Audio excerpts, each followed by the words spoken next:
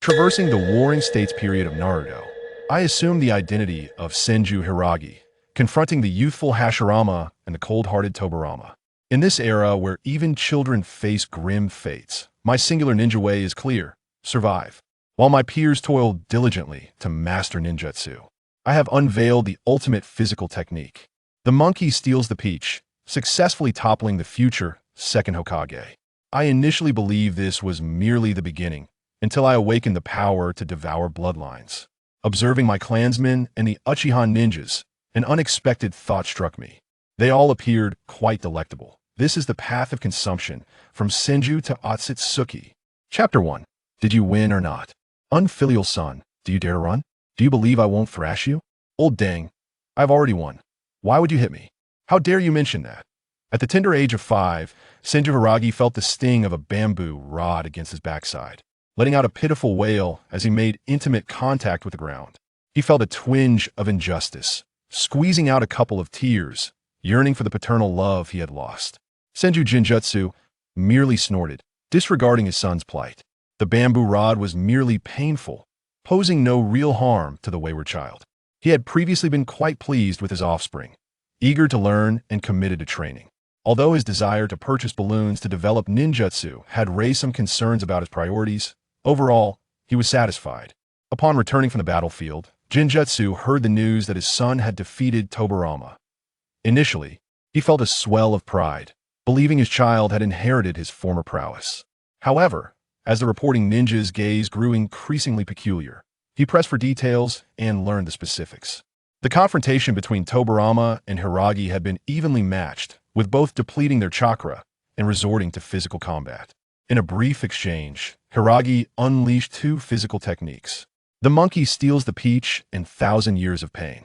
Tobirama, having never encountered such unconventional techniques, was momentarily taken aback, sustaining injuries that destabilized his mindset, ultimately leading to his defeat. Had he won? Undoubtedly. Yet Jinjutsu felt utterly humiliated. How would others perceive this? It was a reflection of his shortcomings as a father. Could it be that a 5-year-old child would stoop to such underhanded tactics? Unfilial son, get up and apologize to Tobirama. The victor should apologize to the vanquished. Old dang, I think you, swish swish. The bamboo rod struck the ground before Hiragi, leaving marks on the earth. Instantly, Hiragi sprang to his feet. Cough, cough. A true man knows when to bend and when to be firm. It is merely an apology. I shall go. Senju Jinjutsu nodded in satisfaction, leading his child to Tobirama's residence. Since Tobirama was still young, he resided with his brothers and their father, Senju Butsuma, the current clan leader. Naturally, as a peer of Tobirama, Jinjutsu held a significant status as well. He was Butsuma's brother and the second elder among the 3 prominent elders under the clan leader, unable to ascend to the position of the eldest elder due to adjustments made by the former clan leader to stabilize the power dynamics within the Senju clan. As a member of the clan leader's lineage, Senju Jinjutsu had also undertaken the task of renaming his child. For reasons unknown, a tradition within the Senju clan dictated that one must bear the character Myun in their name to be eligible for the clan leader's inheritance. Moreover, not all Senju ninjas possessed the right to a name. Only the 3 elders and the clan leader held such authority. Thus, while Senju Hiragi ought to have been called Senju Hiramine, Jinjutsu's decision to rename his child indicated his disinterest in the position of clan leader, leading to a relatively amicable relationship between the Jinjutsu and Butsuma families. Upon their arrival, Senju Butsuma greeted them with a smile rather than anger, inviting them to sit. Although Hiragi detested kneeling, he understood the need to comport himself properly in the presence of the clan leader. Under his father's watchful gaze, Hiragi proclaimed loudly, "Clan leader, I have come specifically to apologize to Tobirama." Senju Butsuma chuckled. "Why do you feel the need to apologize? Did you not win against Tobirama? Or did you cause him injury?" Before Hiragi could respond, Butsuma continued, "You are not at fault. In battle, even if you employed dishonorable tactics to achieve victory, a win is still a win. Winning means survival. Losing means death. To convey such sentiments to a 5-year-old was truly madness." Hiragi mused internally, yet outwardly he nodded in agreement. Senju Butsuma turned to his brother, speaking in a calm yet authoritative tone. "Jinjutsu, this child is quite remarkable. Since you lack the time to impart guidance, why not allow him to study alongside Tobirama?" After a moment of deliberation, Jinjutsu acquiesced, recognizing the opportunity to instill some virtues in his wayward son, preventing further peculiar incidents. Hiragi had no say in the matter. This decision was made without his input. After Jinjutsu and Hiragi departed, Butsuma entered another room, approaching Tobirama's bedside. "Did you hear what I just said?" "I did, father," Tobirama replied, his demeanor somewhat sullen but still respectful. "The words I shared were meant for him, but they apply to you as well, Tobirama. Life is singular. Once lost, it cannot be regained." "I understand, father." Though Hiragi may act oddly, he possesses qualities worth emulating. Starting tomorrow, he will learn from you, and you, in turn, shall learn from him. Tobirama furrowed his brow but eventually nodded in agreement. Senju Jinjutsu did not escort Hiragi back home. His status precluded such ease, and given the safety of the Senju clan's territory, he decided to let his son return alone. As Hiragi walked, he reminisced about Tobirama's astonished expression, thinking to himself, "Regardless of the circumstances, I have bested a master of forbidden techniques." Reflecting on his arrival in this world, he recalled being cradled by his father amidst a flurry of ninjutsu, realizing he had entered the realm of Naruto. He had initially believed that by leveraging his memories of the plot, he could develop cautiously, but to his surprise, his father bore the Senju name. This lineage was far less secure than that of the Uchiha. Within the known narrative, the Senju clan often faced decline or annihilation. Only upon seeing the silver-haired Senju Tobirama did he realize he had misjudged the situation. The good news was that the Senju clan remained formidable. The bad news was that he had landed in the Warring States period. What use was knowledge of the plot? The narrative had yet to unfold. The Senju clan was indeed powerful, destined to produce the sage of the six paths and the master of forbidden techniques, and they would later help establish Kanehagakure. However, during this tumultuous period, these two figures had yet to mature, and their brother would perish in a few years. Embracing the philosophy of self-reliance over dependence on others, Hiragi comprehended that only through diligent training could he ensure his survival. Upon entering his room, he discovered a scroll quietly resting upon the table. Senju Jinjutsu was quite busy. As the second elder, he had numerous responsibilities, so his expressions of care were straightforward, providing money for ninjutsu, permitting Hiragi to purchase whatever he desired. In all honesty, the funds Jinjutsu allocated to him exceeded the combined allowances of all his peers. Perhaps for a child, a life without a father's presence feels incomplete. Yet for a transmigrator, a father who is often absent yet provides monetary support and ninjutsu is a truly remarkable presence. Regrettably, training the Rasengan is utterly unrealistic, Hiragi lamented, for in this era of the Warring States, such useless items were unattainable. Moreover, Tobirama, the inventor of the Shadow Clone Jutsu, was still just a little boy like himself. In the future, it would be wise to keep a safe distance during any clashes of titans, and, in the meantime, establish a good rapport with Tobirama. Hiragi understood that in this world defined by bloodlines, the closer one was to their ancestors, the stronger they became. The Senjus would release, and the Uchiha Sharingan were manifestations of ancestral return. When Senju Hashirama manifested the wood golem and Uchiha Madara awakened Susanoo, they would surpass the capabilities of ordinary ninjas. Awakening the wood style seemed a distant dream for him. Presently, his chakra levels were comparable to those of his peer, Tobirama, yet his potential appeared to be even lower than that of this master of forbidden techniques, who had invented ninjutsu one after another, each tailored to confront the Uchiha clan. Were my external aids my golden fingers? I could use any assistance. With a hint of frustration, Shugo quietly commenced his studies and training for the day. Having returned just before nightfall, he intended to rest early, for he was to learn from Tobirama the following day, keeping his physical well-being in mind. Chapter 2. The Allure of My Kin. Droplets of blood incessantly fell upon Shugo, causing him to slightly open his eyes. He found himself in a crimson-hued space, where numerous glass orbs floated before him. Each orb depicted a different scene: towering trees, golden chains, Sharingan, Byakugan, a ground littered with bone spikes, Rinnegan, Rebirth Eye, and the ominous black. Truth-seeking orbs, my thoughts manifesting into dreams, he mused, a wry smile gracing his lips, as he suddenly felt a sharp pain emanating from the center of his palm, where a black branch began to sprout. Pain in a dream? Yet he sensed he was awakening as the blood-red space collapsed along with the glass orbs, and brilliant sunlight flooded the room. A sense of hunger surged from within, prompting Shugo to rise and prepare breakfast. However, the feeling of hunger did not dissipate with the food consumed. What is happening? Perplexed, Shugo pondered whether he might be afflicted by some ailment. Fortunately, the sensation was bearable. Let's head to Tobirama's place. Upon stepping outside, he discovered the enticing aroma wafting from his kin surrounding him. What's going on? Without further contemplation, he dashed towards Tobirama's residence. The silver-haired Tobirama, having recovered due to the robust physique of the Senju clan, though still in slight discomfort, regarded Shugo with a more favorable impression upon seeing him so early in the day. However, why was he drooling? Shugo wiped the corner of his mouth. The fragrance emanating from Tobirama was far stronger than that of the other clan members, and he could tell it was undoubtedly exquisite. He struggled to contain himself, viewing this as a test of his mental fortitude. The lesson for the two boys was to be conducted by an elite jonin named Senju Miseu. The hierarchical structure of the Warring States period differed somewhat from the anime Shugo had watched, being more detailed in certain aspects. It was primarily divided into Genin, Chunin, Special Jonin, Jonin, Elite Jonin, Pinnacle Jonin, and Clan Leader level. In this narrative, chakra concentration does not equate to actual combat strength. All ninja ranks are based on chakra concentration levels. The Clan Leader level corresponds to the future Hokage level, but at this time, the concept of Hokage did not exist. The strongest in a clan was simply referred to as the clan leader. Achieving jonin status within a clan signified high-end combat prowess, and being an elite jonin further indicated one's expertise, making it possible for such a ninja to teach too. 5-year-old boys only in prestigious families with rich heritage.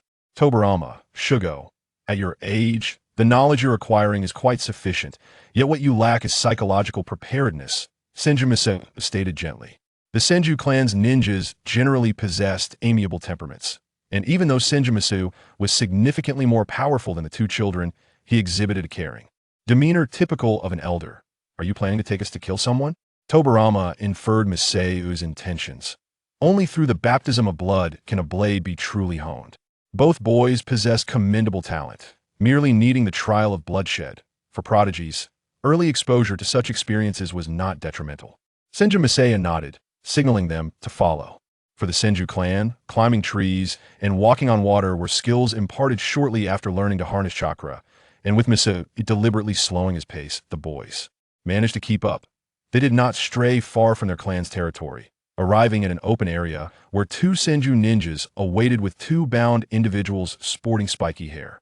Senju Miseu did not intend to take the children to the battlefield. The war front was perilous, with even corpses posing risks of resurrection, let alone other dangers. Though the two bound ninjas were captives, an air of defiance lingered in their eyes. That defiance, that gaze, along with the signature spiky hair, was unmistakably reminiscent of the Uchiha clan. Shugo surmised the identities of the two ninjas before him. Only the Uchiha clan possessed that overbearing pride. Senju Miseu wasted no time and announced the task. Each of you must kill one of the ninjas before you. He then turned to the bound Uchiha and declared, if you defeat the ninja before you, I shall grant you your freedom. The first Uchiha scoffed. If the Senju clan truly wished for death, they could simply cast these two brats into the river instead of bringing them before me. The second Uchiha narrowed his eyes, but remained silent. Senju Miseu disregarded their attitudes, instructing the two clan members to untie the captives. Once freed, the two Uchiha dashed forward. The first faced Tobirama, while the second confronted Shugo. They understood they could neither flee nor overpower the surrounding Senju ninjas, as they were acutely aware their still recovering bodies were no match for these shinobi.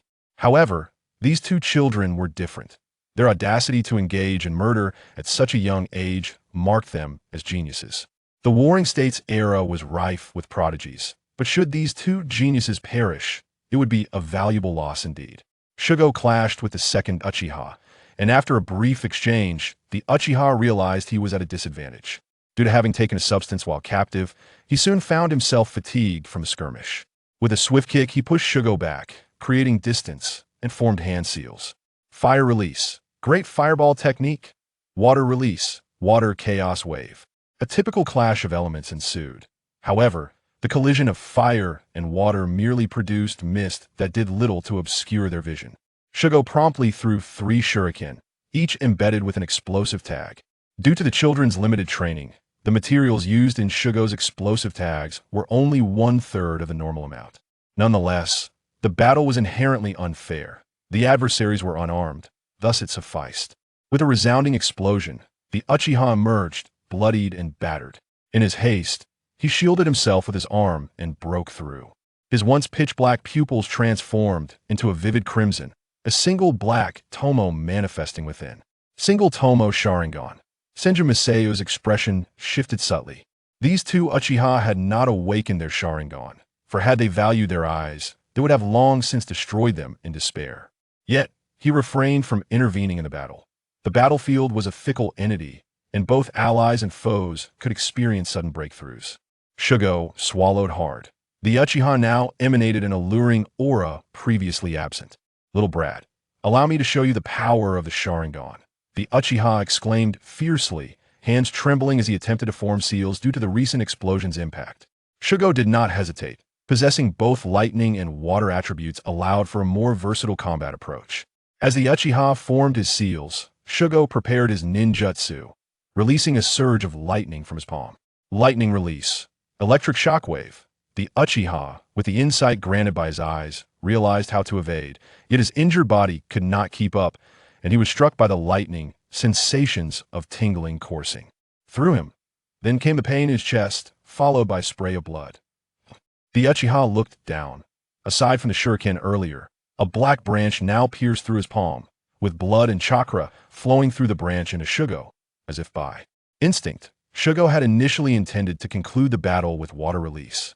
Water blade slash, but the branch in his hand disrupted his plans, alleviating the hunger that had plagued him since morning. That the Uchiha's life force ebbed away.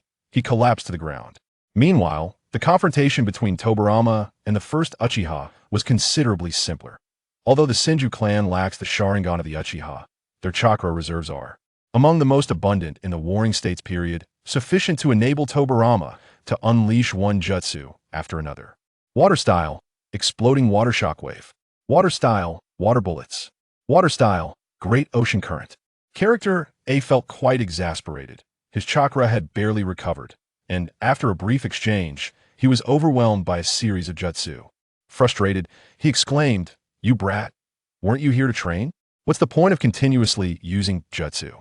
Let's engage in a taijutsu match instead." Tobirama paid no heed to his opponent's words. The task assigned by Senju Musashi was to eliminate the individual before him, so he opted for the most prudent approach. As character A succumbed amidst a barrage of curses, Tobirama ceased his actions, catching sight of Shugo approaching character A and delivering a strike to his chest. "Tobirama, don't forget to deliver the final blow," Shugo said with a serious expression as the branch in his hand absorbed character A's blood. With this time, he would soon be able to manipulate the branch as if it were an extension of his own body. Tobirama shot him an exasperated glance. After such a relentless combo, his opponent was as good as dead. How could he not have killed the enemy? Chapter 2. The allure of my kin. Droplets of crimson liquid continuously fell upon Hiraku, who, upon slightly opening his eyes, found himself enveloped in a sanguine space. Before him stood a myriad of glass orbs. Each orb bore a distinct illustration: towering trees, golden chains, the Sharingan, Byakugan, a ground strewn with bone spikes, the Rinnegan, the Rebirth Eye, and the ominous Black Shinju. This must be a manifestation of my thoughts, Hiraku mused, a faint smile of resignation gracing his lips. Suddenly, a sharp pain emanated from the center of his palm as a black branch sprouted forth. Is it possible to feel pain even in dreams? Yet he sensed that awakening was imminent. The sanguine realm, along with the glass orbs, began to collapse, and radiant sunlight poured into the room.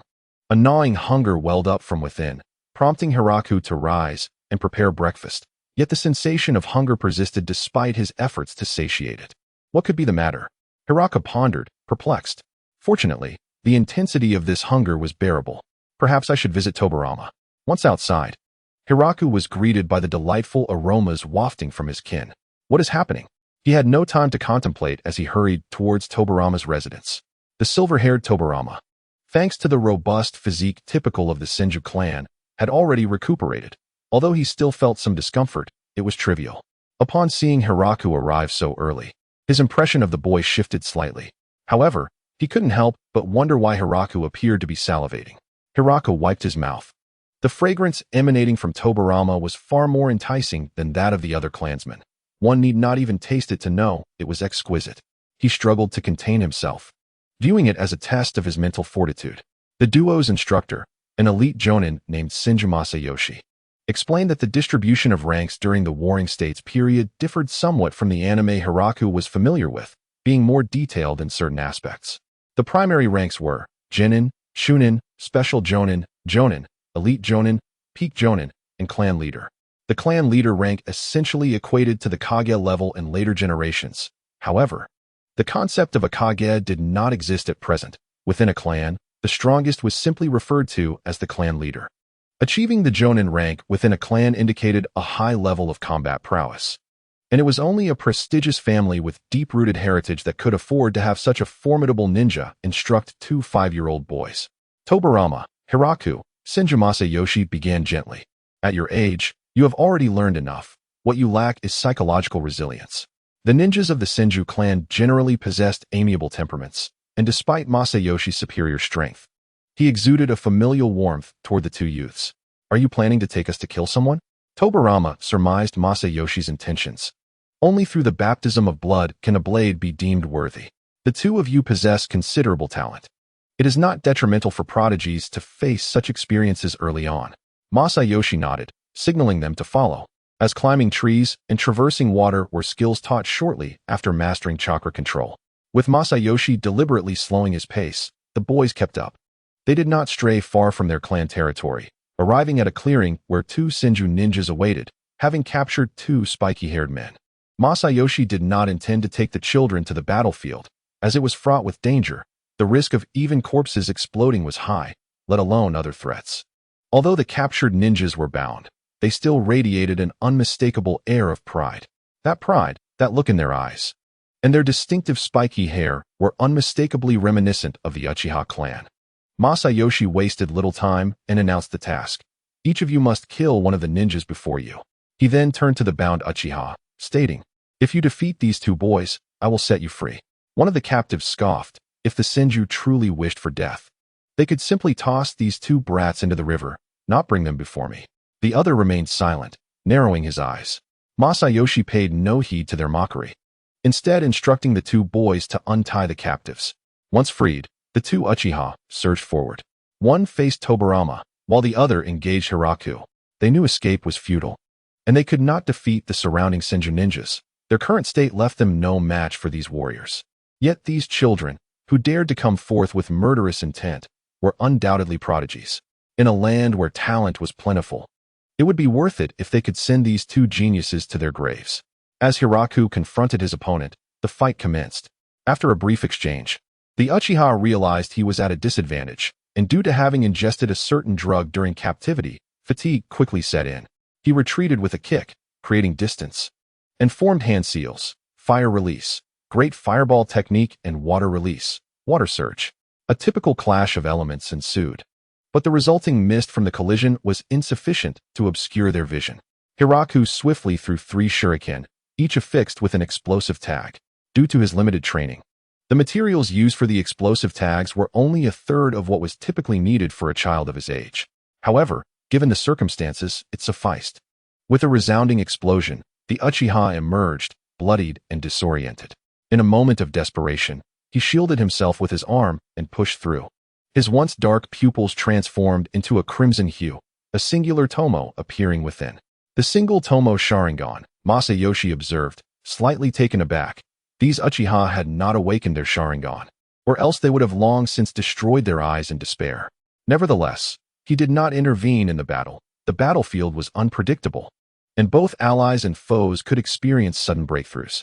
Hiraku swallowed hard, sensing an alluring aura emanating from the Uchiha, one that had not been present before. Let me show you the power of the Sharingan, the Uchiha declared, his hands trembling as he attempted to form seals. Hiraku did not hesitate. Possessing both lightning and water attributes allowed him to adapt his combat style. As the Uchiha formed seals, Hiraku prepared his own jutsu, unleashing a bolt of lightning from his palm. The Uchiha, utilizing the insight granted by his eyes, understood how to evade the attack, but his injuries hindered his movements. And he was struck by the lightning, sending a jolt of sensation coursing through him.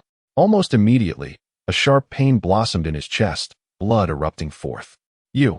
The Uchiha looked down, his grip on the shuriken tightening as a black branch pierced through his body, blood and chakra flowing through it, and into Hiraku, almost instinctively.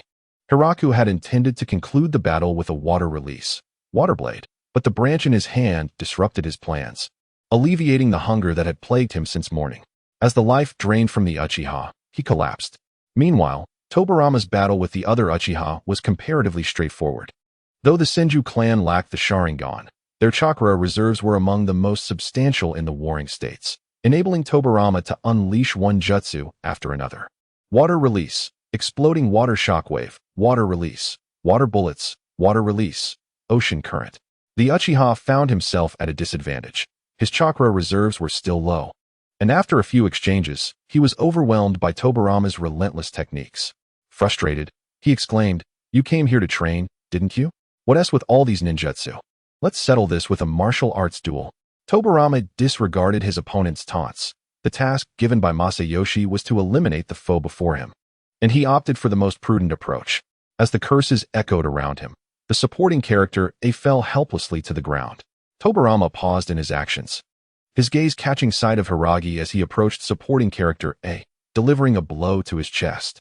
"Tobirama, do not forget to finish him off," Hiragi said gravely, his palm clutching a branch that absorbed the blood from supporting character A's body. After some time, he would be able to control this branch as if it were an extension of his own body. Tobirama shot him a glance. After such a series of attacks, the opponent was beyond saving. It was inconceivable that they would not eliminate their enemy. Chapter 3. The Pillar in the Aftermath of the Battle. Senju Masayuki evaluated the clash between the two, generally approving of Tobirama's combat style, while subtly pointing out Hiragi's shortcomings. You could have concluded the fight more safely with long-range ninjutsu. Yet you insisted on engaging in a taijutsu duel first. It was not that it was impossible. Rather, at Hiragi's age, his body had not fully developed. Even as a member of the Senju clan, an underdeveloped physique could lead to disadvantages in physical confrontations. Hiragi merely nodded, understanding that defeating the opponent with ninjutsu would be the most effective approach, yet the pangs of hunger drove him towards close combat. Having absorbed the blood of both individuals, he now felt invigorated. In comparison to the awakened Sharingan of supporting character B, supporting character A's essence was rather mediocre, akin to consuming compressed biscuits. The black branch extracted only the vital essence, not draining the host entirely, and also retained their remaining chakra. This foreign chakra did not burden Hiragi and could be manipulated at will, though it was a consumable resource that diminished with use and would dissipate without sealing techniques. At that moment, Tobirama tapped Hiragi on the shoulder and whispered, "What are you daydreaming about?" Hiragi snapped back to reality, noticing Senju Masayuki looking at him with a hint of exasperation. Caught in his reverie, Hiragi offered an awkward smile. Senju Masayuki said nothing further but instructed the two clansmen to handle the corpses, leading them back to the clan's territory and arriving at the Senju clan's mission hall. In the Warring States period, every clan had a designated place responsible for mission assignments. After all, warfare required funding, training necessitated resources, and daily life incurred expenses. Such wealth could not solely be self-generated. It required the clan's ninjas to earn from the outside. This was, in essence, another facet of the brutal conflicts during the Warring States. One side paid for protection, while the other funded assassination. Many ninjas from various clans did not perish in warfare, but rather during missions. The Senju clan held a commendable reputation during the Warring States. They were not only powerful, but also possessed a mild demeanor, frequently receiving requests for safeguarding their interests. In stark contrast, their archrival, the Uchiha clan, primarily engaged in assassination missions, making it evident that the two clans were perpetually at odds. As they walked, Senju Masayuki elaborated, missions here are categorized into 3 levels: white, black, and red, corresponding to Genin, Chunin, and Jonin, respectively. Your abilities have reached the Chunin level, allowing you to accept black-level missions. Regarding ninjutsu and taijutsu, one of you is the clan leader's son, and the other is the second elder's son. I cannot impart much knowledge. but I can assist you in other ways to become true ninjas." Hiragi and Tobirama nodded in understanding, aware that as second-generation heirs, their training resources were of the highest quality, leaving little room for concerns. "You both should return home to rest for now. Tomorrow morning, gather at the entrance of the Tobirama household. Do not be late." After selecting the missions, Senju Masayuki bid farewell and departed, allowing the two to return home to prepare. Given that both their residences were centrally located, their paths inevitably crossed. As they passed by Tobirama's house, Hiragi caught a glimpse of a reflective watermelon head and called out, "Big Pillar." The watermelon-headed youth paused, turning to see his brother's face adorned with a smile. Realizing something, he quickly approached Tobirama, inspecting him closely. "Tobirama, I heard you were injured. How are you? Is it serious?" Tobirama stepped back slightly. "Big brother, I am fine." "That's good." The watermelon-headed youth sighed in relief.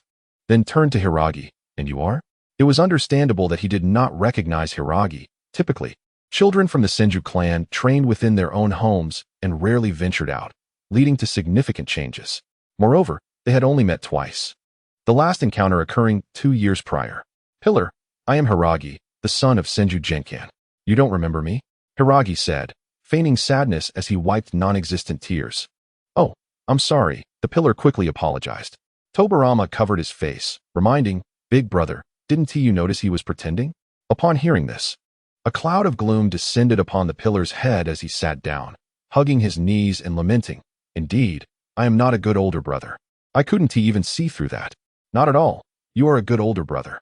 It's just that we haven't seen each other in a long time," Hiragi replied, surprised that the future god of ninjas could be so easily silenced by a few words, feeling a twinge of guilt. Yet, the pillar immediately perked up, grinning. "Hee, you were fooled too, right? Was this the cunning trait of the god of ninjas?" "Big pillar, what were you doing the last time I came here?" In response to Hiragi's inquiry, the pillar's face flushed slightly, hesitating to answer. After a moment of reflection, Tobirama, deeming it not much of a secret, answered on his behalf. "Big brother went to arrange a marriage with the Uzumaki clan." "Marriage? With Uzumaki Mido?" Hiragi blinked, recalling from the anime that he knew of the pillar's wife, but had not anticipated a betrothal with Mido. The Uzumaki clan had always been distant relatives of the Senju clan, and the pillar was regarded as a potential heir, so the union was not surprising. However, marriages for the sake of bloodline inheritance were relatively few. The pillar had intended to invite Hiragi inside for a meal, but the latter remembered the possibility of encountering the clan leader, Senju Butsuma, and politely declined. To be honest, enduring the wrath of the old man with the three-headed staff while seeing Butsuma's face was hardly a pleasant prospect, as he could very well assign yet another task. Upon returning home, Hiragi opened the door to find a miniature set of green armor and a long blade waiting for him. Did they know I was leaving the clan to undertake a mission? Trying on the armor, he found it fit perfectly, as if custom-made.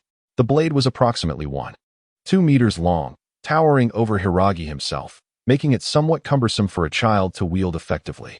However, it was evidently prepared for future use. Likely a trophy his father had acquired and gifted to him. Hiragi sheathed the sword and first refined his chakra, subsequently infusing the newly refined chakra into a chakra attribute paper. The paper exhibited 3 distinct reactions. One area became damp, another wrinkled, and a third ignited into flames. Indeed, after absorbing the blood of the 2 Uchiha clan members, he had acquired not only water and lightning chakra attributes, but also fire. During his earlier travels, he had sensed a slight enhancement in his chakra control, and now seemed the perfect time to attempt single-handed hand seals. Long ago, Hiragi had attempted this, but failed due to inadequate control. Now, with his newfound improvement, it was time to give it another go. "I envy the big pillar's ability to summon anything with a clap of his hands. I cannot achieve that, so I must focus on mastering hand seals first," Hiragi pondered. As he began practicing the basic body replacement technique, which, compared to other offensive ninjutsu, offered greater practicality, especially with its potential for surprise. Chapter 4. Eradicating Evil is also proclaiming love. The next morning, Hiragi yawned as he arrived at the designated location. Tobirama had been waiting, clad in armor identical to Hiragi's. Upon seeing Hiragi approach, he promptly handed over a piece of black paper. Mission: eliminate the Inyan Godwind. Deadline: within 3 months. Target information: the Inyan Godwind is a chunin from the Inyan clan who, 3 days prior, lost control during a mission and killed a comrade. The target is adept in wind release and possesses 3 summoning beasts, a giant dog, a centipede, and a black toad. The most recent appearance was reported in the northeastern region of the Land of Fire, associated with the Ghost Fire clan. The bounty for this task is 30,000 Ryo, and it is advised that either a Jonin or 2 special Jonin undertake the mission. The Inyan clan is somewhat familiar to Shogo. It is said to be a family that primarily collaborates with summoning beasts. Rumors suggest that their summoning techniques involve the manipulation of souls, allowing them to perform seals with only 1 or 2 hand signs, and in some cases, without any hand signs at all. In ancient times, they referred to these summoning beasts as shikigami, but this terminology has since become standardized. Unlike the Inuzuka clan, which raises ninja dogs from a young age, the Inyan clan selects summoning beasts of considerable strength and engages in a form of transaction to establish cooperation. They were once a prominent family but suffered a devastating loss of many clan members for unknown reasons, leading to their decline. However, due to the presence of powerful clan leaders, their overall strength remains somewhere between that of a major clan and a medium clan. This mission was to be undertaken by the 2 of us, as our teacher typically refrains from intervening. Tobirama spoke as he tossed a bundle into Shogo's arms. "What is this?"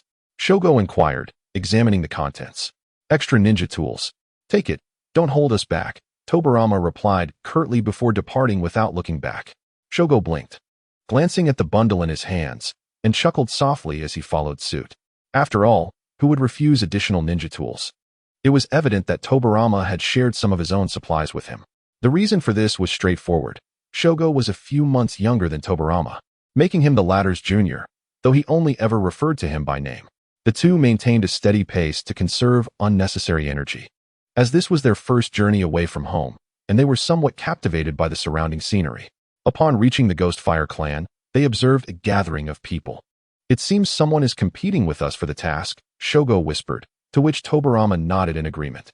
The Ghost Fire clan is a small family, and their strongest combatants are typically at the Jonin level. They quickly assemble in the face of danger. Noticing the absence of battle signs nearby, it was likely that they were also searching for someone, much like the 2 of them. The clan leader of the Ghost Fire clan glanced at the 2 children who had just arrived, and upon seeing the branch-like emblem on their armor, his face broke into a smile. "Honored Senju ninjas, how may we assist you?" The clan emblem served its purpose by indicating their identity. A mere elite Jonin from the Senju clan could easily obliterate such a small family. Therefore, despite being a Jonin himself, the clan leader treated the 2 children with utmost respect. Tobirama wasted no time and asked, "In which direction did the Inyan Godwind flee?" The clan leader immediately pointed in a direction, as if he had anticipated the question. "Who was it that just passed by asking for directions?" Shogo inquired, but the clan leader's expression grew troubled. "Esteemed ones, we of the Ghost Fire clan are but a small family. We cannot afford to offend others. I would advise against pursuing that question. How many were there? What was their strength?"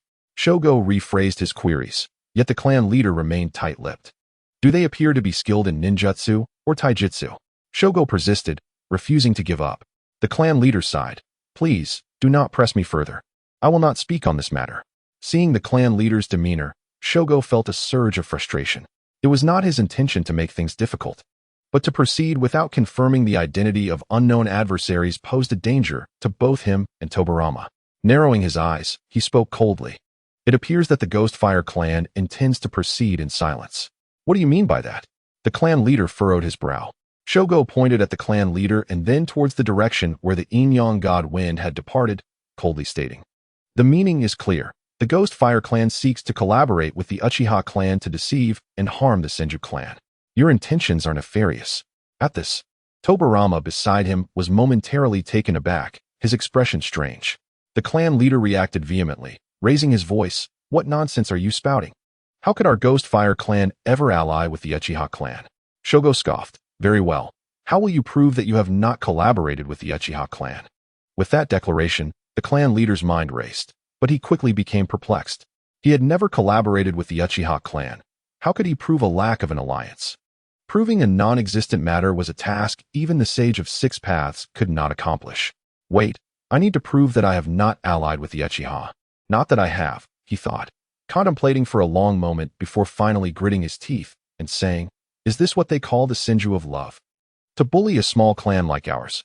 Are you not afraid of being ridiculed by others? Such a tone. Do you think this is a romantic tale? Shogo raised an eyebrow, his expression serious. To dare ally with the inherently wicked Uchiha clan, you have already fallen into the abyss.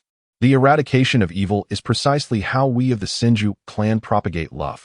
Is that not true? It is indeed true. If the Senju clan only spoke of love, how could they have battled the Uchiha for so long? In the Warring States period, strength was the ultimate truth, regardless of whether one was virtuous or had committed transgressions.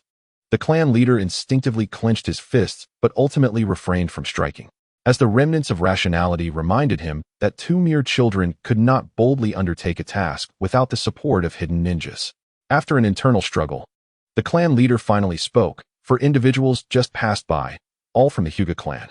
3 of them are chunin, about your age, and the other is stronger than I. Likely an elite jonin.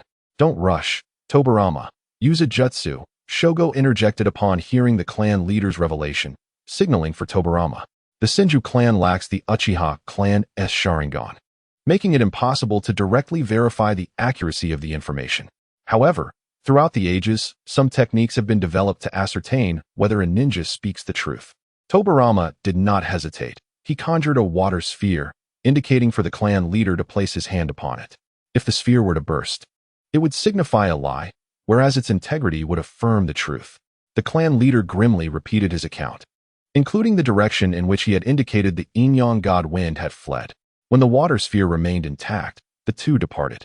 The clan leader let out a long sigh, momentarily feeling aged beyond his years.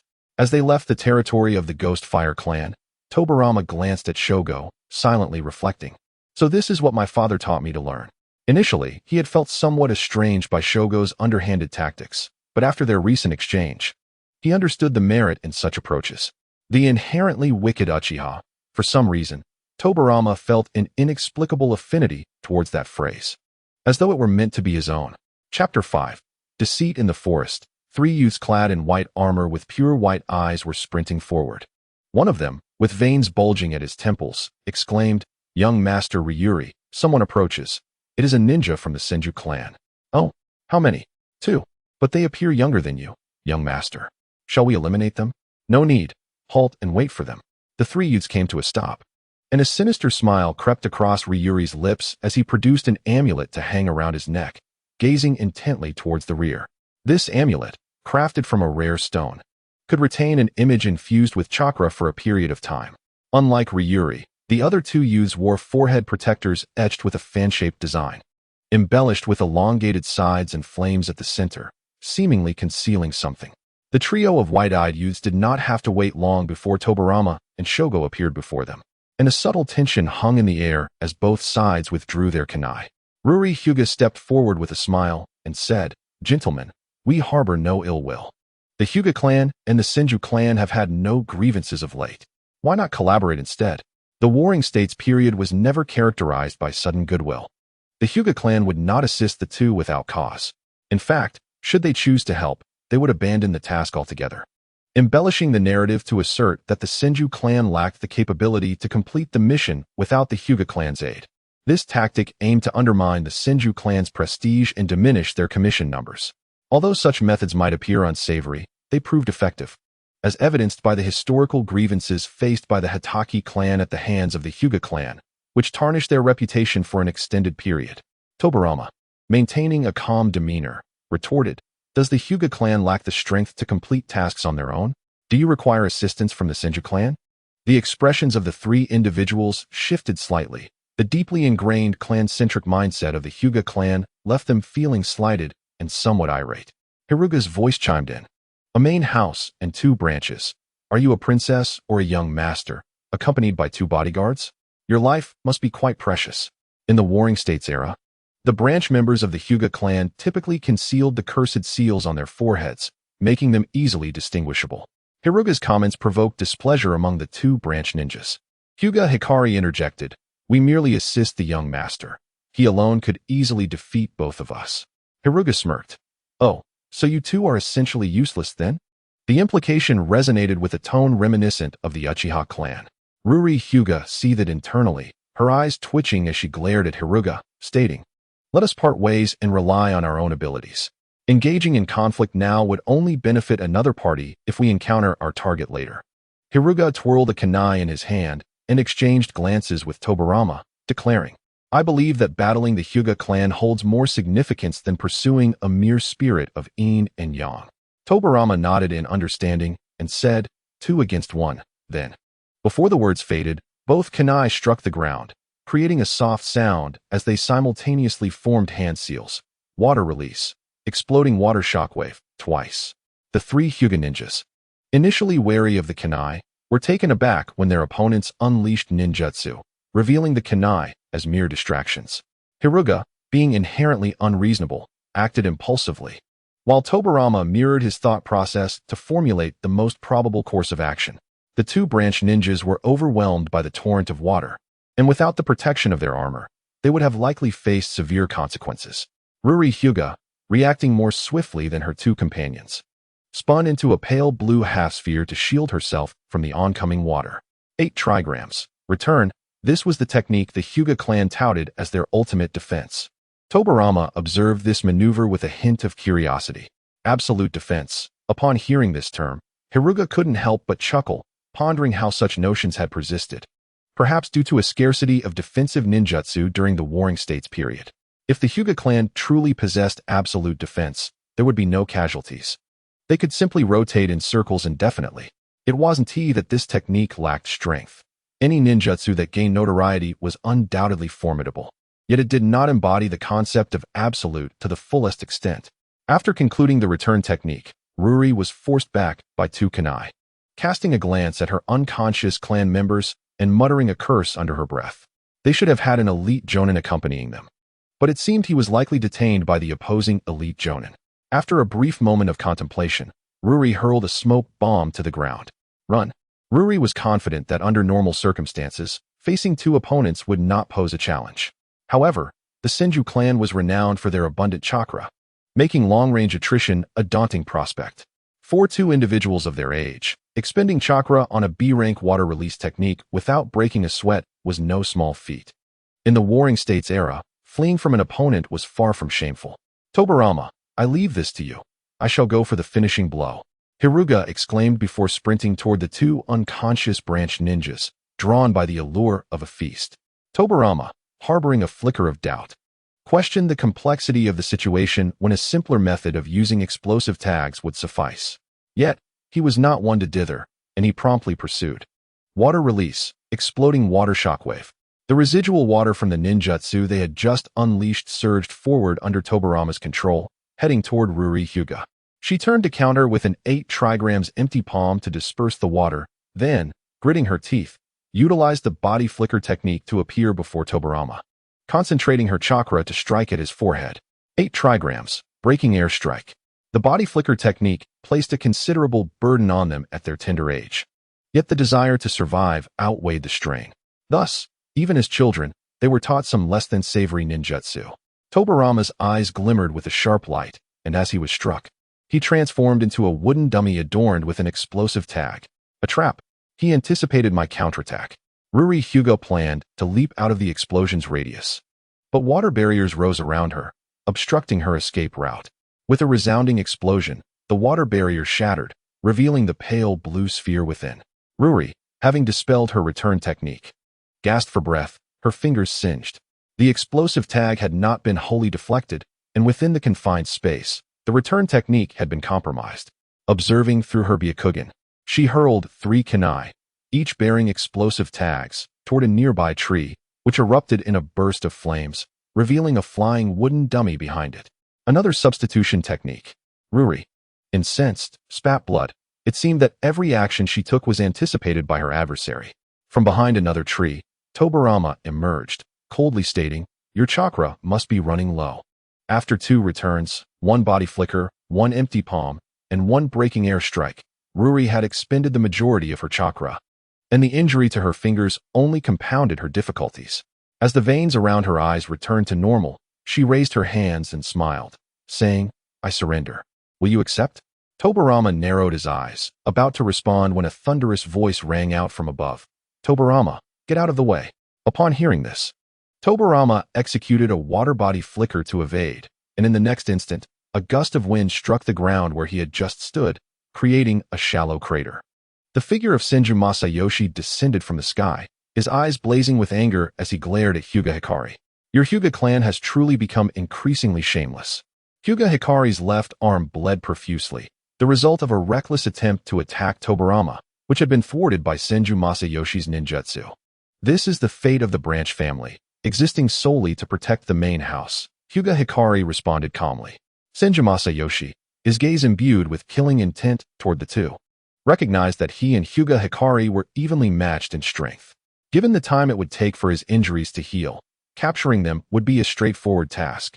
However, the reality was far more complex. In a bid to protect Ruri Hyuga, Hyuga Hikari would recklessly charge at Tobirama and Hiruga, even at the cost of his own life.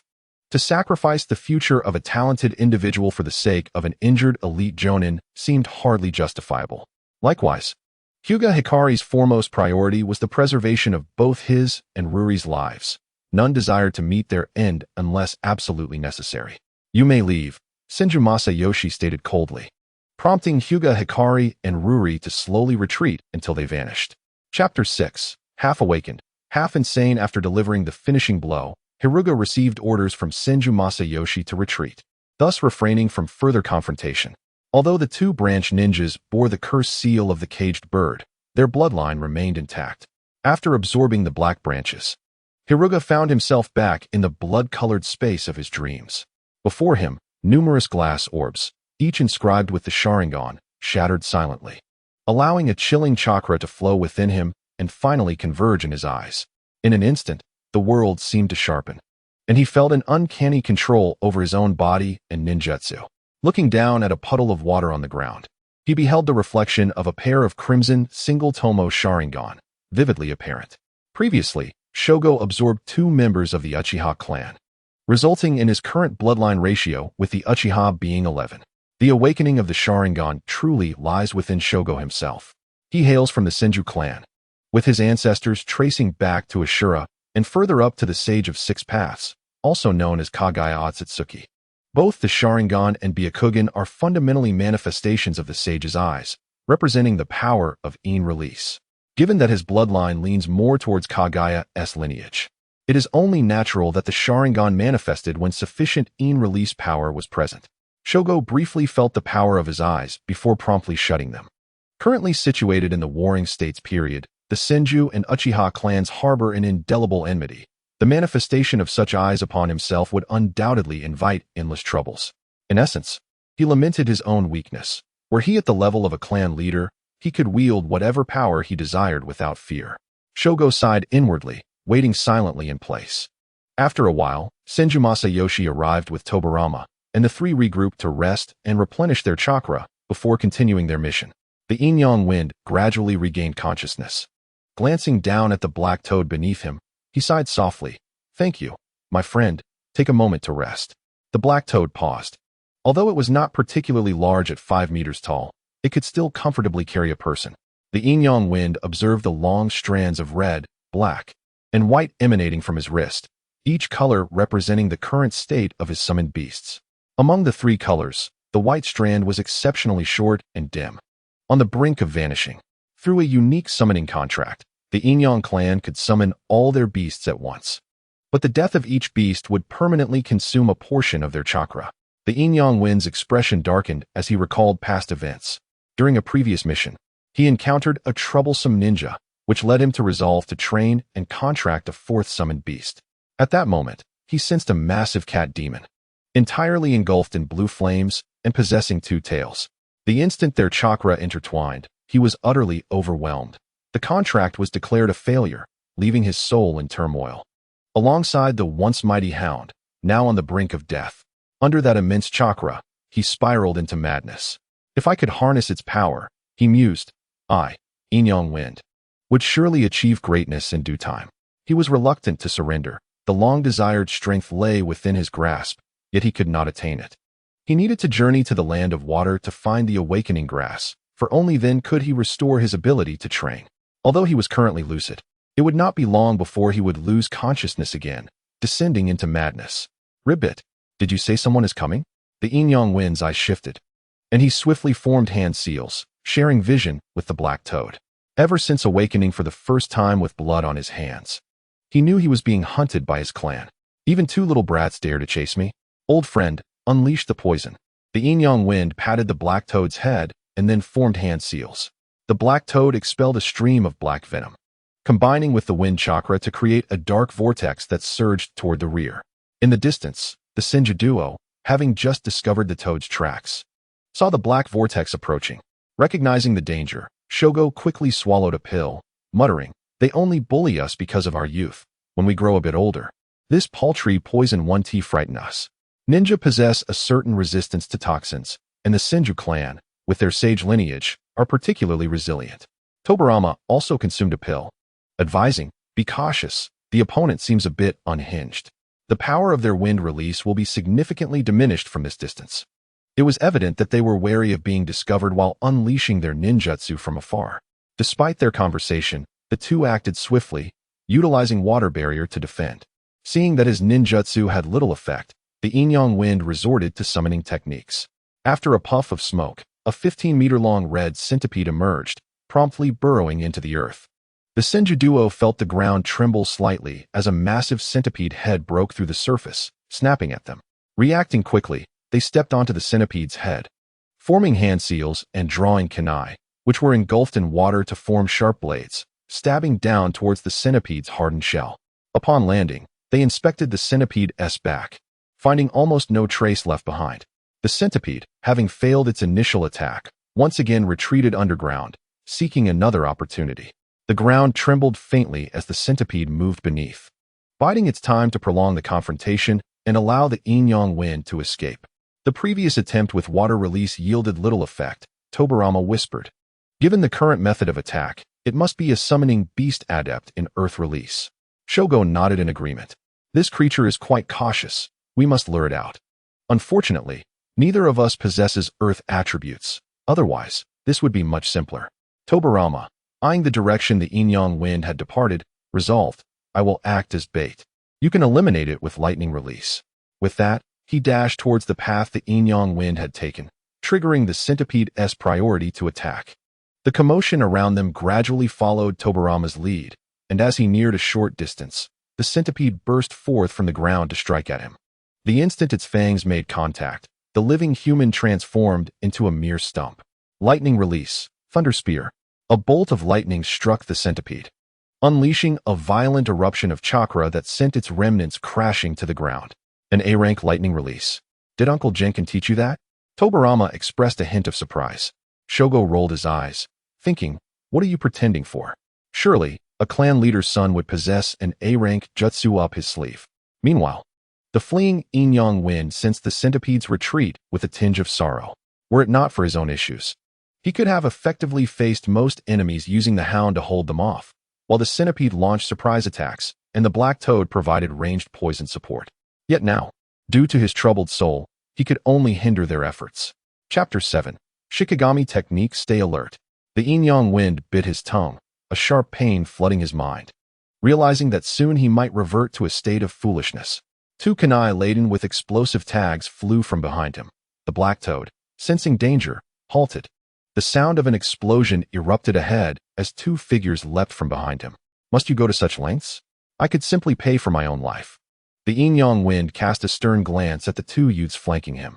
Shogo glanced at the yin-yang wind, retorting, "Do you think I am unaware?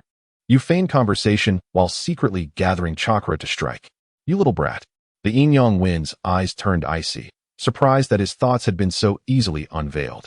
Almost simultaneously, attacks of lightning and water surged from either side, and the moment the yin-yang wind was struck, he transformed into a wooden stump. The practicality of the substitution technique was evident, and neither Shogo nor Tobirama knew where the other had vanished to, but they could first deal with the toad before them. The Black Toad shrieked in pain as it was bombarded by a barrage of ninjutsu, but showed no inclination to retaliate. It turned out it was hiding within its own mouth. Shogo formed hand seals, unleashing a bolt of lightning that struck the Black Toad's mouth. However, the toad simply dissipated into smoke, causing the attack to miss and scatter the lightning across the ground. The yin-yang wind emerged from the smoke, his skin darkened and marred with numerous dark brown welts. Wind release, gale palm. The yin-yang wind unleashed a gust toward Shogo, his skin secreting venom that tainted the wind with darkness. This appearance, had he acquired some abilities from his summoned beast? A hint of contemplation flickered in Shogo's eyes as he formed hand seals, exhaling a stream of water that coalesced into a dragon form. The water release, water dragon bullet technique, as recorded by the Senju clan, requires merely 6 hand seals, unlike the later version that demands a staggering 44. In the heat of battle, lingering to form seals would certainly render one vulnerable to enemy attacks from other jutsu. The water dragon bullet shattered the dark gust of wind, and in an instant, the yin-yang god wind leaped, skillfully evading the attack's range while drawing nearer to Shogo's position. The ninja arts of Canine Fang and Canine Claw transformed the yin-yang god wind, as white fur emerged, morphing hands into beastly claws, with a slight parting of the lips revealing sharp teeth, rendering him a monstrous figure. Though the yin-yang god wind was merely a chunin, lacking the chakra and jutsu prowess of the Senju duo, he had resorted to forbidden techniques. The yin-yang clan's forbidden art, known as shikigami, allowed the use of contracted summoning beasts' abilities, layering them upon oneself without conflict. This technique had solidified their standing during the Warring States period and permitted the yin-yang god wind to maintain his sanity amidst chaos.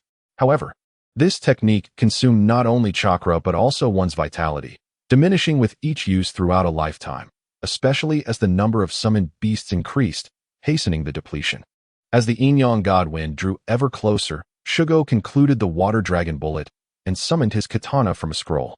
The blade clashed against the beastly claws, producing a resounding metallic ring, followed by a cacophony of sounds as the claws relentlessly swung, forcing Shogo to retreat, blood beginning to seep from his palms. Tobirama observed silently as the yin-yang god wind's hair visibly turned white, and Shogo, initially pressed back, began to halt. "How have you honed your taijutsu, you rascal?" The yin-yang god wind marveled as, despite his augmented strength from the shikigami technique, he found himself stalemated. Shogo remained silent. Any distraction now could cost him dearly. Although the yin-yang god wind's enhanced strength and speed were commendable, Shogo had been trained since childhood by Senju Hashirama, inadvertently absorbing techniques to mitigate force. His sharp eyesight had also been cultivated. Had he been continuously pressured by the yin-yang god wind, he would have been thoroughly overwhelmed. After a moment of observation, Tobirama released a stream of water, repelling the yin-yang god wind, and approached Shogo, asking, "How are you faring?" Shogo, slightly panting, replied, "It's not too severe.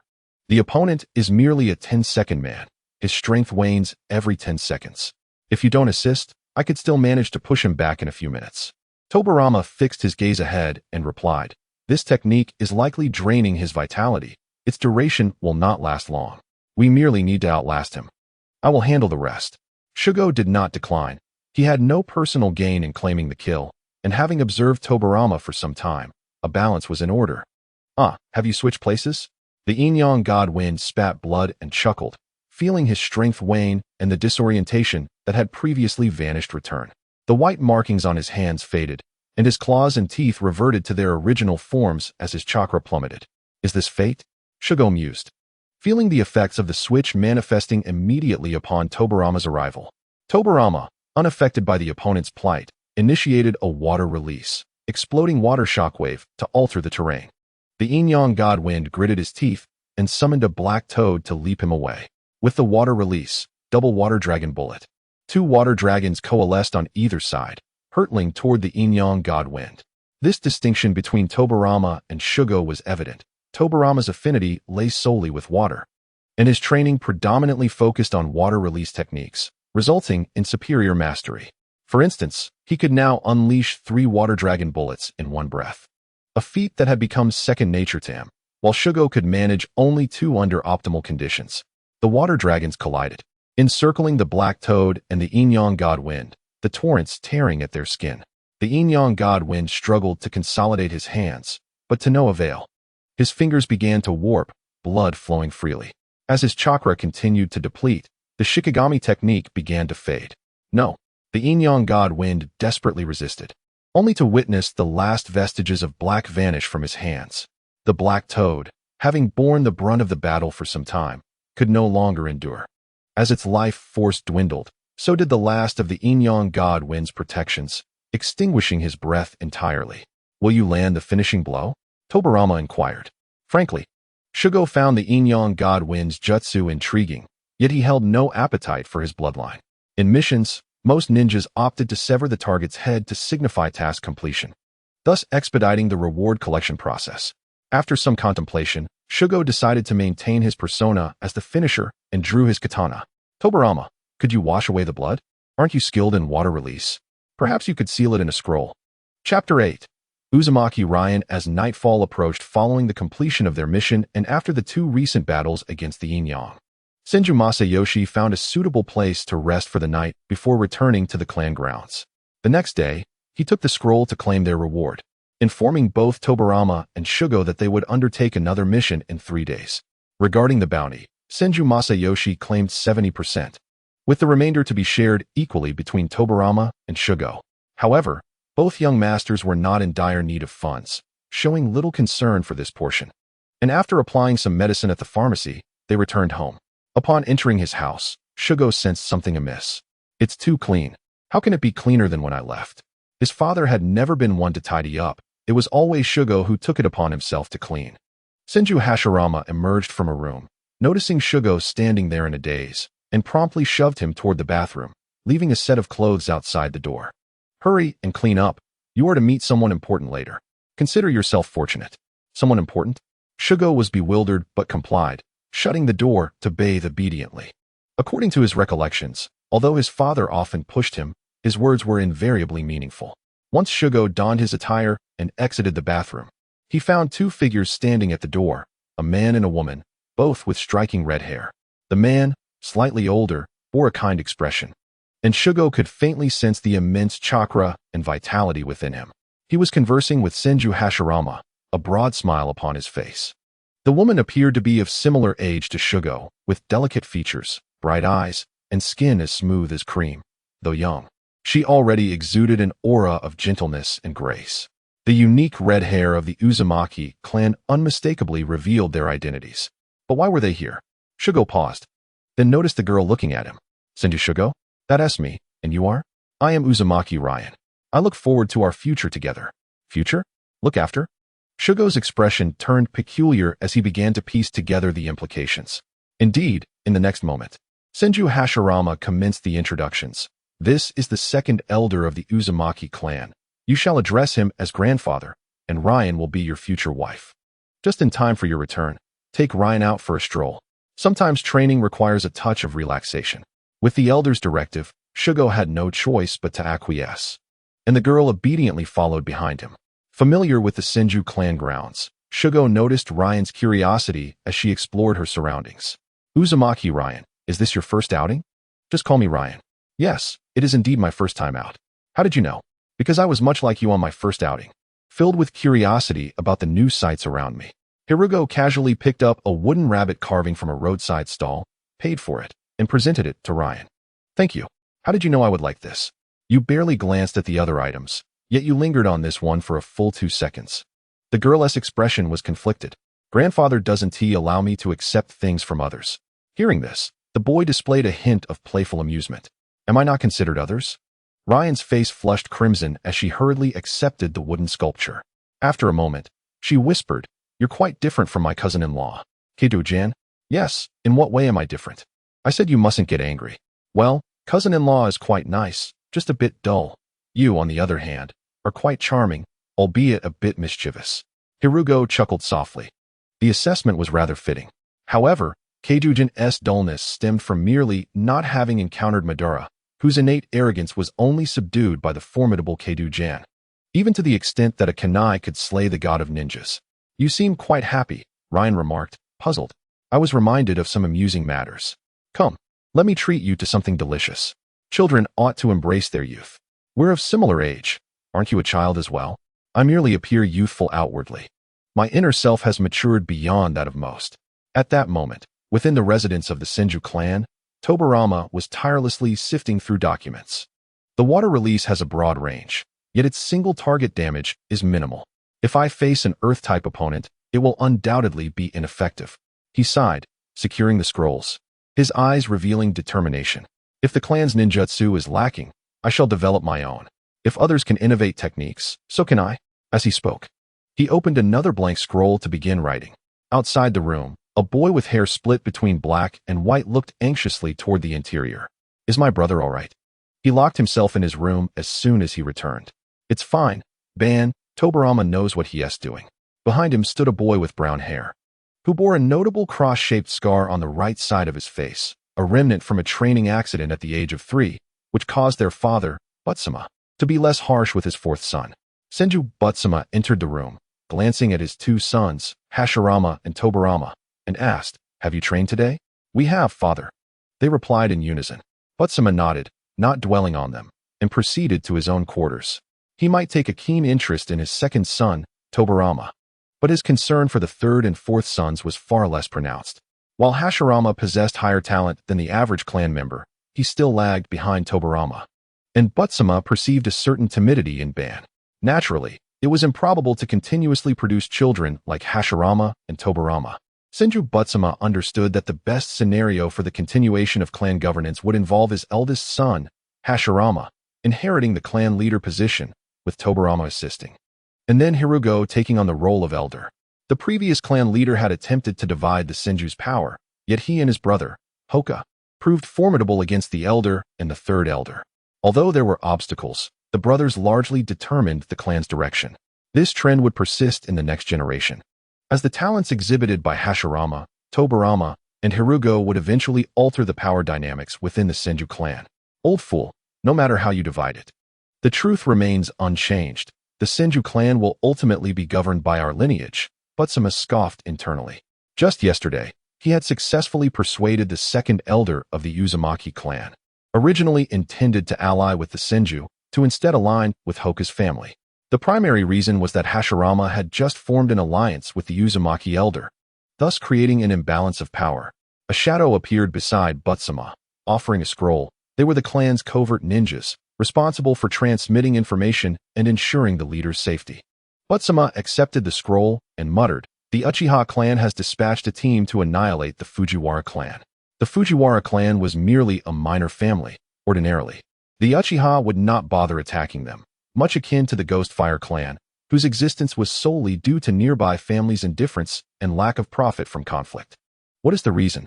It seems the Fujiwara have unearthed chakra metal, and the third elder has already sent someone. Did he go himself? No.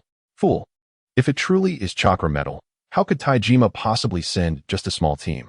It's been too long since he last saw the battlefield. He's become muddled. Notify Hoka. Have him head there and prepare to bring down the third elder. Chapter 9.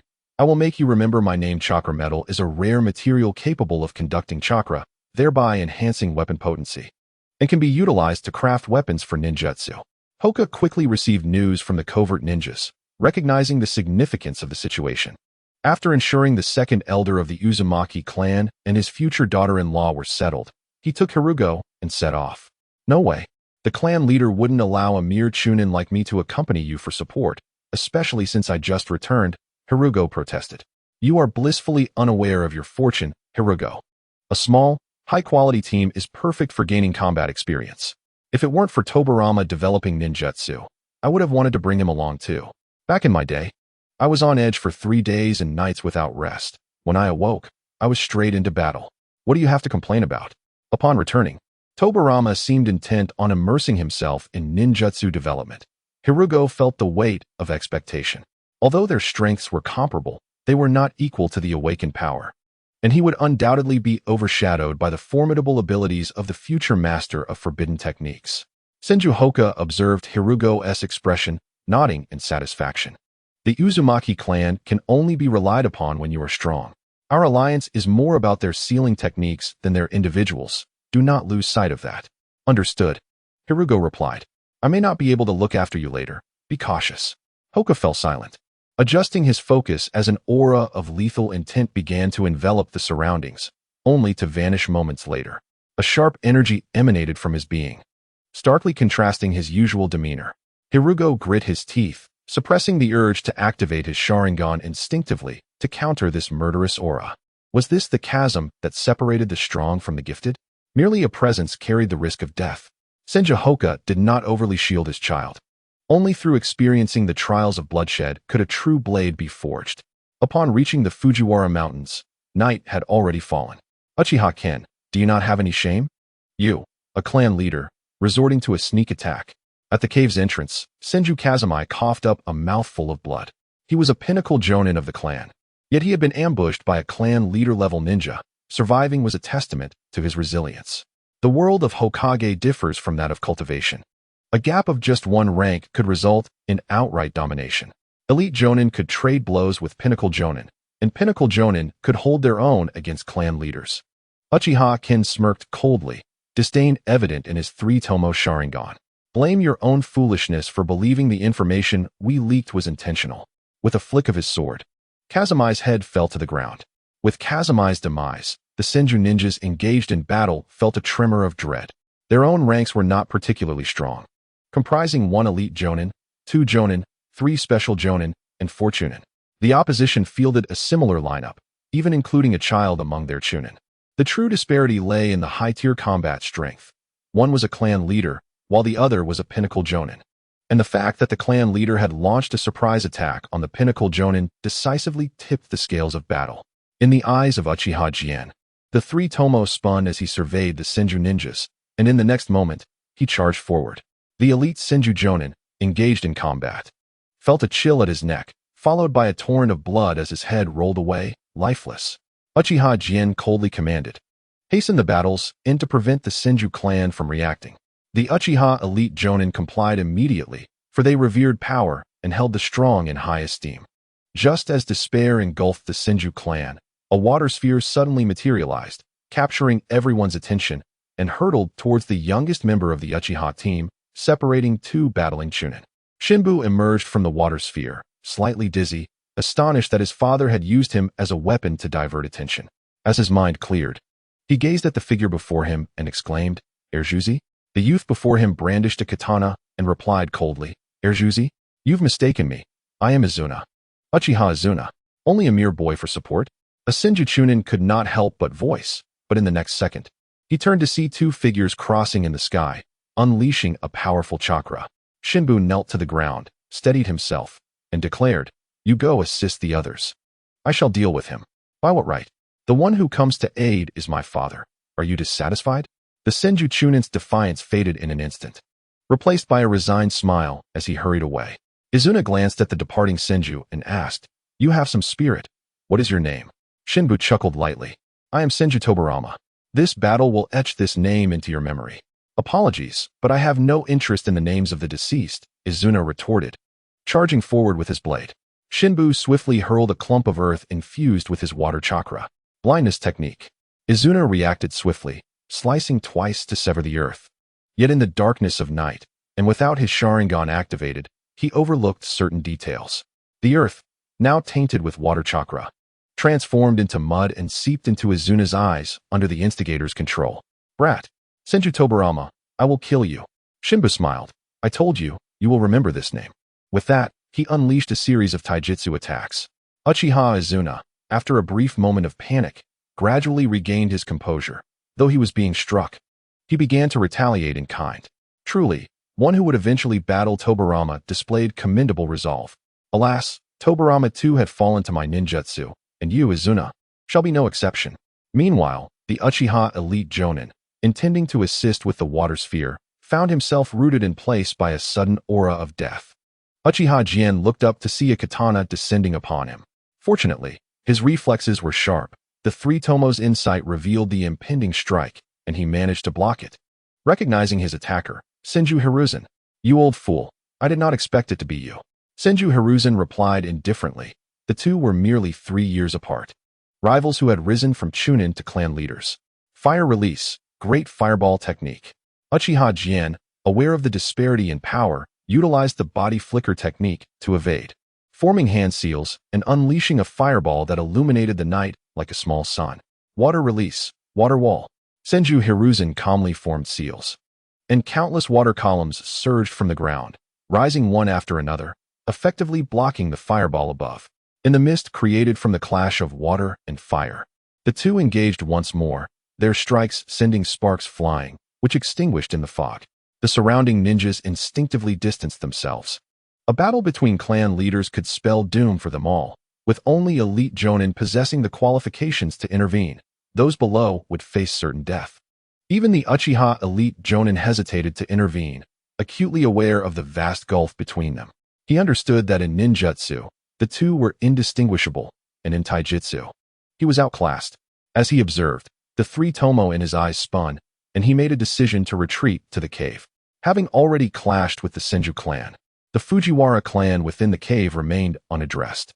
The Fujiwara clan had 2 jonin, but upon confronting the elite Uchiha jonin, one fell under genjutsu while the other was swiftly dispatched with a single slash to the throat. "Take me to the chakra metal," came the mechanical response of the Fujiwara jonin as he ran towards a specific location. This success will surely bring great rewards from the clan leader. The Uchiha elite jonin smiled. What did it matter if they encountered the Senju's obstruction? What could clan leaders do? In the end, he would complete his mission. With such merit, acquiring a weapon forged from chakra metal upon his return should pose no problem. Chapter 10. Izanagi. The Fujiwara clan had already gathered the chakra metal and stored it in a scroll. Upon obtaining the scroll, the Uchiha elite jonin promptly killed the leading jonin and was about to leave when a man rushed before him, kneeling on both knees, saying, "My lord, I am Fujiwara Koji, here to deliver news. Please take me with you. I vow unwavering loyalty to the Uchiha clan." Fujiwara Koji's words ignited fury among the Fujiwara clan. They had long speculated how their small family attracted the Uchiha clan. It turned out there was a traitor among them. Fujiwara Koji, as the clan leader's child. How could you commit such an act? Are you even human? Your father and uncle have been slain by this very man.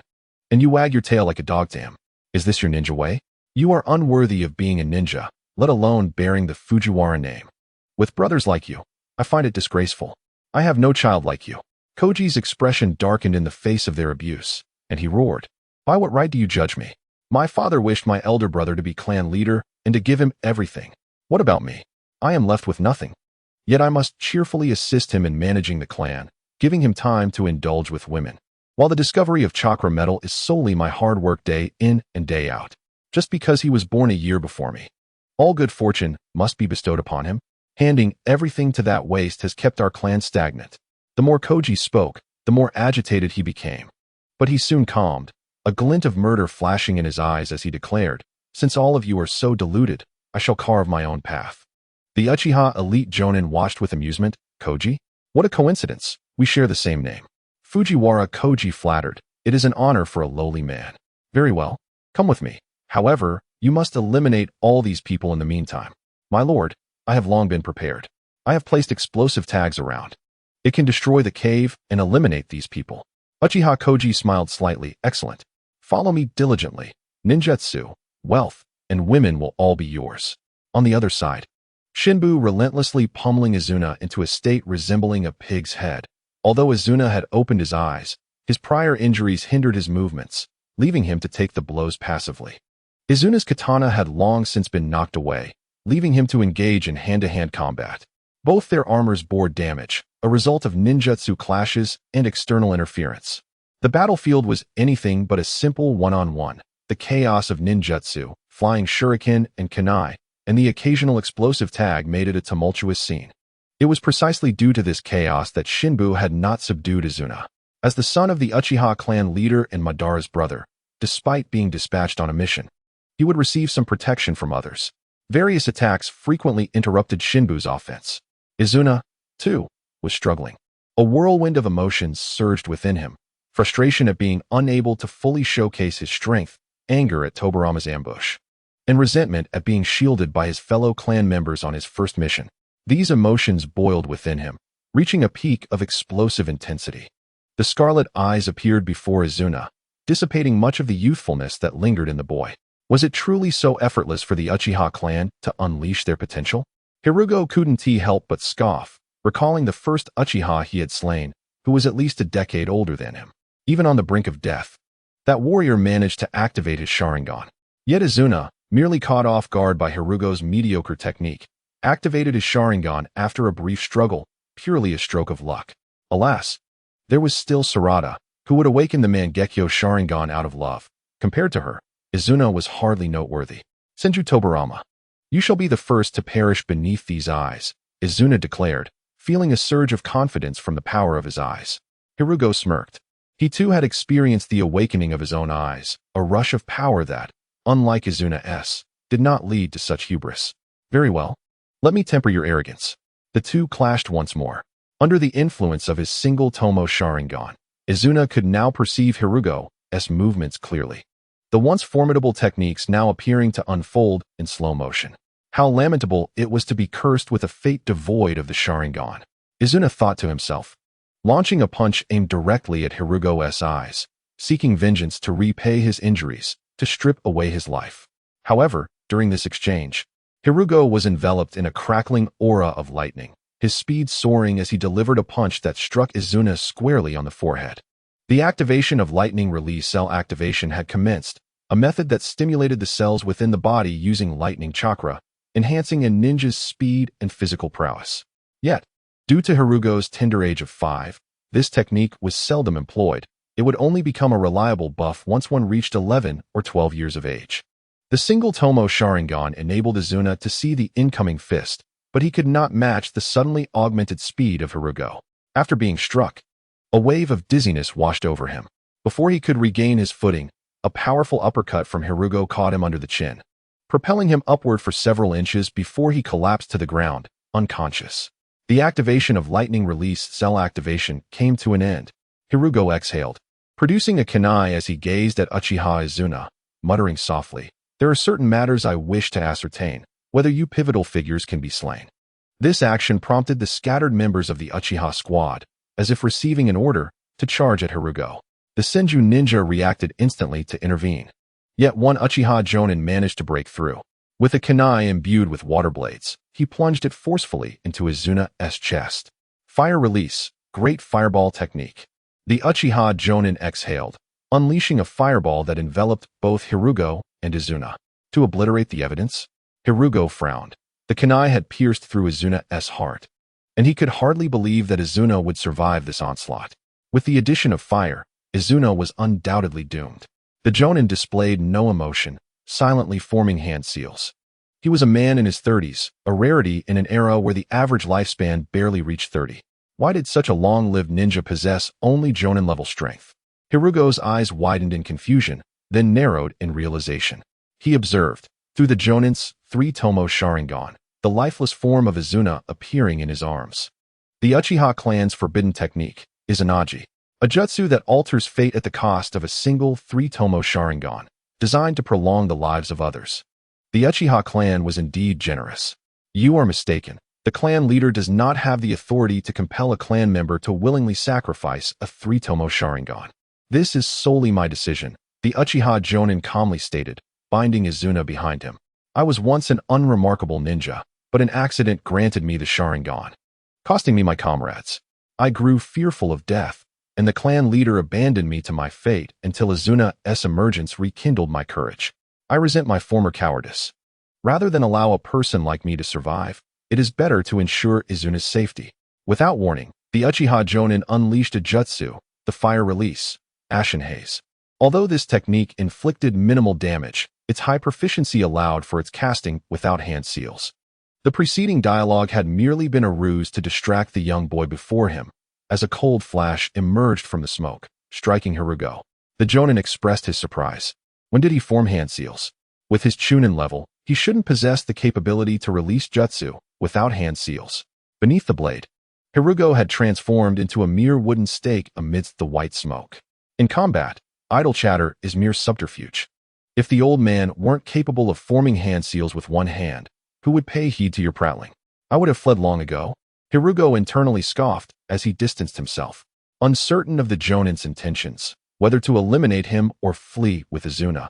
He could only hope his father would swiftly conclude the battle. In his contemplation, he spotted 2 figures lurking stealthily together.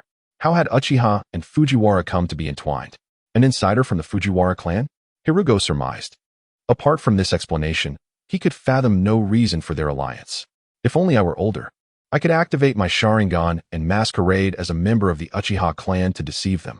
Hirugo glanced at his small frame, sighing. A 5-year-old child appearing in the midst of a battle was all too conspicuous. The only possible disguise was Izuna, yet he was not familiar with him, and the presence of the Sharingan made it nearly impossible. The Uchiha had acquired chakra metal. Why had they not signaled a retreat? Hirugo understood that the current objective of the battle was no longer to prevent the acquisition of chakra metal, but to eliminate the opponent and seize it for themselves. Logically, the Uchiha should have retreated after obtaining the chakra metal, avoiding a confrontation with the Senju unless some compelling reason hindered them from signaling for extraction. Hirugo believed the most pressing issue lay with the two clan leaders, whose presence could dictate the outcome of the battle. Should they choose to retreat, Uchiha would withdraw with their engaged members, disregarding the isolated Uchiha.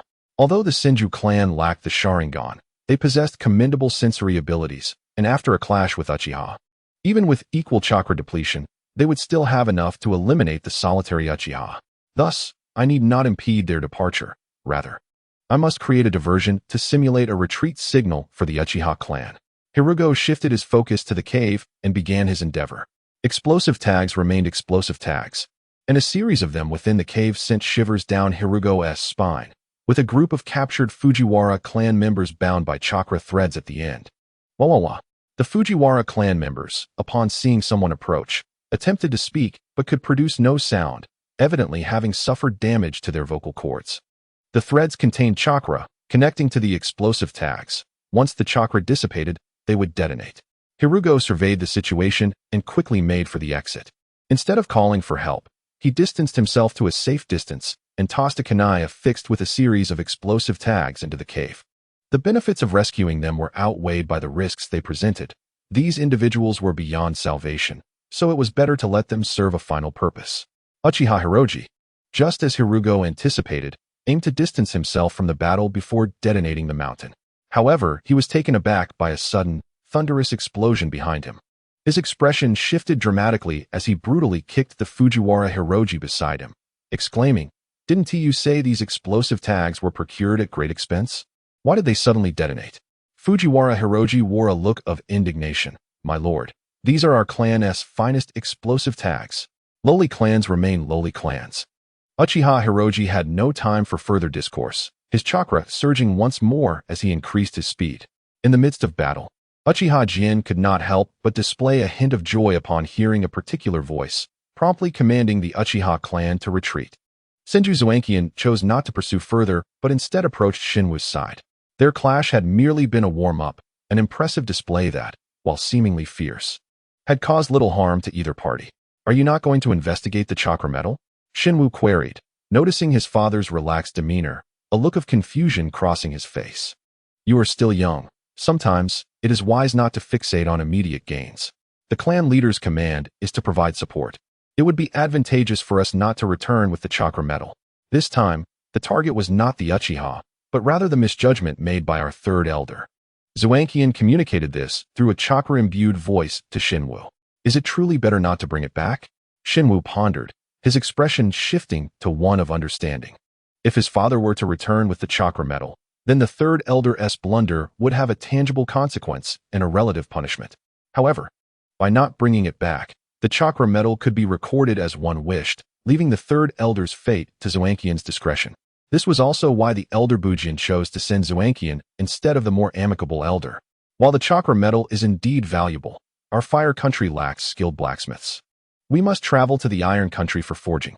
The Uchiha clan has been embroiled in conflict for years, and financial resources are always in demand.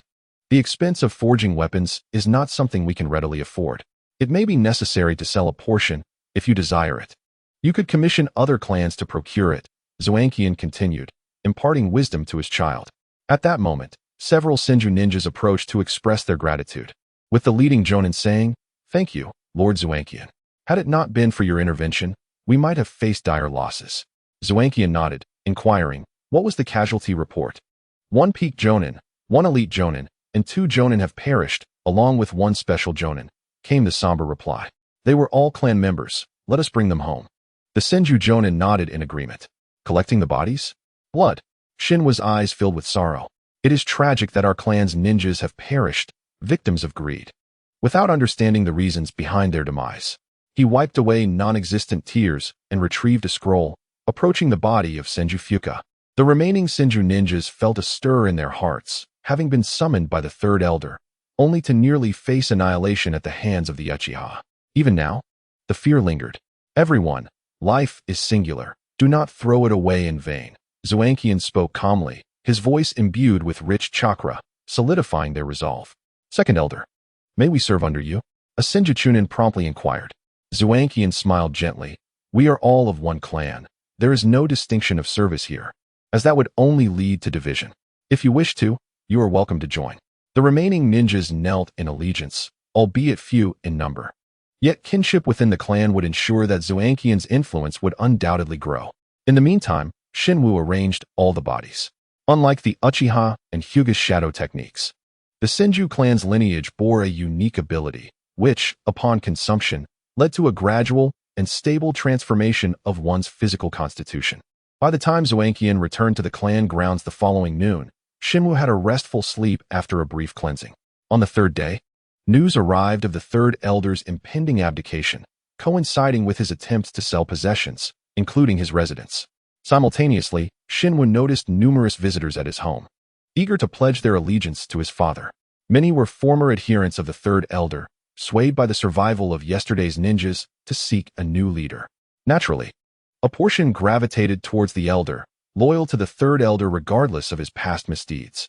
Senju Xinjiang dispatched a messenger to convey that the clan had assigned him a task, necessitating his absence for some time, during which 2 individuals were to train independently. This afforded Shinwu the opportunity to adhere to custom, as Elder Vortex and Vortex Lean were to reside in the Senju clan grounds for 3 months, providing ample time for Shinwu to learn sealing techniques.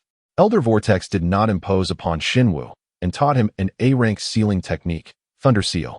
This technique essentially seals one's lightning attribute chakra within another, yielding a paralyzing effect, particularly advantageous for ninjas with abundant chakra, and is not overly complex. With his foundation in single-handed seals and strong chakra control, Shinwu mastered this technique in half a day's time, though his hair did exhibit a slight frizz. Chapter 12. The master of forbidden techniques begins to unleash his powers. Shinwu's days became increasingly fulfilling, as alongside daily training in ninjutsu, he undertook the task of organizing intelligence. In any era, intelligence work holds paramount importance, often granting one's clan a significant advantage.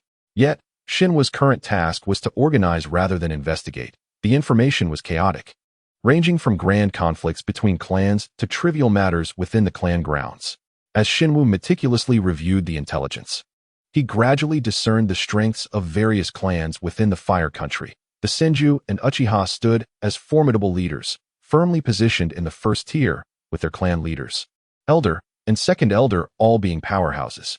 Following them were the Hyuga and Kagaya clans, whose formidable bloodlines, while not on par with the former 2, placed them securely in the second tier, each boasting a clan leader of great strength. The clans of Hitaki, Sarutobi, Vortex, and Fuma occupied the third tier, each with 1 to 2 clan leaders, influenced by clan size. Hitaki excelled in swordsmanship, Sarutobi in diverse ninjutsu, Vortex in intricate sealing techniques, and Fuma in the unique application of various weaponry. The 5 clans of Yamanaka, Nara, Inazuka, Akimichi, and Aburame, utilizing their respective secret arts, ranked in the 4th tier, with only 1 clan leader per clan. However, Nara, Yamanaka, and Akimichi had historically collaborated, bridging the gap between the 2nd and 3rd tiers. The position of the Kagaya clan within the Fire Country is not difficult to comprehend. Most of Otsutsuki Kagaya's abilities reside within the Fire Country, making it unreasonable for a mere bone lineage to exist solely in the Water Country. However, the Kagaya clan's reputation in the Fire Country is even less favorable than that of the Uchiha clan. While the Uchiha clan is fierce yet possesses reason, the Kagaya clan is genuinely savage, engaging in battle with a reckless fervor, their contracts solely revolving around murder. It is said that there were instances when someone hired Kagaya ninjas for protection, only for them to not only eliminate the assassins, but also to kill the employer, subsequently accusing the employer of insufficient payment. Given such a disposition, it is conceivable that they became obstacles to the construction of Konoha, ultimately expelled from the Fire Country by Hashirama and Madara. Regaining his focus, Shinwu organized the materials and entrusted them to a nearby Umbu, whose duty was to safeguard the intelligence. Perusing this information necessitated a relatively confined space, and apart from Shinwu and the Umbu, no others were permitted to be present. Once organized, it was to be swiftly delivered to the appropriate locations. Stretching, Shinwoo opened the door and stepped outside, having not seen Tobirama for some time. Curious about his recent endeavors. Upon exiting his home, he spotted a young boy squatting beneath the large tree in front of his house. Their eyes met, and Shinwoo rubbed his forehead, asking, "Senju Linjian, what brings you to my tree?" Senju Linjian, the grandson of the third elder, was 2 years older than Shinwoo, their only prior interaction being a brief play session 2 years prior. Linjian stood, approached Shinwoo, his eyes reddened, and exclaimed, "What are you doing at your home? Are you unaware of your father's actions? Our branch has never provoked yours, yet you seize any minor fault, ruthlessly forcing us to liquidate our assets. Is it merely because your father is a clan leader while my grandfather is just a peak jonin?" Hiragi gazed calmly at the person before him, silently wiping his face. "Is this why you are crouched here?" Senju Linjian's eyes widened as he reached out to grasp Hiragi's collar, only to be easily seized by the latter's grip around his neck. "Your movements are too slow. When was your last training session?" "A few months ago," Hiragi replied indifferently, releasing his hold just as Linjian began to suffocate. Taking a few steps back, Linjian gasped for air, his voice weakened. "Do you not feel a shred of guilt towards us?" Hiragi rolled his eyes. "Your grandfather caused the death of a peak jonin. Would you not feel guilt?" Linjian lowered his head slightly, his face flushing. "Moreover, your grandfather has caused the demise of more than one peak jonin. Can you not discern why they did not shout and scream like you do? It is because they are ninjas, prepared for sacrifice." Linjian, struck by these words, staggered backward and collapsed to the ground. "You have a good grandfather, but ultimately, everyone ages and dies. In the end, you can only rely on yourself." After a pause, Hiragi helped Linjian to his feet and brushed the dust off his clothes. "I hope you can mature a bit more in the future." With that, Hiragi walked away slowly. Linjian watched the youth's retreating figure with a complex expression. Though he was older, he felt that Hiragi understood far more than he did. The concept of training had not crossed his mind for a long time. After the death of his biological parents, his grandfather's protective words made him feel that, even without training, he would be fine. Yet Hiragi was right. His grandfather would eventually grow old and pass away. What would he have then? Nothing at all. Without his grandfather, he would simply be an ordinary chunin. Linjian silently vowed, "Senju Hiragi, I will prove to you that I can become an exceptional ninja." In another room, Banjin pointed out, "Hiragi, my brother is in the room, but he generally doesn't come out. He is still inside. It seems the ninjutsu hasn't been developed yet." As Hiragi intended to return, Toijin suddenly opened the door and swiftly pulled Hiragi back into the room. Inside lay a multitude of scattered scrolls, including not only water release techniques, but also various other elemental ninjutsu. "What are you developing? Why so many ninjutsu?" Hiragi casually picked up a fire release scroll to examine it. "I've already developed the ninjutsu, but along the way, I discovered something else." "What did you find?" "I reviewed all the water release techniques and found them unhelpful for developing new techniques. However, while researching wind release, I found inspiration. One must not confine their thoughts to a single realm. So, out of curiosity, I began to search for the remnants of the Senju past, ultimately discovering this." Toijin produced a scroll and handed it to Hiragi. The ink on the scroll was evidently new, suggesting an intention to preserve the original's integrity. 3 characters circled by Toijin read, "Inyang release." We all know that the Nara clan's secret techniques belong to In release, while the Akimichi clan's expansion techniques belong to Yang release. Yet, Inyang release has never been mentioned. I have a feeling that it could be integrated into the shadow clone technique to develop a new ninjutsu. However, regrettably, not only is there a lack of information on Inyang release, but also the materials on In and Yang release are scarce. Does your family possess similar scrolls? Hiragi shook his head. "I believe you are thinking too narrowly." "Oh." Toijin listened attentively. "Since it is clear where the materials are located. Once you become formidable in the future, simply ask them for it. Secret techniques can pertain to life and death. And what I seek is not only the techniques, but also the accompanying documentation. They would never willingly provide that." Toijin shook his head, deeming it improbable. Once the Great Pillar achieves success with the 6 paths, what is impossible? Just push through the warring states.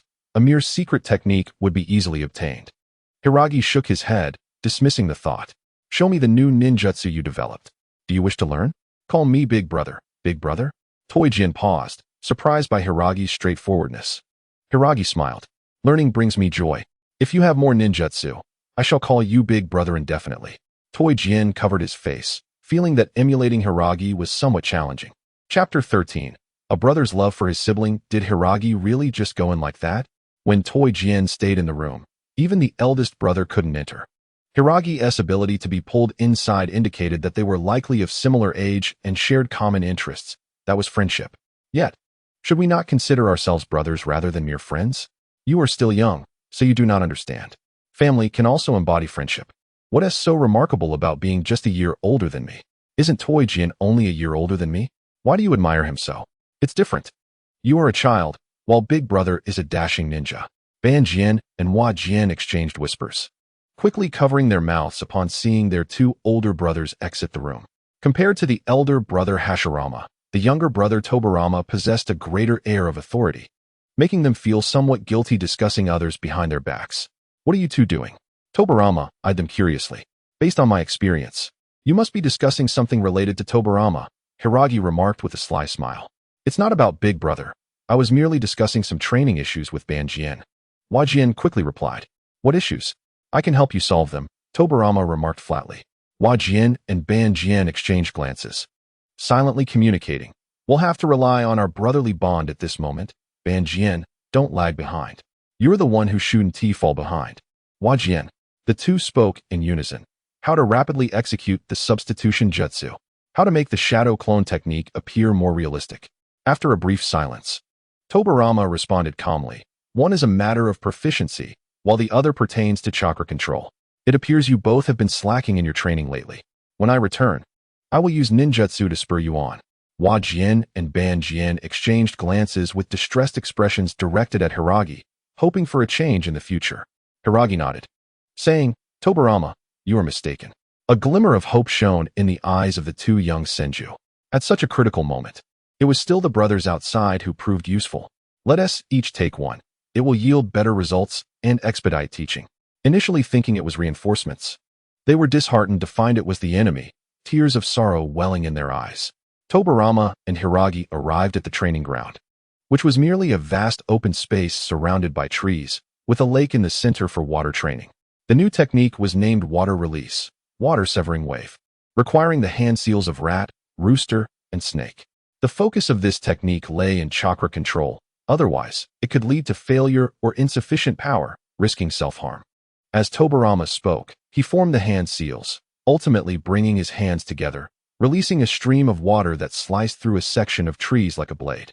Due to its recent development and the fact that the user was still the young Tobirama, the technique lacked the power to sever the roots of the divine tree as the future second Hokage would. However, it was more than sufficient for those below the clan leader level. Especially as both were currently chunin, it compensated for the water release as shortcomings in single-target lethality. Tobirama tossed a scroll into Hiragi's hands. This is my experience in practicing this ninjutsu. If you truly cannot learn it, refer to it. Thank you, Hiragi replied, slightly annoyed. Suddenly, Tobirama distanced himself and formed an opposing seal. What is this? I haven't practiced in a while. I'll teach you ninjutsu, and you'll serve as my target. Hiragi nodded. Learning a ninjutsu while sparring with someone was hardly a challenge, so he also formed an opposing seal. The two eyed each other until a drop of water slid from the recently sliced tree, and at the moment it touched the ground, both surged forward. Their arms collided, and the chakra within them erupted outward, generating a gust of wind. Tobirama, somewhat astonished, observed that in this clash, Hiragi not only exceeded him in power but also in chakra volume, a stark contrast to their similar levels just over 10 days prior. Hiragi smiled slightly, thinking to himself, you have your intellect, and I possess my advantages. The benefits of having absorbed the bloodlines of my clan began to manifest over these past few days. Perhaps due to the influence of the Senju bloodline, which is renowned for its prowess, Shugo not only awakened earth release chakra, but also wind release. Thus, the 5 elemental chakras, water, lightning, fire, earth, and wind, converged, alongside the Sharingan representing Yin and his own sage body embodying Yang. With this accumulation, Shugo's chakra surged significantly, and within a week, he could transcend from a chunin to a special jonin. In the spirit of preserving their connection, Tobirama refrained from creating distance. Instead, he employed a different set of taijutsu to counter Shugo, quickly disengaging after each encounter to deny Shugo the opportunity to to unleash his power. As Shugo became increasingly adept, he remarked Uchiha-style fluid techniques. After engaging with the Senju for an indeterminate duration, he had gleaned some insights from his opponent. However, most would refrain from learning such techniques, as both clans' martial arts had been refined through the crucible of battle, tailored for their respective families.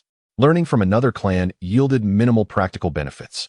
For instance, when Tobirama executed Uchiha fluid techniques, he initially gained the upper hand, but was soon exploited by Shugo, who found a flaw and sent him sprawling with a swift kick, followed closely by 3 shuriken. Clang, clang, clang. Following the sound of impact, Tobirama landed, holding a shuriken. Isn't it customary for you to throw explosive tags? Why have you forsaken them this time? I didn't bring training tags. The ones for war are better suited for the Uchiha. Shall we continue? No need. Our ninjutsu sparring is far too time-consuming. Is that sufficient? Just a bit of movement to keep the body from rusting. Tobirama stowed away the shuriken, a flicker of concern appearing in his eyes. What troubles you? I am pondering how Wakana and Banjo will fare on the battlefield. Their naivety may render them ill-suited for such a harsh environment. My father would never permit his children to remain sheltered within the clan grounds. Shugo fell silent, acutely aware of the grim fates that awaited the two. Wakana, ultimately lost without a trace, and Banjo, though physically intact, succumbed to despair before his demise. As the clan leader, Tobirama's authority and dignity would not allow his children to languish safely at home. Thus, he compelled them to engage in combat, leading to their tragic ends, which had sparked a fierce dispute with the young Hashirama. Tobirama sighed. Shugo, we are fortunate. Not only do we possess talent, but we also have the right temperament. The Warring States period is a cradle for geniuses, yet few ascend to true strength. Beyond innate talent, it is our disposition that sets us apart. Those who adapt to the battlefield find opportunities to survive and ultimately thrive. Shugo considered this and replied, I believe teaching them mere ninjutsu is of little utility. Instead, I should impart some of Shugo's mindset. Are you certain it will be effective?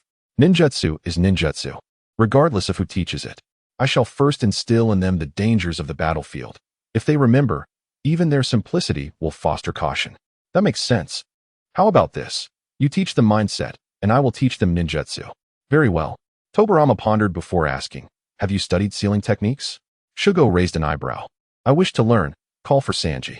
Chapter 14. The experience of Senju Shinyo. Tobirama ultimately refrained from uttering the name, as aside from his pride. It felt odd for him to refer to his younger brother as Sanji, a notion ingrained in him since childhood. Nevertheless, Shugo proceeded to teach him a swift sealing technique, which required lightning nature chakra. Even if he taught Tobirama, he would be unable to utilize it. The thought of being unable to apply something taught to him left Shugo feeling somewhat embarrassed. Of course, if Tobirama were to truly call him Sanji, he would simply have to accept the awkwardness. As they made their way back, the brief battle had drawn the attention of several young onlookers. Among peers, both possessed a degree of renown. However, one was devoted to the study of ninjutsu, while the other contemplated ways to grow stronger, leading them to disregard the crowd. The two young Senju, meanwhile, remained obediently at home, fearful of being perceived as fleeing and incurring their elder brother's wrath. Tobirama retrieved a wooden frame and board from a room, which when combined formed a writing surface. The board was crafted smoothly, and when exposed to water, it revealed black markings. Writing employed water chakra concentrated at the fingertip. Upon completion, the chakra dispersed, enabling reuse. You begin, Tobirama gestured before taking a seat on a stool. Shugo wasted no time, clearing his throat as he stated, the ninjutsu and taijutsu we learn in the clan are skills meant for direct combat. However, in the future, during missions or battles, we must also be aware of other factors aside from direct confrontation. First, do not pay heed to others' idle chatter. They may seek to lower your guard before striking. Thus, regardless of the circumstance, one must defeat the opponent swiftly. Second, when confronting someone stronger, it is wise to feign submission until they relax their vigilance before counterattacking. Against an equal, do not succumb to fear, for fear increases your chances of demise. Lastly, when facing a weaker opponent who can escape, remember not to pursue. Wakana interjected, shouldn't we chase down those who are weaker? That leads us to the third point. At your current level as Jinin, in a year or two, you will merely become Chunin. There are numerous instances in missions where Jinin have been slain by Chunin, not to mention the presence of traps. Traps? Enemy intelligence cannot be underestimated. As the clan leader's sons, whether capturing, killing, or luring others to rescue, your effectiveness surpasses that of other clan members. Your value is significantly higher. The two young Senju fell into silence, having never considered themselves distinct from their kin. Shugo turned to Wakana. Aside from throwing explosive tags directly, they can also be buried in the ground to detonate when stepped on. This is especially crucial for you to remember. Shugo mentioned this because he recalled the future Senju Shoju, who perished by stepping on an explosive tag trap. Linking this to the anime where Wakana's body was never found evoked a sense of foreboding regarding their potential fates. The atmosphere grew heavy. Discussions of life and death felt premature. Tobirama's gaze flickered as he stood, patting Shugo's shoulder. "All right, I'll take it from here." Shugo glanced at the two youngsters, realizing they were still children, and murmured, "Have I perhaps been too severe?" Tobirama shook his head. "You are only a year or two older than them. An appropriate pressure can catalyze personal growth. You must be weary. Rest early." Shugo nodded, pushing open the door to leave. Night had fallen, bringing a refreshing chill. A dark-clad ninja emerged from the shadows, presenting a scroll to Shugo. "Is this tomorrow's assignment?" The shadowy figure rasped. "It pertains to Senju Shinyo." "What has transpired?" "During a mission, he encountered a colossal cat, and his fate remains uncertain." "A colossal cat?" It was a gigantic feline wreathed in blue flames, adorned with black markings. According to fellow clan members, Senju Shinyo led the others away to safeguard them. Shugo furrowed his brow. How many tails did it have? Reports indicate 2. Meanwhile, within a cave in the Land of Fire, Senju Shinyo gradually regained consciousness, beholding a great feline visage before him. "Ah, you awaken, human of the Senju clan." The cat's eyes opened, its demeanor surprisingly gentle. "Why do you not kill me?" Senju Shinyo queried, perplexed. He had been on a mission, unaware that he was simultaneously contending with the sole clan leader of the Inyang clan, Inyang Qingming. They had been repelled by a myriad of summoned beasts, yet fortunately, Inyang Qingming had spared their lives, allowing them to escape. However, soon after, they encountered the massive cat and instinctively feared it was Inyang Qingming returning to silence them. He skillfully employed a ninjutsu to capture the giant cat's attention, subsequently leading it away. As he recalled, he was ultimately struck down to the ground, losing consciousness, and thereafter, his memory faded. During the Warring States period, there were indeed mentions of tailed beasts. However, at that time, there were no Jinchuriki. Many clans, lured by the power of the tailed beasts, had perished due to their inability to control them. Thus, despite their immense power, people remained uninterested. Additionally, tailed beasts were generally docile, rarely appearing before humans, and over time, such information was relegated to obscurity. The words of Senju Masayoshi left the two tails feeling somewhat exasperated. It was one of the more amiable tailed beasts. Otherwise, it would have long since struck down its opponent. "Why do I refrain from killing you?" "Simply because I dread the ensuing trouble. The Senju clan and the Uchiha clan are the most troublesome. Your Senju clan is somewhat more tolerable. If I were to eliminate this young man, the Senju clan would undoubtedly lament about love and camaraderie while hurling ninjutsu at their own heads." Senju Masayoshi stood up. Realizing not only was there no pain, but all the injuries sustained during the earlier battle had healed completely. Understanding his predicament, he immediately bowed in apology. "I apologize for my earlier transgressions. How should I address you?" The two tails nodded in satisfaction, grateful for the chakra it had used to aid in the healing. "Do not inquire about my name. You have wounded me, yet I have saved you. Do you not owe me a favor?" Senju Masayoshi comprehended the underlying implication. They had only just met, and the other party had already rendered assistance, clearly with ulterior motives. "Please, do speak." The two tails displayed a hint of weariness. Recently, it had been frequently disturbed by ninjas, and it seemed that the individual summoning beasts was also seeking it out. This series of events led it to believe there might be an issue with its chosen location. "Assist me in finding a relatively quiet place, preferably one with little to no human presence." "Understood." Senju Masayoshi reflected and agreed. This task was not too difficult considering the intelligence of the Senju clan. Upon his agreement, the two tails lightly tapped Senju Masayoshi with its paw, a surge of red chakra flowing into him. "This is my chakra. Once you find the place, you may notify me directly. However, should you reveal my whereabouts, it could cost you your life." "Understood." A cold sweat trickled down Senju Masayoshi's forehead. He had not anticipated that a mere cat possessed such capabilities. "You need not fear. My chakra is not easily obtained by the common folk. Thank you. After expressing his gratitude one final time, Senju Masayoshi departed from the cave. It appeared he would not be returning to the clan grounds anytime soon. However, preserving his life was not a loss, considering he had previously resigned himself to death. Surviving that encounter had begun to loosen the bottleneck of the peak Jonin level within him. Chapter 15. The resurgence of war. The tale of Senju Masayoshi swiftly spread throughout the Senju clan, and all believed his chances of survival were slim. According to the accounts of survivors, an injured elite Jonin could not possibly endure against such a fearsome summoning beast. Several days later, with Senju Masayoshi yet to return to the clan grounds, Butsuma publicly declared him deceased in battle and personally conducted his funeral, posthumously granting him the title of honorary elder. Days later, the Senju clan denounced the Inyan clan, proclaiming their intent to seek vengeance. Upon receiving the news, the Inyan clan promptly clarified.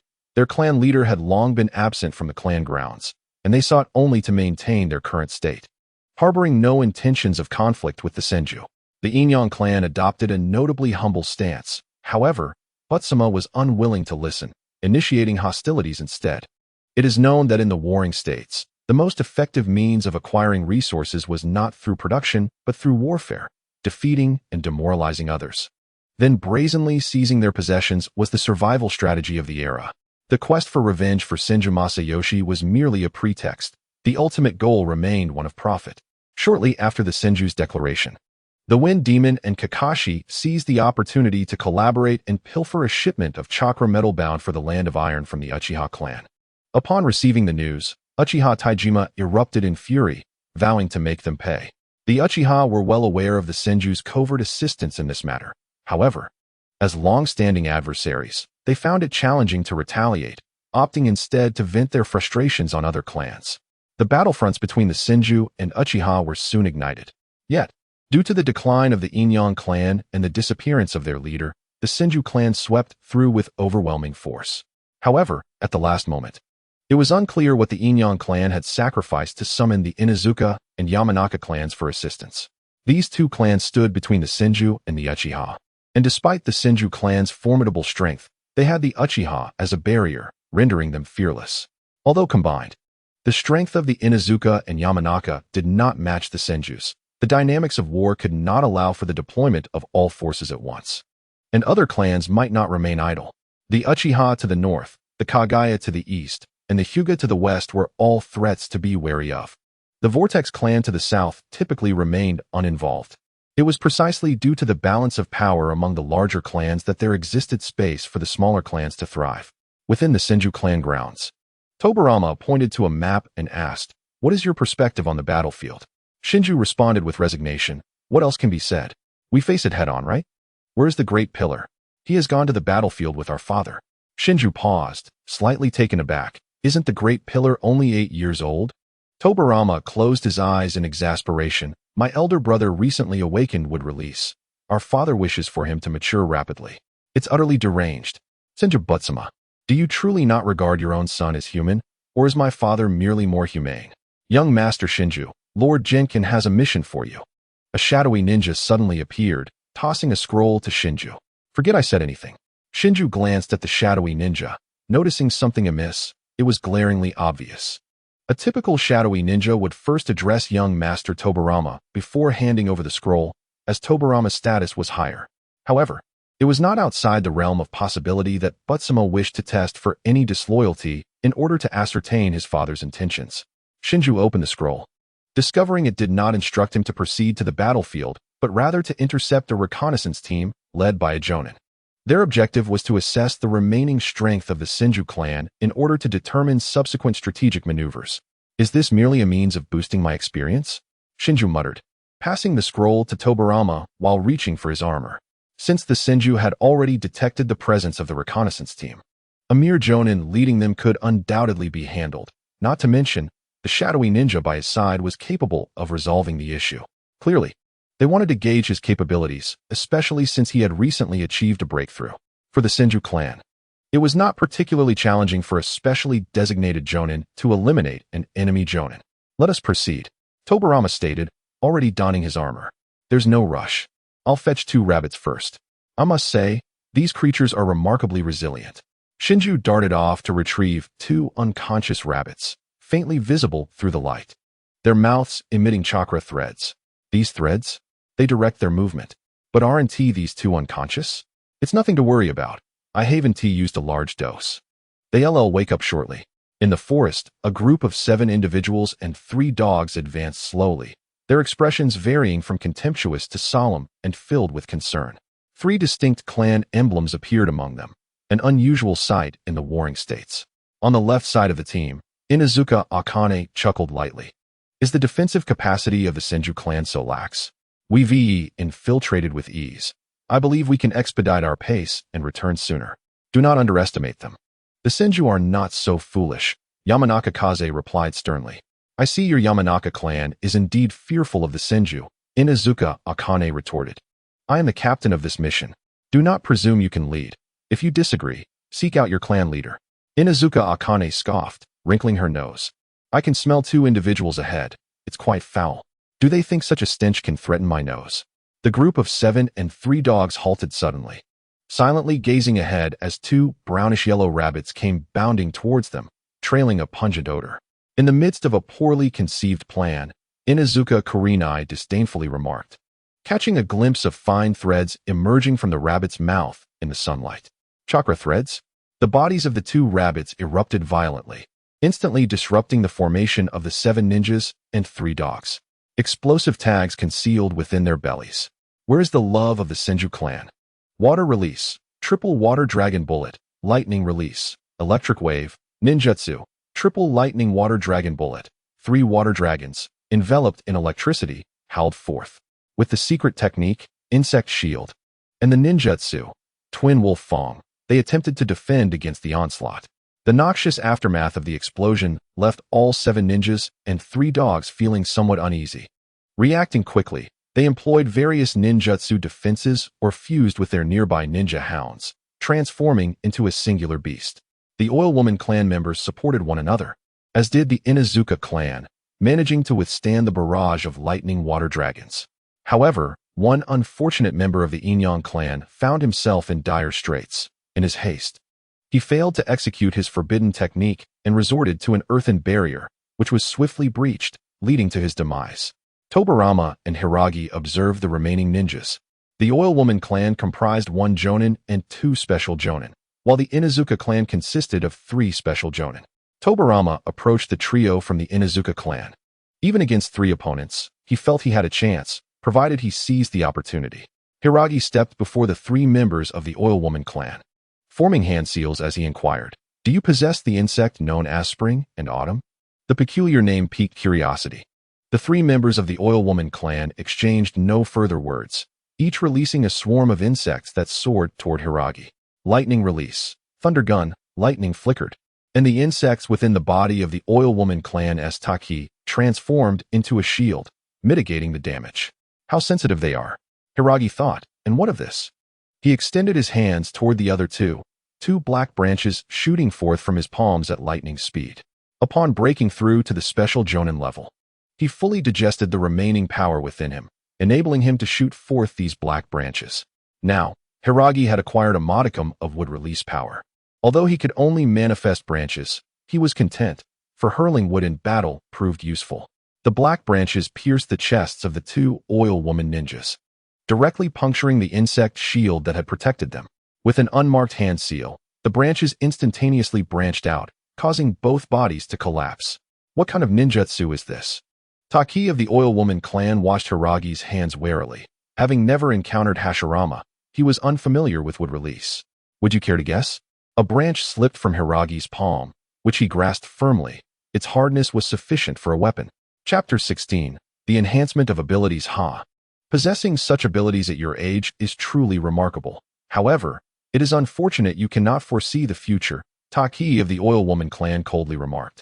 His hands coming together as a fiery red swarm of insects materialized in the center, which he then ingested. Secret technique. Explosive fire. Crimson flames erupted from his mouth, accompanied by a cacophony of explosions. Fire release. From perception, it appeared as though the crushed remains of the insects were expelled alongside chakra. Hiragi leaped back to evade, casting the branch he held into the flames. While wood typically ignites in fire, this branch darted through the flames unscathed. Taki of the Oil Woman clan displayed a hint of trepidation, tilting his head slightly as the black branch flew from the flames and struck the ground. Just as he began to relax, the tip of the branch unexpectedly elongated, piercing his right shoulder and branching out. Taki of the Oil Woman clan exhibited no blood. His body transformed into a swarm of insects, executing an insect substitution. Hiragi furrowed his brow as the figure of Taki vanished, casually unleashing a lightning ninjutsu to eradicate the insects. From the recent battle, Hiragi realized that the Oil Woman clan was consistent with what he had learned in his past life. Their ninjutsu largely relied on the insects within their bodies, requiring fewer hand seals than typical ninjutsu. Although his branches had swiftly dispatched 2 Oil Woman ninjas, it had alerted the others to this tactic, prompting the use of a substitution beforehand. As Hiragi searched, he approached the now cold body of the Oil Woman ninja. After a moment's contemplation, he reached out to touch the branch. Within seconds, the residual chakra from the 2 bodies was drawn into Hiragi, simultaneously introducing various unfamiliar ninjutsu into his mind. Secret technique. Insect ball. Secret technique. Insect shield. To his surprise, the branches he had discarded retained their original functions, a delightful revelation. Hiragi, intrigued, formed several seals. But as the insects emerged from the corpses, they were promptly obliterated by a bolt of lightning. A flicker of delight crossed his eyes before he shouted. Ambushing and launching surprise attacks is hardly a commendable habit. Water release. Water wave. An immense torrent surged from Hiragi's mouth, relentlessly reshaping the surrounding terrain. Taki of the Oil Woman clan leaped from the deluge, hurling 3 shuriken. The shuriken grew larger in midair, surpassing the height of their wielder. Hiragi unleashed a lightning bolt. Perceiving these shuriken to be animated, formed from swarms of insects. The clash of lightning and shuriken resonated with a sharp sound, pink smoke enveloping the air. Hiragi's eyes narrowed, and another branch appeared in his hand, vanishing the next moment. Water instantaneous technique. Taki felt a sudden, searing pain from behind as a wooden branch pierced through his body, emerging from his left chest. It is over, Hiragi declared, the branches in his hand branching out. They showed little interest in the target's blood, but voraciously consumed his chakra. Taki of the Oil Woman clan coughed blood, yet a smile crept onto his face as he remarked, "What a pity. You should have aimed directly for my brain. For my heart resides on the right." A small, black insect flew from his body, vanishing into the shadows. Secret technique. 100 poisons insect. This was not a true 100 poisons, but rather a blend of various toxins, yielding multiple effects due to differing proportions. This insect, carefully cultivated by Taki of the Oil Woman clan, was not only swift but also possessed a degree of chakra disruption, with its inherent toxins equivalent to A-rank ninjutsu. In such close proximity, combined with the victorious elation that rendered him complacent, Taki confidently believed this technique would surely succeed. Thank you for the reminder. Next time I shall aim directly for the head, Hiragi replied nonchalantly, as the chakra he had just absorbed surged within him. The 100 poisons insect, already nearly upon him, hesitated upon sensing that familiar chakra. You, Taki of the Oil Woman clan began to speak, only to be struck by a sudden, excruciating pain in his skull. Just as he had predicted, Hiragi's other branch aimed directly at his brain. The tiny head of the 100 poisons insect was incapable of processing anything. Witnessing one of its own fall, it instinctively sought to enter Hiragi's body, but was mercilessly electrocuted and crushed beneath a branch. Hiragi, unlike the genuine Oil Woman clan, would not permit himself to be parasitized by such a creature. The potential side effects were uncertain, and if the rest of the Oil Woman clan discovered it, he could very well face some sinister ninjutsu. Following this skirmish, Hiragi recognized a notable enhancement in his absorption abilities. Firstly, and most evidently, he could now launch branches that retained their functionality, requiring only a simple touch to activate, considerably more convenient. Secondly, absorbing chakra enabled him to acquire some of the ninjutsu previously employed by his opponents. While the 5 elemental release techniques posed no problem, techniques like those of the Oil Woman clan necessitated their chakra for execution. Their insects would not recognize him otherwise. Similarly, he could not utilize Bloodline limit ninjutsu unless he could control the opponent's body. Casting a glance at Taki's body, Hiragi mused on his remarkable fortune. Encountering someone with a heart on the right side was indeed serendipitous. In the future, When ambushing enemies, I shall first strike at their heart, then at their head. I cannot fathom how they would survive. When Hiragi approached Tobirama, he found only a two-headed wolf remaining. The heads of the other two ninjas and two dogs had likely been cleaved off by Tobirama's water-severing wave. What brings you here? Inuzuka Kurenai inquired. Catching the scent of Hiragi, Hiruga smiled faintly and said, "It's quite simple. The three members of the Oil Woman clan have perished, so I came here to take a look." Inuzuka Akane furrowed his brow. Although he possessed a certain arrogance, he was not foolish. A jonin and two special jonin had been dispatched by a mere youth, revealing his formidable prowess. Moreover, the white-haired boy before him was equally challenging. That water blade could obliterate his two-headed wolf form in an instant.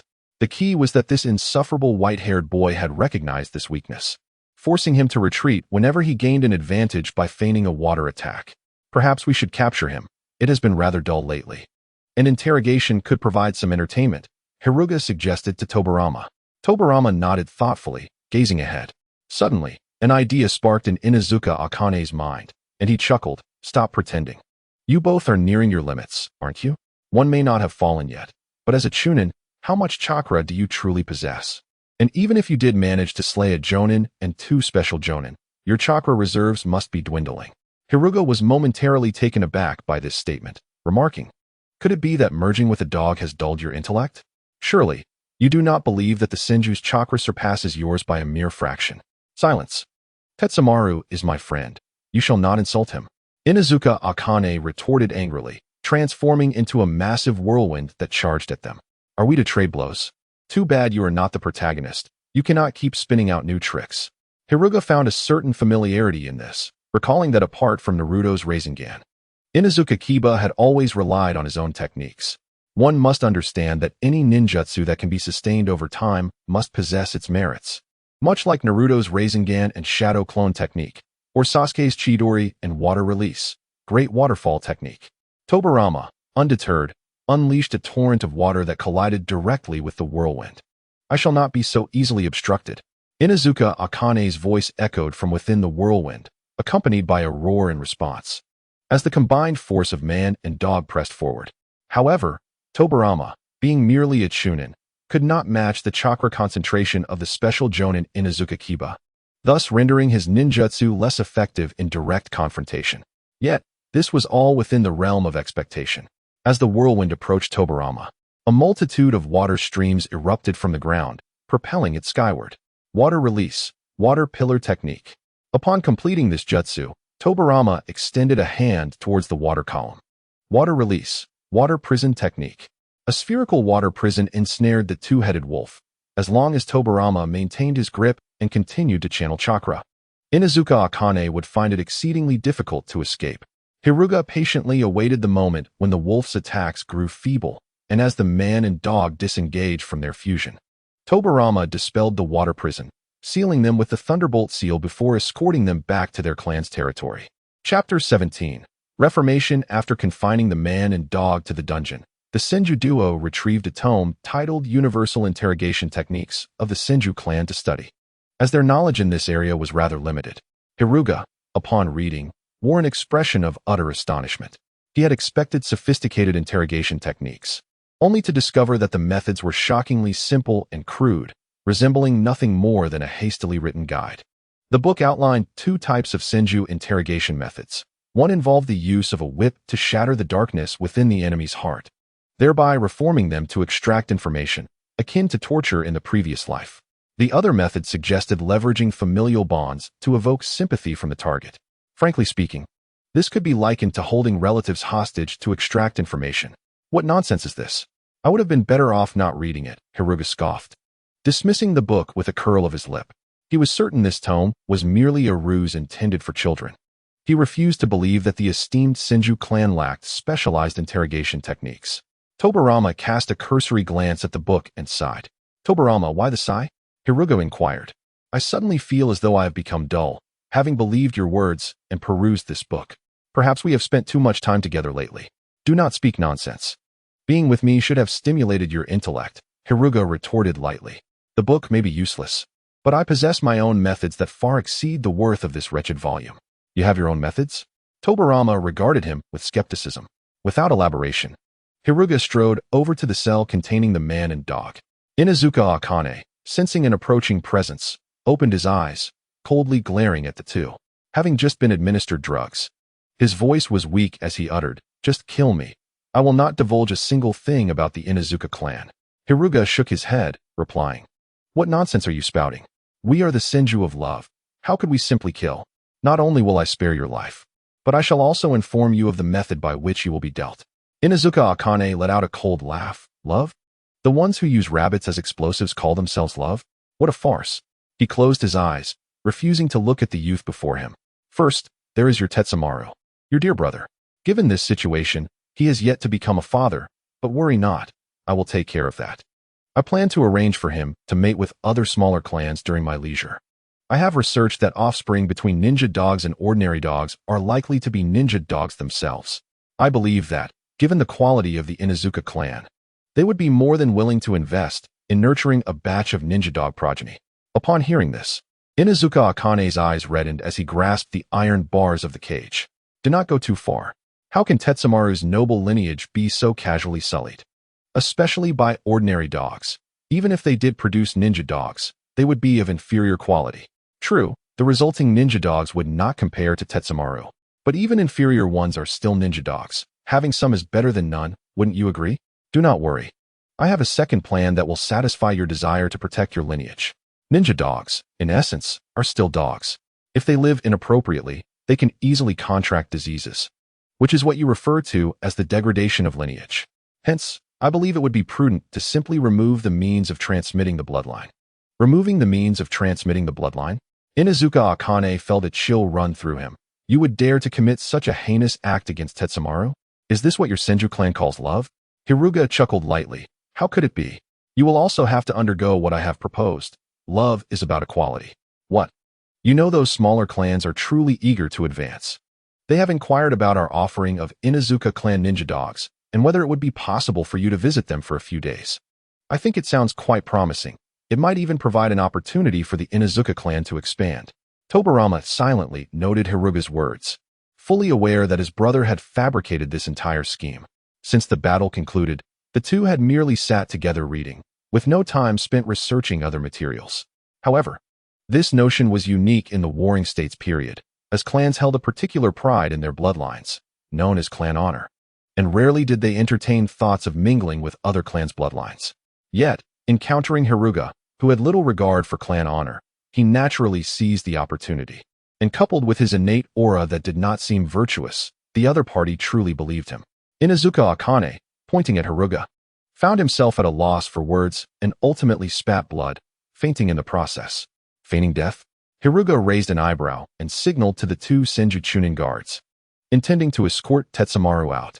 Inuzuka Akane's eyes suddenly snapped open, his voice trembling as he said, "I will not betray my clan. But I can tell you about the Oil Woman clan." Hiruga instructed the Senju Chunin to halt, nodding. "Very well, tell me. Why did the Oil Woman clan support the Inyang clan?" The Inyang clan provided the Oil Woman clan with insects that had long vanished from history. A rare opportunity for the Oil Woman clan to enhance their own strength. Next question. Does the Oil Woman clan still have reconnaissance teams? To my knowledge, no. The Oil Woman clan is merely exploiting the Inyang clan. As long as the latter does not produce new insects, they will withdraw and no longer inquire. Then why not seize it directly? Hasn't the Inyang clan already fallen from grace? And is not Inyang Qingming absent from the family? Such items are concealed within the summoning beasts of the Inyang clan. If they were not inclined to trade, the Oil Woman clan would not be able to find them. Hirugo nodded. Let us conclude our discussion for today. Should any developments arise, I shall seek you out again, Toby. I will initially decline. You need not worry. The two turned away from the dungeon, and Toby remarked, "It appears that this war is ultimately a contest of the Inyang clan's foundational strength. The Inuzuka clan situation is quite similar to that of the Aburame clan. Once their resources are depleted, we shall undoubtedly secure victory over the Inyang clan." Hirugo agreed. The downfall of the Inyang clan is inevitable. What remains uncertain is whether they will face total annihilation. Annihilation can be deemed the most advantageous outcome in a battle, effectively erasing the clan's name and plundering its remaining legacy, rendering it a mere footnote in history. My father, under the pretext of avenging our kin, is inclined towards the possibility of their extinction. The Senju clan has, in its storied past, not been devoid of instances where they have obliterated other clans, albeit often under the banner of righteousness and love. The outcome of this war is merely a matter of time for a swift resolution. We require either the return of Inyang Saimai to their clan grounds or the appearance of Master Shinyu. Do you truly believe the master is still alive? Well, yesterday I encountered an individual with their heart positioned on the right side. I believe the world is vast and filled with wonders. As long as one has not witnessed a corpse, one cannot declare a person deceased. As he spoke, Hirugo glanced at Tobi. Moreover, even if one were to perish, they could still be summoned back. The technique of impure world reincarnation is notoriously underhanded. Tobi sensed the oddity in Hirugo's gaze and silently took 2 steps back. Why are you retreating? I read a book that narrated the tale of a man and another man. I have a fiancé, Hirugo interjected. That man has one as well. Get lost. Chapter 18. The ambitions of Inyang Saimai to prevent Tobi from transforming from a master of forbidden techniques into a master of forbidden texts. Hirugo took it upon himself to scour his room, obliterating that book with a blast of lightning release. Tobi, taken aback by Hirugo's vehement reaction, found himself at a loss for words. This is for your physical and mental well-being. Diligently studying ninjutsu is the true path, Hirugo reassured him, patting Tobi on the shoulder as he made his way home. Upon entering the main door, an umbu silently appeared behind Hirugo, presenting a scroll containing the latest battlefield intelligence. Hirugo, unfazed, tucked the scroll into his robe, and the umbu departed swiftly after delivering the information. Such battle reports would soon circulate throughout the clan, albeit only after undergoing a filtration process, with only favorable news disseminated within the clan's domain. Due to prior intelligence organization and the fact that his father held a high-ranking position within the clan, Hirugo possessed the privilege of early access to this information. I'm back. Let's have dinner, Elder Uzumaki announced, though he gazed at the food before him with a hint of perplexity. Hirugo's expression shifted as he surveyed his dinner. A bubbling concoction emanating a dark vapor. Ahem, it was made by Ryan. Though it looks peculiar, the taste should be acceptable, Elder Uzumaki coughed lightly. Hirugo took a sip, finding it slightly sweet and warming as it slid down his throat. How does it taste? I have more here, Ryan chimed in, emerging with a wooden tub. It's not bad, just a bit odd in appearance, Hirugo replied, initially suspecting it to be poison due to the black vapor, but pleasantly surprised by its palatable flavor. Elder Uzumaki nodded, explaining, this is a medicinal food. Ryan added a tad too much of one ingredient, rendering it visually strange, yet it is highly beneficial for the body. However, you are still young and should not consume too much. Considering the Uzumaki and Senju clans are distant relatives, you should limit yourself to 2 bowls at most, as excess consumption may lead to nosebleeds. Hirugo inquired, what about ordinary individuals? Typically, an adult ninja can manage 1 bowl. Those with bloodline limits vary. I see. I find this medicinal food intriguing. May I learn the recipe? Elder Uzumaki chuckled. I cannot teach you. Hirugo blinked, realizing this implied that Ryan could instruct him. Noticing Hirugo's gaze, Ryan contemplated. I can teach you, but you must exchange something in return. Agreed. What do you desire? Accompany me for an outing. It has been ages since you paid me any attention. All right. Upon hearing this, Ryan swiftly pinned the recipe for the medicinal food, highlighting the excessive ingredients at Hirugo's request. After expressing his gratitude, Hirugo retreated to his room to seek out relevant materials. What is he really after? It seems his interest extends beyond the medicinal food. Ryan pondered aloud. Elder Uzumaki recalled the smile that had graced Hirugo's face when discussing the effects, expressing a hint of concern. I do not know, but I hope it is not a matter of ill intent. Unbeknownst to Elder Uzumaki, the simple recipe he casually shared would undergo numerous modifications at Hirugo's hands, ultimately transforming into an essential tool for the Senju clan's interrogations, continuing to be utilized long after the establishment of Konoha. In the future, it would be referred to as the honest soup, accompanied by the ominous warning, do not look, do not listen, do not consume. Meanwhile, Senju Shinyu, after a thorough search, pinpointed a location known as the Forest of Death. The Forest of Death, vast and sparsely populated, harbored either colossal beasts or venomous serpents and rodents, making it an ideal refuge. Upon informing the Two-Tails chakra of his findings, he learned that it was entangled by another, rendering it unable to extricate itself for the time being, posing potential danger. From the description provided, Shinyu deduced that the entity entangling the two tails was Inyang Saimai. Is Saimai's target one of my predecessors? Shinyu mused, estimating the two-tail strength to be on par with that of a clan leader. This indicated that the ongoing battle was one between two leaders, a conflict so intense that even an elite Jonin could easily perish. Yet, should he refrain from intervening? The residual chakra within him would only inflict severe injuries, but not take his life. Shinyu faced a dilemma. His prior sacrifices to protect his kin were made without hesitation, for they were his brothers, friends, and family. But now, was it worth sacrificing his life for a colossal feline? Kid, I do not require your assistance. We-tailed beasts do not need human strength, the two tails stated calmly, sensing Shinyu's inner turmoil. It held no expectations for the boy's aid. It merely desired him to choose a place to dwell, as a means of repaying the favor of saving its life. Shinyu did not hear the beast's words. Instead, he exhaled deeply, muttering to himself, if the clan leader were to learn of this, he would likely accuse me of not valuing life. If Elder 2 were to find out, he would call me foolish. But what choice do I have? It saved my life, and I cannot simply abandon it in its moment of peril, even if it is a beast of war. With a sudden surge, the aura of an elite Jonin skyrocketed. Years of accumulation and an inner breakthrough allowing him to breach the pinnacle of Jonin status. Under any other circumstances, he would have reveled in this achievement, yet now, even attaining the peak of Jonin merely augmented his chances of survival. He was still not in the same league as a clan leader. Inyang Saimai, composed, commanded his summoned beasts to assault the two tails. He had a total of 12 summoned beasts, 10 of which were cultivated by previous clan leaders of the Inyang clan, and the last 2 were his own creations. Each possessed the strength to contend with elite Jonin, should they employ the Shikigami technique, their combined might. While not reaching the level of clan leaders, would still surpass that of peak Jonin. In essence, he represented the very foundation of the Inyang clan. Should he depart, the clan would be reduced to a mere average family. Human, what is your intent? The two tails roared, aware that while the summoned beasts were formidable, the real threat lay in the distant humans. Inyang Saimai chuckled lightly. What am I doing? Naturally, I intend to claim you as a summoned beast. According to ancient texts, there are 9 beasts like you. If I can gather them all, the resurgence of the Inyang clan is but a matter of time. He chuckled, believing he could defeat me. Even if we were to forge a pact, I would not lend you my assistance. Inyang Qingming shook his head, stating, our Inyang clan initially sought to eliminate the necessity of recognition to wield the powers of the summoned beasts, which resulted in considerable loss of life.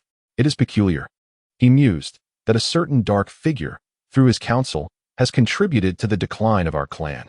Yet, as a consequence, we have gained an acute sensitivity to the summoned beasts, possessing the ability to commune with others through the essence of their souls. Inyang Qingming smiled. Although I may not fully dominate you, a mere instant stick's duration will suffice. The two tails let out a cold laugh. What a pity, your technique proves ineffective against me. Once I reclaim you, I will make my own decisions. Inyang Qingming's demeanor soured as he formed hand seals. The summoned beasts began to undergo transformations. Some sprouted wings. Others grew in size, while some vanished entirely. Chapter 19. The first instance of tailed beast transformation. Blue flames danced chaotically across the battlefield as the massive form of the two tails exhibited a speed previously unseen, maneuvering through the encirclement of 12 summoned beasts. Its colossal blue flame claws swept towards the human before it with the ferocity of a tempest. As the claws descended, they stirred up dust, revealing 12 talismans inscribed with white characters, arranged in a circular formation, with the center marking Inyang Qingming's prior position. Crafty human, the two tails remarked coldly, your initial strategy of concealing your strength for a decisive strike is fundamentally sound. However, the Inyang clan was once a formidable lineage. Having weathered numerous wars, any weaknesses have long been identified by foes, and we possess ample means of self-preservation against such tactics. The technique, Inyang Chains, was activated as the patterns on the talismans triggered, unleashing black and white chains that swiftly ensnared the two tails. While the black chains pierced the bodies of the 12 summoned beasts, the beasts screamed in agony, their massive forms swaying, yet they valiantly resisted the urge to flee. The binding effect of the chains heightened amidst their cries, causing the talismans to ignite. The black and white chains fused seamlessly, yet their colors remained distinct. The two tails felt a wave of weakness wash over its body as chakra flowed through the chains to the opposing side. Although this did not affect its core chakra, it would gradually recover. However, being pushed to this extent ignited genuine fury within it. Blue and purple-black chakra coalesced in its maw, combining in a ratio of 28:1 to form a colossal sphere, which it then hurled forth. The tailed beast ball, a technique with various methods of release, could be swallowed and expelled, formed into a giant projectile, or manifested in a miniature version while being expelled. Regardless of the form, this technique represented the apex of the tailed beast's arsenal, its power beyond dispute. The yin-yang chains could only withstand the onslaught for a fleeting moment before shattering. Recognizing the imminent danger, Yin-yang Qingming hastily dispelled the summoning. Yet 3 of the summoned beasts were caught unawares, succumbing to the explosive impact. The two tails, panting heavily, refrained from pursuing and began to recuperate its chakra. It was not the 9 tails, and thus its chakra was not boundless. Moreover, Yin-yang Qingming's ninjutsu was not without effect. The 12 chains had already consumed a considerable portion of its chakra, and with the subsequent tailed beast ball, its reserves were dwindling. Yin-yang Qingming's expression darkened. Ancient texts had chronicled this technique, but lacked detailed explanation. The battlefield's rigid impressions lingered in his mind. The execution of powerful ninjutsu invariably accompanied significant disturbances. He had not anticipated such a formidable technique could be unleashed so effortlessly. Talismans continued to materialize around him. For the true ninjutsu of the Yin-yang clan was executed in conjunction with a specific type of chakra-infused talisman. However, the trees capable of producing such talismans were scarce. If all the clan's ninjas utilized them, they would soon be depleted. Thus, only the clan leader possessed the knowledge and ability to wield this technique. The ninjutsu, Wind Day Prayer, was unleashed without hand seals, as talismans tore through the air, generating a powerful whirlwind that ensnared the two tails. Yin-yang Qingming rapidly formed hand seals, causing the surrounding temperature to plummet, and the talismans began to freeze into shards of ice. Just as the two tails shattered the whirlwind, Yin-yang Qingming's right index and middle fingers converged, pointing towards it. A beam of blue-white light shot forth from his fingertips, though appearing weak, upon striking the two tails. It rapidly expanded and solidified. "It is over," Yin-yang Qingming exhaled, hastening towards his goal, intending to claim his prize. However, the ground beneath the two tails suddenly rose. Earth release. Yin-yang Qingming's aura surged outward, as Senju Masayu's uncontrolled chakra erupted, exposing his location. Glancing at the clan emblem on his armor, Yin-yang Qingming recalled a message from a clan member. "Are you the Senju Masayu I killed?" Indeed. Senju Masayu produced a kunai, unwilling to display even a hint of relaxation. In contrast, Yin-yang Qingming, having just emerged from a fierce battle, maintained a calm demeanor. "Your aura suggests you've only recently broken through to the peak of the elite ninja level. If you accompany me back, I will overlook your earlier transgressions." Senju Masayu remained silent, hurling the kunai, now imbued with a layer of water blade, towards him. Yin-yang Qingming evaded, but spikes erupted from the ground beneath him. Frustrated by the earlier encounter with the two tails, and now provoked by this weaker opponent, his remaining patience evaporated. With a murderous glint in his eyes, Yin-yang Qingming declared, "You have exhausted your chances." Before his words faded, he vanished in an instant. Body flicker technique. Senju Masayu executed his own body flicker technique nearly simultaneously. Yet as the clan leader, Yin-yang Qingming's speed surpassed his. Upon Senju Masayu's reappearance, Yin-yang Qingming utilized the technique once more, appearing before him with a colossal horn of lightning pressing down upon him. Senju Masayu's armor shattered instantly, blood trickling from his mouth as he was pinned to the ground. Yin-yang Qingming remarked, "You arrived too hastily. Your chakra remains at the elite ninja level, not yet transformed into corresponding strength. Otherwise, you would not have fallen with a single blow. You risked yourself merely to thwart me? Does a mere beast warrant such devotion from a ninja of your esteemed clan?" Senju Masayu gritted his teeth. "It saved my life. What a ridiculous repayment. Rest assured, it will serve a purpose. I will merely render you incapable of being a ninja." Yin-yang Qingming's gaze turned frosty as he prepared to sever Senju Masayu's hands. At that moment, a surge of red chakra erupted from within Senju Masayu, forming a tail that lashed out at Yin-yang Qingming. After being thrown back, Yin-yang Qingming regarded Senju Masayu with caution. This unique phenomenon left him momentarily baffled. unfamiliar even in the era of warring states. The only certainty was that this chakra was far from human, emanating an unsettling aura. Standing tall, Senju Miseo felt his body steadily recuperating, the prior injuries mending rapidly. Boy, you best hurry. The chakra within you is dwindling. The voice of the Two Tails echoed in his ear.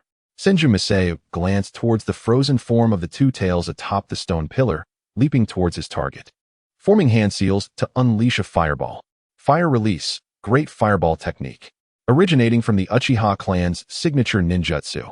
This technique had been documented by the Senju clan throughout history and was the sole fire release technique possessed by Senju Miseo. Fire release was the most effective means of melting ice.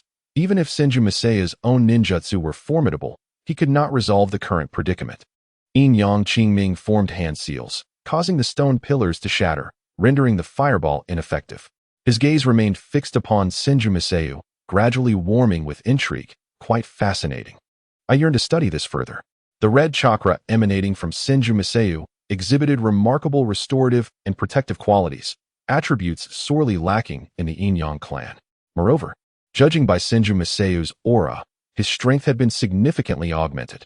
The Two Tails sensed the disparity between the two individuals, realizing that its presence would not bridge the gap. With a heavy sigh, it murmured, "Kid, you should leave quickly. With your strength, you cannot defeat this elder." "I will definitely save you," Tsunade solemnly declared. "Just run. My true self has a way to escape. Do I truly need to deceive you?" Tsunade's words left the other half convinced, prompting an immediate retreat. Running away? Yin-Yang Qingming hesitated for a moment before deciding against pursuit, opting instead to deal with the frozen Two Tails. As he turned, he noticed the resolute determination reflected in its beastly eyes. In the next moment, a surge of blue flames shot skyward. Days later, Yin-Yang Qingming unexpectedly appeared in the territory of the Yin-Yang clan, declaring allegiance to the Uchiha clan. No one fathomed what had transpired, only that he exhibited profound animosity towards the Senju. The Uchiha dispatched aid to the Yin-Yang clan, leading to another battle against the Senju. Midway through, the Yin-Yang clan retreated from their homeland. Observing their escape, the Senju swiftly occupied the Yin-Yang clan's territory, though they reaped little benefit. Consequently, they turned their attention to the oil-wielding and Inuzuka clans, defeating and imprisoning them before demanding reparations for their war losses. Nurturing a jonin, let alone an elite jonin, is no simple task. Even chunin and genin possess their own strength, capable of exchanging wealth for lives, which the two clans did not refuse. Once the price was negotiated, the transaction commenced without delay. It was a time of rest. The Yin-Yang clan had just arrived at Uchiha territory and required accommodation, leaving them momentarily preoccupied. After the completion of the transaction, the Senju returned to their respective clans, having shed their necessary defensive ninjas. It was then that they heard a chorus of anguished cries. They proceeded towards the source of the sound, discovering a large vat bubbling ominously, exuding a strange aroma. Such treatment of prisoners was strictly forbidden within the Senju territory, prompting the elder to dispatch someone to analyze the mysterious liquid while simultaneously apprehending Shugo, who was feeding the concoction. In truth, Tsunade and many high-ranking officials had already surmised the culprit, for only Shugo and Tobirama possessed the required strength, energy, and intellect within the entire Senju clan. Tobirama's character would never permit such actions, leaving only Shugo as the likely perpetrator. The properties of the soup were swiftly analyzed, apart from its peculiar appearance and taste. It contained no toxins and even possessed some restorative qualities. Thus, the soup, while unappealing in appearance, was beneficial in essence. Tsunade convened with the high-ranking officials, not to punish Shugo for this trivial matter, but rather because they deemed it a waste to confine such an exceptional talent within their clan. Both Tobirama and Shugo exhibited wisdom far beyond their peers. I propose that they adapt to the battlefield in advance. The Hinata clan to the west and the Kagaya clan to the east have been quiet of late, making them ideal for training. Elder Senju Maiken expressed his opinion. Tsunade's gaze turned frosty. The Senju clan does not need to send children to the battlefield. But what of Hashirama? He was merely 8 when you brought him to the battlefield. Hashirama is different. He awakened would release, and according to clan rules, he is the future clan leader. However, Shugo has also awakened would release. Tsunade, devoid of surprise, responded calmly, "Indeed, Unju is truly one of your kin." Senju Maiken narrowed his eyes. You are aware that Shugo has awakened would release. I am not, but Jinjin does, came the reply. All eyes turned towards Jinjin, who spoke matter-of-factly. When Jinrai took the two children for trials, the blood of the deceased Uchiha ninjas was partially missing. More astonishingly, the Uchiha ninja who awakened a single Sharingan had only a black pupil. A Sharingan can be preserved using a special nutrient solution as long as the body maintains its temperature. This is knowledge derived from the Senju clan's experience. Beyond a certain unknown ability, a 5-year-old child could not accomplish this. So you used a child to lure me out? If you had no ulterior motives? Shugo would not be bait. Senju Mayakin scoffed. Your brothers are truly ruthless. I concede, according to clan rules. Elders must step back from the clan leader's authority and must atone for their mistakes. In that case, I will take Tobirama to the east to guard against the Kagaya clan. Surely, you do not suspect me of wanting to harm my own kin? Tsunade shook his head. Naturally not, but since Shugo has awakened would release, he is better suited for the Kagaya's side. Jinjin, do you think the same? Senju Mayakin smiled silently. Senju Jinjin closed his eyes momentarily. Yes, but the Uzumaki clan has not yet departed. We cannot afford to be negligent. No problem. Once the Uzumaki clan leaves, I will take him away. The meeting is adjourned. Jinjin, stay behind, Tsunade instructed, turning to his younger brother. Jinjin regarded his elder brother calmly. Clan leader, what are your instructions? Tsunade spoke earnestly. Jinjin, I do not intend to sacrifice Shugo, especially since Tobirama is also my child. Jinjin replied nonchalantly. The strength of the Hinata and Kagaya clans is comparable, but in terms of battlefield danger, we both know they cannot be compared. He is only 5 years old.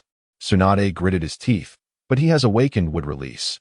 His potential is undoubtedly greater than Tobirama's. Without experiencing trials, how can he develop his bloodline limit? Brother. His name does not confer the qualifications to inherit the clan leader position. Jinjin, this is merely Mayakin's strategy, deliberately steering the conversation towards the clan leader. Can you not see that? I know, and I can see through it, but he is my only child. If he dies, I do not know what I would do. The power of the Senju clan has now fallen into our hands, and from now on, you are the elder. Who dares to touch Shugo? If he dies, nothing remains. What use is power then? Gungin's voice turned cold. This is the only time I will say this. If Shugo dies, regardless of who strikes, this debt will fall upon you. I have already made enough concessions over the years. Jinjin. Tsunade attempted to speak again, but the individual before him had already departed. 3 shadows materialized behind Tsunade. Clan leader, what shall we do now? What else can we do? The mission is cancelled. Umbu 2, Umbu 3, you may withdraw. Umbu 1. You shall accompany Umbu 7 to protect Shugo. But Umbu 7 is not. He is still my Umbu. I have every right to command him, Umbu 1 replied. Bowing his head, Tsunade, feeling fatigued, settled cross-legged and murmured, Senju Shugo, may you harbor no ulterior motives. Shugo's status was unique, even in confinement. He was merely placed in a spacious room. To his surprise, the first person to visit him was the elder who had been his father's adversary. Senju Mayakin spoke gently. Poor child, even with extraordinary talent, you remain but a pawn in the game of power. Elder, what do you mean by that? In approximately 2 months, you will accompany me to the battlefield. Shugo was momentarily taken aback, pointing at himself. The battlefield? Me? A 5-year-old child? This is the clan leader's order. And I do not wish to deceive you. The Umbu that has been following you these days are my trainees. I alerted the clan leader to your would release. And in his determination to ensure his son's smooth succession, he wishes to send you to your demise, a notion your father has acquiesced to. Awakening a bloodline limit equates to death? According to clan rules, awakening would release is immediately regarded as the next clan leader, yet there are 2 candidates in your generation, and there can only be 1 clan leader. The optimal solution is to eliminate one, be it you or Hashirama. Senju Mayakin bore a somewhat sinister smile. So, you understand my intention, young one. Ultimately, there is only one Tsunade, and as long as I assist your father, 2 against 1, that position. Before he could finish, Senju Jinjin's voice resonated from the entrance. Elder, are you instructing my child? Not at all, merely engaging in idle chatter. Senju Mayakin cast a lingering glance at Shugo before turning to depart. Once the unrelated parties had vanished, Shugo turned to Jinjin and asked, is what he said true? Yes. Am I truly going to the battlefield? Indeed, and you will also be accompanying him to the eastern battlefield. How can that be? I apologize. Gungan's gaze dimmed. From between the lips of Xianjian emerged two words that abruptly halted Shugo's speech. In his memories, this father was not a figure of imposing authority. Yet, for this matter, he found himself exhaling deeply. It's nothing. It's not as if I would truly perish. The way you're speaking makes it sound as if my life is in danger. It's merely a battlefield, a cradle for geniuses. Who knows, I might return transformed. Chapter 21. The seeds that changed the world. Xianjian refrained from speaking further and instead reached out to gently ruffle Shugo's hair. Come, let us return home. The duo departed without hindrance, as the Senju ninjas assigned to guard Shugo had already distanced themselves. The elder, and now the second elder, despite their years on the battlefield, recognized the extraordinary lineage of the children of their clan. Upon their return, Xianjian briefly explained the situation to the second elder of the Uzumaki clan. The elder regarded Shugo with a heavy sigh, indicating that during the next 2 months, he could impart some genuine knowledge. As for Ryan, the three men tacitly agreed to withhold information from her. Although she too was 5 years old and possessed ninja talents, in the eyes of Xianjian and the second elder, she was still psychologically too immature. Given that Shugo and Ryan were both merely children who had known each other for a short time, it was perhaps fortunate that their emotional ties were not deeply entrenched should any misfortune arise. That evening, Xianjian took Shugo outside the clan's territory. Your ninjutsu and taijutsu are already quite proficient for your age. For now, I can only teach you other skills. Xianjian bit his thumb, pressing it down, as black lines swiftly spread. Summoning technique. 5-headed gate of hell. 5 tightly shut gates emerged from the earth, although they differed somewhat in appearance and color. Each gate bore a gaping maw, revealing a monstrous visage. Shugo scrutinized the gates. This ninjutsu was not foreign to him, having been employed by characters such as Zoken, Orochimaru, and Senju Hashirama in various anime. However, while the former two had summoned a maximum of 3 gates, Hashirama had managed 5 with a single hand. Yet, this did not imply that Xuanjian's prowess equaled that of the future Hashirama, as the latter's 5 gates were the limit of this technique. This technique is known as the Gate of Hell. As your chakra's potency and volume increase, the number of gates you can summon will also rise, providing commendable defense. Xianjian summoned back the 5 massive gates. However, this technique has its drawbacks. Drawbacks? Shugo inquired with curiosity. Xianjian patiently explained. Each gate is forged from a mixture of chakra-infused metal and other materials. While they can be repaired with chakra after sustaining damage, they cannot be used again for at least 3 days. Furthermore, the cost is exorbitant. Currently, only 4 individuals in our clan possess this ninjutsu, and there are only 4 sets of the Gate of Hell in existence. Lastly, the potency of the gates relies on your own chakra. The stronger the chakra, the more formidable the defense. So, are you planning to pass these 5 gates to me? I had set aside a set for you as a birthday gift, intending to present it to you in a few years. I didn't expect you to need it so soon. He unfurled a scroll, revealing 5 gates intricately drawn in black ink, interconnected by a circular rune above them. Drop your blood within the circle. Shugo bit his thumb and pressed his blood into the circle. The color of the 5 gates transformed from black to crimson, radiating a brilliant glow. Xuanjian's eyes narrowed slightly. When he had contracted the Gate of Hell, he had bled profusely, yet Shugo required merely a gentle press. Was this the energy awakened by would release? The Gate of Hell was not restricted to a single user. However, with only 5 gates available, if one person utilized them, others could not. I understand. Shugo nodded in agreement. From now on, feel free to voice your desires directly to me. Once you head to the battlefield, it won't be so easy. Xianjian paused before continuing with a serious tone. If you find it unbearable, you can always return. At worst, you may lose the chance to ascend to the highest echelons. A matter of life and death is far more significant than power, accolades, or the opinions of others. Shugo waved his hand dismissively. Father, have faith in your child. I will certainly return alive. By the way, how long must I stay there? Surely, I can't be expected to remain forever. Approximately 3 years. Shugo frowned slightly. Is the Senju clan particularly sensitive to the number 3? The second elder of the Uzumaki clan has been with us for 3 months, and I am to be on the battlefield for 3 years. Xianjian, initially disinterested in these matters, recalled that he would not see Shugo for some time and reluctantly spoke, according to ancient texts. The significance of 3 was deliberately solidified by our ancestors in response to the awe that young children held towards the 3 great ocular techniques. Our ancestors were truly trivial, Shugo remarked. Before he could utter much more, Xianjian guided him back home. The difficulty of mastering the gate of hell was not exceedingly high, and given Shugo's aptitude, he would soon grasp it. The physical development of a child remained paramount. Upon reaching the entrance, both father and son simultaneously spotted a watermelon-headed boy crouched with his head bowed at the door. Hashirama's face was bruised and swollen, clearly having been beaten.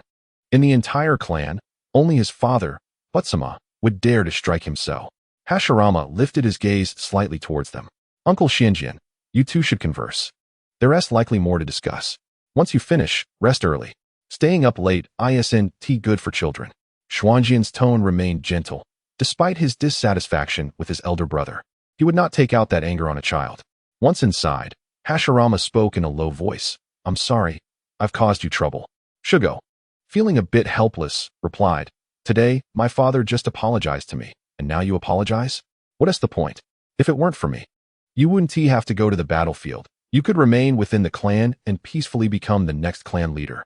It's nothing. You're going to the battlefield too, and I have no interest in being the clan leader. I don't want to be busy all day. It's different, Shugo. Hashirama's eyes closed momentarily in sadness, but his tone grew fierce. This isn't training.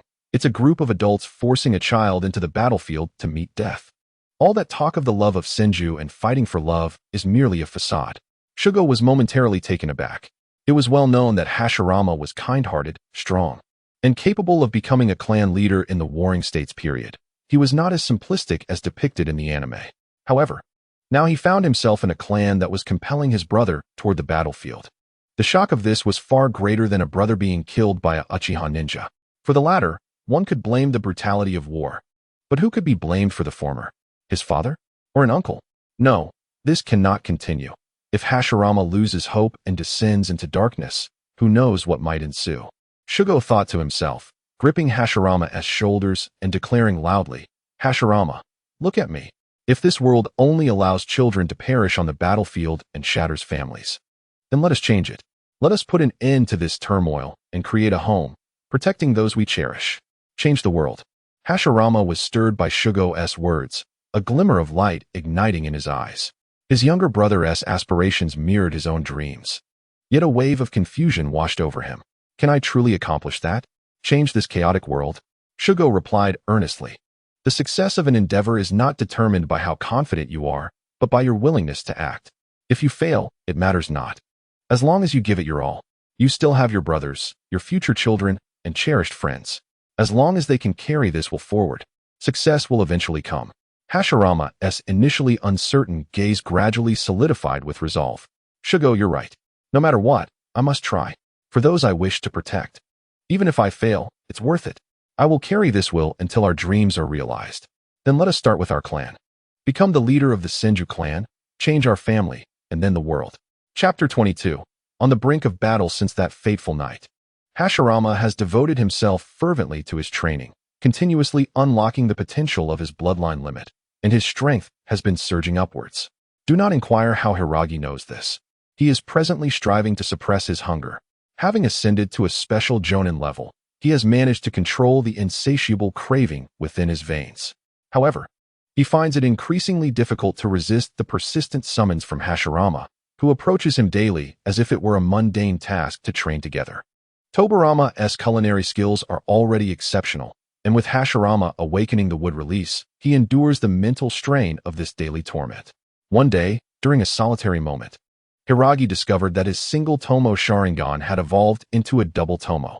He refrained from requesting Hashirama's blood, realizing through several instances of consumption that his ability lay in devouring bloodlines and the original chakra.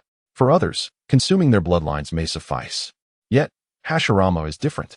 He is the reincarnation of Azura, the second son of the Sage of Six Paths, and carries with him the Sage's legacy.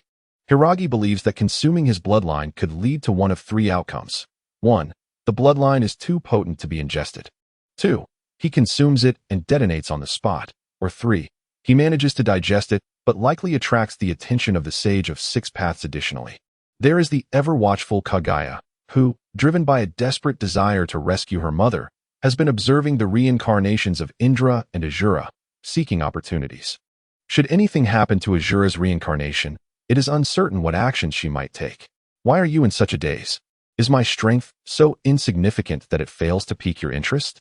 Hashirama exclaimed loudly, throwing a punch toward his opponent's face. Hiragi snapped back to reality, swiftly grasping Hashirama's wrist and throwing him behind him. Hashirama felt a sudden jolt of pain in his back, while the three elders below breathed a sigh of relief. He was puzzled by his grandson's change. Ever since returning from his encounter with Hiragi, he had been diligently training, devoid of his former self. Upon hearing of his impending journey to the battlefield, he felt compelled to participate, resulting in this sparring match. Your current strength requires considerable refinement. Training is not something that can be accomplished simply by a moment of enlightenment, Hiragi remarked, clapping his hands. Understood, Hashirama replied softly, limping away. The onlookers gradually dispersed, leaving only Tobirama and the three elders behind. One of the elders reached for a scroll, only to have his hand grasped by Tobirama. What is your intention, elder? Tobirama inquired, a hint of dissatisfaction in his tone. Once, they had been allies, both guilty of transgressions. One had distanced himself from the center of power, while the other remained the second elder. Your return requires the approval of the clan leader. At this juncture, only Hashirama and Hiragi possessed that potential. At such a time, it would be prudent to refrain from engaging in transactions, Tobirama admonished. The elder flushed with indignation. I merely offered appropriate support. Gentlemen, might we discuss this in my presence? Hiragi interjected, observing the two former dignitaries now revolving around a mere child, reflecting how power corrupts. Tobirama released his grip on the scroll. Hiragi, as an elder, I wish to impart some wisdom. Please, elder, the former chief elder urged. Some matters cannot be pursued merely by your desire, nor can they be avoided by your disinterest. Like myself, your position wields authority akin to that of the clan leader. Yet a single misstep can return you to square one. Your subordinates require incentives to remain loyal, and your allies need benefits to ensure lasting collaboration. The clans of the Fire Country, in truth, manage their affairs in remarkably similar ways. Hiragi chuckled softly, choosing not to respond. Once we enter the era of elevated power, you will come to understand that the so-called benefits hold no weight in the face of true strength. After securing the scroll, the elder departed, and Hiragi accompanied Tobirama to an open area outside the clan grounds. There, Hashirama, Tobirama, Buddha, the second elder of the Uzumaki clan, Ryan, Jinkan, and several unfamiliar clan members awaited. As the 2-month period drew to a close, Tobirama and Hiragi prepared to head to the battlefield.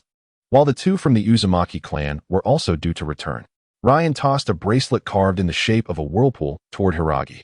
What is this? It is a talisman for safety. May all go well with you, Ryan replied, pausing before adding, I find you quite interesting. Do not perish. For I am not accustomed to others in your stead. Understood, Hiragi replied, tucking the bracelet away. The second elder of the Uzumaki clan nodded to the Senju members, signaling his farewell before departing with his granddaughter. The affairs of the Senju clan were their own, and although the Uzumaki were distant relatives, it was best to maintain discretion. Buddha was the first to speak. Umbu 2 and Umbu 6. You are responsible for protecting Tobirama, but do not engage unless absolutely necessary. Umbu 1 and Umbu 7. Your duty is to protect Hiragi under the same conditions. 4 voices echoed in unison, as the Umbu operatives, each of peak Jonin caliber, prepared for the task. Buddha commanded a total of 7 Umbu, and dispatching 4 was indeed a significant commitment. Tobirama spoke up, deploying 4 Umbu seems excessive. Instead, let us assign 3 to Tobirama, while I shall remain by Hiragi's side, ensuring his safety. Buddha retorted coldly, I am the clan leader. Former elder, please mind your words. Once this endeavor concludes, should you fail to achieve any notable accomplishments, you may find yourself demoted to the third elder. Tobirama chuckled quietly, realizing that in the past, he would have dared to berate Buddha, but now, given his own precarious position, the authority of the clan leader could easily crush him. Indeed, one wonders when I, as the new Grand Elder, shall ascend to my rightful place, Jinkan remarked flatly.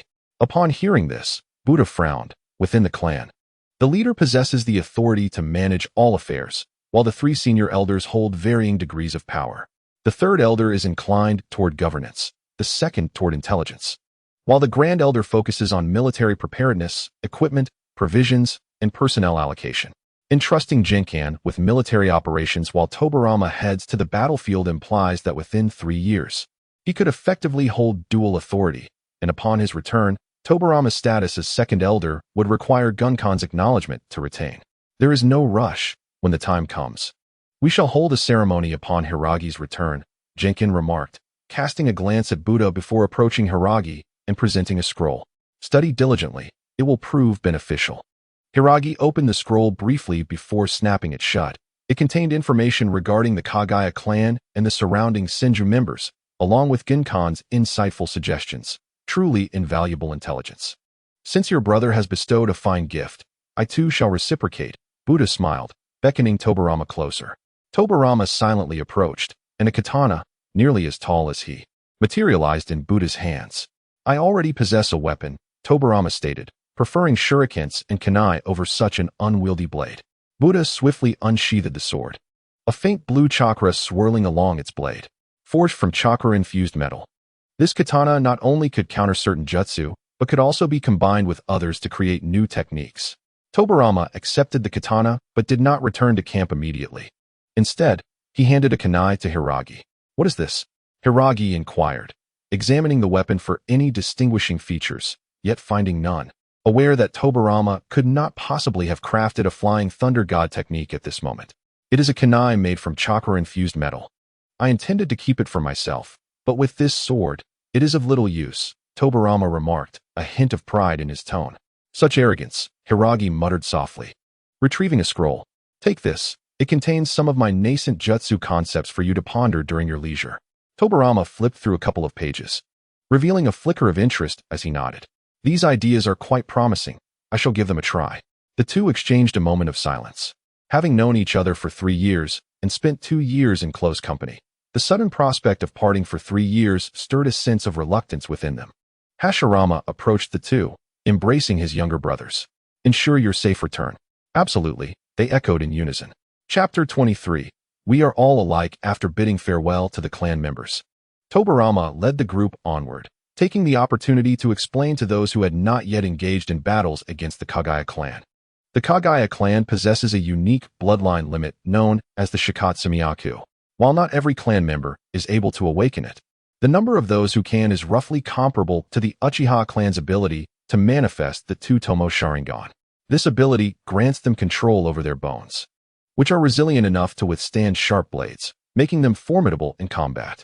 It is advisable to avoid close-quarter battles with them, as their bone spikes can emerge unpredictably, particularly during mid-range encounters where they can launch bones from their fingertips. Shinju raised a question. According to clan records, I recall that the Kagaya clan seems to have some shortcomings. Indeed, it appears that gaining knowledge within the clan is beneficial, especially compared to those who are merely frivolous. Senju Mayukin continued. Indeed, the offensive power of the Kagaya clan's Shikatsumiyaku is impressive, but after prolonged combat, they develop ailments. The more battles they engage in, the more pronounced these ailments become. The specific remedies for these conditions remain unknown, likely held by the 3 elders and the clan leader. We only possess intelligence regarding their dealings with the clan of the Land of Water, the details of which are unclear.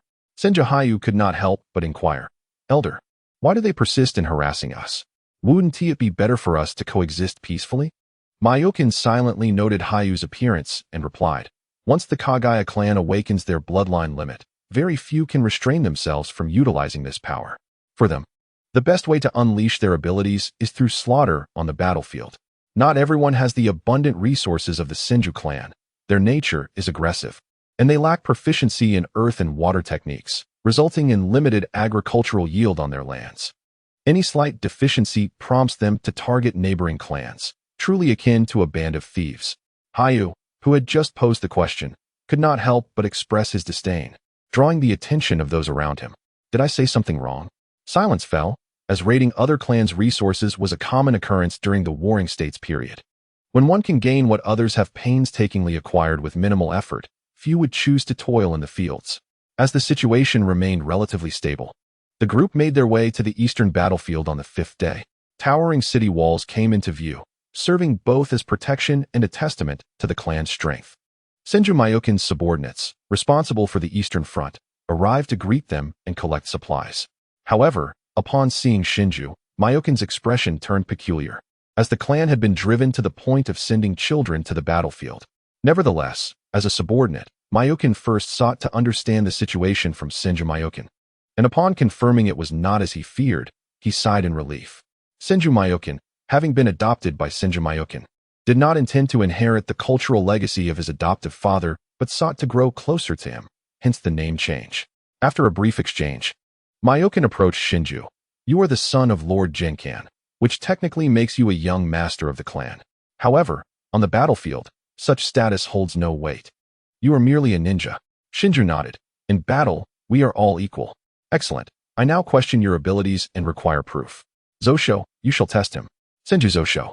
A special jonin, despite being unable to advance to the rank of jonin due to a severe injury, had a commendable record of defeating 3 Kagaya jonin. Zosho stepped forward from the crowd, addressing Shinju. Make your move. If you cannot surpass me, you should return to the clan.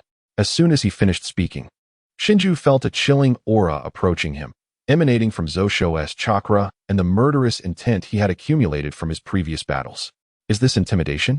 Shinju felt slightly uncomfortable. While this murderous aura is effective against those who have not experienced it, it pales in comparison to Genkan's presence. Since the opponent had made the first move, Shinju retaliated by throwing 3 shurikens aimed at Zosho's head. Not bad, Zosho remarked, effortlessly deflecting the projectiles with his own shuriken, before forming hand seals that summoned a water dragon to charge at Shinju. In response, a water dragon materialized beside Shinju, and their duel of ninjutsu allowed for an assessment of their respective powers within a remarkably brief period. The 2 dragons clashed evenly, ultimately dissolving into streams of water upon hitting the ground. A special jonin? At such a young age? Zosho's expression turned bitter upon witnessing the outcome. However, as the confrontation drew to a close, he charged at Shinju, wielding his shuriken. In the warring states, combat leaned heavily towards physical prowess, with ninjutsu serving as a secondary tool. After all, even the most abundant chakra can be depleted. During moments of exhaustion, physical skills combined with a modicum of chakra can provide a chance for survival. Zosho had already determined that the first 2 tests were manageable, but he remained skeptical about the physical prowess of a 5-year-old child. To his surprise, however, the shuriken in his hand was knocked from his grasp by the boy's strength, clearly exceeding what one would expect from someone of his age. Then, a branch emerged from the boy's hand, its tip nearly piercing Zosho's throat. Shinju narrowed his eyes and thrust the branch forward, causing Zosho to transform into a piece of wood. In this day and age, failing to employ a substitution technique would render one a mere extra. Would release? Are you Senju Hashirama? No, Lord Myokin clearly stated you are the son of Lord Genkan. Zosho's true form emerged from the earth, astonished. Had he not sensed the threat, he might have lost. Another realization struck him regarding Shinju's would-release technique. Senju Myokin intervened, grasping Shinju's hand and declaring loudly, he is Shinju, the son of Lord Genkan, the second ninja to awaken would-release since Hashirama, and one of the future heirs to the clan leader. He has come to the eastern battlefield for training, as bestowed by the clan leader. Upon hearing this, Shinju sighed softly, understanding that Myokin was enhancing his reputation, raising his profile. Had he not been merely 5 years old, he might have already been adorned with the clan leader's robes, with others heralding his ascent. Thus, he would become a puppet of Senju Myokin, managing the Senju clan on his behalf. Indeed, from Myokin's words, many turned their gazes toward Shinju, some sensing an opportunity to rise through the ranks. Shinju's expression grew serious as he withdrew his hand, addressing the assembly. Everyone here is a member of the Senju clan and a ninja of the battlefield. We are no different. The methods you employ to vanquish foes, I too will use.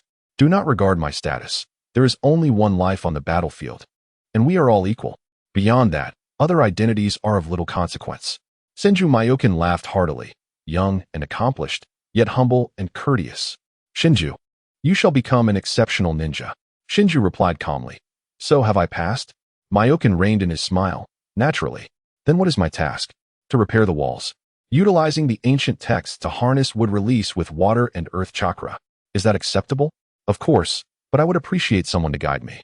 Myokin instructed Zosho to lead the way, then approached Myokin and whispered, Father seems reluctant to accept our goodwill. Fear not. On the eastern battlefield, we have a substantial presence. Whether he accepts or not, I have ways to ensure he becomes our ally. Chapter 24. The ninja with a troubled mind returns. Repairing the walls is not merely a matter of constructing with chakra. It requires infusing a specific ratio of water and earth chakra into a white mixed clay. Structures built solely from chakra dissipate upon the host suffering severe injury or losing consciousness, rendering them ineffective as defenses. In contrast, the white clay, when infused with the appropriately proportioned water and earth chakra, exhibits excellent extensibility and, upon cooling, becomes remarkably sturdy. The diligent Senju ninja responsible for repairs recounted a fragment of history. According to the elders, there once existed a small clan that harbored a peculiar fondness for this clay, consuming it to harness energy, which enabled them to perform a type of explosive ninjutsu. Unfortunately, they were discovered by the Uchiha clan, who not only seized all their clay but also sought to reclaim the clan itself. However, at that moment, our Senju engaged directly with the Uchiha, providing the small clan an opportunity to flee. Hiraku felt a flicker of curiosity. Where did they escape to? Who knows? They likely ventured beyond the land of fire. If the Uchiha captured them again, they would undoubtedly intimidate other weaker clans. The Senju ninja's voice grew softer, his gaze drifting outside. A glint of anger flashing in his eyes. Those insane ninjas are back again. Hiraku sensed 6 surges of slightly turbulent chakra, noting that clans with Kekkei Genkai possessed distinct characteristics. For instance, the Uchiha's chakra was predominantly cold, whereas the Senju's was generally warm. Had the Kagaya clan launched an assault? No, they had just attacked a few days prior. Among these individuals, there should be one who recently awakened the Shikatsumiyaku, intending to use the blood of their foes to test their own strength. Indeed, they were unhinged. In a brief exchange, dozens of sharp bone projectiles were unleashed, prompting the Senju ninja responsible for the repairs to seek shelter. As the wave of attacks subsided, the Senju ninja prepared to retaliate with ninjutsu.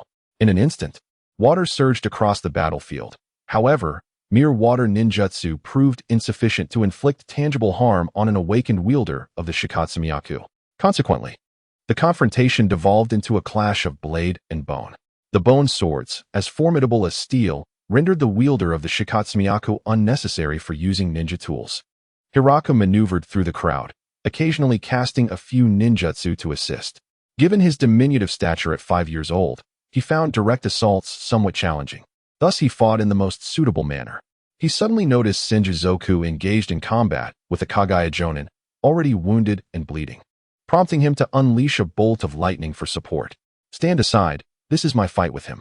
Senju Zoku acknowledged Hiraku's assistance, but released a murderous intent that left the latter bewildered. Kagaya Teni, quick to react, although affected by Hiraku's ninjutsu, remained largely unharmed due to his physical prowess. "See? This is the power of our Kagaya clan's bloodline limit.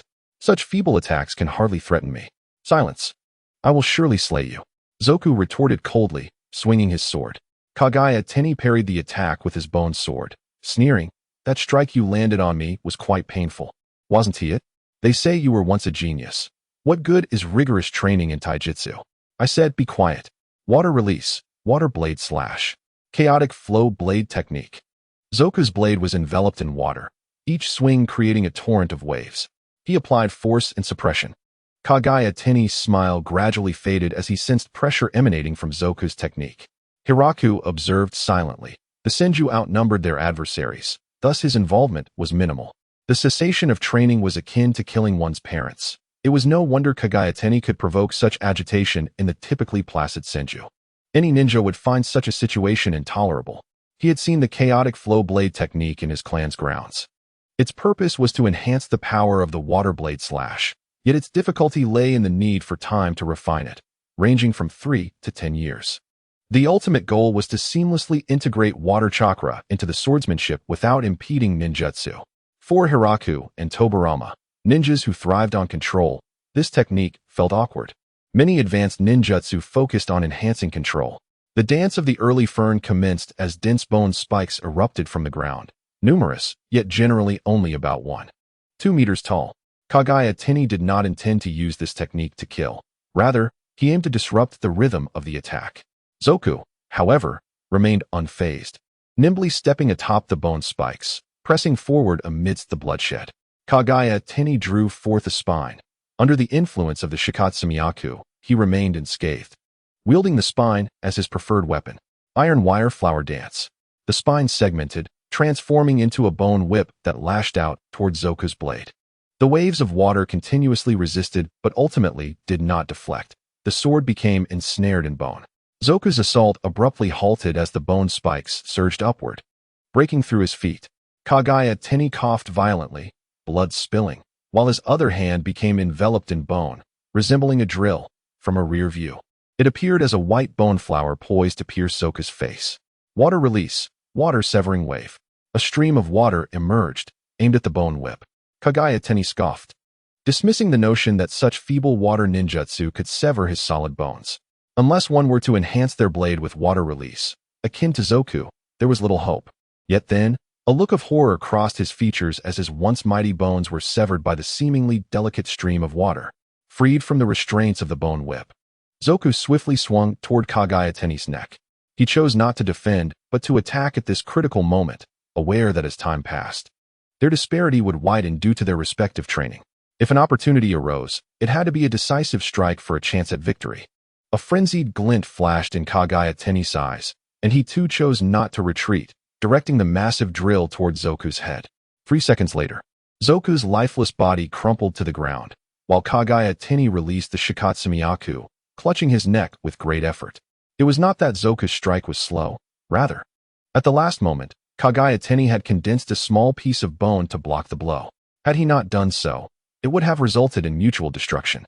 Yet, in the end, Kagaya Tenni emerged victorious, albeit at a grim cost against a particularly formidable jonin, rendering the outcome scarcely different from defeat. A branch shot forth swiftly, striking Kagaya Tenni at the nape of his neck, splitting apart violently. The excruciating pain jolted Kagaya Tenni back to reality, pulling him from the brink of death as he recalled another enemy, even if it was merely a child. Hiraku, respecting Zoku's decision, had only aided at the last moment. However, as an adversary, he would not permit Kagaya Tenni to return to his clan to recuperate for another battle. Kagaya Tenni laboriously raised a hand, only to let it fall feebly. The branch not only siphoned his blood but also drained his chakra. Without the former, he could barely maintain control of his bones. But without chakra, the Shikatsumiyaku could only sustain his life. Hiraku marveled at Kagaya Tenni's vitality. As a jonin, had he not been aided by the oil woman jonin's insect substitution, this branch would have sufficed to send him to his demise. Yet, Kagaya Tenni still clung to life, albeit precariously, far surpassing the average jonin. Hiraku swiftly severed his head, encountering the branch embedded in his neck, pain coursing through his bones. Fleeting yet intense. Chapter 25. Still too kind as a principled Senju ninja, Hiraku collected Zoku's remains, harnessing the residual power of his bloodline. In this era, the ability to retain a nearly intact corpse after death was a form of fortune. Some, like Zoku, had their heads shattered beyond recognition. After consuming twice, his hunger only intensified, akin to a switch for gluttony being flipped. A glimmer flickered in Hiraku's eyes as black saplings began to sprout beneath his feet. The blood-red space seemingly did not respond to his wood release, suggesting that his actual power was insufficient to meet the demands. The sage body advocates for steady progress and gradual accumulation, unlike the Sharingan, which can unleash explosive power in moments of excitement. Tenni is actually dead. Such a waste of his Shikatsumiyaku. Kagaya Hakurai cursed. As the leader, his prowess was commendable, allowing him to observe the battlefield amidst the chaos. As Senju Xiangyang tightened his grip on the katana, he spoke coldly. Individuals like you, whose hearts spiral into chaos and slaughter upon gaining power, could never comprehend Zhuocheng's resolve. The achievements he has obtained today are the fruits of diligent training, step by step. It's laughable. Your jealousy towards our strength is evident. If it weren't for that boy, victory would undoubtedly have belonged to Tianni. Is this truly honorable? Have the brains of your Kagaya clan been sold to the land of water? Scoundrel! At that moment, amidst their fierce battle, a diminutive figure rushed forward. Senju Xiangyang admonished. You are an elite jonin. Your technique is insufficient to defeat him. I shall provide support, so I implore you, senior, to eliminate the opponent. Higuchi calmly replied. I have noted quite a few would-release secret techniques during my previous studies with Hashirama. Suddenly, black, vine-like saplings erupted from beneath Kagaya Shirai's feet, swiftly growing and ensnaring him. Dancing pine, Kagaya Shirai scoffed, as bone spikes protruded from his body, shattering the wood into splinters. The disparity in chakra concentration was evident. Senju Xiangyang, intrigued by the wood release, sensed that Kagaya Shirai's chakra was depleting more rapidly than usual, with some of it embedded within the shattered wood. A technique capable of absorbing the opponent's chakra. This was the bloodline limit of the Senju clan. How fortuitous.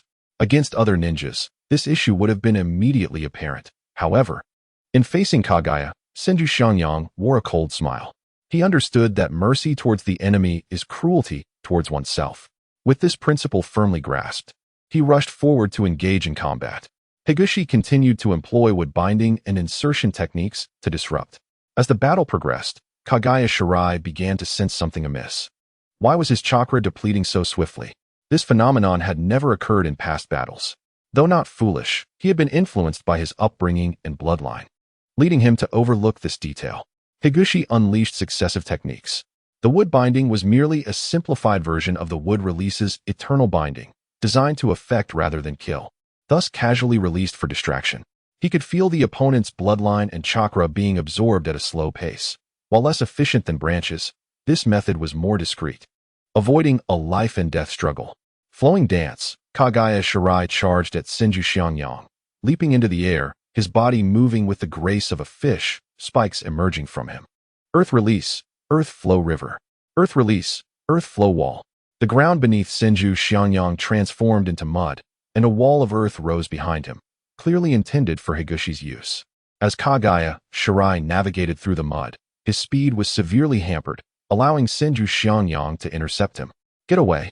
Kagaya Shirai contemplated fleeing, but his outward bravado faltered as his body trembled, pain coursing through him. His illness had flared up.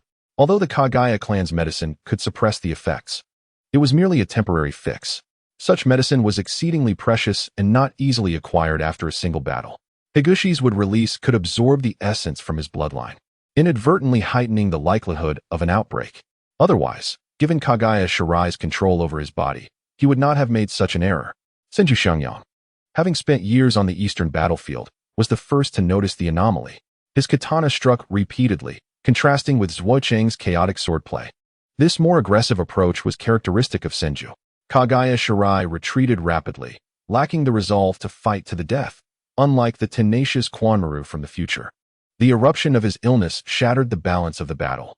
His bones retracted into his body, leaving him with only 2 bone blades. Retreat, Kagaya Shirai shouted, executing the dance of the fern. Though it was the same technique, under the chakra of an elite jonin, the bone spikes soared to 5 meters high, robust and interwoven to form a wall of bones. Originally, there were 6 members of the Kagaya clan. Now only 3 remained, while the Senju held a numerical advantage, having lost one and severely injured another. Shall we pursue? Higuchi inquired. With the 3 injured Kagaya ninjas fleeing, the chances of eliminating them were high. Senju Xiangyang shook his head, his gaze fixed on Higuchi. There is no need. Kagaya Shirai has fallen ill. Given his constitution, he won't be able to engage in high-intensity battles for 2 months. It's not worth the risk to chase after 2 Kagaya ninjas. With patience, the Kagaya clan will inevitably falter. However, we cannot wait forever. The remaining matters are for you, the younger generation. Higuchi nodded, aware that dealing with a group weakened by illness would lead to victory in due time. Esteemed seniors, your battle was arduous. Allow me to handle the aftermath of the battlefield. It is somewhat inappropriate for a child to engage in such labor, replied Senju Xiangyang. Senior, once we step onto the battlefield, we must contribute, whether for ourselves or for our fathers. We owe it to them, Higuchi asserted. Senju Xiangyang nodded appreciatively, permitting Higuchi to handle the disposal of the ninja corpses. The disposal of bodies involved 2 methods, cremation or burial. The Senju clan excelled in earth release. Thus they opted for burial. It was not out of kindness towards enemies, but rather a necessity, as decaying corpses could lead to plagues. This was particularly true for members of the Kagaya clan, whose bones were perpetually exposed to the air and reabsorbed into their bodies, making them susceptible to illness. Higuchi mused that perhaps the Senju were too kind. They could simply package the bodies and discard them toward the Kagaya side. After all, with their mastery of earth release and water release, they could easily alter the terrain, making it increasingly difficult for the Kagaya to reclaim them. Eventually, the illness would compound upon them, hastening the downfall of the Kagaya clan. Of course, such thoughts were merely hypothetical. Voicing them would undoubtedly lead to a lecture about desecrating the dead. Moreover, the Senju clan was a prominent family, and such actions would tarnish their reputation. Higuchi recalled the tactics of using excrement on the battlefield. Were he to resort to such an act, it would be akin to betrayal of his kin. In Higushi's estimation, the Senju's bottom line was limited to backstabbing allies, and even then, only in scenarios where they were allied but refrained from direct assistance. After secretly absorbing the 3 Kagaya ninjas, they were buried in a designated area prepared by the Senju, while the Senju continued to mend the city walls. Chapter 26. The Rare Medical Ninja. Upon completing their tasks, Senju Xiangyang guided Higuchi to familiarize him with the layout of their encampment for future living arrangements. What is the purpose of this wooden house? The other clan members resided in structures made of clay, fused to be as sturdy as the city walls. Yet this wooden house stood apart. She has a different status. A different status? Is she Senju Mingjin? No. If the clan were aware, she would have faced punishment and been stripped of her status as an elder. She is a medical ninja. A medical ninja? In the Warring States period, medical capabilities were underdeveloped. While the status of medical ninjas is indeed elevated, it does not surpass that of clan elders. If that were the case, the 3 great elders would all be replaced by medical ninjas. Have you heard of the 3 Holy Lands? Higuchi raised an eyebrow. In ancient texts, there are records of Miyaboku Mountain, Shikatsu Forest, and Ryuchi Cave, collectively known as the 3 Holy Lands. Could this individual be, indeed? She was chosen by Shikatsu Forest and can summon slugs to assist in healing. Because of this, as long as our clan members return, they are largely unharmed. Higushi's eyes gleamed with understanding. So she remains here because the role of a medical ninja on the battlefield surpasses that of an elder, whereas remaining within the clan confines her to being an ordinary medical ninja. Senju Xiangyang hastily covered Higushi's mouth, conveying through chakra, "Do not speak carelessly, child. Women hold grudges." Woman? The door of the wooden house creaked open, revealing the head of a white slug peeking out. Through the narrow gap, a curvaceous figure was faintly visible. She spoke in a calm voice, "So it is merely a child. I shall let it slide this time. However, Xiangyang, speak ill of others from a distance next time. I can still hear you at this range." "Lady Ling, I was wrong." Senju Xiangyang immediately bowed in apology, clutching Higuchi under his arm, preparing to flee. With his keen perception, Hiragi could discern that the strength of this female ninja was comparable to that of Koyo. Yet, rarity elevates value. And this holds true for individuals as well. Elite jonin like Koyo are numerous within the Senju clan, but a ninja like Senju Rei is a singular entity. Naturally, their statuses differ, and given the frequent injuries sustained on the battlefield, medical ninjas are held in even higher regard. Senju Rei opened the door, her expression filled with curiosity as she regarded the two. "Wait, how is it that there is a child here? Isn't the battlefield relatively stable?" Koyo's movements halted abruptly, and after a moment of silence, he replied, "He has awakened wood release and is one of the prospective heirs to the clan." Rei's face softened with understanding, tinged with a hint of pity as she looked at Hiragi. In a world like this, even a child so young cannot escape scrutiny. Poor child. I hope we do not cross paths again. With that, she closed the door, dismissing them entirely. The absence of a doctor indicated a positive sign, suggesting there were no injuries requiring attention. After leading Hiragi a short distance, Koyo reassured him, "Do not take it to heart. Although Lady Rei possesses a rather peculiar demeanor, she will assist you with any injuries you sustain. I understand. Those with great abilities often have eccentric personalities. I know a man who is exceptionally powerful, yet constantly warns about the dangers of foxes. His brother, on the other hand, feigns aloofness but is filled with compassion." Koyo did not grasp the implications of Hiragi's words, but nonetheless acknowledged his wide circle of friends. After all, having more allies than enemies is preferable. When it came time to choose a place to reside, Hiragi effortlessly constructed a wooden house, a feat easily accomplished amid chaos. Senju Myokin, upon discovering Hiragi's creation, made no objections but instead requested one for himself, threatening to dismantle Hiragi's if he did not comply, allowing him to keep his eyes half closed to the situation. Upon hearing this news, Hiragi could not help but curse vehemently. Had it not been for the absence of his kin nearby, he would not tolerate such threats. If they were in the clan's territory, General Hyokin would have dealt with him swiftly. With no other choice, he begrudgingly constructed another dwelling for Myokin. Myokin chuckled upon learning of Hiragi's actions. "Indeed, you are still a child." The wooden house provided warmth in winter and coolness in summer, and due to its nature, could be easily disassembled, making it a rare living space. Myokin was also intrigued by the potential of the clan's bloodline limit. Previously, Hiragi had demonstrated that would release could vanquish elite jonin like Kagaya, impacting their strength. The Kagaya clan's physique was inherently superior to that of other ninjas of the same level, suggesting that they could rise to a higher tier. Such power at a young age, shortly after awakening a bloodline limit, was indeed remarkable. It was as the ancient texts had foretold, although awakening such power is arduous.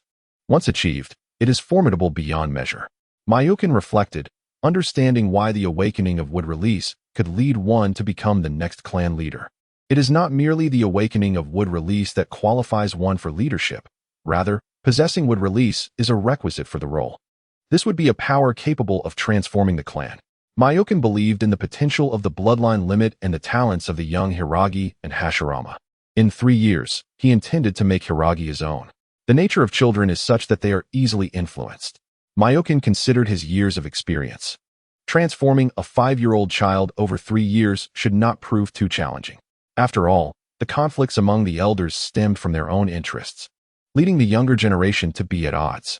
This could be resolved by sacrificing a portion of their interests to consolidate the clan members. While assisting Hiragi in becoming the clan leader, the control of the clan would not rest solely with him. Otherwise, the position of the 3 elders would be rendered unnecessary. As long as he succeeded, even if Hiragi proved formidable, the true power over the Senju clan would remain with him, unless Hiragi intended to neglect the clan entirely. Unbeknownst to Myokin, Hiragi's soul did not originate from this land. As long as he possessed strength, he would directly convey to the clan members that superiority is justice, and strength is the ultimate truth. At this moment, Hiragi was skillfully maneuvering small twigs through the rings of shuriken. After awakening his power, the process became one of practice and contemplation. Just as in his prior training of ninjutsu, mastery and coordination were paramount. Transitioning from water release and lightning release to wood release required some adjustment. He first established his limits, given his chakra capacity. He could only manifest a singular forest of birth, a scaled-down version, not the overwhelming tree world birth. Considering his current situation, his lineage was roughly akin to that of Yamato. Yet due to his capacity to absorb bloodlines, his lethality would be somewhat enhanced, coupled with an increase in sage chakra. Hiragi pondered. He now resembled a fortified version of Yamato, uncertain if his bloodline would autonomously elevate. Without having compared himself to Hashirama, he was also unaware of the distinctions between this black wood release and ordinary wood release. He felt a flicker of curiosity towards Tobirama, who would undoubtedly be intrigued by such differences. With a sigh, Hiragi concluded that such research was best left to professionals. Chapter 27. The Duality of Existence that night. The resting Senju ninjas were abruptly awakened by the sound of explosions. The seasoned ninjas instinctively rose, grumbling as they rushed into action. In contrast, the newly arrived ninjas followed the commotion with puzzled expressions. Amidst them, Hiragi made his way to the city wall, observing figures clad in black racing towards them. Before the Senju ninjas could mount an attack, these figures detonated the explosive tags affixed to their bodies. The explosions echoed one after another, mingled with the sound of rushing water. At some point, Senju Myokin appeared beside Hiragi, calmly observing the scene. Such is the arrogance of the Kagaya clan. I suspect that this information was not shared with you by Hyokin. No matter how well intelligence is gathered, it requires verification on site. Myokin's father managed the front lines against the Uchiha, seldom venturing here, leading to potential gaps in knowledge. Hiragi summoned a wooden platform beneath his feet. Gazing down at the chaos below, what is the meaning of this? Are they truly willing to sacrifice themselves to damage the walls? Would it not be more effective to simply toss explosive tags? Myokin replied quietly, Hiragi, you must understand that these vassal families are accepted by the great clans solely for their value, and the only value these individuals possess is their humanity. They do not require rigorous training in weaponry, nor do they need chakra. By sacrificing a portion of their kin, they earn the Kagaya clan's protection. Ironically, their utility serves only to disturb our rest rather than undermine the walls. Is this an exchange? Hiragi observed the self-destructive ninjas, his emotions swirling within the clan. I understood the devaluation of life, but witnessing it firsthand reveals how naive my thoughts were. Myokin sighed. If your enemies are composed of such individuals, how would you respond? If they do not even value their own lives, what can be salvaged? I would guide them on their journey, hoping for a better existence in their next life. Though the Senju clan is a large family known for treating smaller clans with respect, not every clan can become a vassal of the Senju, as limited strength cannot protect everyone. Myokin found satisfaction in Hiragi's response. Well said. Now, return and rest. You must adapt to the battlefield. This is not your clan's territory. And there is no safe haven. Your enemies will attack in shameless ways, and your task is to endure. Before he could finish his thought, he noticed that the young boy had already vanished. Upon the mention of rest, Hiragi was already on his way back. Rather than lamenting the fates of others, he preferred to focus on resting and growing, preparing for the challenges ahead. In this merciless world, only by strengthening oneself can one hope to effect change. Lying in bed, listening to the intermittent sounds of explosions, Hiragi gradually drifted into slumber, whether due to fatigue or not. He felt his soul gently rising, detached from his body, soaring ever upward. As his body regained control, Hiragi gazed around in bewilderment. Where was he? The soil nearby was stained crimson, as if he were amidst a battlefield. A gentle rain fell from the sky, washing over the fragmented corpses, while an array of weapons lay scattered about. As he continued onward, Hiragi halted, his pupils narrowing as he beheld another version of himself. Bloodied hands, a face streaked with either rain or tears. He trembled as he knelt before a corpse, his Sharingan swirling with 3 tomo, ultimately transforming into a dark, 9-pointed star formation. A raspy voice escaped his lips, an arcane power surging forth. Hachi Ishikan. Hachi Ishikan. Hiragi yearned to comprehend the unfolding event, only to be struck by a sharp pain in his eyes, followed by a sensation of falling.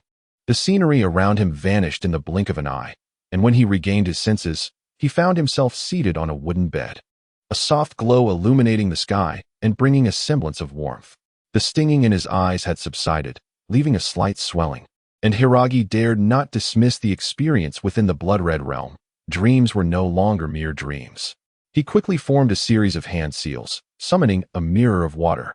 Through this reflective surface, he observed a layer of ethereal 9-pointed stars overlaying his dark pupils.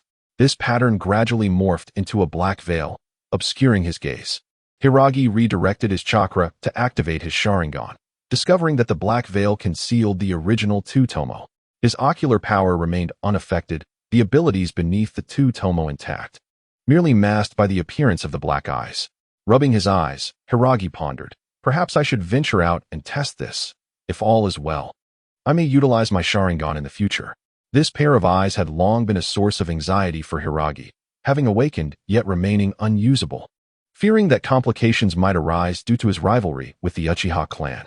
Yet now, in the eyes of his family's ninjas, he appeared to have awakened with release. A true member of the Senju clan. At this moment, revealing the Sharingan seemed less perilous, and Hiragi contemplated awakening it unexpectedly on the battlefield to fulfill his training needs. However, if given a choice, he preferred to conceal the Sharingan from his kin, as this would simplify matters. Whom should he approach? Hiragi contemplated and decided to seek out Senju Tobirama, a figure of clan leadership. If he could not discern the truth, at least it would ensure some level of safety. Given past events, it was clear that Tobirama would be eager to bond with him. Children are often naive, prone to temper, yet they possess the advantages of their age, allowing them to disregard appearances. Thus, Hiragi, who had scolded Senju Tobirama the previous day, leisurely made his way to his chamber to seek guidance. Tobirama, unfazed, had served as the elder for many years. It was improbable he would hold a grudge against a child, especially over a trivial matter of training experience. After some time together, Tobirama expressed no unusual sentiments, even praising the quality of Hiragi's gaze, likening it to being observed by the Uchiha Sharingan. Evidently, the black veil conjured by the 9-pointed star adeptly concealed the transformation of his eyes, yet the lingering power still drew attention. This ocular strength was not infinite. It continued to deplete, albeit maintaining the appearance of the veil required comparatively less energy, at least for the time being. In the ensuing days, the attacks from the Kagaya clan were sporadic yet persistent, and the reasons given by captured ninjas were bizarre. Fighting when the weather was pleasant, or when it was poor to enable ambushes, or seizing supplies to weaken the Senju, or raiding for resources when none were available. The rationale was as strange as it was varied, leading Hiragi to seriously suspect that the Kagaya clan was composed of muscle-bound individuals, for they seemed to relish conflict. As if a day without battle left them restless. Amidst this high-intensity combat, Hiragi's experience steadily grew, and the synergy of his Sharingan with his sage body resulted in a further enhancement of his power after a brief period of adjustment. He gradually gained recognition on the battlefield, and the other Senju ninjas began to drop the term genius, viewing him simply as a ninja. Chapter 28. Too much given. As the battle raged fiercely, the Kagaya clan organized a team to the seaside. This time, it should go smoothly. I've heard that old Tobirama has returned. What is there to fear? If the Senju truly approach, will the nearby clans remain silent? Don't overthink it. Transporting goods by ship consumes vast quantities of storage scrolls. With that time, the Senju could have already relocated a batch of supplies. True enough, the Kagaya ninjas busied themselves loading equipment onto the ship. While all ninjas could traverse water, it still consumed chakra, and there were also sea beasts lurking beneath the waves.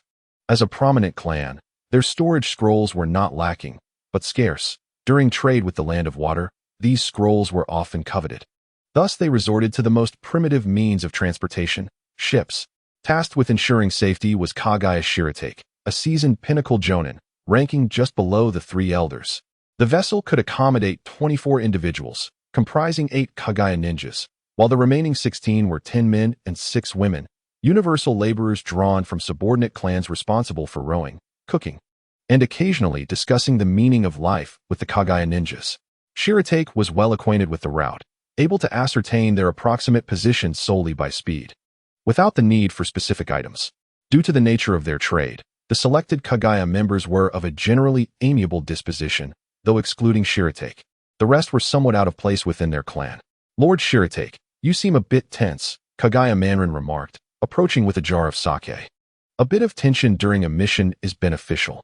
It keeps one feeling youthful, Shiratake replied, accepting the sake, knowing that in moderation, it could effectively stave off fatigue. What of the others? They're in the women's quarters. You differ greatly from the other clan members. Even with your awakened bloodline, your character remains unchanged. Kagaya Manrin lowered his head slightly, a look of dejection crossing his face. Lord, I am aware that I am a coward. I often lack the courage displayed by other clan members on the battlefield, to the point of being timid. Perhaps your nature is the true awakening. Although our Kagaya clan possesses formidable power, we struggle to control it. The thrill of slaughter often occupies the heart, leading to unnecessary sacrifices. Lord, if the clan leader were to learn of this, he would be displeased. Manrin, the leader isn't as deranged as you might think. After reaching the pinnacle of Jonin, one learns to temper their emotions. Yet, compared to a few individuals, the collective character of the populace more significantly shapes the way of life within the clan. There have been leaders who attempted to instigate change, but most clan members could not conquer their inner selves. Kagaya Shiratake patiently narrated, as a thick fog began to envelop them, obscuring their view ahead. Fog? No, I can sense chakra. It's the hidden mist technique of the land of water. Quickly, alert those fools to prepare. Kagaya Manrin dashed toward the ship's interior, glancing back just as a colossal wave surged forth, revealing a grinning face. Dance of the waters. Kagaya Shiratake felt an immense pressure. A bone shield expanded before him, shielding the front of the ship. In the next instant, the wave crashed violently, shattering the bone shield, and water surged through the ruptured gaps, penetrating the vessel. The ship began to tremble, the wood splintering, and the Kagaya ninjas, caught off guard, and some even without time to don their garments, utilized their bones as makeshift patches to temporarily stabilize the ship. Kagaya Shiratake panted lightly. Having just faced that attack, he understood that the opponent's strength surpassed his own, clearly a leader-level powerhouse. Not bad. A mass of water transformed into a humanoid figure standing atop the surface, tauntingly commenting. The art of hydration, the Otsutsuki clan. Kagaya Shiratake suppressed the violent thoughts within and spoke in a deep voice. It seems our Kagaya clan has had no friction with the Otsutsuki clan. Otsutsuki Shingetsu chuckled. Indeed. We have not. However, Senju's generosity was overwhelming. I simply could not resist taking action. Do you have any idea how much effort I expended to ascertain your routes? With a flick of his fingers, Kagaya Shiratake shot several bone shards that pierced through Otsutsuki Shingetsu's body, yet the azure waters did not turn crimson. Only a faint splash broke the surface. Let me inform you, I am a sensory ninja. Akatsuki Shingetsu's smile faded as the surrounding waters surged like towering walls, crashing down upon the central vessel. The ship could no longer maintain its balance and finally capsized, the currents transforming into a whirlpool that gradually swallowed and crushed it. Precious supplies sinking into the depths. Kagaya Shiratake stood upon the water's surface, his expression grim, drawing forth a bone blade, ready to fight to the death. Yet, Akatsuki Shingetsu simply dissolved into water and plunged into the sea. His task was merely to disrupt the Kagaya clan's transaction, not to slay these Kagaya ninjas. Engaging in combat with such a creature composed entirely of hard bones would be time-consuming and unnecessary. Kagaya Shiratake felt powerless as the owner of the corpse bone pulse. He was not proficient in other ninjutsu and could not inflict harm upon Akatsuki Shingetsu. The remaining Kagaya ninjas gathered, while the affiliated clan members, either trapped in the ship's lower deck or lacking in strength, had already sunk with it. Master, what should we do? Should we retrieve the items? Kagaya Koshi panicked, only to be punched into the water by the ill-tempered Shiratake. Fool, can you swim? Even if you retrieved all these items, could you carry them back? Use your brain and think carefully, or I will sever that thing below you. Kagaya Shiratake scolded angrily. The loss of this batch of items was minor, but delaying the clan was significant. Without medication to suppress their next battle, who knows how many would perish due to illness? If Senju learned of this and retaliated, the clan would be eager to fight with all their might, waiting for the medicine to arrive for suppression. Koshi, you must report back to the clan immediately. It must be swift. Kagaya Manrin gritted his teeth and finally dashed away. Once he had gone far, a Kagaya ninja asked, "What about us?" Kagaya Shiratake gazed at the floating planks on the water, coldly replying, "What do you think we can do? Rather than face punishment from the clan, we might as well go to the land of water and let them know the consequences of opposing the Kagaya clan." But how can Manrin return? Do you think the crime of losing this batch of supplies is trivial? Upon returning, the clan leader would be eager to have you killed. If it weren't for the Kagaya clan, I wouldn't want him to return. We might as well perish together. Several Kagaya ninjas exchanged glances and slowly nodded. Kagaya Shiratake narrowed his eyes. First, we need to construct a boat. No matter what, we must reach the land of water. Indeed, Kagaya Shiratake harbored some selfish motives. Sending Manrin back would surely burden him with this crime, but he would likely survive. All it took was to change his name to escape the sins attached to it. The Kagaya ninjas quickly crafted a small vessel from bone patches. Fortunately, the original materials used for the ship were of good quality, and even a rudimentary assembly could support the weight of all 7 of them. Chapter 29, Black and White Hair. Upon receiving Akatsuki Shingetsu's message, Senju Akira immediately issued the order to counterattack. All Senju clan members were invigorated. Having endured a period of oppression, they fought with fervor, driven by the strategies of their leaders. The Kagaya clan surged forth, this battle differing from previous skirmishes. Clan emblems adorned both sides of the battlefield, and nearly 2/3 of the elite Jonin to Genin participated in the fray. In the blood-soaked battlefield, a notably short figure emerged, black trees extending to absorb the blood from the ground. Senju Hiromo. He over there. Deal with him. Kagaya ninjas shouted upon discovering the boy's presence. Having identified the repulsive bloodline limit over the past few days, Hiromu's wood release was not yet at the level of rapid regeneration or indestructibility, but during the battle, he would occasionally siphon chakra and disrupt combat with errant branches, creating significant annoyance. Moreover, this situation targeted only the Kagaya side. The trees under Hiromu's control would not attack Senju clan members. 3 Jonin approached, and a flash of crimson crossed Hiromu's eyes as he moved. First stepping back to evade the downward slash of the first, then jumping off a bone blade to kick the second in the face. Finally transforming his right hand into a wooden fist to knock the third to the ground, ensnared by vines. The entire sequence flowed seamlessly as if previously rehearsed. Without a moment's pause, "That insufferable brat!" exclaimed the first Kagaya attacker, realizing too late as branches pierced his eyes. This was Hiromu's quickest method of dispatching Kagaya clan members. Their bodies were encased in bone, making it difficult to identify weaknesses, with the eyes being the only significant target. After being pierced by the wooden branch, the victim was swiftly killed by the insertion technique. Though the process was somewhat gruesome, there was no alternative on the battlefield. The Kagaya ninja, who had just been kicked, snapped back to reality only to feel a sharp pain in his neck. the same fate befalling the Kagaya ninja bound to the ground. Water release, water severing wave. This technique proved exceptionally useful. Even amidst the prevalence of wood release, this water technique remained. Do not be so arrogant. Kagaya Shirari appeared in an instant, slashing with his blade just as Hiromu dealt with the three. Facing this sudden attack, Hiromu had no time to form seals. Wood splinters flew, and armor shattered. Hiromu spat blood but steadied himself, relying on the dual protection of his wooden armor and ninja armor to withstand significant damage.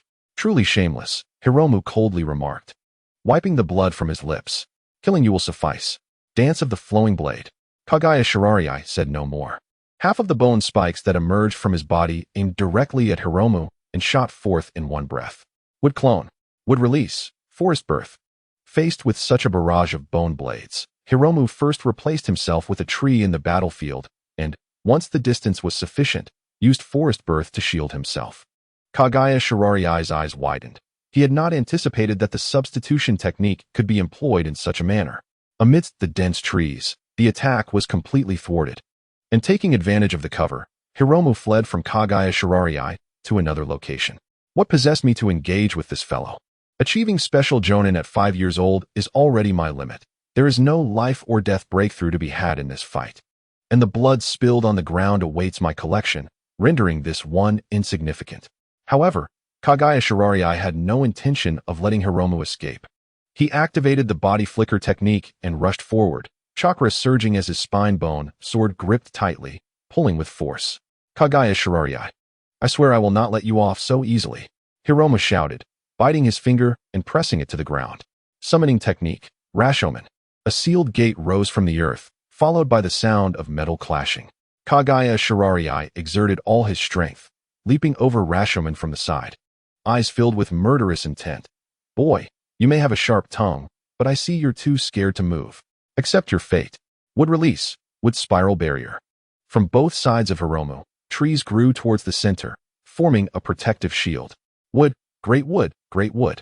Kagaya Shirari unleashed a torrent of chakra, delivering multiple strikes against the wood, as white bone blossoms unfolded, ultimately aiming for Hiromu's neck. At that moment, the earth beneath him suddenly softened, and the originally strong and powerful strike faltered, shifting its trajectory from the neck to the chest. Hiromu's already damaged armor was rendered useless as he spat blood, stumbling back against the ruined wooden barrier. Mud. Kagaya Shirari glanced at the ground beneath him. The once stable terrain had transformed into mud. This kid was waiting for this. How foolish. Wait. Kagaya Shirari's gaze narrowed. Something black stirred beneath the soil, a vine laced with explosive tags, now stealthily coiling around his right leg. Originally, Kagaya's white blade could have evaded instantly, but hindered by the earth, he inadvertently struck Hiragi, who was already in his sights, leading to a moment of carelessness. In the next instant, a brilliant white light emanated from his right leg, accompanied by a deafening explosion. Hiragi was sent flying, his body drenched in blood. Kagaya's agonized scream followed.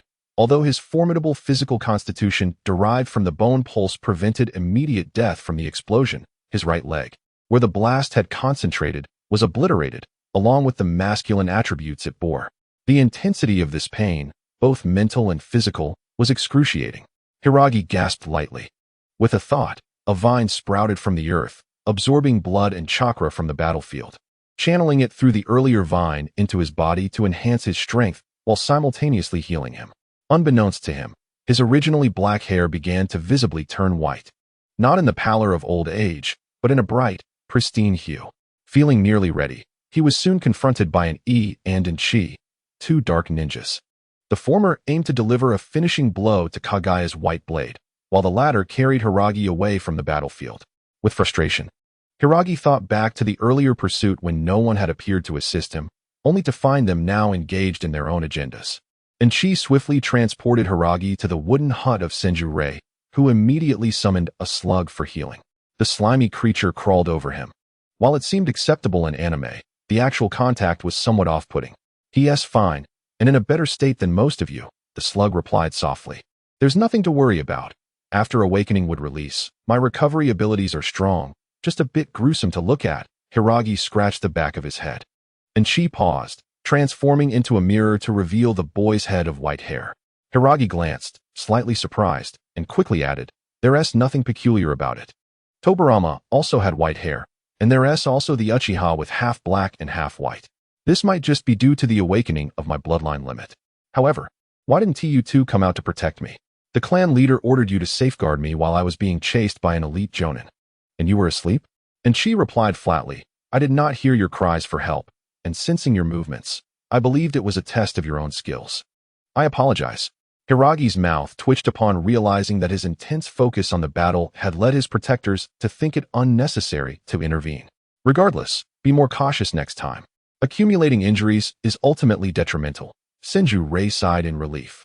Understood, Hiragi nodded, secretly absorbing the wood's pain to reclaim his blood, though it yielded little effect. It seemed he could not consume himself and regenerate like Otsutsuki Urashiki. Chapter 30. Loyalty. After confirming everything was in order, and Chi vanished once more. They bore the identity of bodyguards, but primarily served to assist Senju Akira in stabilizing the battlefield. Hiragi then washed up, donned new armor, and returned to the battlefield, moving with greater caution after his recent experiences. To annihilate Kagaya's white blade, the explosive tags he had used were nearly depleted. Strategic resources seldom favored an overabundance. And the more he used, the less he had. Given his provocative abilities, encountering another elite jonin would likely necessitate calling for his bodyguards. The battle raged on for 7 days and nights, with Senju ninjas taking turns to rest while unleashing their pent-up rage. The clash between Sage Body and Bone Pulse left only blood and corpses in its wake. Hiragi benefited immensely from the turmoil, although his personal strength did not increase. The quality of his wood release improved steadily, and his physique grew stronger. His role on the battlefield began to rise as well, saving numerous weaker clansmen with his dark trees. On the 8th day, Kagaya's offensive suddenly weakened, thoroughly suppressed by the Senju.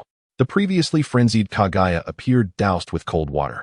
In response to the urgent situation, Kagaya's clan leader, Kagaya Taketorai, emerged onto the battlefield. An Enshi engaged him briefly before Senju Akira arrived. The clash between these clan leaders carved out a distinct zone of battle.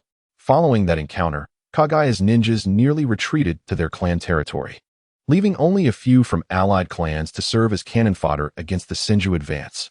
The Kagaya clan began deploying the subordinate Uchiha clan, victory now within reach.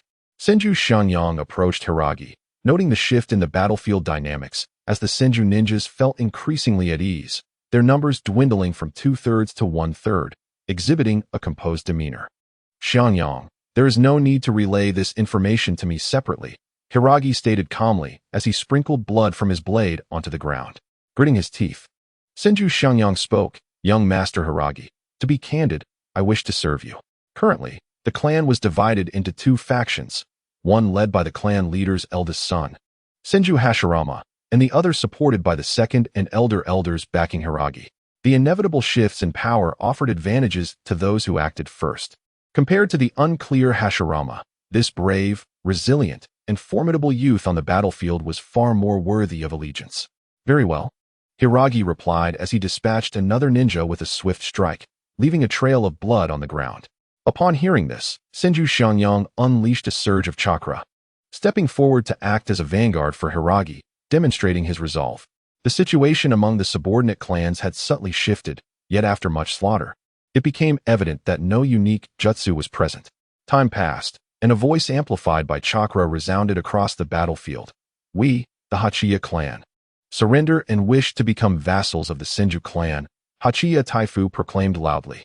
If this continued, their clan would be annihilated before the Kagaya could even recover, rendering loyalty moot. The Uchiha clan, a moderately sized family, possessed certain assets unlike smaller clans, believing that by demonstrating loyalty, they could find acceptance within the Senju. Senju Akira observed the unfolding scene with indifference and instructed, "Hiragi, go and receive the clan banner." In such a disparity of strength, it was customary for the defeated to kneel and present their clan flag bearing their emblem as a sign of submission. Typically, this task would fall to Senju Akira or Senju Akira, but now, to grant the youth a chance to bolster his prestige, Akira willingly relinquished this opportunity. Upon hearing this, Hiragi dashed forward, drawing the gaze of numerous Senju ninjas. Under the radiant light, the blood on the young armor shimmered, yet his demeanor remained serene. reflecting a maturity far beyond his years, surrounded by the protective black vines that resembled sentinels. As he approached Hachiya Taifu, the latter hesitated briefly before realizing the gravity of the moment and promptly knelt, offering the flag adorned with their clan emblem with both hands. "This is the future of the Senju clan," a Senju Chunin could not help but exclaim. In any other circumstance, such words would have been unthinkable for a Chunin to utter, as it was not a matter for one of their rank to discuss. However, in this moment, they paid little heed, simply observing the youth accept the banner. Within the Kagaya territory, Kagaya Taketorai received news of the Hachiya clan's surrender. He scoffed at the letter in his hand, crumpling it in anger. This defeat would not bring the Kagaya clan to the brink of annihilation. It would merely result in the loss of some territory, with the Hachiya serving as scapegoats. It was essential to note that the Kagaya clan was currently contending with two major clans, the Senju and the Uchiha. While the geographical advantage lay with the Senju, caution against the Uchiha could not be overlooked. These sworn adversaries had clashed for years. While cooperation was impossible, both sides were keenly aware of each other's intelligence, as their interests often aligned closely, resembling collaboration in certain aspects. Especially after the Inyan clan joined the Uchiha, their strength has significantly increased. Should the Senju truly engage in a life-and-death battle with Kagaya, the Uchiha would undoubtedly seize the opportunity to launch a surprise attack. Do not misunderstand. This is not to alleviate the pressure on the Senju, but rather to leverage their power for personal gain. Conversely, the outcome would be the same if the roles were reversed. "Manrin, what are your thoughts?" Kagaya Taketorai inquired, gazing at the frail man before him. "Clan leader, without the suppression of medicine, it is exceedingly difficult for us to compete with the patience of the Senju. Engaging in a true battle would only result in the needless loss of our kin," Kagaya Manrin replied weakly. The elder, Kagaya Mantaku, closed his eyes and remarked, "It is challenging to gather resources. Although we still have some medicine in the warehouse, we cannot afford to overlook future dangers for the sake of temporary benefits." His strength was sufficient to quell the turmoil within, allowing for rational contemplation and the pursuit of the most advantageous decision in the current circumstances. Kagaya Manrin coughed lightly, spitting a trace of blood, and said, "The Kirigakure clan has reached an unknown agreement with the Senju. We cannot predict when they will strike again. Are you suggesting we first secure the medicine before addressing other foes?" "Indeed," Kagaya Taketorai pondered. "Our collaboration with the Yuki clan of the Land of Water has always been fruitful. The losses on both sides are unwelcome, and we can take advantage of this situation. Mantaku, prepare yourself. In a few days, accompany Manrin to the Land of Water. But, clan leader, what about the Senju? Let them have some land. Consider it a means of clearing a portion of our subordinate families." "Understood." Kagaya Mantaku assisted Manrin in seeking treatment. After the two departed, Kagaya Taketorai unfurled a scroll inscribed with several names: Uchiha Taijima, Senju Butsuma, Hyuga Tenjin. As the scroll extended, 4 new names emerged: Uchiha Madara, Uchiha Izuna, Senju Hashirama, Senju Hiragi. The Uchiha clan still possessed 2 prodigious youths capable of awakening the Sharingan, while the Senju held 2 with bloodline limits. Kagaya Taketorai felt a twinge of envy towards the geniuses of these 2 clans and subsequently inscribed a name: Kagaya Manrin. "I hope you can catch up, Manrin," he sighed. The tumultuous energy of the Shikatsumiyaku was not easily quelled, yet if accomplished, the potential to reach a certain realm would be within reach. This was a vision once dreamt by their ancestors, a gray bone spike that would ensure death for man and beast alike.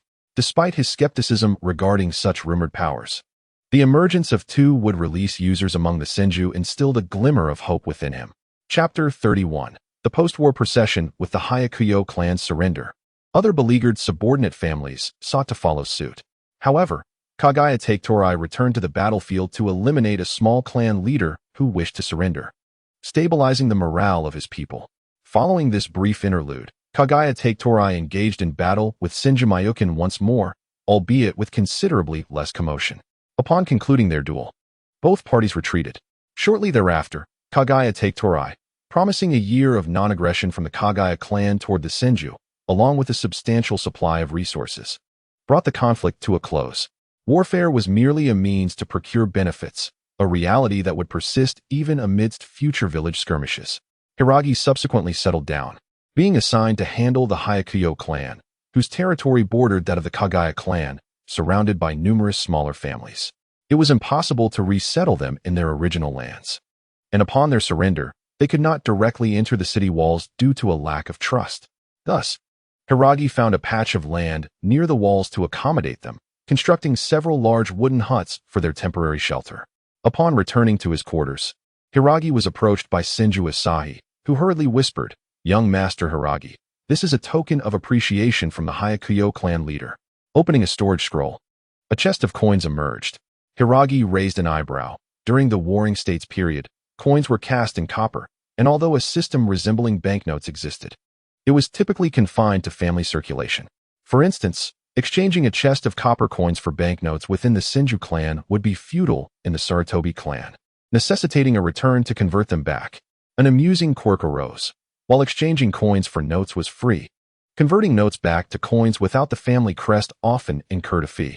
Hiragi scrutinized the chest of coins before closing it and stating, "You have made a mistake. Quickly deliver this to Elder Mayukin." "But young master, this is a gift from the Hyakkuyo clan leader to you. Why should it go to Elder Mayukin?" Senju Asahi calmly inquired. Hiragi cast a sidelong glance and replied sternly, "This victory was due to Elder Mayukin. In essence, my role in our victory was minimal. The Hyakkuyo clan's gift is not for a mere child like me, but for the Senju clan as a whole. I cannot accept it." With a sigh, he admitted to himself that he had a fondness for money, and he believed that even if he accepted it, Senju Mayukin would not question it.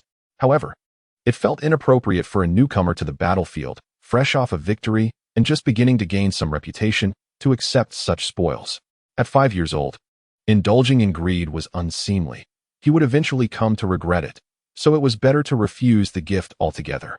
Senju Asahi smiled and nodded, understanding the principle behind Hiragi's refusal. He was merely testing the young man's character, hoping to gauge his potential for growth. Just as Senju Asahi planned to secure the item in a storage scroll for delivery to Mayukin, Hiragi interjected. "What is it, young Master Hiragi? Return to the Hyakkuyo clan and do not use a storage scroll. Have 4 of our clansmen carry this chest directly to Elder Mayukin at a leisurely pace." "Understood." Senju Asahi complied without further comment. Hiragi lightly tapped the wooden table, wondering why they should hide their gifts. It was not a matter of shame. And sending 4 people to carry it for the sake of the young clan's dignity was quite considerate. Having descended from the battlefield, Hiragi initially intended to visit Senju-rei to seek recognition for learning sage techniques. The sage mode was invaluable both now and in the future. However, the slug had crawled around him and declared his spirit unfit for training. If I cannot train, so be it. I do not care. I refuse to believe that all 3 great sage locations would turn me away." With his thoughts redirected, he retrieved the materials provided by Mayukin and began correlating them with intelligence from the Eastern Front. Now that the Kagaya clan had temporarily ceased hostilities, he could investigate nearby clans while also seeking out the 3 great sage locations.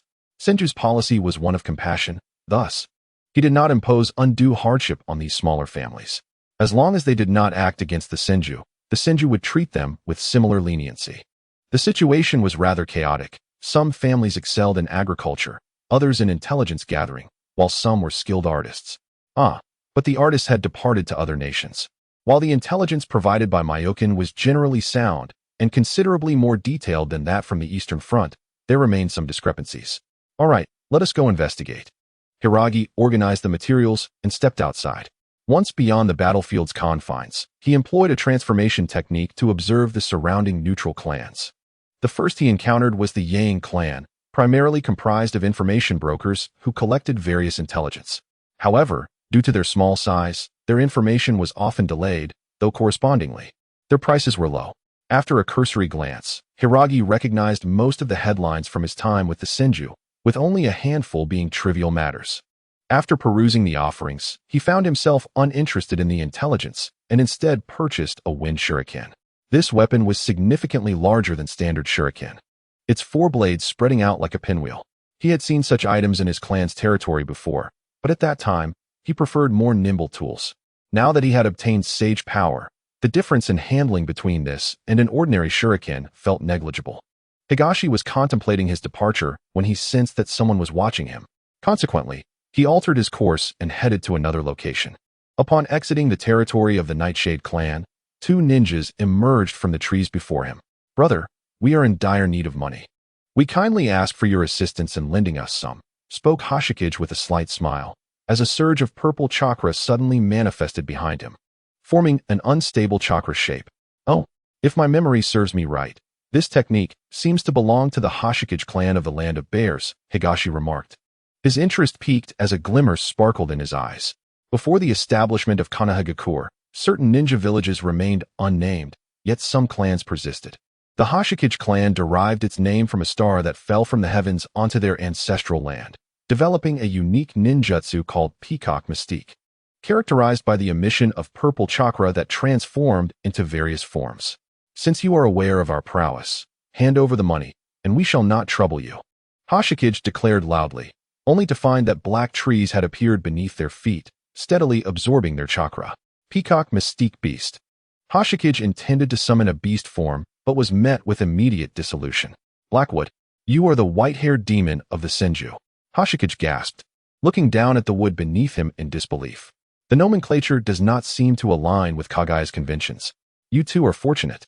I am genuinely interested in studying your ninjutsu, Higashi expressed, revealing a hint of a smile as he rubbed his hands together. There is no need for anxiety or fear.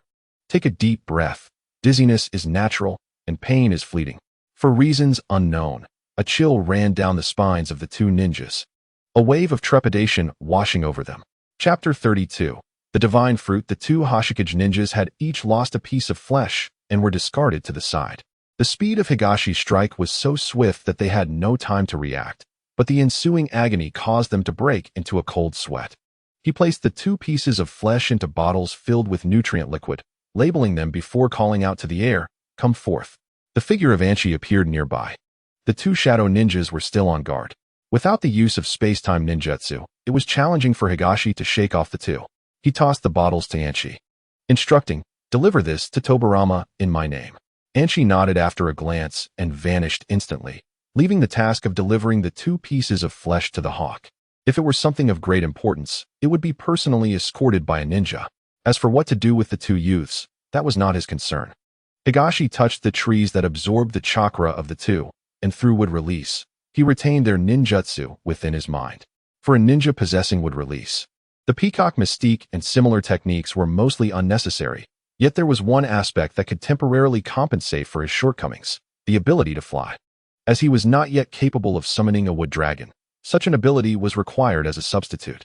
This technique essentially allows one to manifest birds through chakra, thereby acquiring their abilities. However, since the chakra of the Hashikage clan had mutated, it would require modification before he could utilize it with his normal chakra. After a few minutes of concentration, a bird shape emerged from the chakra behind him, its wings flapping as it lifted off the ground. The two ninjas, who were currently bandaging their wounds, were left dumbfounded, realizing that the ninjutsu they had painstakingly trained in was effortlessly acquired by this individual in a matter of moments.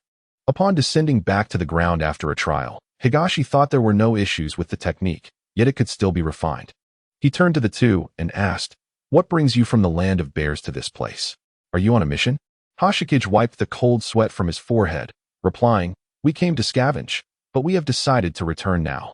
To scavenge meant to loot the belongings of fallen ninjas, collecting their tools and wealth to gain profit, a means of reaping the spoils of war. A single kunai, as long as it was not damaged, would circulate through many hands once discovered. However, the Senju and Kagaya's battlefield was perceptive to ninjas, and these two were merely chunin, at best scavenging for small family treasures. Higashi nodded, "Understandable. What about the robbery? The items wouldn't fit, so we intended to purchase a ninja tool pouch." "So you have accomplices?" Hashikage immediately retorted, "Impossible. It is just the two of us this time." Higashi pointed at them. "You intend to buy a pouch for the sake of carrying items. Yet both of you are out here. This means the items must either be hidden or closely guarded. This area is the territory of the Nightshade clan, who specialize in intelligence. Hiding them carries a significant risk of discovery." Hashikage and Hashin glanced at each other, their expressions betraying a sense of resignation. They understood that once they spoke, without any value left to them, they would be summarily executed. "Brave, but I have my means," Higashi said, clapping his hands and producing a storage scroll from his robes. After a puff of smoke, a jar of liquor appeared. As he opened it, a peculiar odor infiltrated the surroundings. "What is this?" Merely a concoction I have been experimenting with, though it is quite unpalatable and odorous, Higashi replied with a grin. This is Ali. Translated, it means history. I find it hard to believe you want to speak. You truly are a demon, one of them muttered in dread. How verbose. Higashi retorted as he gulped down the contents, causing the two ninjas to instantly feel the urge to expel it. However, they found that the liquid was solidifying rapidly in their mouths, rendering them unable to vomit despite their dry heaves. In that moment, they desperately wished they could use water release instead of peacock mystique. This is your last chance. If you do not speak, Higashi threatened. Hashin's complexion paled as he replied, we have two accomplices. Our main objective was to steal the divine fruit of the Kori clan to bring back to our own clan. And we have succeeded. Higashi contemplated briefly, realizing he had no recollection of this fruit, and thus inquired, the divine fruit? What is that? Seeing his companion divulging their secret, Hashikage quickly spoke up. It is a fruit that takes a century to ripen, granting ordinary individuals without talent the potential to become ninjas. Upon hearing this, Higashi's first reaction was that it was indeed a marvelous item. However, his second thought was that it held little use for him, and even less for the Senju. The probability of ninja talent within the Senju was already considerable, and those remaining could manage logistical duties. Furthermore, a century to bear fruit was far too slow. One could cultivate several ninjas in that time instead of nurturing a tree. Lead me there, he commanded, and the two sighed, guiding him ahead. The two guardians of the divine fruit, one a Chunin and the other a special Jonin, upon seeing an unfamiliar face in addition to the two, immediately understood the gravity of the situation and launched an attack on Higashi. Their peacock mystique transformed into beast forms, closing in to attack simultaneously. However, from beneath their feet, two sharp wooden spikes suddenly erupted, sending them crashing backward into unconsciousness. Two razor-sharp branches then flew towards their heads. Higashi clenched his fist, having just exited the battlefield. His combat instincts were still sharp, a habitual action formed from a tendency to strike down adversaries on the battlefield by targeting their heads. For the Kagaya clan, failing to finish off an opponent was unsettling, yet not everyone possessed the Kagaya's unique constitution. As the wooden spikes made contact, the protective chakra emitted by the peacock mystique had already been largely absorbed, and upon a decisive hit, the two lost their combat effectiveness. As for the specifics of the situation, due to his instinctive reaction to eliminate them, Higashi was unaware of the details. Well, this is not entirely a misfortune. Higashi composed himself and glanced at the two still in shock beside him. Aren't you going to search? Hashikage and Hashin snapped back to reality and promptly exclaimed, oh. When they were subdued earlier, they had not felt much due to Higashi's sudden ambush catching them off guard.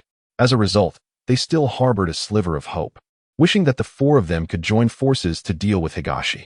Such thoughts lacked rationality and were merely a desperate flicker of hope. However, what the two did not anticipate was that he swiftly eliminated both of their kin, thereby demonstrating that his prowess far surpassed theirs. In the face of such circumstances, compliance was the only avenue for survival.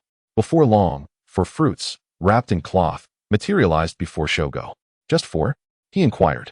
My lord, the fragrant fruit clan harvested a total of 7 fruits, and acquiring 4 was our utmost effort, Xing Zhuoguang replied with a bitter smile. Shogo glanced around and nodded, taking 3 of the fruits and stating, leave the remaining 1 for you to report back. The two were immediately filled with joy. Although the count diminished from 4 to 1, they had secured something, and the fact that he intended to spare them drastically altered their impression of him. However, you must fulfill one task. Before our next meeting, ensure you mark the location of the stars for me. They nodded repeatedly, realizing that refusal would likely lead to their demise, while acquiescence might yield a chance for survival, perhaps even a better one. And he observed quietly, deeming there was no violation of the Thousand Hands clan's principles, and thus refrained from interference. The attack by the Star clan against Shogo and his subsequent victory was unremarkable, and allowing them to act as informants was even less problematic, as the Thousand Hands clan had historically engaged in similar tactics, albeit under the guise of reform. Chapter 33. Support. The 2 ninjas of the Star clan hastily carried away the fruits, fearing that the one who had dined on their dark cuisine might reconsider.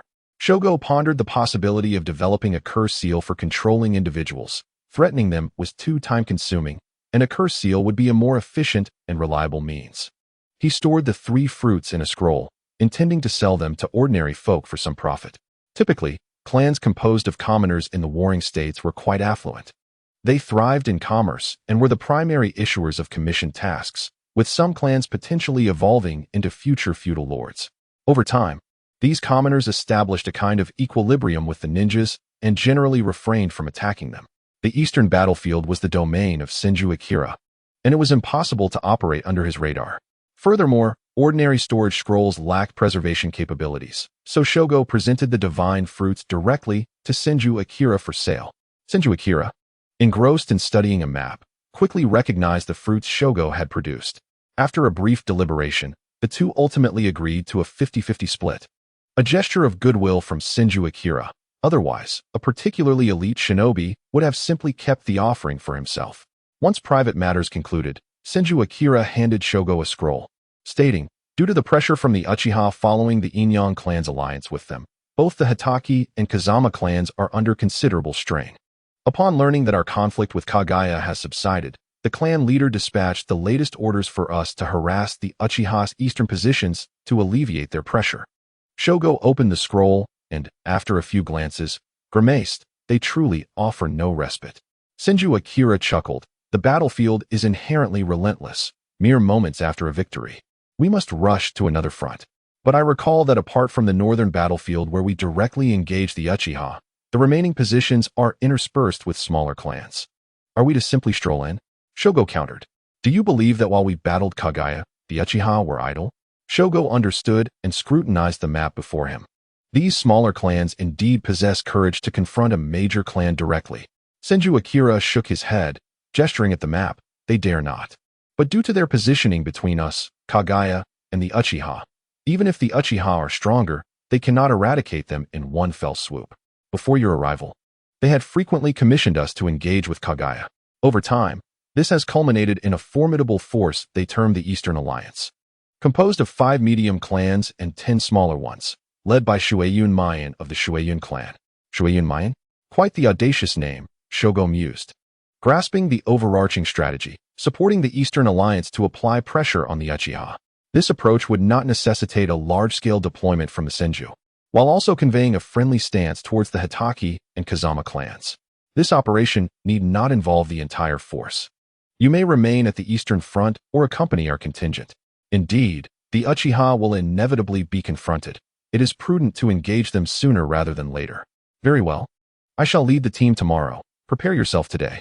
Senju Akira's gaze shifted, contemplating that had Shogo chosen not to engage, he would have dispatched Senju Akira to lead the mission himself. The Hitaki and Kazama clans had aided the Senju. However, the Uzumaki were still distant relatives and would remain uninvolved during times of crisis. Within the Eastern Alliance, Shueiyun Mayan, upon receiving the letter from the Senju, finally allowed a hint of a smile to grace his previously somber expression. Father, what is it? Inquired a curious 12-year-old girl named Shueiyun Ling-ai, an exceptionally talented kunoichi already possessing the strength of an elite shinobi. In an era dominated by male clan leaders, barring unforeseen circumstances, she was destined to become the clan's next leader after Shueiyun Mayan's demise. The Senju have agreed to intervene. With their assistance, we may once again push the Uchiha back. Shueiyun Mayan stated gently. The girl sighed. Father, such a powerful clan as the Uchiha has already cost us numerous lives in the Eastern Front. Why must we persist in opposing them? Ling-ai, that reflects your limited perspective. In this world, power speaks volumes. If we do not contend with them, we are merely awaiting our fate of being assimilated.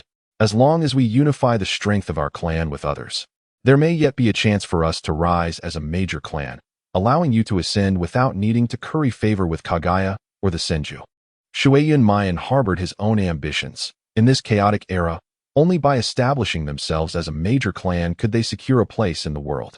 Becoming a major clan required not only leaders of formidable strength, but also a significant number of overall shinobi. Despite the intimidating facade of an alliance of 15 clans, the reality was that the 5 medium clans harbored ulterior motives, and their power was far from unified, while the smaller clans, though somewhat better, still had their own agendas. Common interests might bind them together, but would also drive them apart. Only under the pressure of the Uchiha could they be compelled to unite. Shueiyun Mayan's position as leader stemmed not from his ability to overpower others, but from his mastery of water techniques, which countered fire techniques, nothing more. Ling Ai felt it futile to argue further. In this merciless world, such was the reality. The following day, under Shueiyun Mian's arrangements, they warmly welcomed the ninjas from the Senju clan. Leading the group was Senju Akira, an old acquaintance. Shueiyun Mian displayed immense hospitality. But soon his attention was captured by a young boy beside Senju Akira, with pure white hair and seemingly no more than 5 or 6 years of age. The boy stood next to Senju Akira. Shueiyun Mian deduced the boy's identity and mused silently. I did not expect the white-haired demon spoken of by the Bei clan to be such a young child. Sensing the gaze upon him, the boy slightly lifted his head, and for a brief moment, their eyes met. Clan leader Shueiyun, I trust you do not have any peculiar interests in me, given your prolonged stare? Shueiyun Mian felt as though he were under the scrutiny of the Sharingan, jolting back to reality and offering an apologetic smile. My apologies. Compared to the geniuses of the Senju clan, our own talents appear rather ordinary. Allow me to escort you to your accommodations. Kong Li Qian suddenly interjected. My lord, you must have a strategy in mind for dealing with the Uchiha. Allow me to handle these minor matters. The Kong Li clan was one of the 5 medium clans, proficient in earth techniques, and their shinobi were generally stronger than the average ninja, excelling in physical combat. Shueiyun's expression darkened momentarily, aware that the earth release countered water release. Nonetheless, out of respect for Xiongli Qianjuan's considerable strength, he conceded. Then I shall trouble Elder Xiongli. Xiongli Qianju nodded and led the Senju ninja, lowering his voice to Senju Mingjian. Our Xiongli clan holds the Senju clan in high regard, and our location is not far from your territory. Might we be allowed to join your ranks? Senju Mingjian replied in a hushed tone. We have recently accepted the Hakuya clan and have no such intentions at the moment. Seeing this, Xiongli Qianjun fell silent and departed after guiding them to their quarters. Senju Mingjian communicated with Hiraku using chakra. The Xiongli clan has not shown interest in the Senju previously, but now they are making overtures. In such situations, do not agree hastily. Are we testing their sincerity? They carry the name of the Eastern Alliance. It would not bode well for us to interfere. Although the Xiongli clan is relatively close, we cannot afford to absorb the entire Eastern Alliance, nor allow them to act under our banner. I understand. Chapter 34. Illusions. After concluding the welcoming ceremony for the Senju, the head of the Fujino clan quietly returned to his clan's territory. Upon entering a secret chamber, he knelt before a shadowy figure. My lord, the Senju clan has arrived. A man clad in black emerged from the shadows, his crimson, 3-tomo Sharingan emanating an eerie glow. What a disappointment, Kagaya, he remarked. His name was Uchiha Niji, a peak jonin renowned for his mastery of illusions and disguise. His illusions did not solely rely on visual cues. He could ensnare others with movements as well. Controlling a peak jonin with the power of the 3-tomo was no simple feat. It took him half a year of battles to gradually weaken the opponent's resistance through illusion, culminating in successfully controlling his mind days prior. The Fujino clan revered strength above all, and with the clan leader's authoritative voice, controlling him equated to controlling the entire clan. According to their plan, they could employ this clan as an insider, using intelligence to undermine the Eastern Alliance, thus allowing the Uchiha to completely absorb this power. The sudden appearance of the Senju clan complicated matters. No one in the Eastern Alliance would investigate the Fujino clan leader's circumstances, as their sensory ninjas were already on the front lines, and they lacked any bloodline limits for sensory abilities, making it seem nearly foolproof. Yet, the Senju's sensory ninjas would not overlook such anomalies. If they detected anything unusual about the Fujino clan leader, suspicion would inevitably arise. To avert unforeseen consequences, they had to act first. After pondering, Uchiha Niji's blood-red eyes glinted with a chilling malice. What time will your guards be on duty today?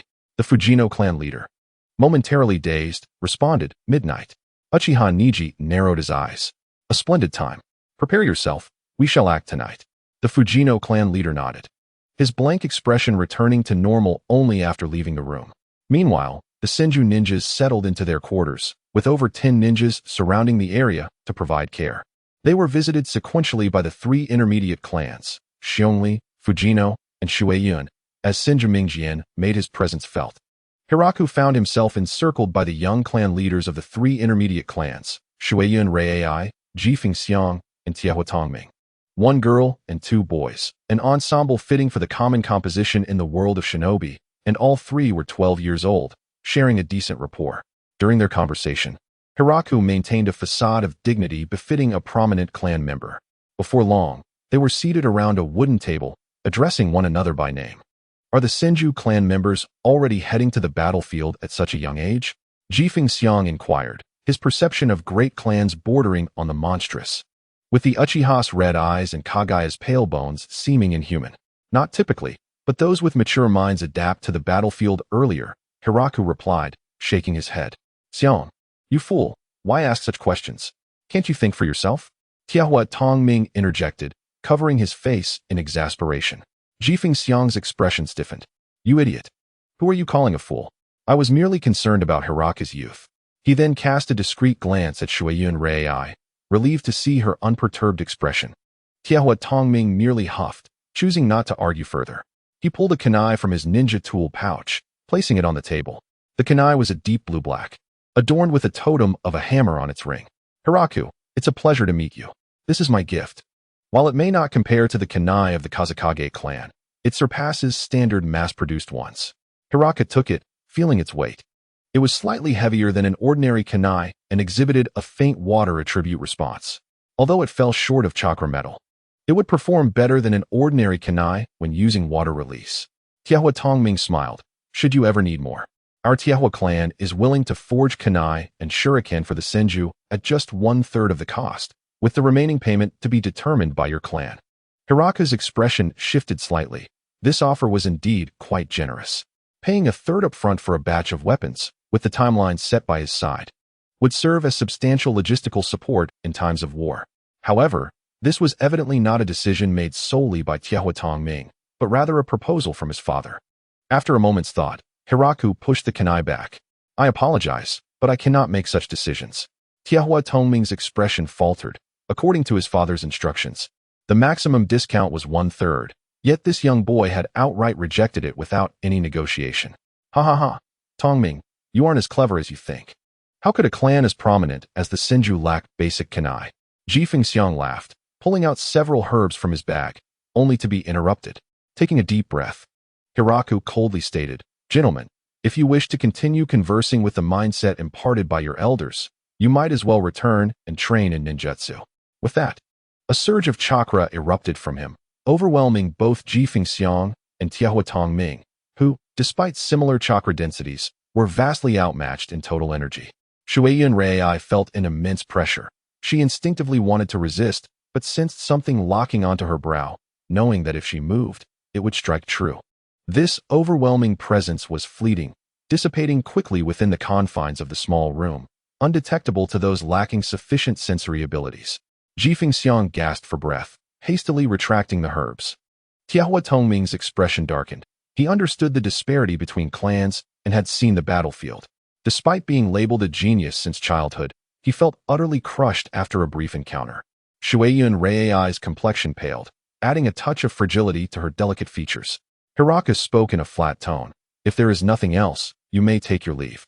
For matters of collaboration, consult the elders. It is inappropriate to bully a 5-year-old child who knows nothing. Jifeng Xiang and Tiahua Tongming forced smiles as they exited hastily. Shueiyun Rei bit her lip. I apologize. My legs feel weak, and I cannot move. Hiraku stood up and walked towards the door. It's all right. You can sit here for as long as you wish. With that, he paid no heed to the astonished girl and stepped outside. Senju Mingjian was bidding farewell to the clan leaders of Jifeng and Tiahua. The two clan leaders exchanged a resigned glance at their children before hastily departing. Shueiyun Mayan smiled at Hiraku. If you wish to purchase anything, you may speak with Rei. She can bring anything available here. Hiraku chuckled lightly. The leader has a fine strategy, but I am still too young to indulge in luxuries. From their brief interaction, it was evident that Jifeng Xiang and Tiahua Tongming had some interest in Shueiyun Rei, thus giving Hiraku a significant leverage over the two clans. Shueiyun Mayan took a sip of tea without responding. Lord Mingjian, I have matters to attend to. I must take my leave. Qinsho Mingjian slightly nodded, and Shueiyun Mayan led his daughter out of the room, departing from the area. Once the two had left, Shugo inquired, now, among the 5 major middle clans, only the Fujino clan has yet to arrive. Is the Fujino clan particularly aloof? Qinsho Mingjian ruffled the boy's hair and replied, The Fujino clan has been quite warm towards us in the past. Their absence this time might be due to unforeseen circumstances. However, your mindset is correct, even among allies. One must remain vigilant in another's territory. Shueyan Mayan's daughter is exceptional, and in this day and age, female ninjas like her are particularly noteworthy. Sometimes, they can be more formidable than their male counterparts. Shugo questioned what? Did the elders suffer a setback in this regard before? A flicker of complexity crossed Qianshou Mingjian's eyes as he sighed softly. Young one, do not let your curiosity overwhelm you. Chapter 35. Night Raid 1. Shugo was dismissed. Since his arrival at the eastern battlefield, he had been treated like a treasure, yet now he longed for solitude to reflect on the past. The Qianshou clan prepared their own meals, a mutual caution that had been established. After allocating rooms and arranging shifts for guards, it was already afternoon, and everyone seized the opportunity to rest. Shugo's quarters were nearest to Qianshou Mingjian, accompanied by Qianshou Xiangyang and others for protection, while two concealed dark ninjas remained hidden outside. Regardless of the genius's valiant efforts on the battlefield, his lack of experience could not be obscured. As night quietly descended, the Fujino ninjas began their watch. Their first task being to neutralize the copper bells that alerted them to danger. These bells, controlled by chakra lines, numbered 8, corresponding to the 8 directions, and were buried underground by the Iron Fire clan, connecting to the front line. Any disturbance could be relayed by the frontline ninjas through chakra infusion, causing the bells to jingle. The Fujino ninjas displayed complex expressions. Years of cooperation had fostered some emotional ties with the other clan's ninjas, yet under the clan leader's orders, retreat was not an option. The remaining chakra lines began to shake, yet they bore no significance. The intelligence conveyed by the frontline ninjas at the cost of their lives had become a jest. The Fujino clan leader arrived at the northwest guard post and began forming hand seals, causing a faint golden barrier that had previously been blank to open a breach. This barrier, constructed at great expense by the Uzumaki clan, could not be moved once built, as it was merely commissioned. Soon, shadows appeared before them. The crimson glow could not be concealed even in the night, and a faint scent of oil wafted through the air. The leading ninja surveyed the surroundings and cast a scornful glance at the Fujino clan leader, saying, "Do what you must."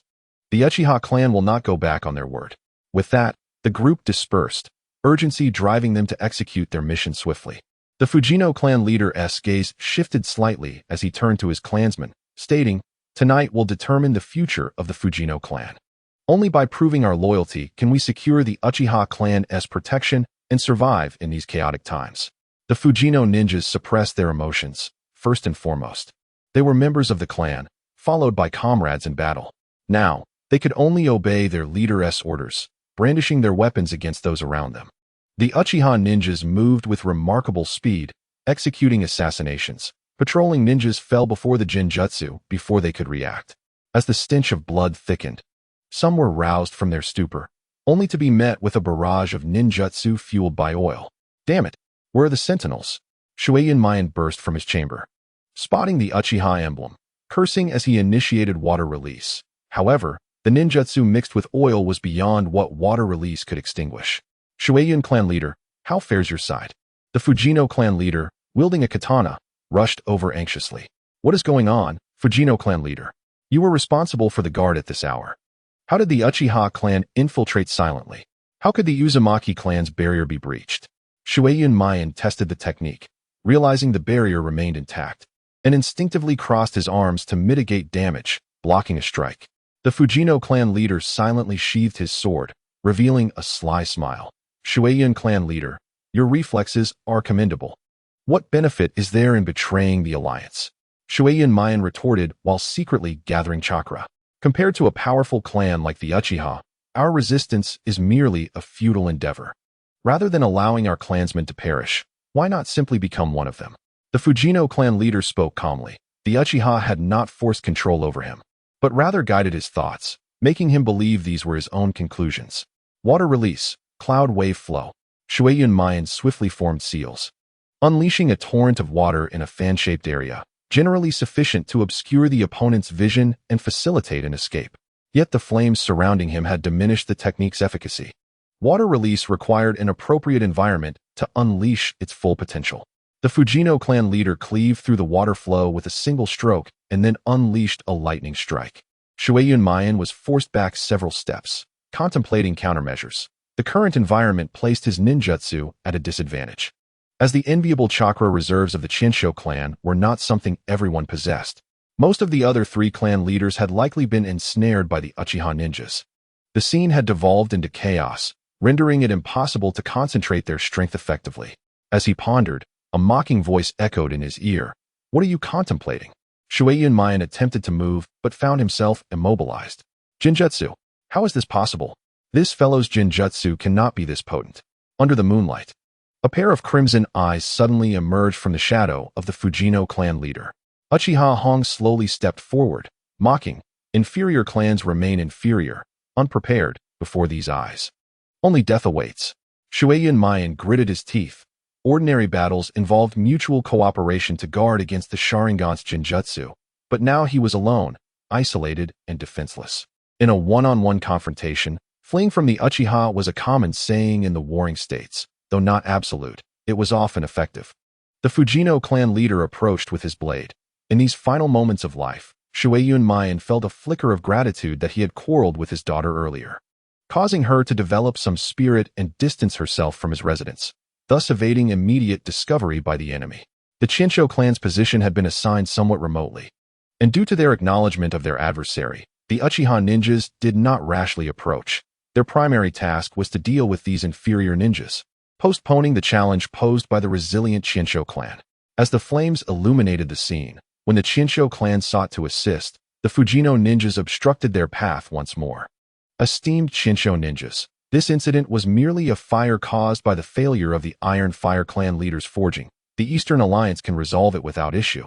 Please rest assured, Fujino Yuichi stated calmly, his emotions well concealed as a direct subordinate of the Fujino clan leader. What are you so anxious about?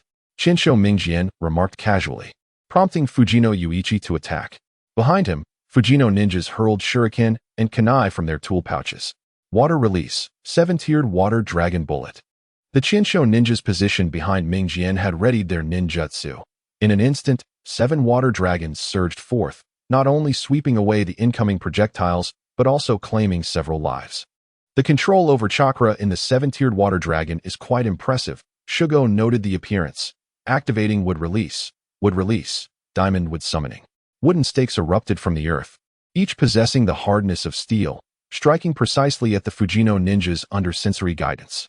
Chinsho ninjas rapidly formed seals, unleashing a barrage of water release techniques. Water release, water surge wave, water release, water burst impact, water release, water pillar, water release, water dragon bullet. The overwhelming chakra was unrelenting. Fujino Yuichi could no longer distinguish whether the moisture on his face was sweat or water as he exerted himself to counter, with his fellow clan ninjas echoing his efforts. They felt a pressure utterly distinct from that experienced in battle against the Uchiha ninjas. The Senju lacked the elusive shuriken and the unpredictable jinjutsu, relying solely on their enigmatic chakra and expansive ninjutsu. This sensation was one of helplessness, as if one was acutely aware of their adversary's intentions, yet utterly powerless to thwart them. In the face of such circumstances, only the Uchiha clan's superior fire techniques and the prowess exhibited through the Sharingan could possibly contend. Following a barrage of ninjutsu, the Fujiwara ninjas were immediately scattered, while some Senju remained to deliver finishing blows, with the others heading into the inferno. Was there a mixture of oil in this atmosphere? Senju Ryun surveyed his surroundings and began to weave hand signs. Earth release, sand cover. A gap appeared above the sea of flames, through which vast quantities of earth and sand cascaded down like a torrent, allowing the raging fire to be subdued under the weight of the dirt. The Senju ninjas sprang into action, vigilantly extinguishing the flames, when suddenly a blood-soaked Mizukage appeared before them, gasping for breath. Hurry, Fujiwara clan leader has betrayed us. They are the ones who led the Uchiha here. The Fujiwara clan leader appeared at a distance, bloodied blade in hand, declaring fiercely, Senju ninjas, this is no affair of yours. Standing beside Shugo, Senju Akatsuki itched for action, despite merely being an elite jounin, a rank below his opponent. Yet, with his sage powers combined with Mizukage's abilities, dispatching the Fujiwara clan leader should prove effortless. Shugo furrowed his brow, reaching out to restrain Senju Akatsuki. Since the appearance of Mizukage, The activated double tomo had felt somewhat uncomfortable. It would be prudent to probe the situation first. Mizukage, have you given any thought to the elder's previous proposal? Mizukage paused momentarily before responding. Of course, as long as the Senju assist us in overcoming this crisis, everything can be negotiated. Oh, but there is truly no transaction here. Numerous trees surged upward, advancing toward the two. Wood release, forest emergence.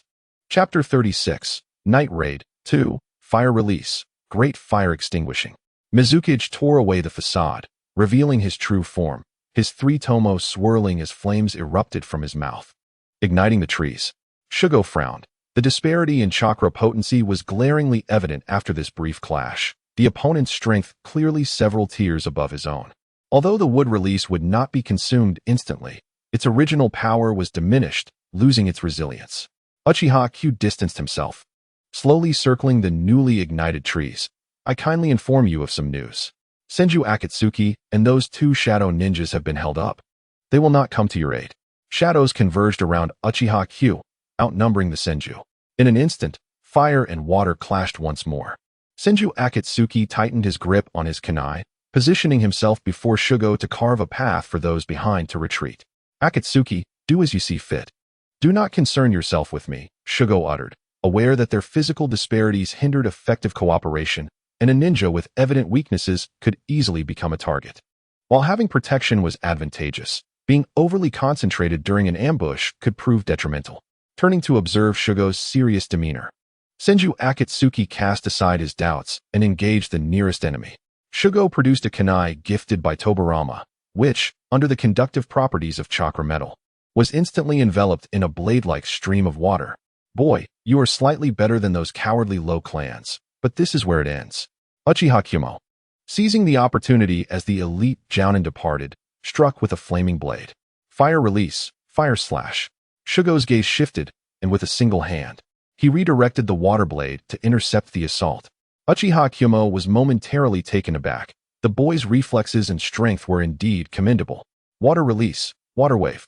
With a swift hand sign, Shugo unleashed a water blade while defending with his kunai. Kumo's eyes, filled with swirling tomo, reflected a powerful will as he initiated movement. The water blade sliced through the air, severing a bloodied arm that fell to the ground. Kumo, drenched in cold sweat, realized he had nearly perished at the hands of a mere child. You let your guard down, Kumo. No wonder you cannot advance to elite Jounin. Your double tomo is simply insufficient. Uchiha Q approached Kumo, casting a glance at the battle-hardened boy, offering him a modicum of attention. This lad has awakened the bloodline limit of the Senju clan, and he can even perform hand signs with one hand. One-handed hand signs. This boy possesses such skills. Enough. Kumo, step aside. He is mine now. I suggest you use fire release to tend to your wounds, lest you succumb to blood loss. Uchiha Q dismissed his clan member, focusing intently on Shugo. Fear not. You shall not perish until you divulge all that you know. Shugo instinctively lowered his head, a bead of cold sweat trickling down his face. This individual felt markedly different from the previous Uchiha. Although he appeared ordinary, the aura he exuded was perilously potent. The scenery shifted, the night giving way to dawn, the once burning flames extinguished, revealing an expanse of open ground. A throng of familiar figures emerged: Senju Akatsuki, Senju Meikan, shadow ninjas, Tobirama, Hashirama, and Girin. Each wielded kunai, their eyes glinting with malice as they approached. Tobirama unleashed a water blade, severing Shugo's arm. His gaze filled with venom. The inherently wicked Uchiha clan has dared to masquerade as Senju. We are no brothers. Shugo retreated repeatedly, silence enveloping him as he regarded his wound, only to find his feet ensnared by creeping vines that crushed him under their relentless growth. Hashirama's expression was peculiar. Do not blame me. If I kill you, I shall become the junior clan leader. Shugo struggled to rise, feeling his head grow heavy. His face pressed against the ground. Girin instantly appeared beside Shugo, stepping on his head, coldly declaring, I have no child like you. Rather than allow you to exist in this world, I would prefer to end you myself. A gleaming white blade poised menacingly at his neck, promising instant death upon contact. Shugo's gaze locked onto their faces, rage igniting within him, as his double tomo spun furiously. You wretched illusions, how can you dare imitate true beings? Their emotions, their identities cannot be confined to mere shells. In the external world, Shugo stood motionless, seemingly devoid of consciousness. To think evading these eyes would render me immune to my genjutsu.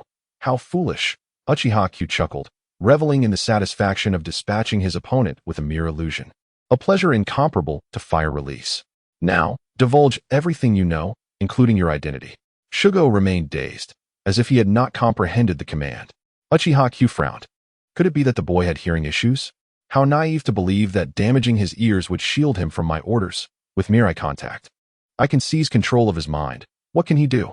Uchiha drew closer, gripping Shugo's hair and pulling upward, only to be met with sharp black eyes. Kunai clashed, one becoming wood while the other narrowly evaded. How did you break the genjutsu? Uchiha queried, confusion evident in his eyes. Although he had not employed his most potent genjutsu against an elite jounin, his experience suggested that subduing an opponent of this caliber should be effortless. Unless he, too, possessed a three-tomo. As that thought crossed his mind, it vanished just as swiftly. How could a Senju clan member possibly possess the Sharingan? Shugo lifted his gaze, his dark pupils reflecting a surge of fury, transforming into a spectral nine-pointed star pattern that enveloped the newly awakened three-tomo. The ethereal design began to solidify, the unprocessed bloodline power from the earlier battlefield surging into his eyes as fuel, like an extraction of latent potential. Your eyes, Uchiha's expression shifted. The obsidian nine-pointed star captivating him, its allure surpassing even his own obsession with his eyes. Such beauty.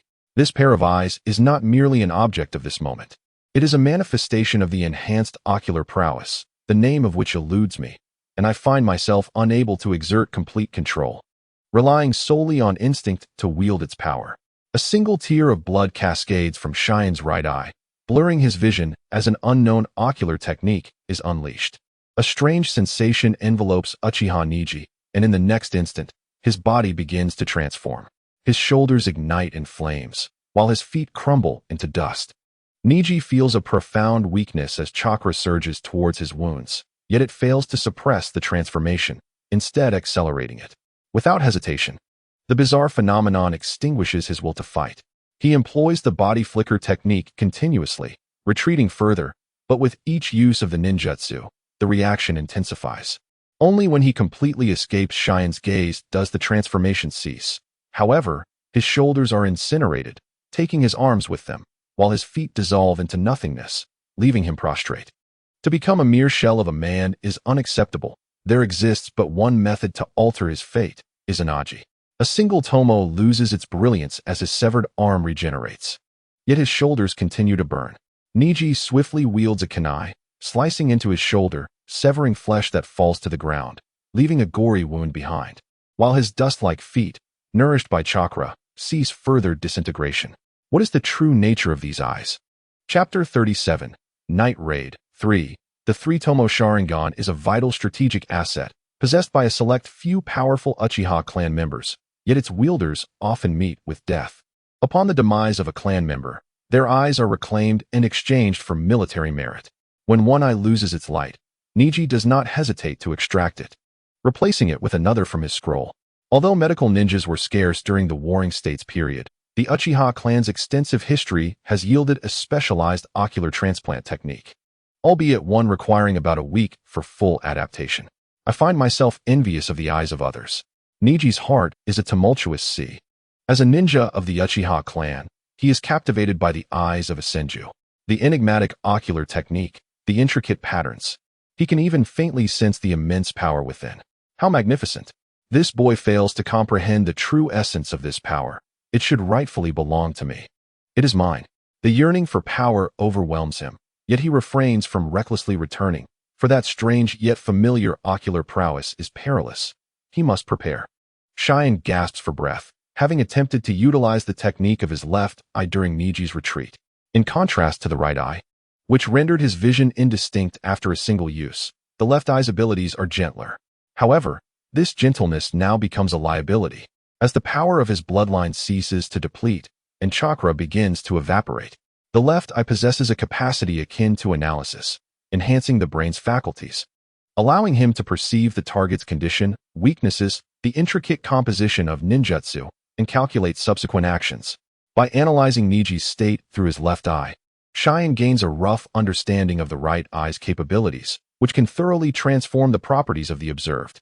Just moments ago, he converted a portion of Niji into flames and dust, the elements that can be transmuted, aside from the 5 basic nature transformations, include yet undeveloped attributes such as light, metal, and space. This transformation is contingent upon one's familiarity with the elements and the target's environment. The Uchiha clan predominantly possesses fire affinity, making conversion to flames effortless, while the surrounding earth facilitates conversion to soil. Such transformation requires a prerequisite, the ability to perceive the element for conversion, necessitating the cooperation of both eyes. Presently, the consumption of chakra through the right eye is markedly greater than that of the left, rendering the 3-tomo eye incapable of clarity after a single use. Cheyenne wipes the blood from his face, feeling weakened and mentally exhausted.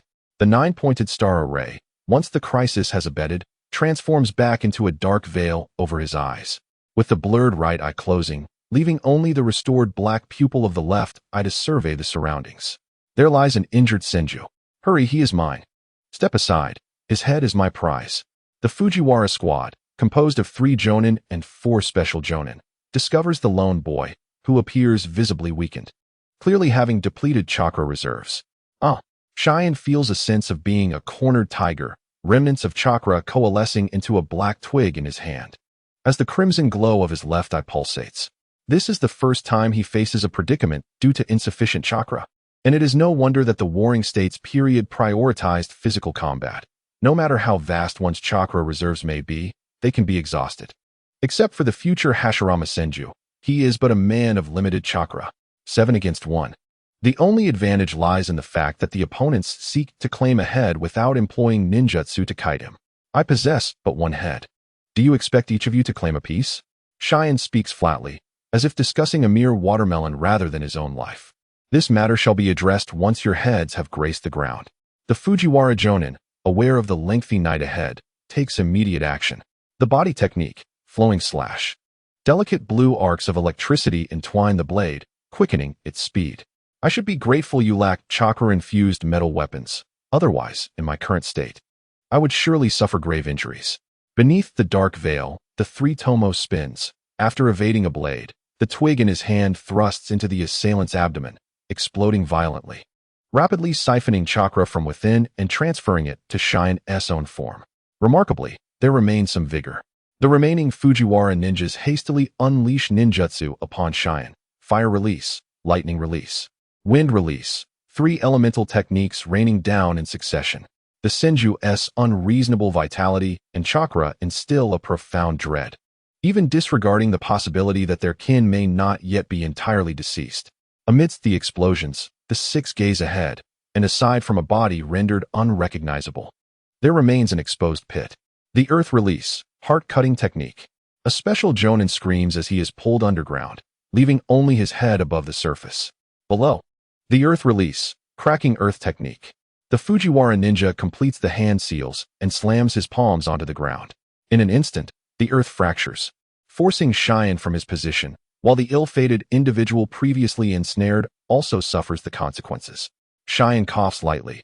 He had intended to utilize the familiar wood clone technique to evade, but upon realizing the inability to absorb another's chakra without employing his exclusive wood release, he sustained injuries. This peculiarity is quite strange. During the ninja wars, both Tsunade and Sakura have experienced transferring chakra to others. Logically, there should be no issue. Could it be that the soul I inhabit, combined with the ancestral bloodline's chakra, possesses some unique trait? 5 against 1. Do not accuse us of being treacherous. You are a Senju ninja. A Fujiwara ninja speaks, having realized that they can no longer regard their opponent as mere prey after their brief encounter. Familiar words echo in Cheyenne's mind, and he muses that should he survive this day, he would undoubtedly find himself in the land of water.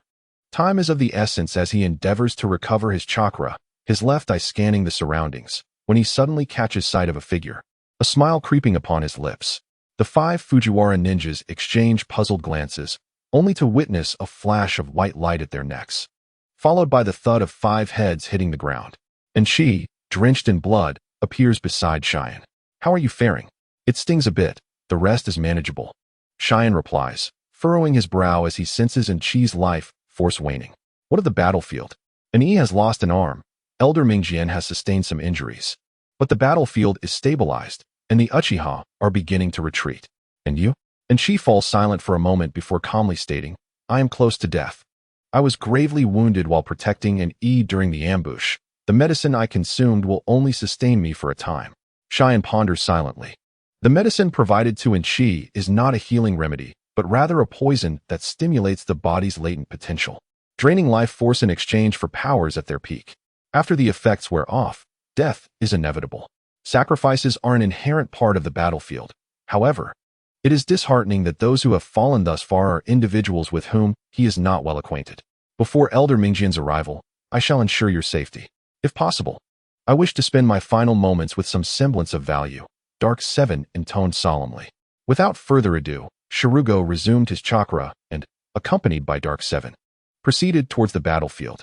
Shinsho Xiangyang faced the head of the Fujiwara clan with considerable reluctance, having sustained significant injuries. However, with the unexpected assistance of Dark 7, he swiftly transitioned from defense to offense. Dark 7, himself on the brink of death, traded his injuries for a quick resolution to the conflict. Following the demise of Clan Fujiwara's leader, Shinsho Xiangyang and Dark 7 accompanied Shirugo to other locations to address the aftermath. Shortly thereafter, Shinsho Mingjian stood firm, ultimately bringing an end to the Uchiha's nocturnal assault and commencing the tally of casualties. The primary focus was on the 5 major clans.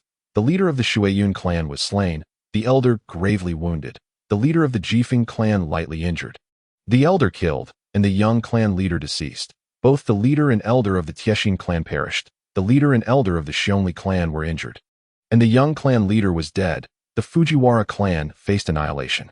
The remaining 10 minor clans suffered various losses, and the air was heavy with cries of lamentation. Shinsho Mingjian buried the bodies of his kin before commencing the arduous task of reorganizing the ravaged Eastern Alliance. Chapter 38. 3 years upon receiving the news, the Eastern Front hastily dispatched aid. Shinsho Ling utilized a significant number of slugs to prevent further deterioration of the ninja's injuries. The betrayal of the Fujiwara clan had inflicted severe losses, leading to a crisis of trust within the Eastern Alliance. Many of the minor clans began preparations to relocate to other nations. For them, the peril of battling Uchiha ninjas was compounded by the threat of betrayal from above. Who would willingly risk their lives under such circumstances, uncertain of their fate? Shinsho Mingjian approved their relocations, collecting a modest protection fee. As a prominent clan, it was commendable not to exploit these smaller clans, especially after having safeguarded their lives. Naturally, the families of the deceased Shinsho members were required to cover burial expenses. After the battle, the Tieshin clan provided a substantial amount of melted ninja tools. While the materials were sound, they required time to be reforged. Once this was accomplished, the Tieshin clan departed the Land of Fire, bereft of the strength to seek vengeance after the deaths of their leader and elder, opting instead to retreat and gather strength elsewhere. The Jifeng and Shueiyun clans retained some power. Aside from their sorrow, they were more inclined toward revenge. Following thorough assessments, they became subordinate clans to the Shinsho and relocated to the walls of the Eastern Front to stay alongside the Bei clan. The Shionli clan, fearing further attacks from the Uchiha, also vacated their territory, heading to the Land of Earth. The Uchiha's audacious nocturnal raid had irrevocably shattered the foundations of the alliances among the smaller clans. After tending to the enemy's corpses, Shirugo rested for a day, and with his formidable recovery abilities, he was soon untroubled. In the ensuing days, the eastern battlefield grew significantly quieter. Having experienced the Uchiha's nocturnal assault, Shinsho Fujian no longer insisted on attacking the Uchiha, but instead commanded a period of recuperation. The Uchiha, for their part, had achieved commendable results from their raid. Yet the balance of power with their old adversary, the Shinsho, remained precarious, with losses nearly equal on both sides. Kagaya, needless to say, opted for a year of truce with the Shinsho. The long-awaited tranquility allowed some individuals to make significant strides in their growth. When Shirugo sensed that a breakthrough in his wood release required physical maturation, having previously endured a lack of chakra, he resolutely pursued the study of other elemental jutsu. With his 3-tomo Sharingan, mastering ninjutsu presented no considerable challenge. Time flew by, and 3 years swiftly passed. Contrary to expectations, Kagaya did not reignite hostilities upon the appointed time. Instead, They set their sights on the land of water, aiding other clans in suppressing the Akatsuki clan. Upon receiving news from the Akatsuki's Tsukuyomi, Shinsho Mingjian remained unfazed, dismissing the former allies' requests for monetary assistance, which coincidentally matched the amount previously transacted between them. Frustration turned Tsukuyomi's countenance nearly to boiling point, yet ultimately, he had no recourse. The land of water could not compare in wealth to the land of fire, and he could barely sustain himself, let alone pay others for assistance. Although the Uchiha had encountered friction during this period, it was limited to skirmishes within the former Eastern Alliance's territory, with little crossing beyond that boundary. Due to the war over chakra metal and wind release, the Kiba clan ultimately triumphed, securing a commendable stockpile of resources. In the second year, upon reaching the age of 7, Shirugo ascended to the rank of Jonin, and Shinsho Mingjian, in celebration, entrusted him with the management of the 3 clans he had previously subdued. This was a test. Should Shirugo prove capable of command, he could subsequently be tasked with directing a portion of the Shinsho in battle. Conversely, if he lacked the requisite skills, it would serve as a valuable opportunity for development, as long as Shinsho kin were not harmed, thus avoiding any blemish on their reputation. During this time, news reached the clan about his brother Shinsho Weijian, who had sustained a grievous injury when a detonating tag severed his left leg during a mission, resulting in a disability. Although some unfortunate outcomes had transpired, the absence of a complete corpse was, in a twisted sense, a relief, reinforcing Shirugo's belief that the future was not immutable. As the 3 years drew to a close, Shirugo was summoned to return to the clan's territory for a period. According to prior arrangements, he could remain in the clan's domain to develop inconspicuously. Yet the East had already established its own influence, making his return inevitable. Upon his return, he fortuitously encountered Tobirama. After 3 years apart, Tobirama had also attained the rank of Jonin, his youthful demeanor replaced by a sharp, formidable aura. Nevertheless, his expression remained as aloof as ever, obscured behind a white helmet that concealed his features. After a lengthy absence, the two sought a quiet place to converse. "How are things with the Hyuga clan? You must have encountered that brat, Hyuga Ruri, by now?" Shirugo inquired, sipping his tea. "There are occasional skirmishes, but battles are infrequent. As for Hyuga Ruri, I've faced him once a year," Tobirama replied nonchalantly, as if discussing a mere child rather than a formidable adversary. "We fight, then rest. I've yet to sustain any lasting injuries despite facing both Kagaya and Uchiha. I'm in good spirits." "That's fortunate. What of Hashirama? He has back and hasn't he come to see us?" "I don't know. Perhaps he has been compelled by our father to train in martial arts." "Indeed. Hashirama is 11 now and can truly begin his martial training. I wonder if the legendary weapon will be forged in time. Hashirama will wield it against the Uchiha." "I feel as though I've forgotten something," Shirugo mused, furrowing his brow, his mind clouded by the tumult of battles over the past 3 years. "Young Master Tobirama." "Young Master Shirugo, the clan leader requests your presence at the clan meeting," an underling of the Shinsho clan announced. The two exchanged glances before hastening forward. The clan meeting was where future decisions would be disclosed. Any ninja who achieved Jonin status, regardless of age, was entitled to participate. Upon their arrival, 2 empty seats appeared beside Hashirama. Once they were seated, Shinsho Fujian's expression darkened as he addressed them. "The Uchiha clan has brazenly torn up their covenant, causing our clansmen to suffer untimely deaths, only to then plead for protection from our sworn enemies, the Uchiha. We must seek retribution. They cannot continue to perceive us Shinsho as easy prey."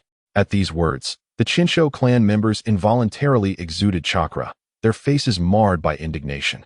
The Shinsho clan was generally known for their gentleness, but this was contingent upon others recognizing them as friends rather than fools. The Uchiha clan, not a prominent family, dared to openly oppose the Shinsho, undoubtedly driven by considerable profit. Shirugo's only recollection of this clan stemmed from an anime scene where Madara encountered Hashirama, discovering a corpse floating upon the water's surface. So it has come to this, Shirugo reflected, harboring no intention of meeting Madara, let alone forming a brotherly bond. After all, in the eyes of a devoted brother, causing harm to his sibling was tantamount to courting death. The prospect of becoming brothers afterwards seemed absurd. One could easily believe that in a fit of rage, Madara would unleash his Sharingan. As for whether one can recognize their adversary, it is indeed a misconception. Both the Uchiha and Senju clans harbor immense pride, refraining from displaying a child's likeness within their ancestral grounds, merely to inform them that such and such intends to take their life. Moreover, ninjas are adept at masquerade. While remembering appearances holds some utility, it is of minimal significance. The essence lies in retaining the chakra's attributes upon encounter. Senju Butsuma orchestrates the battle arrangements, naturally excluding clansmen who have just returned from the battlefield.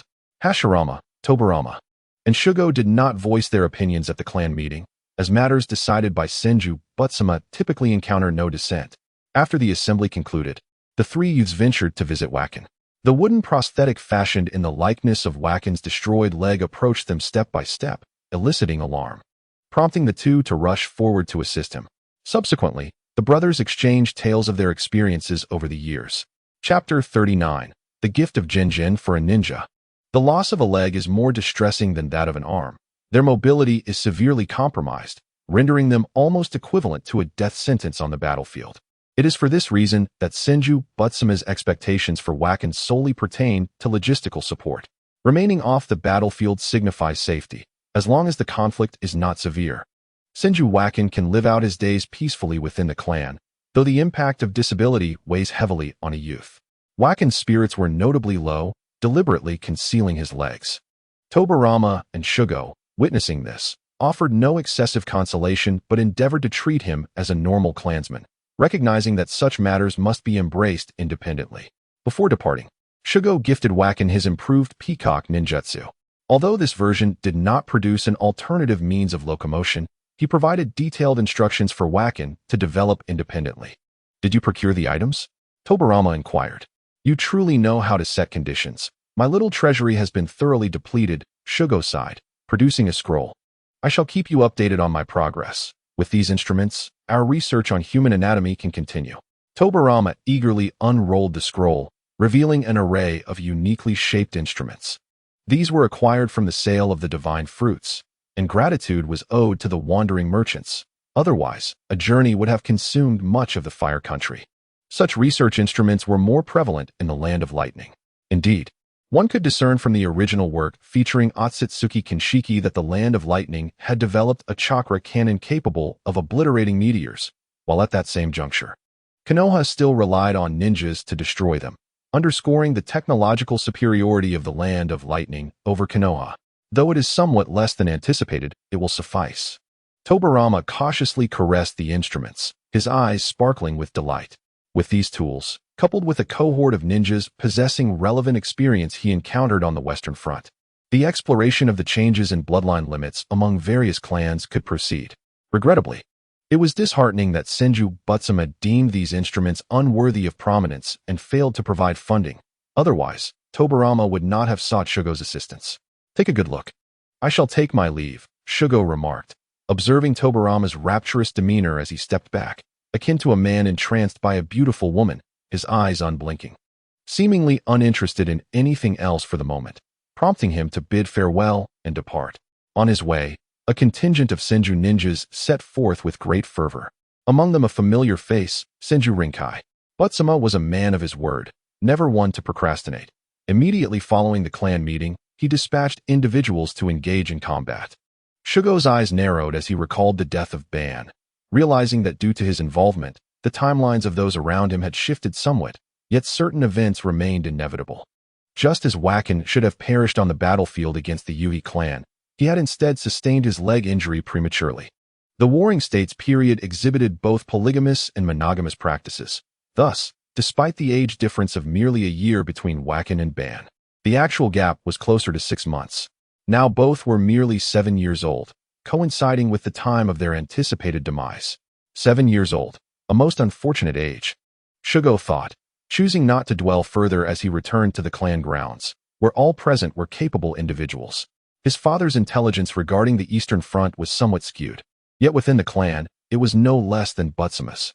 Upon pushing open the door to his home, a hand suddenly emerged. Shugo quickly ducked and rolled to evade, hurling 3 shuriken that struck a newly formed water sphere. Not a bad reaction, Jinjin remarked. In the past, I would have affixed explosive tags to those shuriken, demolishing the house entirely. Shugo grimaced, momentarily taken aback by the sight of a table laden with dishes, as he recalled that Jin had never been one to cook. This level of culinary skill has always been within my grasp. I merely lacked the motivation to prepare it before, Jin replied nonchalantly. Do you have time now? Shugo inquired. That's odd. One would think that becoming the Grand Elder would entail even greater busyness, and Jin had been the Grand Elder before Ming's return, also holding the position of Second Elder. After a moment's contemplation, Jin explained, the clan is in need of funds. Prolonged warfare is the most financially draining endeavor. Tools, armor, and provisions are all indispensable, especially with the recent influx of auxiliary clans that require financial support. The Uchiha clan had collaborated with the Senju clan to discover a copper mine, the primary source of the commonly used copper currency. The clan possessed specialized templates for minting coins. However, due to its proximity to the Uchiha clan's territory, they planned to eliminate witnesses, intending to compensate the Senju later when the matter arose. Trading short-term gains for long-term benefits is indeed a wise strategy. Yet, they underestimated the Senju's escape capabilities. While their combat prowess was lacking, their ability to evade was exceptional. Once they burrowed underground, pursuing them with ninjutsu became exceedingly difficult, and they managed to break free from the encirclement and relay the information. In a bid for protection, the Uchiha clan sought the Uchiha's assistance, thus igniting the conflict. Shugo felt a sense of personal connection to these events. The Hachiya, Mizukichi, and Shippu clans were now under his command. Jin took a sip of sake and remarked, regardless of the circumstances, war remains the most lucrative venture, serving to diminish the number of auxiliary clans while amassing wealth. But let us not dwell on this. I have heard you have a new female companion by your side after 3 years? Shugo sighed. Father, I am still quite young. She is the junior clan leader of the Mizukichi clan, and I have gauged her intentions. Her approach was merely to learn Senju ninjutsu, and after a stern warning, she has settled down. Jin chuckled. I made no judgments. Follow me. Curious, Shugo trailed after Jin to his own chamber, where he stepped on a wooden plank, revealing an entrance in the floor. A secret chamber? Did you construct this after I left? It was here from the beginning. This mechanism connects to my room. Only by activating my mechanism can this side be opened, Jin explained. As they descended, 6 ninjas, entirely cloaked in black, stood at attention. 4 were jonin, and 2 were elite jonin. Shugo discreetly assessed their strengths and found them unnecessary for his current needs. These 6 were members of the Katsunyo clan, renowned for their skills in disguise. As Jin spoke, the 6 removed their black veils, revealing faces strikingly similar to Shugo's own, their heights gradually diminishing until they bore an uncanny resemblance to him, as if gazing into a mirror. This form of disguise did not involve chakra, but rather utilized materials and specialized techniques to alter their appearance, only detectable through keen observation. Undoubtedly, these 6 could serve as decoys or substitutes, making them excellent choices for various ruses. Given Gungen's character, these individuals were trustworthy, or they would not be present in this secret chamber. You may take this time to become familiar with them, enhancing your resemblance further. Further? Is it possible that I have been silent for so long since my childhood? After a brief pause, I nodded. Yes, they say they have watched you grow up, and they are fully aware of your distinctive traits, birthmarks, and character. Chapter 40. Encounters of Fate. War is about to commence once more. At such times, familiar and unfamiliar faces might meet for the final time. How should these days come to an end? As I pondered, I arrived at the riverbank, feeling inexplicably uplifted by the otherwise unremarkable river. However, it seemed someone had arrived ahead of me. A boy with a spiky hairstyle threw a flat stone into the water. The stone skimmed across the surface thrice before plopping into the depths with a splash. Next time, I must throw it to the opposite bank, he muttered, a hint of frustration in his voice as he picked up another stone. Intrigued, I realized he was a boy who also enjoyed skipping stones. I picked up a stone, closed one eye, and tossed it into the river. Normally, with my keen perception, such precision was unnecessary, but I often refrained from employing my abilities here, as it added to the enjoyment. The stone danced across the water 3 times before landing on the opposite bank with a satisfying sound. A gentle upward flick is the secret, I remarked with a warm smile. The spiky-haired boy turned slightly, his expression displeased. Of course, I know that. If I put my mind to it, I can definitely make it across. By the way, who are you? I am Hashirama. My surname, for certain reasons, must remain undisclosed. Hashirama? The boy suddenly recalled the name Senju Hashirama. However, encountering a rival immediately upon stepping outside seemed absurd. akin to the utter annihilation of the Senju clan by explosive tags. Hashirama, is it? I am Madara, and like you, my surname must remain undisclosed. He then stated earnestly, watch this. This time, I will certainly throw it across. Madara readied himself again, adopting the stance of a shuriken throw. Observing this, my expression shifted slightly. Could he be a ninja? The stone he threw skimmed the water thrice before plummeting into the depths as well. Cawing crows flew overhead. Madara, maintaining his throwing posture, turned to point at me indignantly. You jerk, were you standing behind me to distract me on purpose? I'm the kind of person who can't perform when someone is behind me. Startled by this sudden turn of events, I activated a flaw within myself. Instantly feeling despondent as I sat hugging my knees and murmured, I'm sorry. Madara blinked, taken aback by my reaction. He quickly reassured me, it's fine. You don't need to be so downcast. Noticing my lack of response, Madara felt a twinge of guilt and, covering his head, said, sorry. I shouldn't have been so combative. Upon hearing this, I stood up, my demeanor transformed. Ha ha, it's all right. I forgive you. This sudden change left Madara feeling somewhat deceived.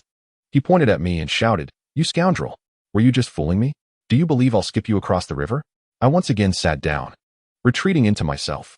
I'm sorry, I never intended to upset you. As an apology, I'm prepared to be thrown across to the other side. Go ahead, throw me. Seeing that I was unresponsive, Madara sighed. Do you realize how annoying this trait of yours is? I lifted my head slightly from my self-imposed gloom. Nevertheless, I hope you can make it to the opposite bank. Madara, momentarily losing his composure, exclaimed, you jerk. Just go away. With a smile, I replied, then I shall take my leave.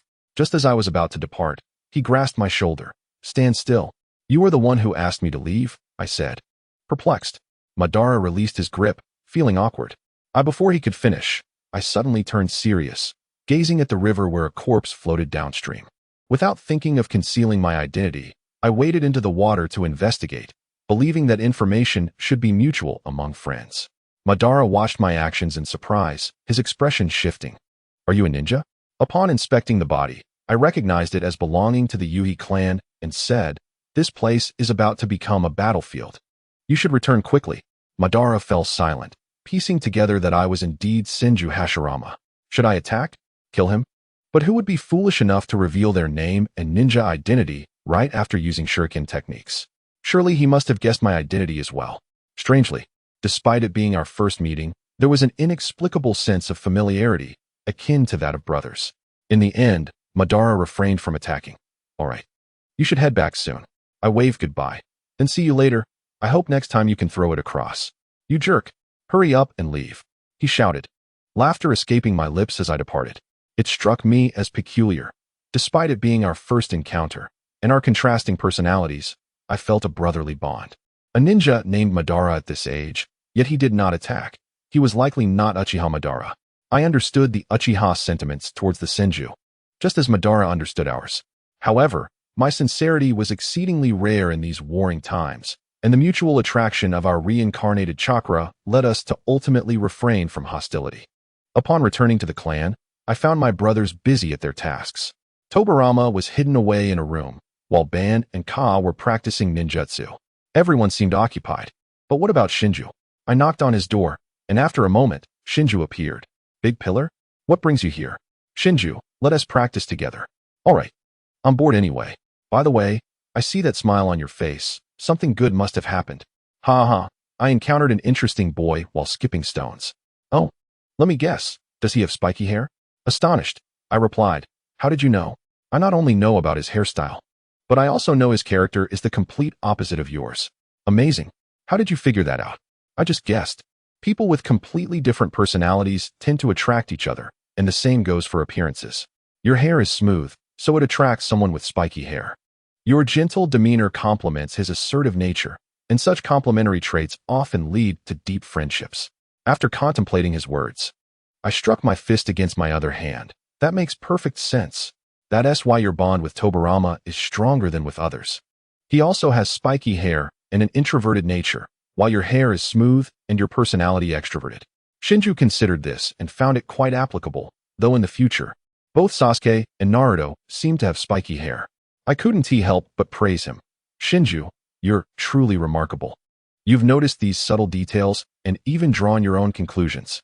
Shinju blushed slightly. It's nothing. I was just lucky to guess correctly. No. The more I think about it, the more I find your reasoning sound. Look, stop.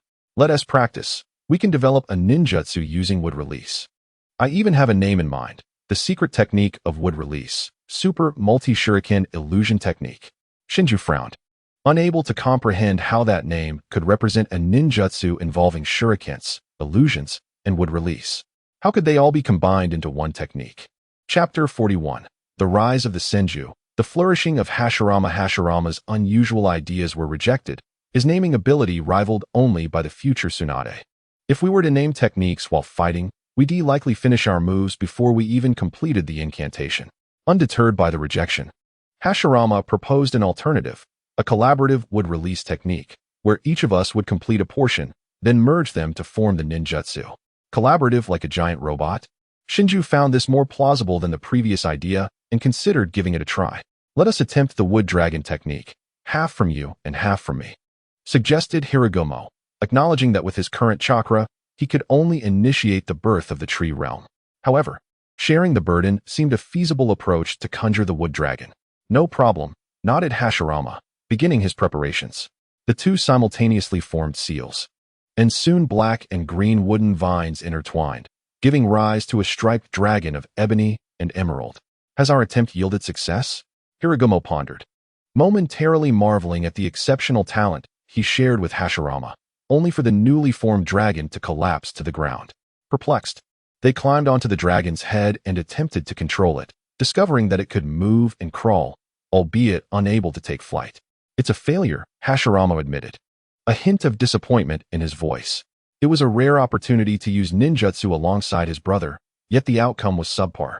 Not entirely, Hiragumo countered. At least it can move, though it's rather clumsy.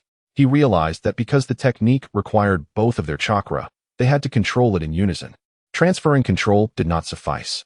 Hence, a strong rapport between them was essential. Otherwise, navigating turns could lead to disarray. Hashirama, shaking off his earlier disappointment, placed his hands on his hips and grinned. In that case, let us name our new technique. Would release, Earth Dragon. Hiragumo promptly echoed the name. I envisioned our first combined ninjutsu, sounding much more formidable. But I dislike it, he replied. As a devoted younger brother, Hashirama reluctantly accepted Hiragumo's chosen name. The two manipulated the Earth Dragon for a while before dispelling the technique. They refrained from attempting more advanced wood release techniques, as their chakra reserves were insufficient. Currently, both Hiragumo and Hashirama held the rank of Jonin. Although they shared the same level, their progress diverged significantly. Hiragumo was unaware of Hashirama's previous training pace. But given Hashirama's current trajectory, it would only take a year or two before he ascended to the rank of elite Jonin, likely at the tender age of 12 or 13. Ordinary prodigies, like Hiragumo's subordinate Mizukiri, reached Jonin status by the age of 12, yet at 15. His advancement was comparable to 11-year-old Hashirama, both on the cusp of elite Jonin status, perhaps even falling slightly short. It was evident that the disparities in talent truly manifested after achieving Jonin rank. After a brief respite, Hashirama suddenly remarked, Hiragumo, I have been contemplating how to attain true peace. I have come to realize that the power of the Senju alone is insufficient. Hiragumo's expression shifted, and he quickly covered Hashirama's mouth. My dear elder brother, do you not fear your father discovering your words spoken so close to the clan's territory? You could use chakra to transmit your voice. Hashirama's gaze dimmed. His love for peace rivaled that of anyone. And even if achieving his goal required the strength of the Senju clan, he prioritized changing their father first. However, he recognized that his ideals clashed with those of the Senju clan, particularly with the views of the clan's founder. To the founder, peace meant the annihilation of all enemies. Anyone who took up arms was considered an adversary, even children. This starkly contrasted with Hashirama's vision of severing hatred and transforming foes into friends. Hiragumo released his grip, aware that, due to his influence, Hashirama had preemptively contemplated many matters, including the dreams for their village. However, it seemed that the founder was impervious to Hashirama's words and could even retaliate, if not for being Hashirama's father and donning the Senju garb. Those thoughts could easily belong to an Uchiha.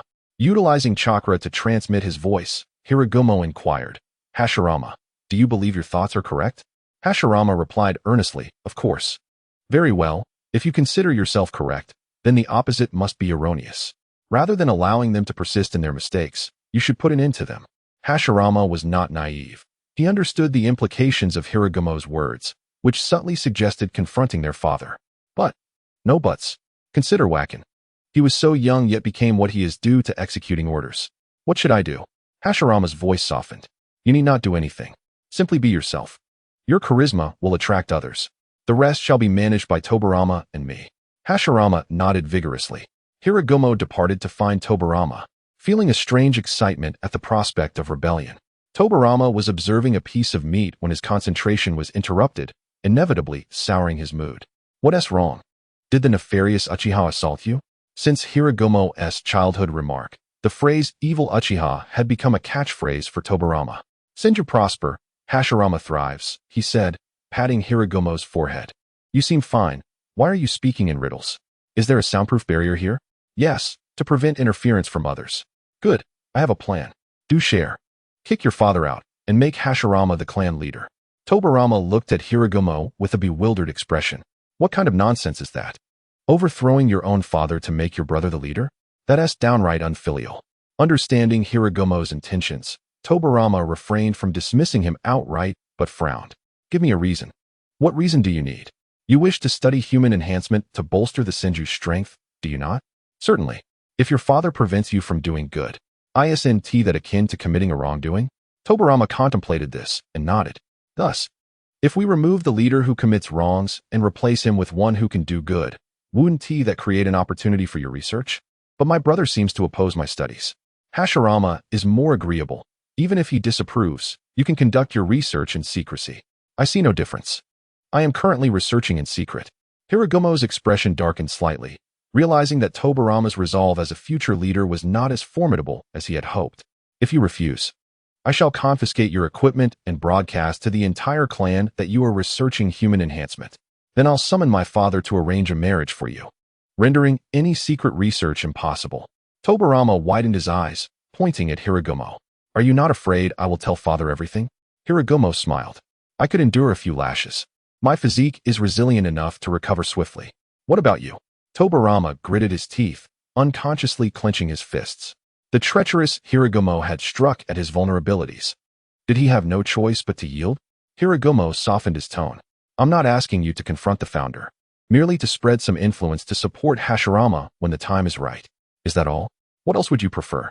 You do not genuinely wish to oppose your father, do you?" Ahem. Tobirama cleared his throat lightly, indicating his acquiescence, though he retained no memory of Hiragumo's words. Hiragumo pursed his lips, recognizing Tobirama's desire to distance himself. It was understandable. He wished to focus solely on his research, with Wacken and Ban not causing any trouble. His yearning for peace was not yet fervent. Much like Madara, who, upon encountering Hashirama in his youth, became withdrawn yet would still offer words of comfort. It was only after Izuna's demise that everything changed. Chapter 42. The exceptional ninja. Hiragumo refrained from further idle chatter with Tobirama and exited the room. After a day spent practicing ninjutsu with Hashirama and persuading Tobirama with his charisma, night had fallen, and it was time to return home and rest. The Bone Maiden clan possessed remarkable camouflage abilities. From the age of 3, they consumed a specially formulated medicine and immersed themselves in a potion daily, allowing them to alter their forms and disguise their presence. Notably, this transformation was nearly indistinguishable through sensory perception, but once ninjutsu was employed, their true forms would be revealed. However, due to the effects of this potion, their maximum lifespan was limited to merely 40 years, regardless of how robust their health appeared. They would inevitably perish within a year after reaching 39. Hiragumo dedicated 3 days to daily practice with 6 ninjas from the Bone Maiden clan. After sufficient training, one of them impersonated him for a day. The results were quite satisfactory, as those unfamiliar with him could hardly discern the imitation. However, during a conversation with Hashirama, the ruse was ultimately uncovered. As Dezuzi observed a counterfeit Hugu wandering before him, he momentarily felt as though his true self had been abducted. His protective instincts for his brother surged, and in a fit of anger, he severely damaged the substitute. Fortunately, he did not kill it, or it would have been a grave injustice. After concluding his tasks, Hogu took a moment to visit the two little Senju. After several days of practice, Weijian had managed to refine the P-foul technique, allowing it to transform into a bear that enveloped him. However, its drawbacks were apparent. The expansive range consumed too much chakra. If he could apply the P-foul technique solely to the damaged areas, it would yield significant success. Third brother, Weijian exclaimed upon seeing Hogu, the joy of his nimble movements brightening his demeanor considerably. Just call me Hogu, please. I'm not particularly fond of being addressed as third brother. It feels perilous. Hogu replied, clearing his throat and stepping closer to Weijian. All right, Hogu, Weijian responded. What about Banjo? He glanced up at the sky. Hogu turned to look and noticed Banjo utilizing the P-foul technique to fly. But unlike others, he was tethered by a rope held by a jonin below. Is he being used as a kite? Weijian dispelled his jutsu and sat on a chair. Banjo secretly learned the jutsu you gave me, Hogu. When I discovered him, he was flying in the sky, and for some reason, he was being pulled by someone. Hogu nodded, acknowledging the severity of secretly learning jutsu, as such knowledge could proliferate uncontrollably. Ninja techniques formed one of the fundamental pillars of their clan, and while he personally did not mind, it warranted some disciplinary action. Banjo was flying leisurely, a smile adorning his face, thinking how useful this technique was and wondering what other powerful techniques his brothers might possess. Suddenly, the rope around his waist loosened, and instinctively, he flapped the wings that had manifested behind him, causing him to ascend slightly higher. Panic flashed across the boy's previously calm face as he instinctively glanced down. Although he could fly, his practice was insufficient for complete control, thus relying on a clan member for assistance. However, at that moment, the clan member holding the rope had moved aside, leaving only Hogu to gently tug on the rope. Smiling, "Don't be afraid, continue." "Hogu, I was wrong," Banjo said timidly. "Am I such a petty person? Fly without worry. I'll keep an eye on you. I'll take you for a spin later to help you acclimate." "I'm afraid of heights," Banjo lied. "Why fly if you're scared of heights?" Hogu teased. "Seeing white hair makes me anxious. It feels like second brother is standing before me." "But you have white hair too," Banjo retorted. "It's different. Mine is a distinct black and white," he replied, smiling at the amusing scene before him, reminiscent of their playful antics 3 years prior. Earlier, when his leg had been shattered, he had felt a fleeting moment of impending death, an overwhelming sense of helplessness. Hence, upon awakening, the experience had significantly matured him psychologically. He understood that Hogu's actions were intended to help Banjo master the technique. In this world, whether on missions or in battle, possessing an additional jutsu could mean another path to survival. With no sky and no retreat, Banjo ultimately had to rely on his own efforts to land. As his feet touched the ground, they buckled, and had Hogu not supported him, he would have fallen. "Was it fun?" Hogu inquired. To which Banjo produced a smile that was more painful than tears. "It was fun. Next time, I'll take you out again," Hogu said seriously, adding, "Banjo, you must be straightforward about learning jutsu in the future. Do you know the consequences of secretly learning jutsu?" Banjo gulped nervously, asking cautiously, "What are the consequences?"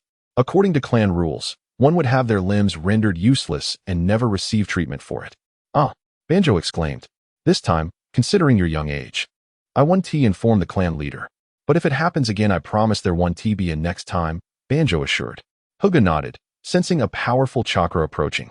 Senju Butsukane entered the courtyard, scanning the area before resting his gaze on Hogu, ultimately fixing his attention on Senju Banjo. "Banjo, come here. I have a task for you." "Is it a task from Senju Butsukane?" Hogu stepped forward and asked, "Clan leader, why must Banjo undertake this task?"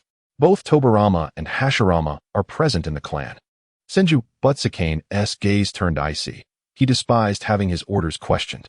However, given the boy's identity, he could not express his anger freely. As a candidate for clan leader, Banjo was permitted to question the current leader according to clan rules. Thus, he forced a smile, saying, "Hogu, you've just returned from the battlefield and should rest. Besides, Banjo is already 7 years old. Although he may not be as seasoned as you, having been on the battlefield at 5, to become an exceptional ninja, one must undergo the crucible of blood.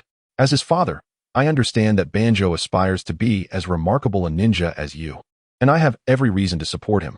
Banjo glanced at Hogu and then at his father, stating, "Yes, Hogu, my dream is to become an exceptional ninja like my brothers." Butsukane nodded in satisfaction. "Hogu, Banjo cannot remain under your protection forever. This time, You cannot go on the mission, and neither can Tobirama or Hashirama. As a father, I will not jeopardize my child. The incident with Weijian was merely an accident. Hugo frowned, realizing he could not refute the logic. Everything made sense. If others could undertake tasks, why could Butsakane's child not do the same? It was merely a mission, not a battle. Obstructing it was futile, as there would always be subsequent tasks. Unless Banjo was forbidden from becoming a ninja, there was no way to avoid it. After some contemplation, Huga stated, "The clan leader is correct. It is essential for a ninja to undergo the trials of blood. Banjo should not always hide behind us." Butsakane replied calmly, "Such thoughts are appropriate. I do not wish for you to hold unrealistic dreams like Hashirama. However, as an elder brother, I can provide Banjo with some assistance, can I not?" Of course. Hugu gently grasped Banjo's wrist, and a layer of black would materialize over his skin, gradually forming into armor that matched his complexion. The surface of the wooden armor was not smooth. It bore numerous small, needle-like protrusions. In moments of danger, infusing chakra into the armor would transform it into the insertion technique. The insertion technique and wooden armor were among the most frequently utilized jutsu in Hugu's repertoire. Over the years, he had gradually combined the two into a new technique known as thornwood armor. Banjo curiously touched the small needles and yelped as they drew blood.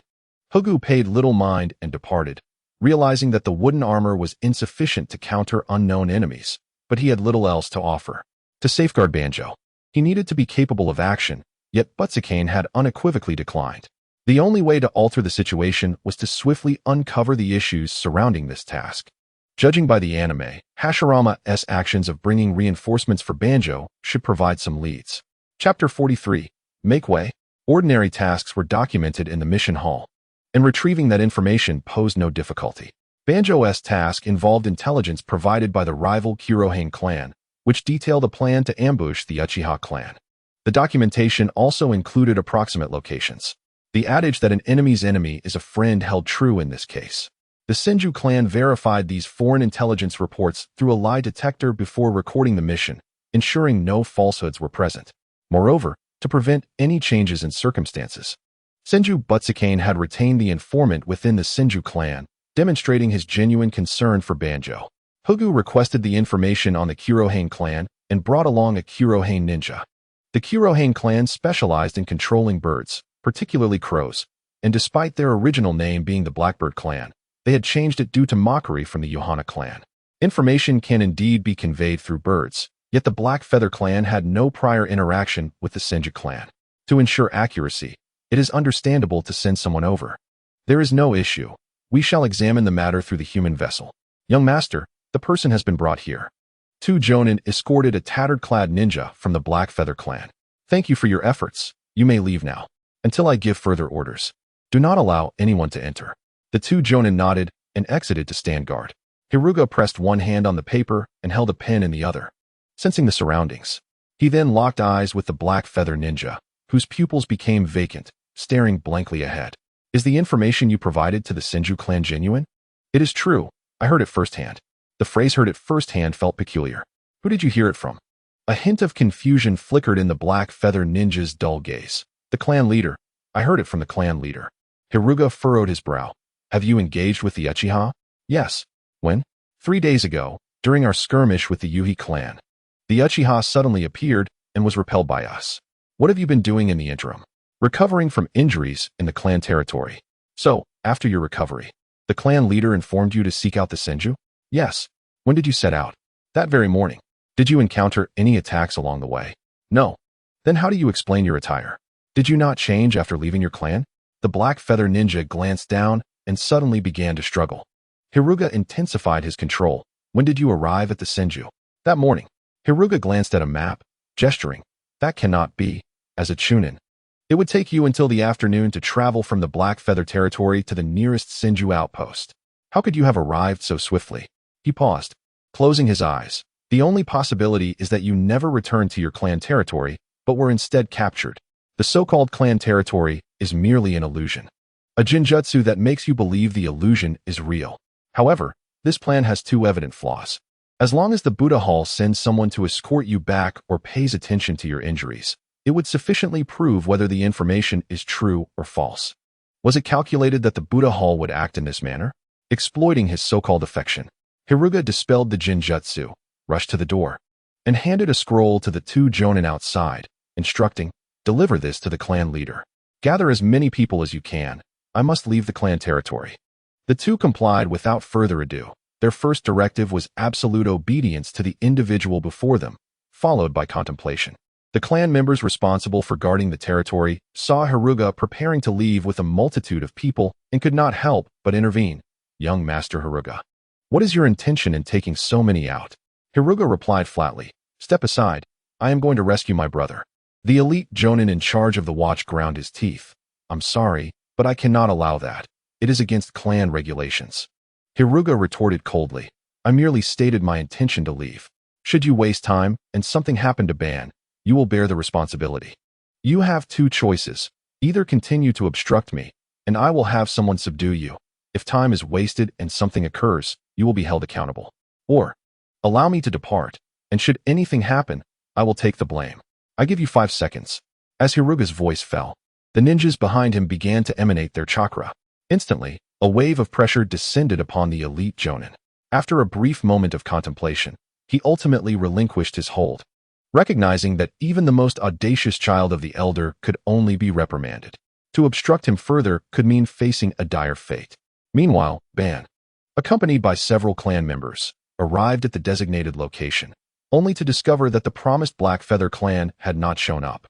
Instead, a sweeping barrage of fire techniques engulfed the area. The Uchiha ninjas had long awaited their arrival, with the blood of their adversaries serving as the best remedy for their agitation. "Ban, run. I will hold them off," Senju whispered urgently, shielding Ban as he sensed the impending danger, resulting in his back being seared to charcoal. "Shinajisen." Ban's heart lurched. He understood that this was no time for bravado. Only by fleeing could he honor his elder's sacrifice.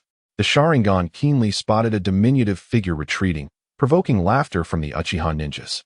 They were indifferent to the enemy's escape. In fact, they relished the opportunity to savor the fear in their eyes before delivering the fatal blow. Ban refrained from flight. His ability to control such a skill was still lacking, and given his speed, he would be struck by fire techniques before he could ascend. He could only run, continually fleeing. Breathing heavily, Ban felt his stamina waning when suddenly, a few shuriken shot forth from ahead. An Uchiha ninja with 3 tomo appeared, a cold smirk adorning his face as he blocked Ban's path. Ban pivoted and fled once more, only to discover another Uchiha ninja waiting for him. Retreating slowly, Ban found himself surrounded by 5 Uchiha ninjas. No matter how swift he was, he could not compete with the speed of the body flicker technique, especially as a child's physique paled in comparison to that of an adult's.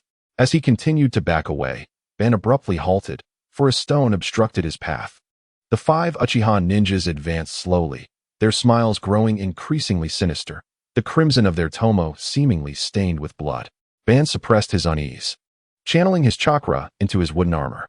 In that instant, branches sprouted from his body, shooting forth in unison. The Uchiha ninjas were momentarily interrupted by this sudden assault, hastily attempting to defend themselves. Seizing the opportunity, Ban dashed out of the encirclement, yet his struggle was akin to a rabbit biting a wolf. The Uchiha's pride ignited their fury. They altered their strategy, unwilling to let this boy perish so easily. A flash of white steel sliced through the air, and Ban felt a sharp pain in both shoulders as he collapsed to the ground, his arms severed and lying beside him. "Huh, run, why aren't you running anymore?" One of the Uchiha ninjas mocked with a sneer. "Keep throwing branches, you nearly startled me." "Ha." Another Uchiha ninja laughed heartily, raising his foot to stomp down on Ban's head. Suddenly, 2 massive wooden hands erupted from the ground, grasping the 2 assailants, while 2 branches flew from a distance and struck their foreheads, splitting their brains apart.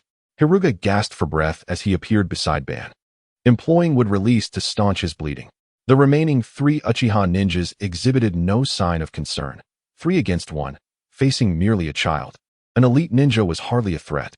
At that moment, one of the Uchiha clan members noticed unusual movements in the surroundings. Chapter 44. Everyone has secrets. A group of at least a dozen ninjas encircled them, leaving little hope for escape under ordinary circumstances. Yet, it was a tragic sight that the Senju had sent a mere child to lead the charge. They were certainly not like those 2 fools from earlier. The 3 Uchiha ninjas, possessing a certain camaraderie, moved in unison without verbal communication or eye contact, already aware of each other's intentions. They executed the body flicker technique, advancing towards Haruga from 3 different directions. The Uchiha on the left was halted by a wall of trees, while the one on the right was repelled by shuriken and explosive tags, creating an opportunity for the last member. Curse my youthful blood and fervor. It has granted me a chance to survive, Uchiha Chun declared loudly, locking eyes with the boy, one hand gripping the youth's throat as he laughed. Don't come any closer, or this kid's life is forfeit. The surrounding Senju ninjas stood still, devoid of any movement, resembling puppets. The atmosphere was unnaturally quiet, not a whisper of wind to be heard. Uchiha Chun sensed something amiss and quickly glanced at his 2 comrades, realizing they stood motionless, staring blankly in his direction. A bead of cold sweat trickled down his cheek as a horrifying realization took shape in his mind, one he desperately sought to deny, for it was more unbearable than death itself. A prominent member of the Uchiha clan had fallen victim to the jinjutsu of a mere Senju child. I refuse to accept this. This is undoubtedly a fabrication. Indeed, it must be false. How could Senju possibly ensnare me in an illusion? You ought to express gratitude to Uchiha Hero. Were it not for the pressure he exerted, my proficiency in illusion techniques would not have advanced so swiftly. Suddenly, an excruciating pain surged through his eyes, pulling him back to reality. The orbs within his eye sockets had become numb, and his chakra had been entirely depleted, while something coiled around his feet. Zheng, Guang, where are you two? Uchiha Chun displayed a hint of anxiety. When one yearns for something, they also dread its loss. 2 corpses lay on either side of him, but without his sight, he could only sense the imminent threat of killing intent approaching. Shouwu, with an impassive expression, severed a head and commanded an elite jonin, take Banjian back to recuperate. Upon seeing Shouwu, Banjian's taut nerves abruptly relaxed, and the pain from having lost both arms caused him to faint. This elite jonin was known for his swiftness and a bit of medical ninjutsu. He shielded Banjian with water-style chakra and sealed his severed arms in a scroll before hastily making his way back to their clan's territory. Uchiha held disdain for poisoning blades, yet his strikes were anything but gentle. The cuts left jagged bone shards, as if he had forcefully torn them apart. I wonder if Ling can mend this, Shouwu sighed. He was aware that upon returning, matters awaited him, and thus, through persistent persuasion, he had brought the medical ninja Senju Ling back with him. The price for her aid was the construction of a grand wooden house, along with future maintenance. With numerous ninjas mobilized, aside from supporting Banjian, they also aimed to recover the bodies of clan members and investigate the Kurohane clan, regardless of the motivations. It was the ninjas of the Kurohane clan who had caused the complications in this operation. According to Bujian's temperament, he would surely seek an outlet for his anguish over Banjian's lost arms. Whether to ascertain the route or to assist them, it was prudent to investigate. However, as they drew nearer, a sensing ninja sprinted to Showu's side, halting their advance. Young Master Shouwu, there's no need to proceed. The chilling chakra of the Uchiha is present. The Kurohane clan is no longer there. I understand, Shouwu conceded, leading his team back along the same path. The Kurohane clan, while not exterminated, was gravely weakened, rendering them of no value for retribution in Bujian's eyes, and equally so for Shouwu. Upon returning to their clan's territory, news of Banjian's encounter prompted Senju Bujian to dispatch a ninja to the front lines to document the mission, simultaneously executing the Kurohane ninja left behind in their territory, as Senju Ling typically did not reside there. Her assigned quarters coincidentally belonged to a clan member who had gone to the front lines, resulting in a gathering of individuals at her door. What is the situation? Shouwu inquired of the elite jonin responsible for bringing Banjian back. Lord Ling stated that the bleeding was halted in time, and as a Senju, Banjian's constitution ensures he is not in critical danger. However, reconnecting his arms will take some time, the elite jonin replied candidly. Then why are so many people here? Lord Ling is attending to him. They do not dare disturb her, and they are not clan members, so I have not informed them of the situation. The elite jonin nodded and began to navigate through the crowd. Shouwu murmured, Tobirama, eavesdropping is not a commendable habit. Tobirama, removing his disguise, gazed at Shouwu and communicated through chakra. How did you know Banjian was in trouble? Shouwu reciprocated with chakra. I was concerned for Banjian, prompting me to review his mission, analyzing it through the connections between individuals and tasks on the map. Tobirama shook his head gently. Too swift. Your actions are too quick. If it were merely a fleeting whim, you would not be in such haste. When I learned of Banjian's mission, I also acquired a copy of the mission scroll, and I am well aware of the usual protocols. Shouwu, I do not intend to threaten you through this incident. Rather, I wish for you to comprehend that Banjian is also my brother. Should anything happen to him, I will assuredly intervene, regardless of the circumstances. Shouwu appeared somewhat puzzled. Aren't you curious how I knew Banjian was in peril? Tobirama remained calm. Everyone harbors secrets. Should I explore each one? I only know you are my brother. A Senju who will exert every effort to protect a sibling. That is sufficient. A slight smile graced Shouwu's lips. The feeling of being trusted was rather pleasant.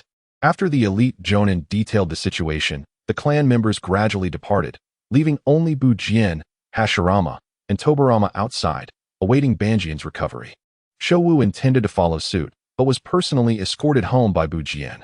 This time, regardless of the reasons or how you discern the mission's issues, I will not pursue them further, Bujien stated, leaving without lingering, returning to Senju Ling's quarters. Do I truly care for your words? Shouwu scoffed. The matter had followed its course, yet without the clan leader's approval and having taken clan members outside without permission, the gravest consequence would be a reprimand for overstepping boundaries. According to clan regulations, he might spend a few days in the dungeon for discipline, but such punishment was inconsequential to Shouwu, merely an opportunity to refine his skills.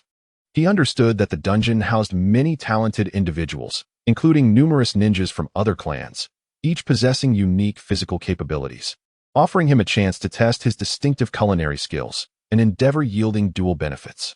As Senju Bujien attended to his son, Shouwu's father, Senju Jinmitsu, was preoccupied with clan matters at the leader's residence, likely not returning home for several days. This was not Jinmitsu's first time managing such responsibilities. Having been Bujien's right-hand man in the past, their handwriting bore significant similarities, nearly identical. Chapter 45. Farewell. Izuna. Upon awakening, Banjian was brought home to recuperate alongside Wakana. Although he escaped the fate of death due to Shouwu's intervention, he still bore considerable injuries. After visiting Banjian once, Shouwu resumed his training, attuning himself to the changes around him. Following his breakthrough to Jonin, certain traits of the bone pulse began to manifest, particularly during combat, where he experienced an inexplicable joy. Successfully attempting to project bones, though he deemed it unnecessary to employ, would release belonged to the Senju, and the Sharingan provided protection. Utilizing both was not problematic. However, the public display of bone manipulation was utterly indefensible, especially given Shouwu's awakening of wood release. The cause of this phenomenon could only be attributed to the Senju's lineage or the remnants of Kagaya's essence. Ultimately, the responsibility lay with Shouwu's long-deceased mother. In the following days, tranquility enveloped the clan. On the battlefield, Bujien commanded with authority, even personally engaging in combat on several occasions without issue. Those within the clan who shared a close relationship with Shouwu were preoccupied with their own affairs. Hashirama frequently ventured out to meet his close friends, while Tobirama busied himself with unknown pursuits, never leaving home. The two young ones were recuperating, with Senju Ling visiting during the day and dining with Shouwu in the afternoon and evening. According to her, this time was typically reserved for rest. But her return had been met with constant medical duties, leaving her no time to relax. Thus, as the one responsible for bringing her back, Shouwu felt obliged to provide for her needs. At this juncture, Shouwu's circumstances were far from the impoverishment of the eastern battlefield. The pocket money his father, Jinmitsu, had given him during childhood remained largely untouched. He promptly allocated a sum from his modest savings, allowing Senju Ling to purchase whatever she desired. Though he had pressing matters that required his swift departure after the meal. While money may not be omnipotent, its absence is certainly burdensome. Following her acquisition of funds, Senju Ling devoted her time to purchasing various items after enjoying a couple of meals. Days passed in this manner. Returning ninjas, barring those with severe injuries, typically remained in the clan for no more than 3 months. Shouwu contemplated that it was nearly time for him to assume command once more. As anticipated, Bujien sought him out. Higashi, a ninja, must possess a thorough understanding of all adversaries. This time, you are to exchange places with Tobirama at the western battlefield. The Sage of the Six Paths has issued a direct order for Higashi to relocate to another area, and the ninjas from 3 allied clans on the eastern front have already been summoned and are prepared for departure. It is imperative to note that the term ninja is used, as many ordinary citizens still reside in that region. Very well, but Senju Hashin must return, Higashi stated, indicating that this would effectively pause the development of power on the eastern battlefield. I still hold great respect for medical ninjas, the sage remarked calmly, allowing Higashi to depart and prepare. As Higashi gazed outside, he saw the reluctant figure of Hashirama and the armored Tobirama. He inquired, "Chief, what mission are you undertaking with Hashirama and Tobirama?" The sage replied coldly, "It is of no concern to you. That's fine, if you do not disclose it. I shall inquire at the mission hall. Should it contravene clan regulations?" The sage's aura darkened, pressing down on Higashi's heart with a palpable menace. Yet Higashi's eyes gleamed with a hint of crimson as he maintained his smile. "Uncle, my father is still alive. Are you truly certain you wish to intimidate a mere child?" The sage closed his eyes and exhaled deeply. "It appears I must not seek convenience in my dealings. I can share this with you, but you must not divulge it to others." Higashi looked intently into the sage's eyes. "Is it about Hashirama?" The sage remained silent, merely casting a frigid gaze upon him. "I have saved Izuna," the sage stated, turning away and leading the way. "Keep up. Tobirama will explain the situation to you along the journey." Higashi nodded, following behind the three. As they progressed, Tobirama transmitted a message through chakra. "Father's covert ninja discovered that my elder brother has been spending time with a boy of similar age, forming a friendship. To safeguard my brother, this covert ninja investigated the boy's identity, only to uncover." Higashi interjected softly, "Uchiha, am I correct? It appears you have deduced it.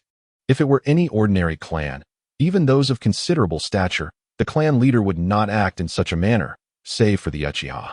So, your objective is to eliminate him?" "Indeed. What is your perspective on this, Tobirama?" Tobirama gazed ahead at Hashirama and continued, "Father believes my brother has been misled. Yet they have maintained their bond for quite some time without issue. I believe their friendship to be genuine." Their conversation ended as they reached their destination, where the sage instructed Hashirama to first stabilize the situation.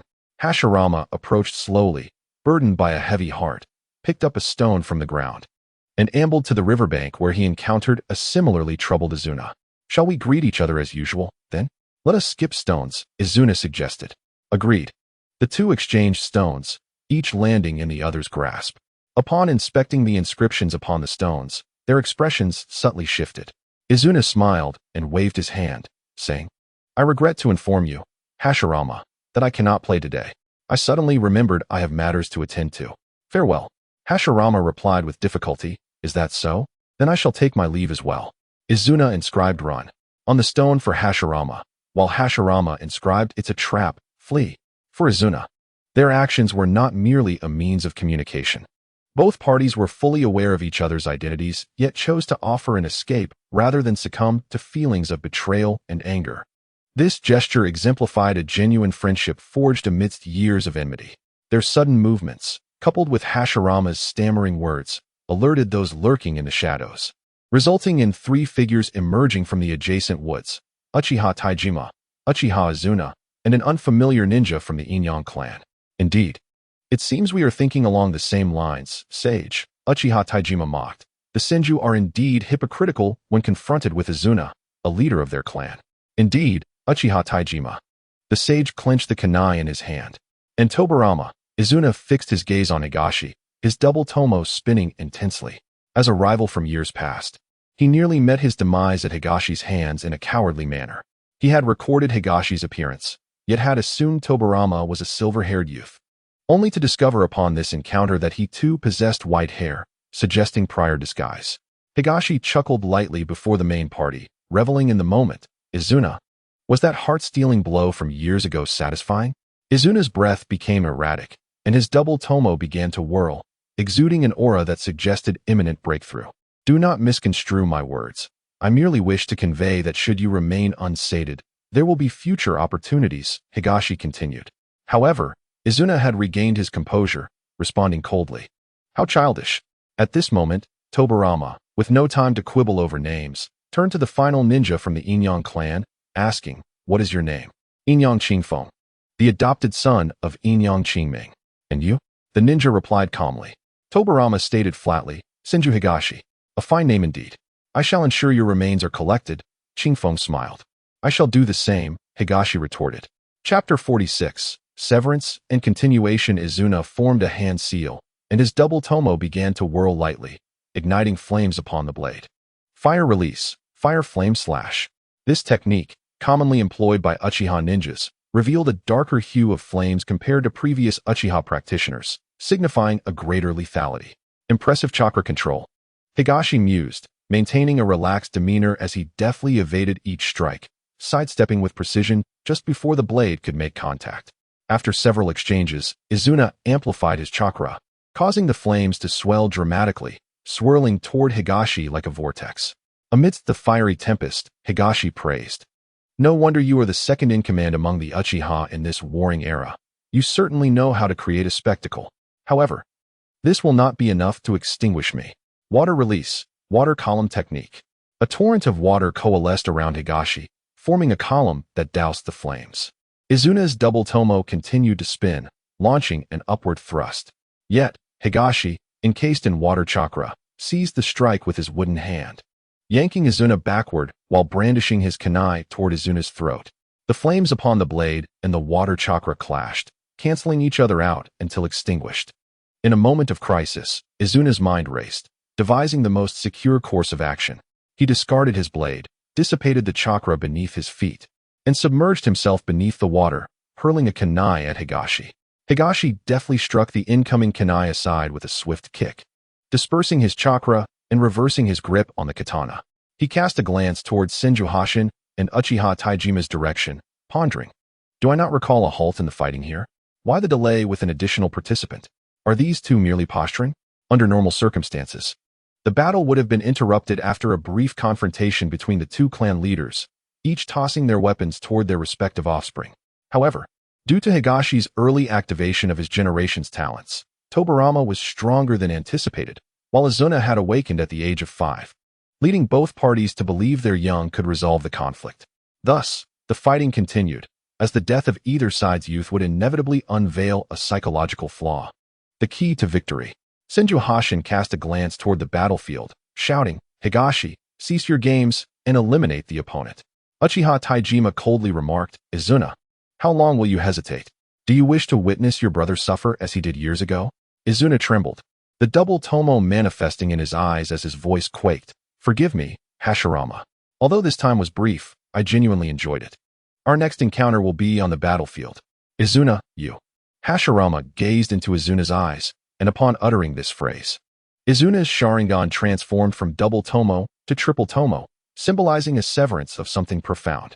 With the triple tomo, Izuna directed his gaze toward Higashi and Izuna, gritting his teeth as he forcefully hurled the inscribed stone into the river, proclaiming, Hashirama, in the end, our naive vision of the future is but an illusion. Your brother once nearly killed mine. The Senju and Uchiha are destined to be eternal rivals. His voice turned cold, as a former friend. My final act of respect will be to personally end your life on the battlefield. In truth, you still harbor that dream within, do you not? I shall not surrender, even if it costs me my very life. Hashirama clenched his teeth, his gaze resolute. Dreams, scoffed Madara, are nothing but mere fantasies, an illusory world that does not exist. A fleeting glimmer of light passed through Madara's eyes before he laughed derisively. Uchiha Taijima, accompanied by Izuna, retreated to Madara's side, saying, with these eyes, this journey has been worthwhile. So, Madara, do you have confidence? Madara glanced at Hashirama and replied, Hashirama is stronger than I am, stronger than my brother. Izuna exclaimed in disbelief. To him, Madara was the mightiest ninja. Meanwhile, Tobirama, looking fatigued, rushed over. As the adopted son of the Sage of the Six Paths, his prowess was commendable, but only if he could utilize his techniques. Over the years, Tobirama diligently honed his water body flicker technique, constantly disrupting his opponent's ability to respond within the limits of his physical endurance. Ultimately, a single water-severing wave swiftly decapitated. Buddha's gaze openly expressed admiration for Tobirama as he turned to Shugo, stating, Shugo, your movements are too slow. You could have pressed forward with wood release like Hashirama. Shugo snorted dismissively. I am unwell today and cannot properly control wood release. Besides, what about you, leader? Tobirama has already resolved matters, yet you linger. Do you think it's easy to kill a leader? Shugo retorted. Izuna is also a jonin, and so am I. Is it so simple to kill? Shugo certainly knew he could eliminate Izuna if he were serious, yet he deemed it unnecessary. Previously, with the hidden ability of his Sharingan, he could overcome opponents. But he was uncertain if Madara, possessing Indra's chakra, would awaken the Mangekyo Sharingan after Izuna fell. Even if Izuna were to perish, Madara might not activate the Mangekyo. Black Zetsu would still be present. As an essential piece on his chessboard, the eternal Mangekyo Sharingan was inevitable. If Izuna died, would they seek Taijima? Based on Uchiha Taijima's personality, he would likely gouge out Madara's eyes. Thus, killing him would be tantamount to failing. It was better to conserve energy. Buddha, feeling dissatisfied, admonished. Shugo, you are letting personal grievances cloud your judgment on the battlefield. We currently hold the numerical advantage. Seize this opportunity to eliminate the enemy, and your future will shine as a hero. Shugo scoffed. It was better to have two large bears, which could transport goods and, with training, become valuable allies. The standoff did not last long. Uchiha Taijima retreated with his men, and Senju Buddha did not rashly pursue, wary of an ambush. Upon returning to the clan, he immediately began to educate Hashirama. Hashirama remained silent, secretly stowing away a stone inscribed with Madara's writing. He would not give up. For himself and for Madara, he aimed to demonstrate that the world of dreams could indeed exist. Madara returned to the clan grounds, locking himself in his room, drops of blood falling from his hands, a result of his nails piercing his flesh, though his heart ached far more than he noticed. Unlike Hashirama, Madara had exhibited exceptional talent for cultivation since childhood, and his proud disposition led him to disdain all but his brother among his peers in the Uchiha clan, resulting in a profound loneliness, until he met Hashirama, his first, possibly last friend. The two, contrasting in personality, yet both reincarnations of the sons of the Sage of the Six Paths, shared an inexplicable bond that allowed them to forge a deep friendship in a remarkably short time. The rift between them had opened a wound in Madara's heart. His outward demeanor belied the turmoil within, especially when Hashirama spoke of not giving up on dreams. In that moment, Madara seemed to glimpse an alternate version of himself standing beside Hashirama. Yet, he could only feign indifference, convincing himself that Hashirama was an enemy, hoping Hashirama would view him in the same light. Thus, the fate of the Uchiha and Senju would be sealed. For reasons unknown, Madara felt his eyes moisten. 2 drops of water falling to the ground. He instinctively reached to touch his face. Am I crying? How could I be crying? Hashirama, you have truly rendered me a mess. Madara slightly raised his head, closing his eyes to compose himself.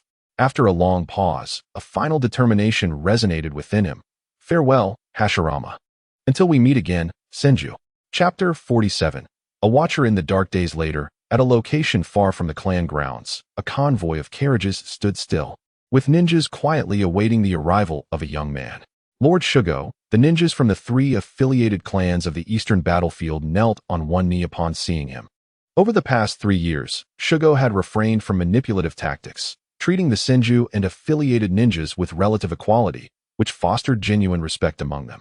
For these subordinate clans, excessive reverence could breed apprehension, while too casual an approach might incite dissatisfaction.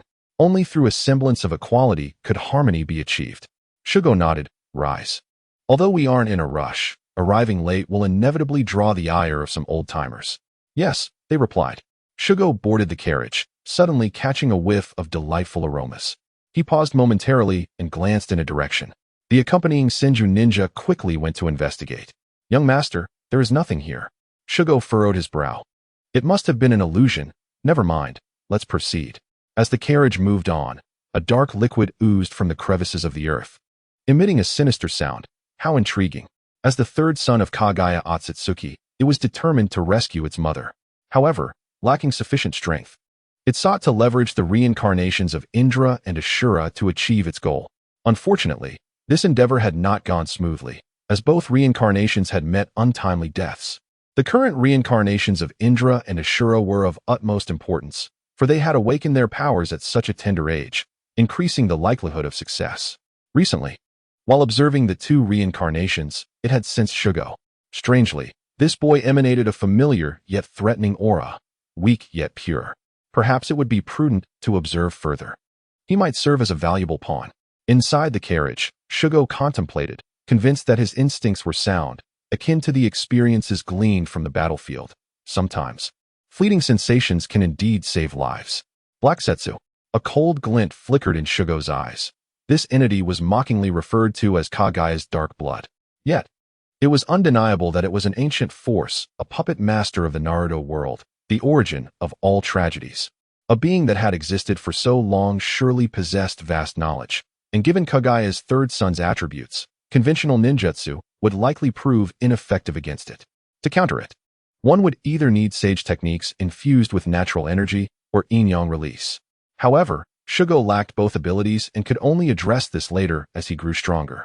"My lord, it's time to eat." A voice from outside the carriage interrupted his thoughts. Shui Yun affectionately knocked on the carriage door, producing a portion of food from her bosom.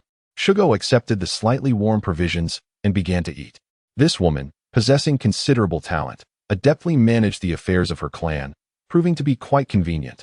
Otherwise, she would have met her end when caught stealing ninjutsu. Yet, since her foray into forbidden techniques, she had only grown more audacious, drawing closer to him, taking on tasks such as laundry and meal delivery. Revenge. Shugo understood the girl's intentions. She sought to acquire power to avenge the Uchiha. However, given the Shui Yun clan's limitations, this ambition would likely remain unfulfilled, necessitating the strength of the Senju. Regrettably, this endeavor was destined to fail, for the Senju would not annihilate the Uchiha, but rather collaborate to build a village. 5 days later, the group arrived at the western battlefield, traversing a route nearly identical to that of the Eastern Front. The Senju to the south had a vortex, while the northern, eastern, and western battlefields were each overseen by the clan leader, the elder, and the second elder. Consequently, this western battlefield was strictly the domain of Senju Hiruzen. The Senju ninjas, upon spotting Shugo, treated him as if he were a treasure, eagerly vying for his attention. Except for a solitary youth who observed quietly from the side. "Who is this?" Shugo inquired of the surrounding clansmen. The clan members exchanged glances, and finally, the youth spoke. "I am the adopted son of Lord Shinjian, responsible for managing the western battlefield. Senju Jiniki." Senju Hirugu had never heard his father mention such a person, so it seemed this individual could be considered his brother in a strict sense. The room they were in was previously occupied by Tobirama. It was clean and tidy. "If there are no issues, rest early.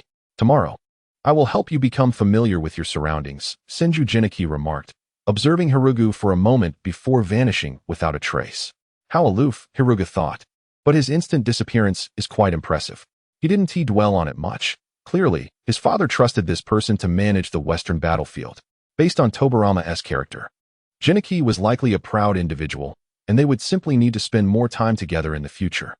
"Sir, do you need assistance with the cleaning?" Shueiyun asked softly. Hirugu shook his head. Given Tobirama's disposition, his room would undoubtedly contain valuable knowledge, and protecting his brother's legacy was his duty. Not far away, perched in a tree, Senju Jiniki observed everything silently. Beside him, Senju Shinji teased, "What's wrong? You're hiding without saying a word? Be quiet. It's my first time meeting my brother, and I'm a bit nervous," Jiniki replied with a huff. "Oh, you weren't nervous when you killed Hyuga, but you're nervous now about meeting your brother? That's because I want to leave a good impression. He is my only brother. That woman from the subordinate clan is trying to tempt him because of her looks. I'll deal with that later," Jiniki stated. The Senju clan members soon brought Hirugu to Tobirama's residence, which was filled with neatly organized scrolls and books, occupying 2/3 of the space. "Where's the bed?" Tobirama had deemed the space too small and replaced the bed with a bookshelf, usually sleeping directly at the desk. "If you want to change it, you can." "No need," Hirugu declined. As an architectural master, this was not an issue for him. The knowledge left by Tobirama was invaluable, especially compared to the cold, sealed vault he had in the eastern battlefield. Shueiyun, guided by the Senju clan members, began to organize their living space. A voice interrupted her. "What is your relationship with Hirugu?" "I am his subordinate," Shueiyun replied flatly, looking at Senju Jiniki. Jiniki grasped Shueiyun's neck with one hand, observing the pain on her face without a hint of pity. "Subordinate? I can sense you harboring different intentions. I will say this only once. Hirugu is still young. I will not care about your feelings later, but for now, do not entertain any other thoughts towards him, or I will kill you." It was a struggle for Shueiyun to respond. In an instant, Jiniki vanished as if he had never been there. Senju Jiniki stood silently in the tree, watching Hirugu's room. "How adorable. I can't believe he's grown so much. Sometimes I feel old." When Jiniki was young, his parents had already passed away. It was Senju Xianjian who adopted and raised him, treating him like his own son and imparting nearly all his ninjutsu knowledge. Genki proved to be an exceptional student, ultimately attaining the position of second-in-command on the Western battlefield. Upon learning of Hirugu's birth, he initially felt a sense of loss. But when Xianjian returned to entrust him with managing the Western battlefield, that sense of loss vanished. He had nothing to begin with. Yet with such a father striving to help him become strong and placing his trust in him, he felt he had no reason to be dissatisfied, even if it meant ultimately sacrificing for his child. Chapter 48. Sage of the Six Paths. Senju Shinji envied Senju Genki, his talent, connections, and the prospect of a future clan leader brother. Genki, you are truly fortunate, Shinji sighed. Throughout his lifetime, he had struggled to keep up with Genki. Yet he did not feel significantly inferior to him. He simply lacked a competent teacher. He closed his eyes to rest, gradually succumbing to slumber. After an indeterminate period, a dark liquid emerged from a crack in the ground, revealing a smiling face that crawled onto his body. In his dream, Senju Shinji felt a chill, and suddenly, a burst of golden light illuminated the darkness. He raised his hand to shield his eyes from the brilliance, but could not discern the figure's face, only catching a glimpse of violet, rippling eyes. "Who are you?" he inquired. The figure, carrying an air of authority, replied, "The world knows me as the Sage of the Six Paths, child. I can sense your determination to acquire power and change everything. Now, I shall impart my ninjutsu to you, allowing you to carry forth my will across the world." Sage of the Six Paths? Senju Shinji thought skeptically, convinced he was merely dreaming. Even such a figure could appear. "Child, I understand that this may be difficult for you to accept. I will teach you the first technique. You may try it." At dawn, a deafening explosion roused all the Senju ninjas, and Hirugu immediately activated his three-tomo Sharingan, donning a layer of wooden armor before rushing outside. Everyone gathered at the source of the noise and discovered the area flooded with water, where Senju Shinji knelt, drenched and gasping for air, disbelief etched on his face.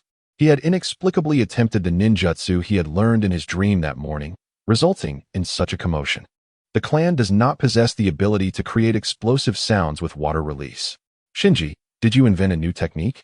Upon being questioned by Senju Genki, Shinji contemplated revealing the truth, but explaining that he had learned the technique in a dream was nearly impossible, coupled with a hint of vanity. He nodded slightly without verbally acknowledging it.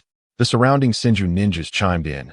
"Shinji, I knew you were a genius, but you didn't believe it. You can set an example for Tobirama. Yet, thinking about how Tobirama will grow up like this makes me quite happy. After all, I'm still a bit more handsome. Have you decided on a name for this technique? What is it called?" Senju Shinji felt a flush of embarrassment at receiving praise for an honor that wasn't rightfully his. However, he managed to adjust his mindset and declared, "This technique is called the Dance of Water Release, illusory form." Upon hearing this, Hirugu cast a scrutinizing glance at Senju Shinji. Generally, naming ninjutsu posed no issue, but certain specific techniques held significance. For S-rank ninjutsu, an ultimate level existed, often passed down from ancient times, regarded as the pinnacle of ninjutsu, and commonly associated with divine power. For instance, Uchiha's single most potent fire release, Hoten no Ken, and the corresponding collective fire release, Hoten no Akari, both incorporated divine names into their titles, by invoking the water god and the goddess of illusions. Senju Shinji implied that his technique belonged to the top tier of S-rank ninjutsu. It caused quite a stir. I wonder about its true power. Furthermore, the control seems unusual. Why did it also affect the user? Hirugu frowned. The development of ninjutsu, as a means of combat, typically prioritized control to prevent the technique from harming the user instead of the target. Moreover, the creation of ninjutsu should be a gradual process. As the developer, one ought to have a general understanding of the technique's power. It was improbable to produce a finished product that caused such a significant commotion all at once. Could it be that the people on the Western battlefield are particularly resilient? Unlike my stable approach. What are you thinking? A male voice interrupted his thoughts. Hirugu looked up to see his nominal brother, Senju Genki. "Nothing much. I'm just a bit tired." "Well, it's still early. You must have been exhausted from your journey yesterday. Go rest for a while," Genki suggested. Hirugu nodded and returned to his reading.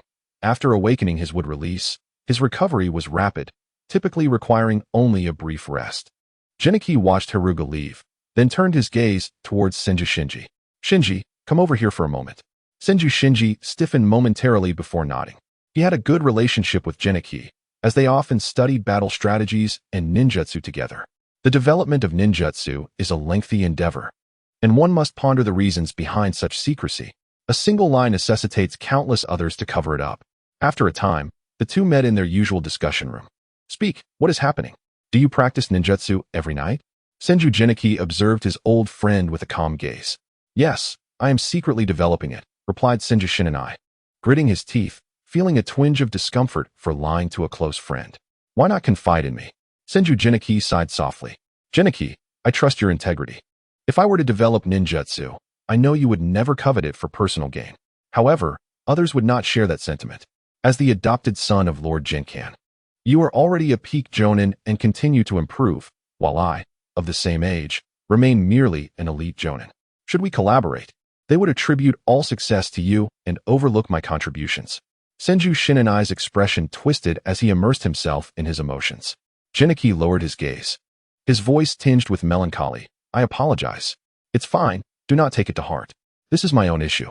If there is nothing more, I wish to return and rest, replied Shinonai. Senju Shinonai exited the room and returned to his dwelling, sitting on his bed. Suddenly, he struck his face with force, murmuring, Am I truly this vain? He remained unaware of the shadow creeping up from beneath his bed. A chilling sensation intertwined with drowsiness enveloped him, and due to his use of ninjutsu, he found himself inclined to trust the sage of the six paths, surrendering to slumber without further resistance. Golden light reappeared, and a solemn voice echoed around him. Child, do you now believe in me? Senju Shinonai hesitated, then nodded. I believe, but I regret declaring this technique as my own. No matter, child. As I have stated, your my will manifest in this world. What is mine is inherently yours. I will lead you to the pinnacle. Shinonai felt guilt wash over him. Yet, I have deceived a friend who has always aided me. At times, certain lies are a necessary part of progress. Now, I share with you a revelation regarding the Hyuga clan. You need only, in the external world, black liquid dripped from Senju Shinonai, his face revealing a hint of disdain. What a hypocritical child. Yet, this makes control all the easier. Over the years, he had thoroughly researched the abilities of possession, discovering that the weaker the resistance, the shorter the duration of control. Thus, he had gained the trust of numerous ninjas, leading to the swift control of their bodies. And he did not mind enhancing these hosts in the process. Chapter 49. In truth, I deceived you, Lord Yu. Why have we come here? Asteo. Knowing too much can be detrimental, replied Hyuga Yu with a smile, reaching under a withered tree to retrieve a scroll. 3 years prior, a figure claiming to be his ancestor appeared in his dreams, possessing vast knowledge and an awareness of the dynamics among various families. This scroll, for instance, detailed the trade goods between two medium-sized clans, but now it belonged to him, Hyuga Yu. Thanks to his ancestor's guidance, he had ascended from an ordinary Hyuga ninja to a powerful figure married to the elder's daughter. Let us depart. Ao, we have ventured too close to Senju territory. Yes, my lord. Hyuga Ao, with his Byakugan activated, had been on guard, but his expression suddenly turned serious. My lord, Senju clan ninjas approach. 3 in number, we are surrounded. Hyuga Yu's veins bulged as he realized a large contingent of Senju ninjas was indeed tightening the encirclement. Stay calm. Ao, we have sufficient distance to escape. Follow me. These are the fewest numbers, and regardless of whether it is a trap, this is our only chance. Unbeknownst to the two, a figure clad in darkness sat within a circle of black patterns, quietly placing his hands down. My lord, is this sufficient? Well done, Red. Throughout the extensive history of ninjas, there have always been novel changes, such as those red eyes.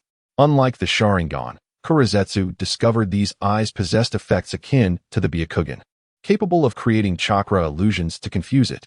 Unfortunately, this red eye is difficult to awaken, and even upon awakening, the host's physical condition weakens, rendering them unlikely to become formidable ninjas. Meanwhile, Senju Shinonai commenced action alongside his brother, Shugo. Owing to his regular relationship with Geniki, he thought it appropriate to bring his brother out for a stroll.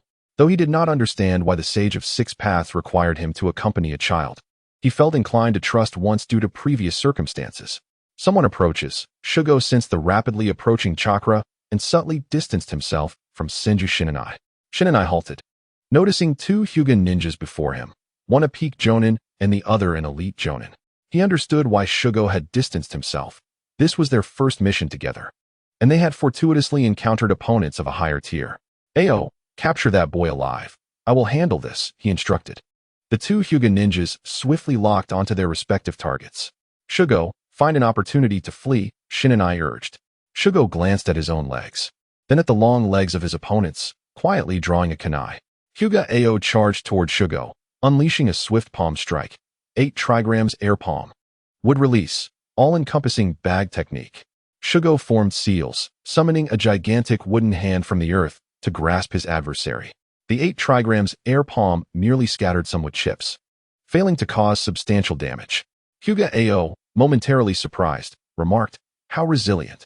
However, this distance is sufficient, body flicker technique. He leaped over the wooden hand, reaching Shugo's side and delivering rapid punches. Gentle fist, 8 trigrams 64 palms. Confronted with the signature technique of the Hyuga clan, Shugo remained composed, exuding minimal expression as he unleashed his chakra. This was characteristic of the Senju style of combat, showcasing their immense chakra reserves. Ao underestimated Shugo's chakra. Had he launched a direct assault, it might have posed a greater challenge, but the gentle fist proved less effective. His fingers barely made contact with Shugo before encountering a resistance that repelled him, disrupting his follow-up attacks. Although intended to be 64 strikes after the 16th, he was compelled to withdraw due to ineffectiveness. Shugo had no intention of letting him off easy. Wooden vines erupted from the ground, branches unfurling above. Inspired by Obito's use of the 10 tails to perform grafting techniques, he employed these vines to rapidly launch branches, and as he lacked a name for this technique, he simply added an extra word, would release, grafting technique. 8 trigrams revolving heaven. Confronted with a barrage of branches, Hyuga Ao had no choice but to employ his signature defensive technique, his chakra rapidly depleting. Maintaining his ninjutsu, Shugo continued forming seals, fire release, great fireball technique. The fireball ignited the branches, amplifying the damage, and Hyuga Ao struggled to withstand the onslaught. A swift gust from his palm shattered the vines, launching the branches. Shugo rolled twice upon the ground, rising to glance at Hyuga U's position. Senju Shinonai had just been repelled by a palm strike, allowing his opponent to successfully support their ally, his expression darkening. It was not the child who hindered progress, but rather himself, the adult. Hyuga Ninja, you have forced my hand, Senju Shinonai thought, forming seals as his chakra surged. Water release, ultimate technique, dance of the illusions. Water swirled around Hyuga U, rapidly spinning and surrounding him. It then accelerated, compressing, as pieces of fabric were relentlessly sliced away by the torrent. As the threat of death loomed, Hyuga Kiji hesitated no longer. He invoked a technique passed down from his ancestors in dreams, a move somewhat akin to the 8 trigrams empty palm. Yet its power transcended several tiers. Strangely, this technique, potent enough to be deemed a secret art, was forbidden by his forebears from being named as such, labeled instead as a flawed creation. A fierce palm wind shattered the flowing water, directly striking Senju Makoto, interrupting the release of his ninjutsu. The uncontrolled water broke through, producing a violent explosion. Hyuga Kiji, his body already a mangled mess, crashed into a tree. At the center of the explosion, he bore the brunt of the damage. He understood that his opponent, leveraging elite Jonin strength, could result in mutual destruction, primarily because the consumption of this jutsu exceeded his own empty palm. Sir, Hyuga Aoi attempted to rush to the rescue, but was halted by Hiragi, the boy's eyes glimmering with a hint of crimson. We are far from finished. Hyuga Aoi's expression turned icy as he shed his upper garment, revealing his torso plastered with explosive tags. If you continue to obstruct me, we shall perish together. Hiragi narrowed his eyes slightly and stepped back, smiling. Such loyalty. Why would a member of the main family risk their life to protect another clan? Sir Kiji is my hero and the future hope of the Hyuga clan. Is that so? Then you may proceed. Hyuga always slowly retreated to Hyuga Kiji's side, assisting him upright. Sir, we must leave. Thank you, Aoi. Hyuga Aoi's countenance shifted slightly. Sir Kiji, you would never speak this way. Indeed. It seems I have much to practice. Hyuga Kiji regarded Hyuga Aoi with a peculiar smile. You have done well, Aoi. How could this be an illusion? Hyuga Aoi's face displayed shock. Among those present were only the Senju and Hyuga clans, although the Byakugan possessed some resistance to Genjutsu. Who would be foolish enough to prepare for a counter against Senju illusions? A youthful voice echoed. In truth, I have deceived you. None of you shall escape. Chapter 50. The failed possession. Hiragi utilized wooden vines to drain Hyuga Aoi's chakra entirely, wrapping him up and strangling him to death, discarding the corpse thereafter. Hyuga Aoi had controlled his explosive tags with chakra. This was advantageous for direct detonation, but disadvantageous since losing chakra rendered them inert. Although these explosive tags were valuable resources. To prevent any mishaps during detonation, Hiragi opted to control the wood and toss them far away. Having completed this, Hiragi aimed a branch at Hyuga Kiji's head. Benefiting from the peculiar phenomenon where the heart resided on the right side of the body, ensuring a precise strike. Hiragi approached Senju Makoto, aiding him to stand. How are you? Still alive? Senju Makoto, bleeding from his abdomen and pale in complexion, replied, I'm fine, not dead yet. Hiragi, I can walk on my own. You need to assist me. As soon as he finished speaking, Hiragi vanished from sight, directing the vines to search Hyuga Kiji's body. Senju Makoto nearly collapsed, but managed to stabilize himself by pressing a hand against a nearby tree. Hiragi, what are you doing? Strange. They possess Byakugan and could easily evade us, yet they act as if they are being pursued by the Senju. I'm merely checking for anything that may be hidden. Are you not looking at the other individual? Hiragi gazed at Senju Makoto, perplexed. They are all explosive tags. What more is there to observe? Am I to admire art? Senju Makoto silently consumed a pill, remaining speechless. Armed with information from the Sage of Six Paths, he knew that this person possessed resources. But it was impossible for Hiragi to hoard them upon discovery. While the two conversed, a vine retrieved a scroll, controlling the chakra to open it, revealing a trove of items. Hiragi's expression grew increasingly peculiar. It was quite bizarre that the Hyuga had inexplicably arrived, seemingly battling against him while carrying resources. To be frank, had it not been for Senju Makoto being gravely injured, he would have suspected some clandestine transaction between them. After all, this was not a game where defeating monsters yielded loot. How do you intend to distribute the resources? Would you prefer the truth or a fabrication? Senju Makoto became intrigued. What is the falsehood? What is the truth? Hiragi smiled. The falsehood is to kill you and claim all spoils. His gentle voice belied the malice of his words. And the truth? One share for you, one for me, and one for the clan. Senju Makoto twitched at the corners of his mouth, sensing that his refusal might transform the truth into the falsehood. After agreeing on the division, they returned to their clan grounds. Due to Hiragi's would release extracting the original chakra, the Byakugan was rendered unnecessary. Although Senju Makoto had managed to suppress his injuries, he needed urgent treatment and prioritized heading back. After they had distanced themselves, Kagaya observed, having monitored the battle, sensing that an issue arose when Hiragi dealt with Hyuga Aoi. Hyuga Aoi's explosive tags posed no threat to him. After possessing him, Kagaya keenly discerned something crucial. Hyuga Aoi's body was significantly weakened, having lost certain vital elements. Such elements were often imperceptible to the average person, yet discernible to Kagaya's progeny. Kagaya then examined Hyuga Kiji's condition, finding it identical. The wood release that could extract original chakra possessed such power. Kagaya was elated, believing this to be a divine blessing. Although Hiragi had many ninja by his side, some with sensory abilities, no intel suggested he had any anomalies, indicating he possessed a capacity akin to absorption. What would happen if he continued to consume? Could he awaken the Sharingan? Kagaya was eager to investigate, believing the best approach was to possess him. To maintain his identity's secrecy, he resolved to wait until nightfall to attempt this. As night fell, after a prolonged wait, Kagaya infiltrated Hiragi's room. Observing the soundly sleeping Hiragi, he immediately possessed him. And in an instant, branches began to grow rapidly. Useless. This technique bears no effect on me. I am one of Kagaya's descendants, Kagaya mused. Yet he quietly savored the sensations of the youthful body when a sudden pull emerged. What? Kagaya sensed a portion of his power being drawn away, albeit subtly, yet undeniably real, and the attraction intensified. Dark liquids surged rapidly, retreating from Hiragi's body. Observing the drool at the corner of the boy's mouth, Kagaya felt a twinge of fear. Is this truly the ninja I created? Kagaya questioned, but in the next moment, he bolted from the room. For some reason, a gaze fell upon him, followed by a second, a third, a fourth, and then they vanished in an instant. What is happening? Kagaya despised being watched.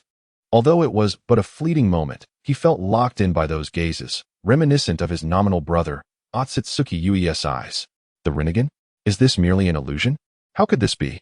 Under Kagaya's scrutiny, the existence of the Rinnegan in today's warring states was implausible without notice, and awakening the Rinnegan was no simple feat. This boy is exceptionally peculiar. It would be wise to avoid close contact and seek further testing. Kagaya's eyes revealed trepidation. As a planner, encountering such an unusual and unknown situation was challenging to manage. Had the situation remained within his expected control, he would have unhesitatingly eliminated the variable. Yet, as Indra's reincarnation was still maturing, his plan to save his mother remained distant. Eradicating this variable now would pose a problem if Indra's reincarnation and Ashura's reincarnation were to perish in mutual destruction later, necessitating his strength. Thus, for the sake of his mother, he must allow this variable to survive for a time. Even if he grows stronger, it matters not. A ninja's lifespan is limited, and eventually, they will succumb to age, while he possesses an eternal existence. Thus, it exists as an invincible entity. A child destined to fulfill the sacred mission of rescuing its mother. At this moment, Kurojitsu once again infiltrates, possessing the body of Senju Shinichi. In his dreams, Senju Shinichi exhibits fury towards the current situation and harbors doubts about the Sage of the Six Paths. He remains indifferent to these sages, for he is well acquainted with the process. Ninjas are avaricious for gain, yet respond to peril with anger and fear. He directly declares that upon waking, he shall receive his gift. The following day, Senju Shinichi awakens to discover that he has unexpectedly ascended to the pinnacle of the elite shinobi level during his slumber. It is worth noting that he had struggled for years to reach the elite rank, yet the peak had always felt elusive. Who would have thought that a grievous injury would propel him forward? Achieving the status of peak elite shinobi places him among the foremost combatants of his clan, granting him the right to participate in the highest council of the family and making him a coveted ally for various factions. Should he possess the ability, he could even aspire to become one of the 3 clan leaders, privileges unattainable by mere elite shinobi. Consequently, the flames of rage he harbored towards the Sage of the Six Paths have been entirely extinguished. Chapter 51. The white eye at the forehead. As Senju Shinichi rejoices in his newfound power, Hiragi awakens as well. Upon opening his eyes, he is met with a bewildering scene, colored landscapes giving way to distant monochrome. Hiragi forms several hand seals, and water coalesces into the shape of a mirror, allowing him to viscerally perceive his own transformation. In the reflection, aside from his black pupils, a white eye emerges at the center of his forehead. Has he returned to his ancestral roots to acquire the Byakugan? Hiragi attempts to exert control over it. The eye can move, and when it closes, the black and white perspective vanishes. Conversely, when it opens, the monochromatic vision activates automatically, akin to a switch controlling a phenomenon of bulging veins. But what is this peculiar sensation of fullness within him?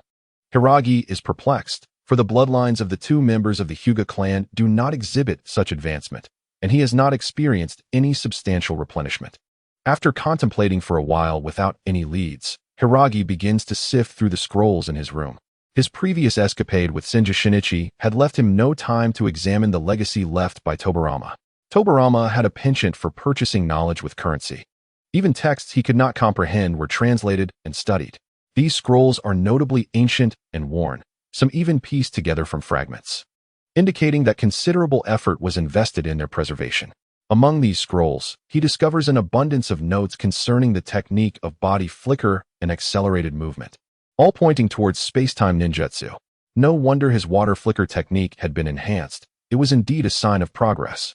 Hiragi muses to himself, continuing his examination, only to find that the subsequent contents are largely repetitive, suggesting that Tobirama did not intend to document his techniques in these scrolls. After all, there would be little reason to record skills he had already mastered.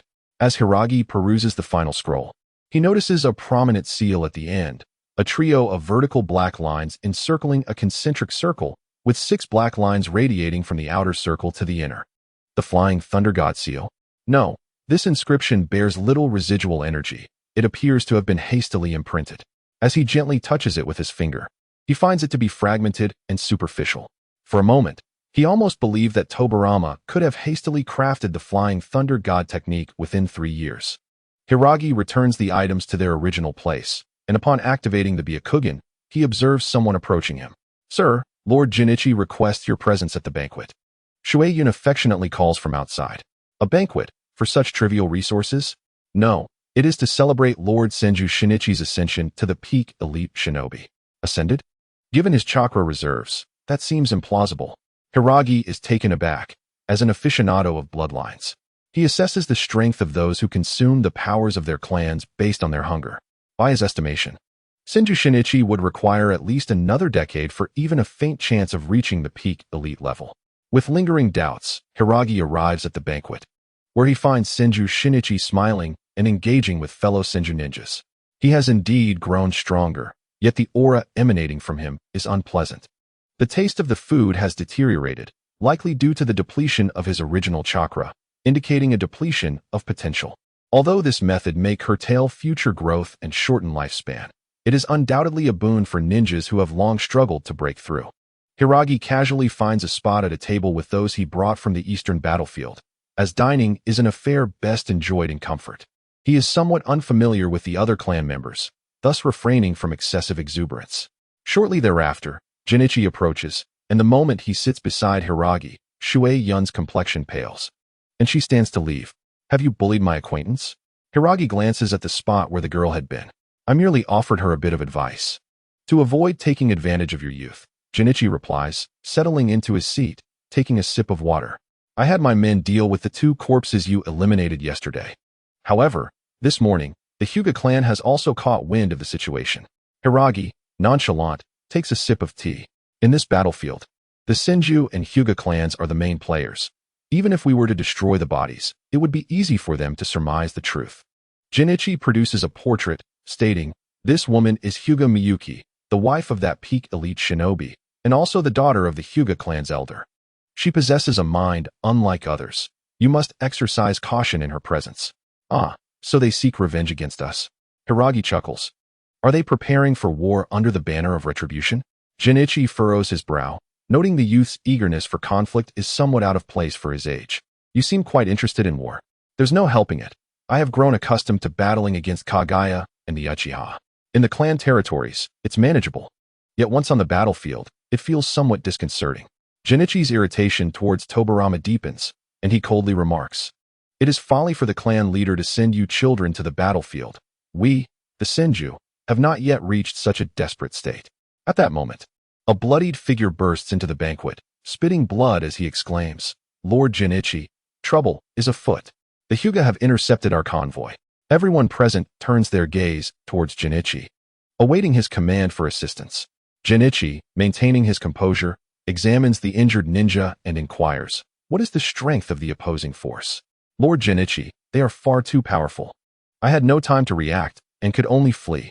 You mean to say you escaped from a group of Byakugan users stronger than yourself and still have the strength to speak to me? The bloodied ninja freezes in place. My lord, I speak the truth. The Hyuga clan is indeed on the offensive. Jinichi shakes his head and replies softly. It is my dereliction as a leader to recklessly send my subordinates into the unknown. Moreover, the Hyuga are fond of employing trivial schemes. I suspect that their elder is lying in wait in the forest, anticipating our arrival. It is but a trivial matter. Consider it our contribution to the funeral expenses for the son-in-law of the Hyuga clan. Shinichi, today is your banquet. Continue as you wish. Senju Shinichi nods. Initially intending to lead the Senju ninjas to reclaim their goods, yet a sudden wave of trepidation rises within him at the thought. Hiragi yawns, continuing to eat. The elder of the Hyuga clan is a leader-level powerhouse, while the Senju lack such strength.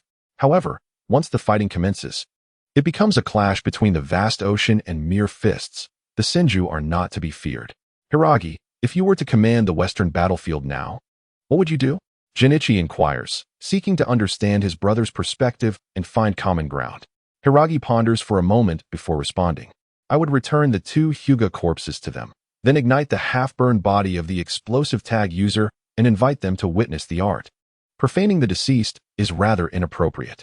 Lord Shin-e, your perspective appears rather superficial. I am not desecrating the dead. Rather, I am facilitating their reunion in paradise. Shin-e suddenly chuckled, saying, you have misunderstood my intent.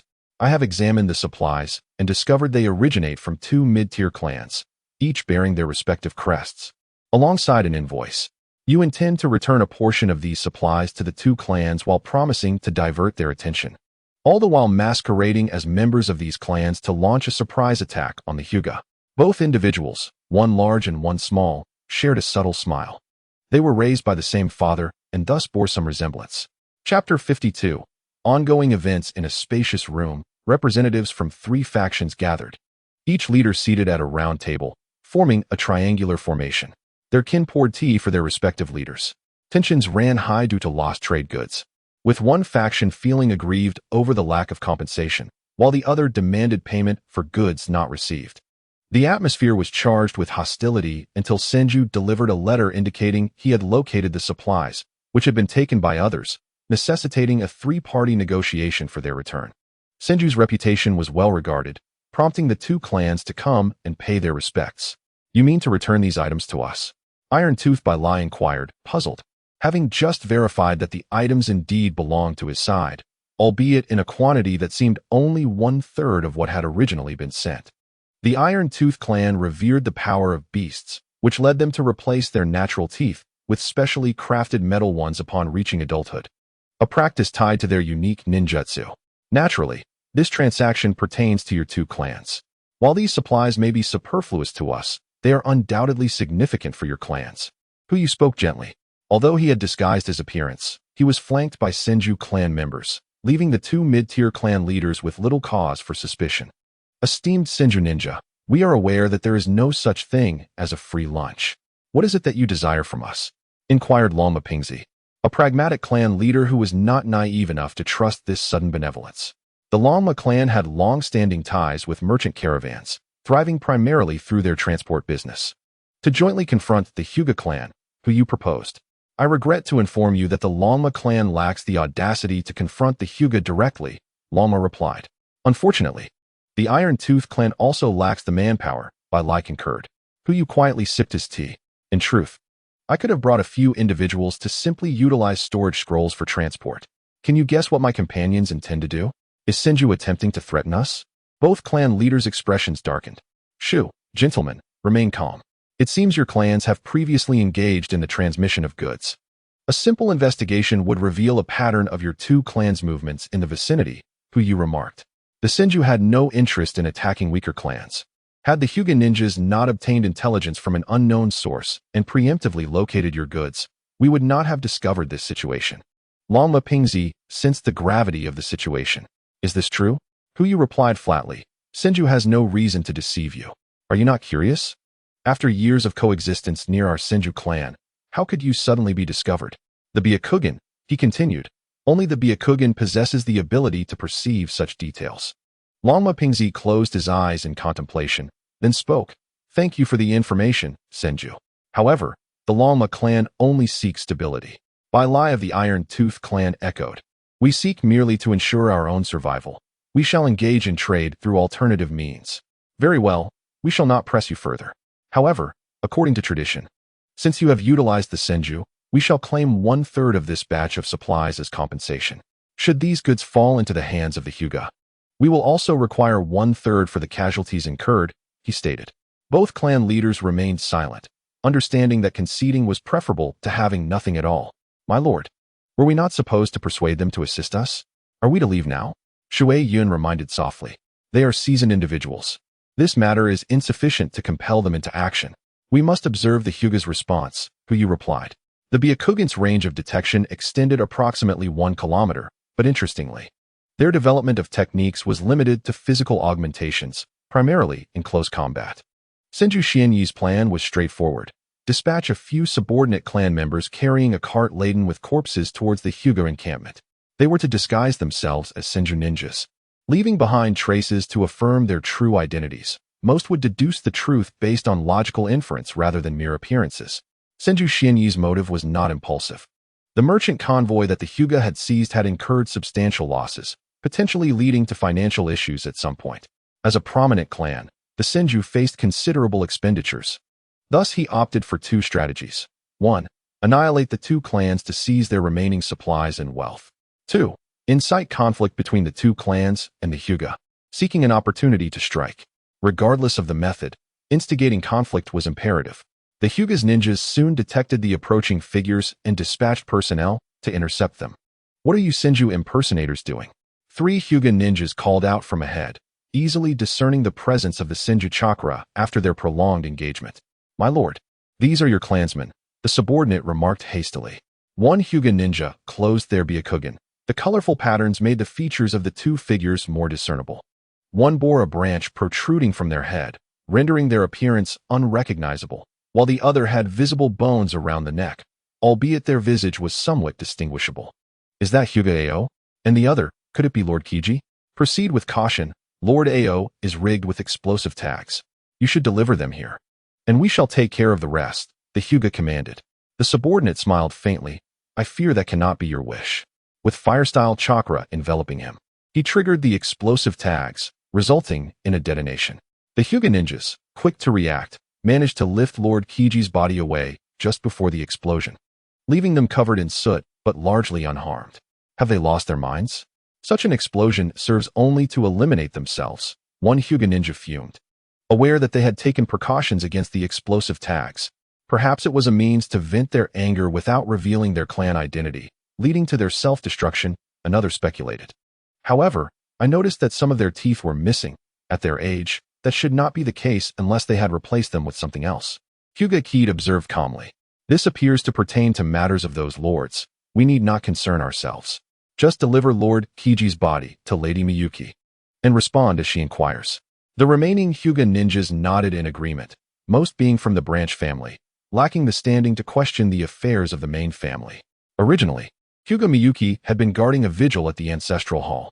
Upon hearing of a corpse resembling Lord Kiji, she rushed over, gazing at the body with a punctured forehead.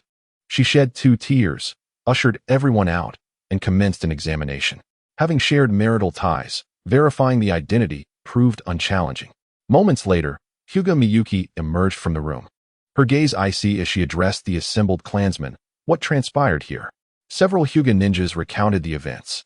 After a moment's hesitation, Hyuga Kid spoke. "Lady Miyuki, while various signs point to the Iron Tooth clan's involvement, it feels too conspicuous. Could this not be a ploy by the Senju?" Hyuga Miyuki scoffed lightly. "If it were not for the Senju, would we have to confront them?" Hyuga Kid exhaled softly, retreating in silence.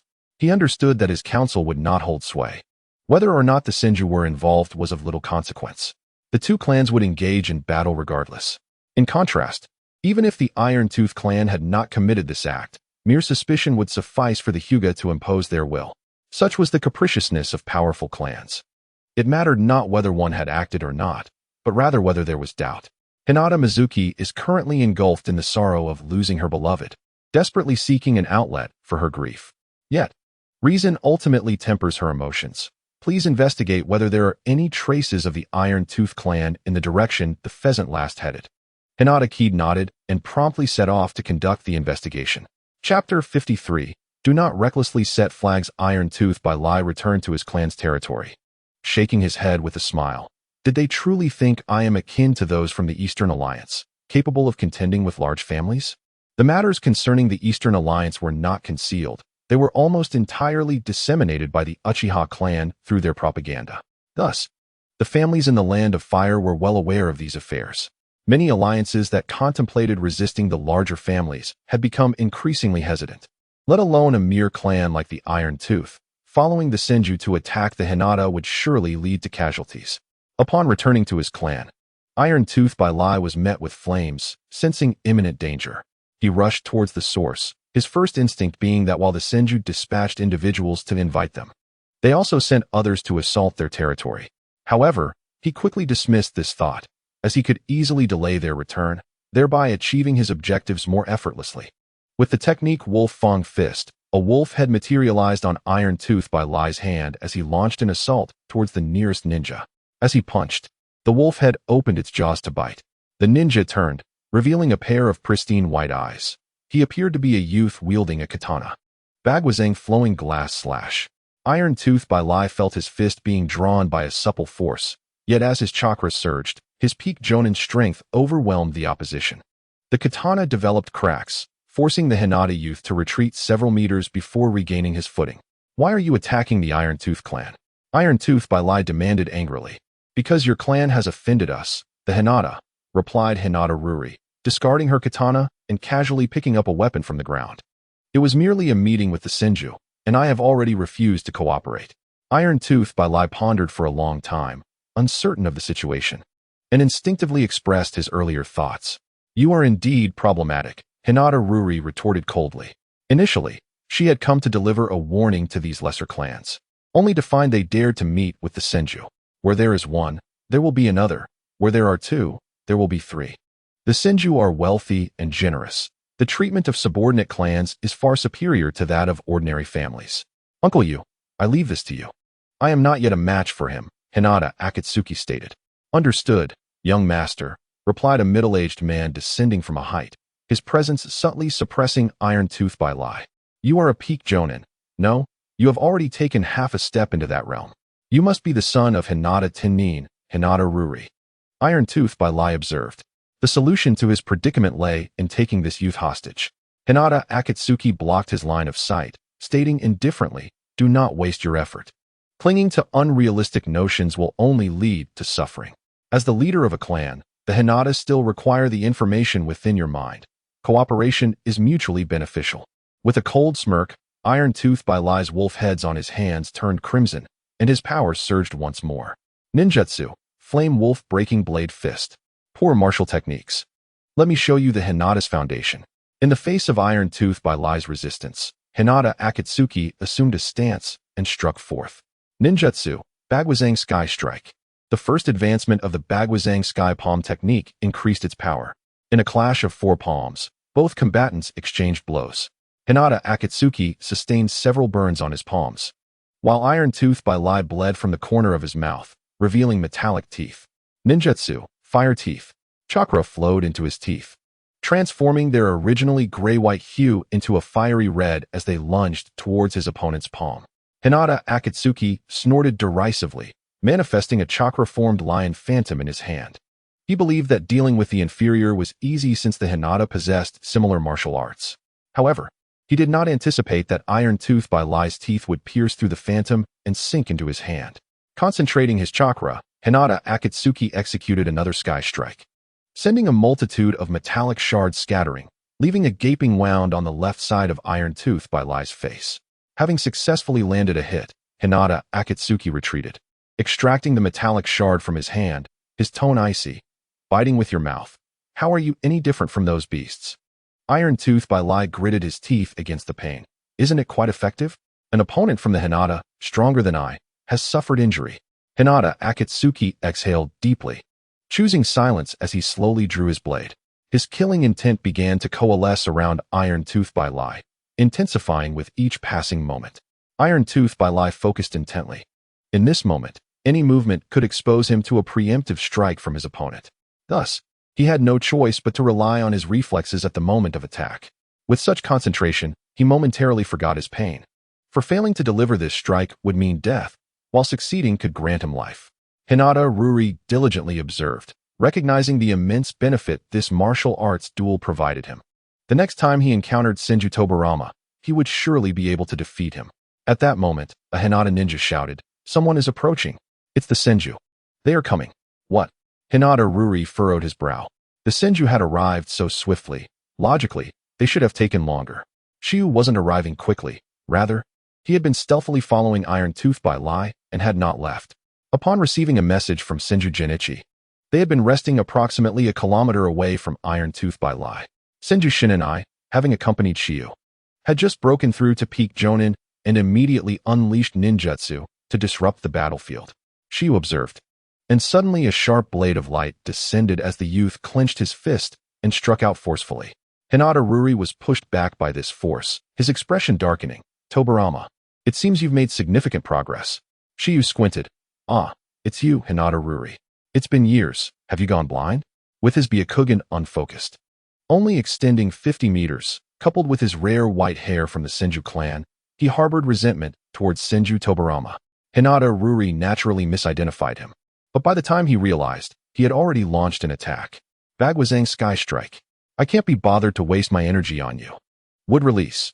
Birth of the World of Trees.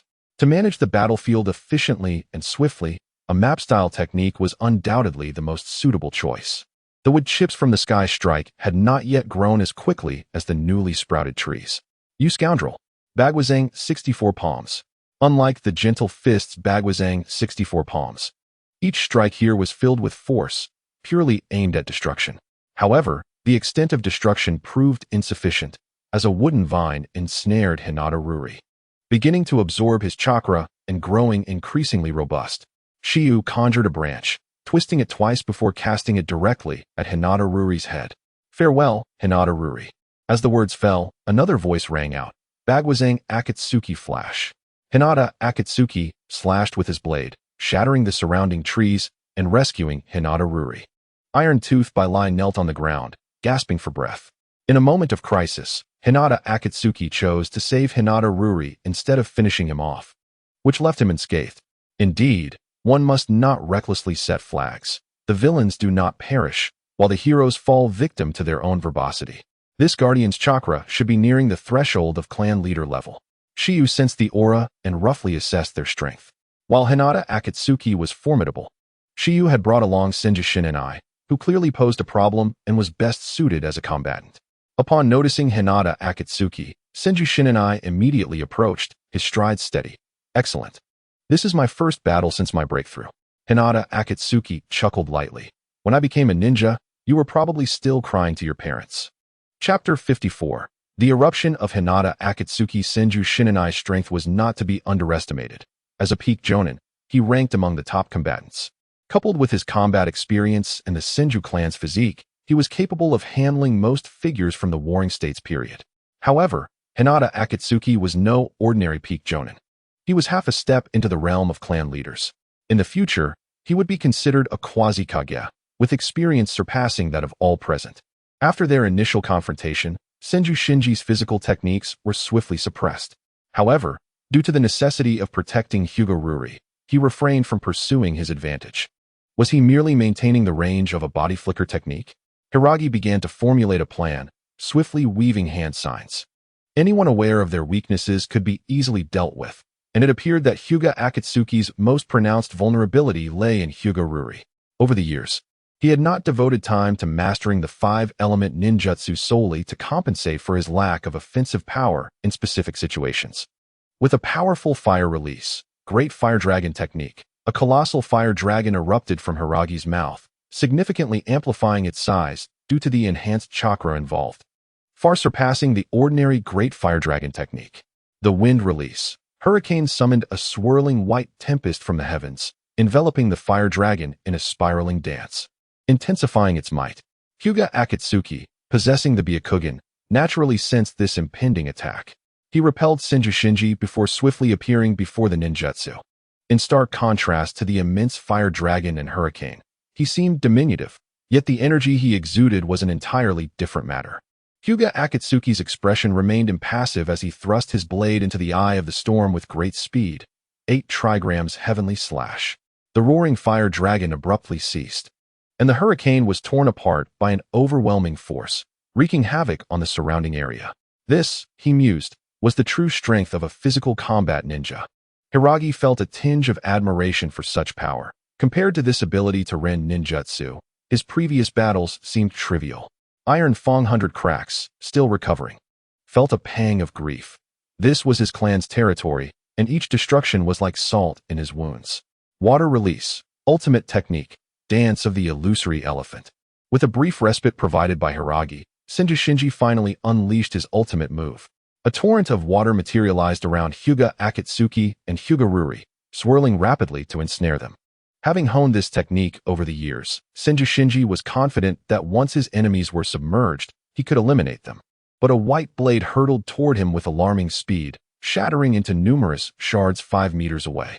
So fast. Senju Shinji's pupils constricted as Hyuga Akatsuki infused a substantial amount of chakra into his katana. Even after the blade fragmented, a lingering, subtle pull penetrated his body, while not fatal. It halted the ninjutsu. He had been struck at a crucial point by the shards of Hyuga Akatsuki's blade. With his chakra depleted, the ninjutsu could not continue. And Hyuga Akatsuki panted slightly, swiftly considering his next move. His chakra consumption was significant. Iron Fong 100 cracks approached Senju Shinji after swallowing a pill. How long do you need? A few minutes, Senju Shinji replied solemnly, extracting his blade and forcing chakra through his chakra points. Hyuga Akatsuki's expression grew cold. He could sense the approaching Senju ninjas, and their side was already beginning to falter against the combined might of Senju and Iron Fang ninjas. What should we do? He could leave, but escorting a nearly chakra-drained Hyuga Ruri to safety seemed an insurmountable challenge. Uncle Suki, perhaps you should leave first. I still hold value. They want to kill me, said Hyuga Ruri flatly. You've been captured. It would disgrace the Hyuga clan, Hyuga Akatsuki retorted. Given Senju's nature, it was highly likely they would not execute Hyuga Ruri. But having the clan leader's son taken captive was a matter of immense shame. You cannot escape. Surrender now, Iron Fang 100 Cracks declared. His voice slightly distorted due to a wound in his mouth, but he paid no mind to such trivialities during critical moments. Hyuga Akatsuki clenched his teeth, responding gravely. I have slain countless foes in my lifetime. Surrendering is an act I reserve for others. Let me show you the strength of the Hyuga clan. Iron Fang 100 Cracks dared not underestimate him. This Hyuga ninja had previously held an advantage against both him and Senju, and if not for the need to protect Hyuga Ruri, they would have fared far worse. Be careful, he has taken drugs. Hiragi warned loudly upon noticing the anomaly. A surge of powerful chakra erupted instantaneously, and Iron Fang 100 Cracks, relying on instinct, dodged, but his left shoulder was severed, and he was sent flying. Senju Shinji had just released his chakra points when he was thrust aside by a powerful kick. A crimson hue tinged Hyuga Akatsuki's previously pristine white eyes, exuding an aura of madness as Hyuga Ruri swiftly followed behind him. Even as waves of ninjas continued to arrive, they could not impede their advance. Keep running. Do not look back, Hyuga Akatsuki instructed after breaking through the encirclement, turning to face the multitude of ninjas. Hyuga Ruri, aware of his precarious state, dared not hesitate. Having only regained a modicum of chakra, he was essentially a liability and recognized the dire consequences of consuming the drug. Certain death awaited him. The Hyuga clan's pills were akin to the ones Senju provided to the dark ninjas, draining all energy upon consumption to rapidly restore chakra and heal wounds. A deluge of ninjutsu rained down, but was deflected by the heavenly spin technique, as Hyuga Akatsuki focused on an approaching threat. Hiragi distinctly felt the intensity of that gaze directed at him. It was clearly aimed his way. Having witnessed Hyuga Ruri's prior defeat at Hiragi's hands, Hyuga Akatsuki considered it absurd for a talent like Senju Tobirama to appear, and now with Hiragi, a wielder of a bloodline limit, the future of the Hyuga clan seemed bleak. In the remaining time, he aimed to create the greatest impact. That was the only thought that remained.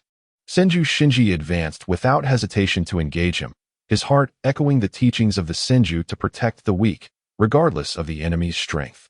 Yet, at that moment, Hyuga Akatsuki radiated a chaotic energy, his 8 trigrams 64 palms striking with the ferocity of a flurry of punches, shattering any obstacles before him. Iron Fang 100 Cracks, while grateful for Senju's support, did not possess the resolve to fight to the death. He merely cast a few ninjutsu to hinder their progress. Summoning technique, triple gate of the netherworld. 3 massive gates erupted from the ground, and Hyuga Ruri shattered one in mere moments before charging forward once more. The 3 gates provided an opportunity for substitution techniques, yet Hyuga Akatsuki activated his Byakugan, locking onto his target and launching another assault. Wood release, birth of the world tree. Countless vines erupted from the earth, rapidly entwining around Hiragi. It was impossible to deny the pressure. Being pursued by a self-destructive madman was unnerving for anyone. However, throughout the ordeal, from breaking through the ninja's blockade to shattering the triple gate of the netherworld, Hyuga Akatsuki had relied solely on the heavenly spin technique and had not utilized any ninjutsu. Did this imply he was either unable to use ninjutsu or struggling to control it? Therein lay a glimmer of hope. If he could expedite his energy depletion before the effects of the drug wore off. Chapter 55, Substitute Death. The wooden vines were obliterated, and a pale blue chakra flame erupted from Hyuga Akatsuki, reminiscent of the 7th gate of the 8 gates. He began to breathe heavily. This was not merely a battle with Hiragi but the cumulative toll of earlier protecting Hyuga Ruri, intercepting numerous ninjutsu, and breaking through the ninja's encirclement. Not to mention demolishing the triple gate of the netherworld. Lacking the physical prowess derived from taijutsu, the damage inflicted was not sustainable. Yet, all of it was worth it. The destruction of the trees revealed Hiragi behind them. Without hesitation, Hyuga Akatsuki launched a punch, but Hiragi dodged, and a large tree occupied the space he had vacated. Would release, explosive gun tree.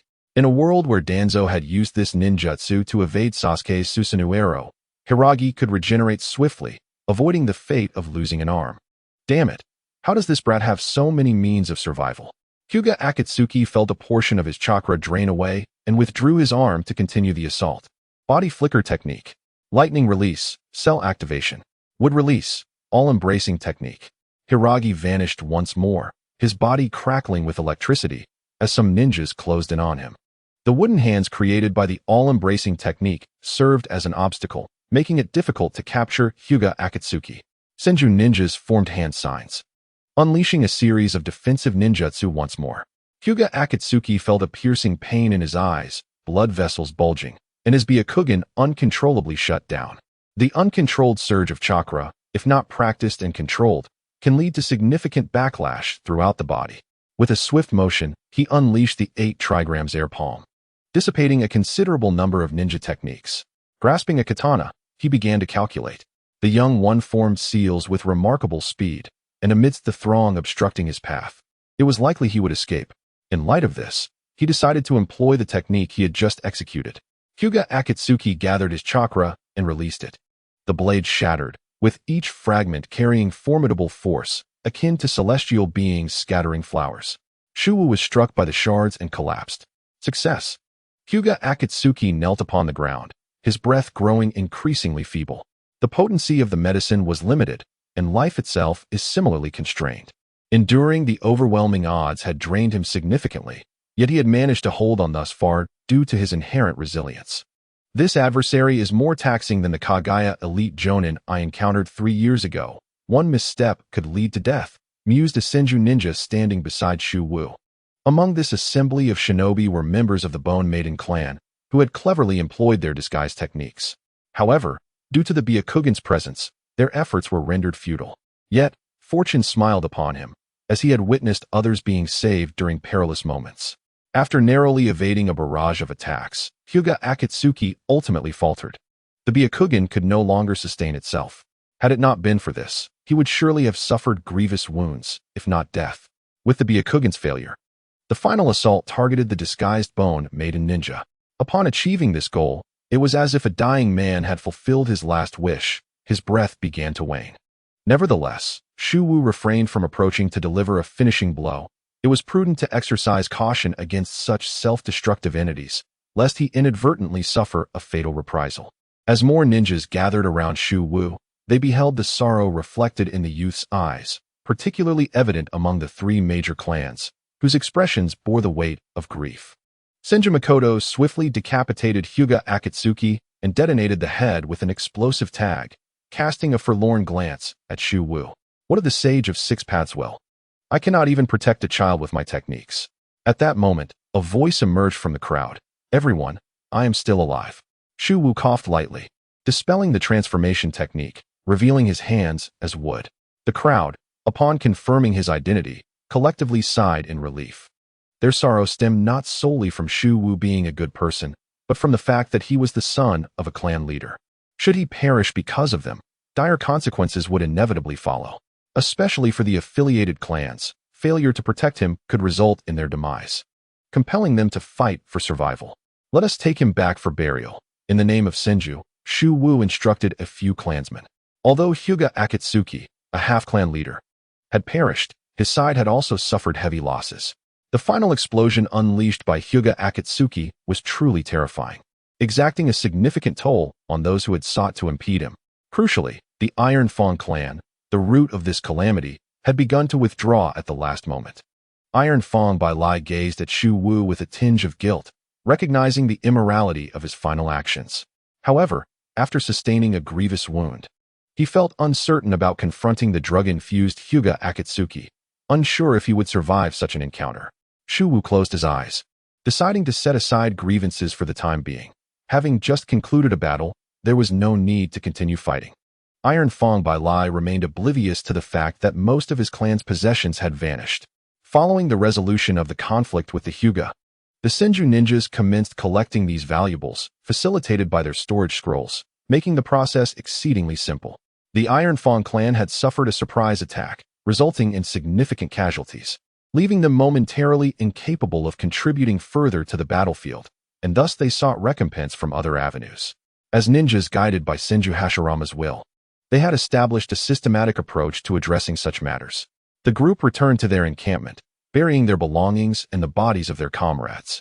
Senju Geniki promptly arrived to check on Shu Wu, ensuring he was unharmed before departing. 3 days later, Ryoma Pingji took the initiative to collaborate with the Senju. The plight of the Iron Fang clan led him to believe that the Hyuga bore some flaws. After reclaiming their stolen property, what need did they have for vengeance against their two weak clans? To avoid sharing the same fate as the Iron Fang clan, they relocated their territory near the Senju. Not as a subordinate clan, but agreeing to pay a protection fee periodically. This arrangement aligned well with both parties, and thus a treaty was swiftly established. The Senju pledged to protect the Ryoma clan, while the Ryoma clan, in turn, would provide certain resources, ensuring their own safety. As for the Iron Fang clan, due to their severe losses, they became bodyguards for the Ryoma clan. However, it was evident to all that before long, the Iron Fang would become akin to a subordinate entity of the Ryoma clan. Senju Makoto, having been struck by Hyuga Akatsuki, devoted himself daily to rigorous training in taijutsu. Aware that his ninjutsu was unlikely to progress, he sought to develop through physical prowess. Following the Iron Fang clan's ordeal, the Hyuga clan engaged in combat with the Senju. However, lacking a clan leader-level powerhouse, the Senju merely retreated after employing a few ninjutsu. This was not due to Senju Hashirama's absence, but rather because the northern battlefield was more dire, with Uchiha Taijima and Senju Butsuma engaged in continuous conflict, alongside the need to balance yin and yang with Qingming. Due to the proximity of the Senju and Uchiha in the northern battlefield, any loss without a buffer would directly threaten the women and children in their territory, which explained their continued lack of support for the western battlefield. Chapter 56. The Wind Demon Strikes, Hashirama. Madara.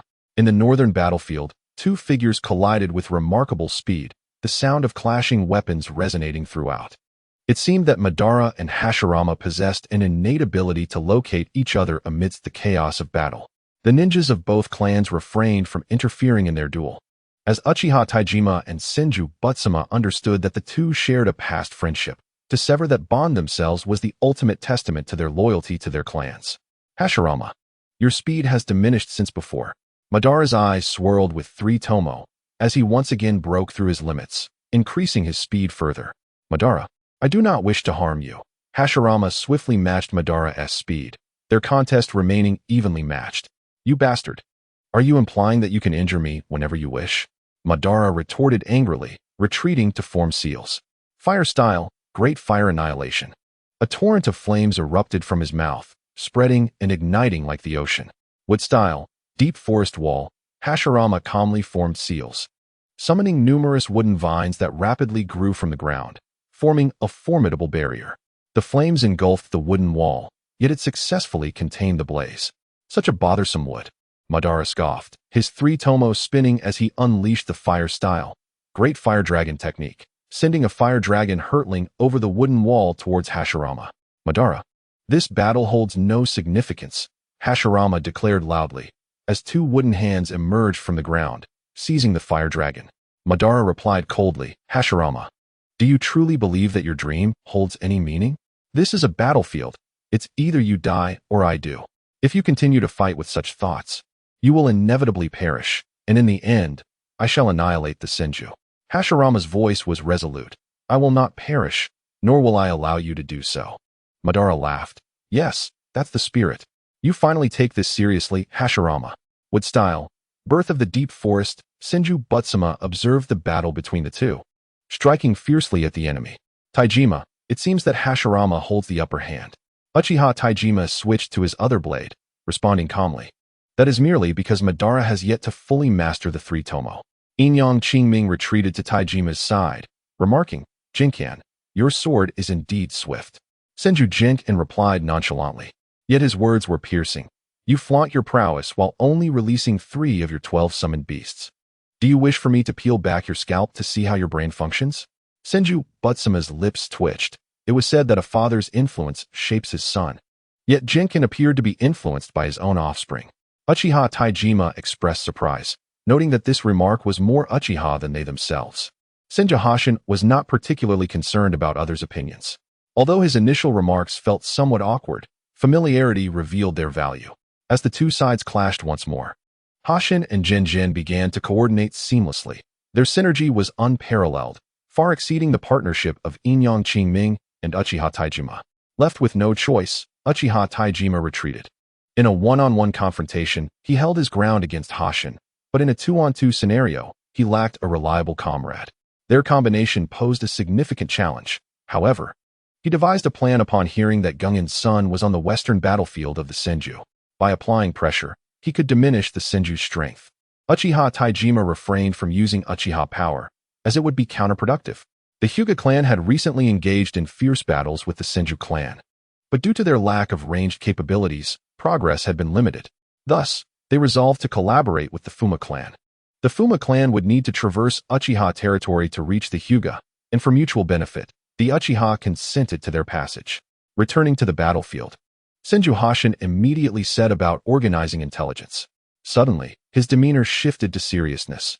Ninjas from the Fuma clan have headed to the western battlefield. Hashin pondered for a moment before responding. We have at most 7 days to secure victory on the battlefield. Hashin's tone sharpened. Can the Western Front endure for 7 days? Even if it cannot, it must. 7 days is all we need to seize the resources. My son is over there, and countless children from our clan remain. The two brothers fell silent.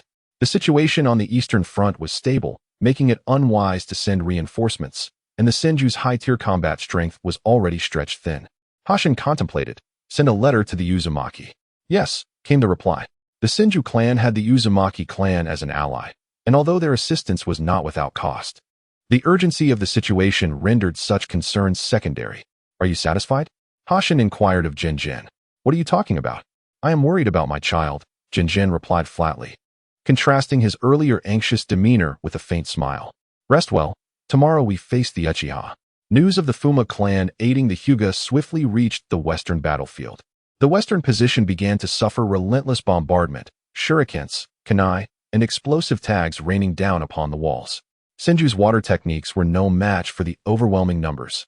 And amidst the chaos, he was caught off guard by a peculiar smoke bomb that obscured his senses. The Hyuga's elder, disguised as an ordinary ninja, managed to breach the defenses, creating an opening. The joint forces relentlessly attacked this gap, causing it to widen until the defense was breached. Senju Hashin had no choice but to retreat, detonating most of the explosive tags within the position before falling back to the second line of defense. According to the initial plan, they had several lines of defense, with the third line beyond them forming a mountainous barrier as the fourth.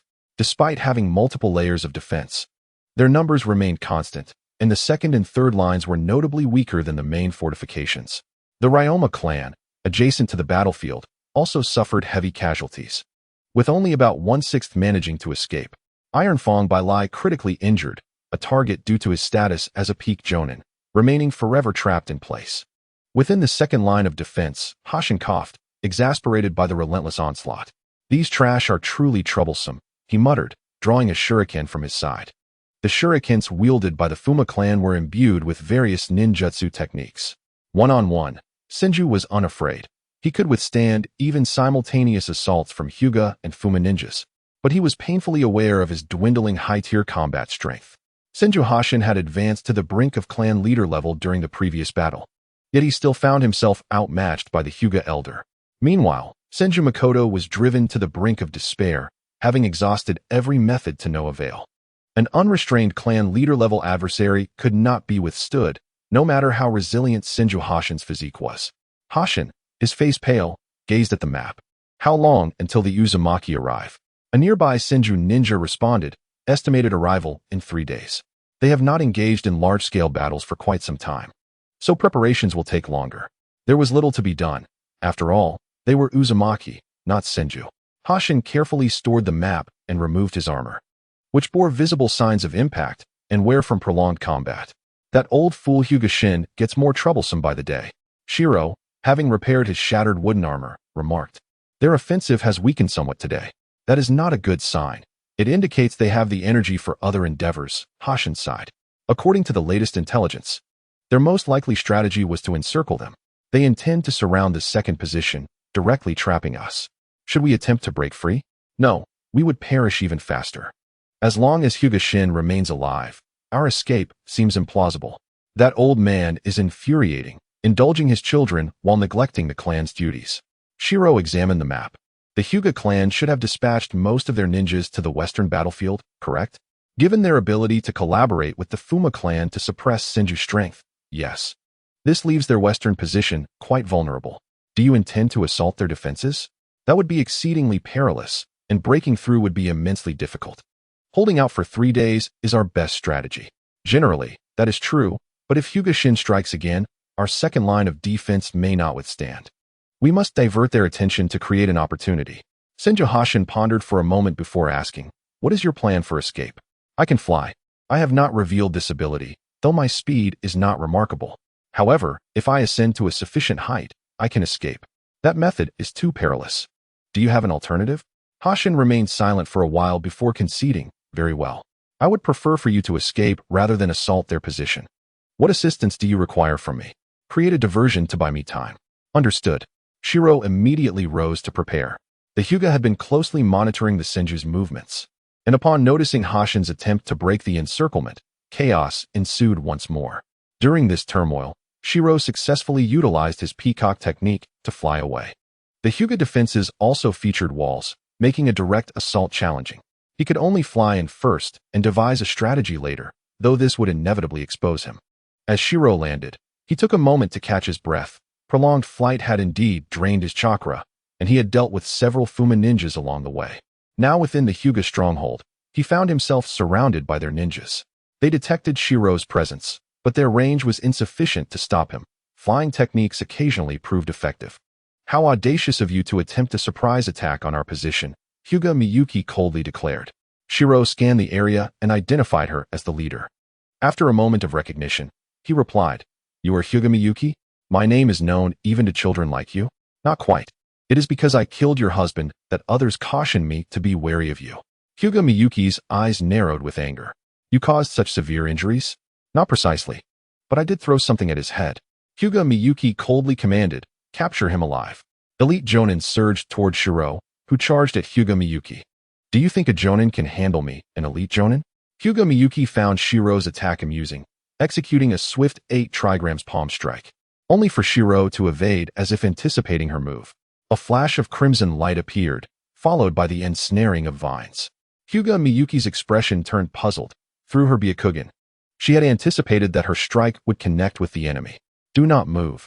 Your spokesperson is in my grasp," said Hiruma coldly, tightening the vines that drew energy from the opponent's chakra. "Release Lady Miyuki, or if you possess any courage, replace me instead." "What kind of hero bullies a woman?" Hinata Kid retorted angrily. "Ever since I arrived, you all have been causing a ruckus. It was peaceful while Tobirama was around. I seriously doubt if there's something wrong with you, or am I just inherently disliked?" Hiruma shouted, pressing a kunai against Hinata Miyuki's neck. "Throw all my explosive tags onto the city wall. I want to see some fireworks." The Hinata ninja turned their gazes toward Hinata Miyuki. As long as she nodded, Hiruma would be overwhelmed by the crowd, but Hinata Miyuki ignored their stares and said, "Hurry up. Do you need me to die for your satisfaction?" The Hinata ninja reluctantly vanished one by one. Hiruma whispered, "I am quite curious about your clan's methods of controlling the branch family. Could you enlighten me?" The 3-tomo Sharingan continuously engulfed the opponent. Having been affected previously, Hinata Miyuki was evidently more cautious this time. "Genjutsu? You, a Senju ninja, can actually weave illusions?" "Indeed. Isn't it quite useful?" People instinctively believe that the Senju clan is not adept at Genjutsu, thus making the first time they fall under it usually quite successful. This is not an ordinary Genjutsu. I can sense something akin to the power of the Sharingan. "Who exactly are you?" "You speak too much." Hinata Miyuki gradually lost consciousness, her gaze becoming vacant as she looked at Hiruma. "Use the caged bird technique to control the branch family and forget everything that just transpired." Hinata Miyuki complied and formed a hand seal. Hiruma silently noted that although he rarely utilized the Byakugan, he could awaken this bloodline limit, thus considering himself a member of the Hinata clan. Since they were both members of the Hinata clan, he should also be able to use the main family's techniques, namely the caged bird. When several Hinata ninja returned, Hiruma formed a seal, causing most to suffer from excruciating headaches, while one remained unaffected, standing calmly. "What have you done?" Hinata Kid could not help but ask. "Take a guess," Hiruma replied with a smile, their reactions confirming his assumptions that the caged bird could indeed be activated through his bloodline. After stating this, he hurled a fireball towards the city wall, resulting in an immediate explosion. The branch family members, prioritizing the safety of the main family, hastily affixed explosive tags without hesitation. Hinata Kid intended to intervene, but felt a subtle exclusion due to his own status within the main family, ultimately having to watch their actions unfold. "We have fulfilled your demands. Now, will you release Miyuki?" Hiruma chuckled. "When did I say I would let her go? I merely proposed a condition. If you comply, I will spare lives. If not, I shall kill.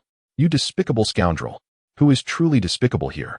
Marking your kin with cursed seals, oppressing the weak with numbers? But you must have signaled for help, right? If that old fool Hinata Shinyuki catches up to me, I am finished." Hiruma cast a glance at the vines binding Hinata Miyuki, attaching a few explosive tags before sprouting wings and ascending into the air. Without hesitation, Hinata Kid rushed to rescue Hinata Miyuki, enveloping both in chakra for protection as the explosive tags detonated.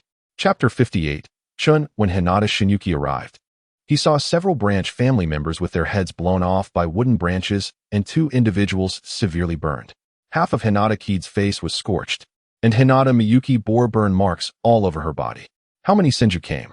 Hinata Shinyuki inquired, producing 2 pills to administer to them. Hinata Kid swallowed the pill, weakly stating, "One. Senju Jinichi? No, he just fought me." Hinata Kid chuckled bitterly. It was a child, around 8 years old, possessing flight ninjutsu, and he seems capable of activating the caged bird technique. Hinata Shinyuki's expression changed. "Impossible. Without our Hinata bloodline, how could he activate the caged bird? Which way did he flee?" Hinata Kid pointed in a direction. "I apologize, Lord Shinyuki. To protect her, I lacked the energy to observe his path." Hinata Shinyuki said nothing further and immediately set off. He would not blame Kid for having to protect his daughter while also observing the enemy's escape route. Moreover, his primary concern was the direction in which the boy had fled. If he returned to the battlefield to activate the caged bird, the fighting capabilities of the Hinata clan would plummet. However, if he could activate the caged bird from the start, he could have simply done so on the battlefield. Hinata Shinyuki could not fathom this for the moment. Capturing him took precedence. After distancing himself from the Hinata stronghold, Hiruma rested on a tree to recover his chakra, as ensuring his combat effectiveness required periods of recuperation. The Byakugan between his brows had awakened, keeping watch. Though it was but one eye, the inherent energy of EAT release remained unchanged, allowing for enhanced perception at a distance. The returning ninja from the Hinata stronghold, aware that the caged bird technique had been grasped by someone outside their clan, would undoubtedly be anxious to locate him. Such mastery posed a threat to the Hinata legacy. Therefore, as long as he remained hidden, he could sufficiently stall the combat strength of a portion of the ninja. The Uzumaki clan would not arrive for another 3 days, making it wise to stay concealed for the time being. The boy pulled out a map, roughly determining his location. This area was a considerable distance from both the battlefield and the Hinata stronghold, with a region nearby where wild animals congregated, a typical hunting ground for ninjas seeking sustenance. Every human has the need to eat, especially for meat. Hence ninjas often reserved such areas for their needs. After contemplating, Hiruma decided to head to this region for temporary shelter, where he could procure food by hunting animals. It was another bountiful day. A burly ninja, with thick eyebrows and large eyes, dragged a massive wild boar. His skin was bronzed, his hair cut short, and his muscular torso exposed. His name was Chun, a taijutsu ninja, aged 43, whose strength had reached the pinnacle of elite ninja, currently wandering the 5 nations. He sought a fleeting opportunity to break through to the level of clan leader and complete his self-developed taijutsu, as ninjutsu was often concealed by prominent families. Individuals like him from lesser clans had no chance to learn. Thus, he aspired to create a martial art capable of rivaling any ninjutsu. Chun built a fire and began preparing the wild boar. His culinary skills had improved significantly from not knowing anything to being able to prepare edible meals. How bold to brazenly start a fire to roast meat, creating such noise. Upon entering the area, Hiruma quickly encountered Chun, who noticed the black smoke rising into the air. Curiosity stirred within him. As he approached, his Byakugan revealed that this individual was a peak elite ninja, lacking any clan insignia. A rogue? Hiruma paused. Typically, those who reached the peak of elite ninja would establish a clan or join a mid-tier clan as guardians. Naturally, such individuals would display their clan insignia. It served as proof of their lineage and adherence to clan customs. However, under the scrutiny of the Byakugan, no such insignia was present. Chun looked around, feeling uncomfortable under scrutiny. Although unaware of the exact location, he sensed he was being watched. Should I make contact? Hiruma pondered. Generally, he would avoid other clans' peak elite ninja, but such a distinct individual was worth engaging. This area was not large. If Chun remained for too long, it would inevitably impede his movements. Thus, he decided to make contact, knowing that with his current strength, he could still escape from a peak elite ninja. Hiruma deactivated his Byakugan and stepped forward. Chun, still scanning the surroundings, noticed the boy approaching and asked, "Would you mind sharing a piece of meat?" Chun glanced twice, recalling the assistance he had received from others in various countries, especially regarding the sharing of food, which was quite common. He nodded and said, "Sure, come over." Higashiwu, taken aback, asked, "Aren't you afraid I might be a bad person?" Chun flashed a bright smile that nearly dazzled Higashiwu's eyes. "You're just a child wanting some meat. What does it matter? There is plenty of meat here. We can kill another one later. It's not like you're robbing me." Higashiwu blinked, realizing he always carried some money with him. Judging by Chen's tone, it seemed that discussing financial matters would be straightforward. "Are you an elder from a certain clan?" "Not really. I simply enjoy improving myself. It's quite stifling for a family to remain stagnant. By the way, how long do you intend to stay here? I could use someone to talk to." Higashiwu silently observed Chun. Given his apparent strength, facing a peak-level shinobi like Chun seemed futile, yet he was still engaging in conversation, indicating he was not a malicious individual. 3 days. Perfect. You can accompany me during these 3 days. Higashiwu retrieved a pouch of coins from his robe and tossed it. "What is this? I dislike being in debt to others. Consider this your payment for employment." Chun weighed the pouch and, upon discovering it contained gold coins, exclaimed, "This is far too much. Just 1 coin would suffice. It's merely for a few days of hunting boars." Higashiwu was taken aback, although Chun seemed to lack funds. He appeared indifferent to money. There was no logic in underpricing oneself, so he cautiously replied, "Actually, I'm being pursued and need protection." "All right, I accept." Chun nodded seriously. He might be somewhat carefree, but he understood that safeguarding a child for 3 days and defeating incoming adversaries were tasks of different calibers. Moreover, he had always yearned to spar with skilled opponents to refine his techniques. This could be an opportunity. "Who is pursuing you?" "An unscrupulous old man from the Hyuga clan who bullies me. A mere child." "I see. I despise those powerful clans preying on the weak. Rest assured, I will protect you. May I ask your name?" "My name is Chun. What about you?" "Higashiwu." "Chun, judging by your appearance, you must hail from the land of lightning." "Yes, I came here to enhance my martial arts." "Oh, do you have a name for your technique?" "Haha, it's just an unfinished technique. Nothing much to say. I'll think of a name once I complete it." Chapter 59, Open. "Strong gale," Chun shouted, startling a gigantic wild boar ahead. The creature, unprepared, lost its balance from a swift kick, and before it could recover, it was struck again, meeting its end. "Higashiwu, this is the essence of youth." Higashiwu twitched his lips, realizing that Chun was indeed full of vigor, albeit with a clear flaw. He struggled to remember names, alternating between calling him Higashimu and Chunmu. Perhaps he also had a slight case of face blindness, but with only the two of them present, it wasn't too glaring. After they had divided the boar, they began to roast the meat. "Higashiwu, it's been 2 days. The ones pursuing you might have given up." Chun replied somewhat uncomfortably, "Without an opponent, it feels rather dull for me. I initially intended to seek out skilled fighters in the land of fire, not to roast meat in the forest." "Are you eager to fight? Do you have a target? I can guide you to local talents." "That is true. Do you know of Senju Hashirama?" "I do. But he is currently embroiled in a battle with the Uchiha. It seems both Senju Tobirama and Uchiha Taijima are out of reach." "What about Hinata Tenkai?" "I'm not sure. He might be busy at home, raising children. His son, Hinata Ruri, seems to be lagging behind and has likely become withdrawn." Chun scratched his head, feeling somewhat disheartened. "So, I came to the land of fire and found no one to compete with. My youth has suddenly lost its vitality." Higashiwu pondered for a moment and said, "You don't necessarily need to confront the Senju or Uchiha. There are many skilled individuals in the land of fire. For instance, the leader of the Kazama clan, known as Kazama Kotaro, and the leader of the Yagami clan from the Land of Lightning, known as AI, possess comparable skills. There's also the Hitaki clan. Their swordsmanship is formidable, and I haven't heard much about them lately, so the clan leader might be available. As Higashiwa spoke, he suddenly paused, his eyes sharpening. Are your pursuers here? Chun immediately perked up, excitement igniting in his eyes. There are quite a few, over a dozen. No, it seems to be increasing. This many people? Huh. Chun hesitated. In the Warring States period, even without formidable foes, the principle of many ants can take down an elephant still held true if one was willing to sacrifice. Someone is approaching, be cautious. Before Higashiwa finished speaking, a man in a long white robe, around 50 years old, appeared before them. You must be the one attacking my Hyuga territory. Hyuga Shingetsu glanced at Higashiwa, recognizing the strength of a jounin at his age quite easily. He felt a twinge of regret. 2 days ago, he had intended to search this direction but, sensing the commotion caused by Chun, he assumed someone fleeing would not reveal their location so blatantly and thus redirected his search to the battlefield. Haha, I never expected the Uzumaki clan would lead us here. Only to encounter you, the ever-elusive Chun Higashiwa.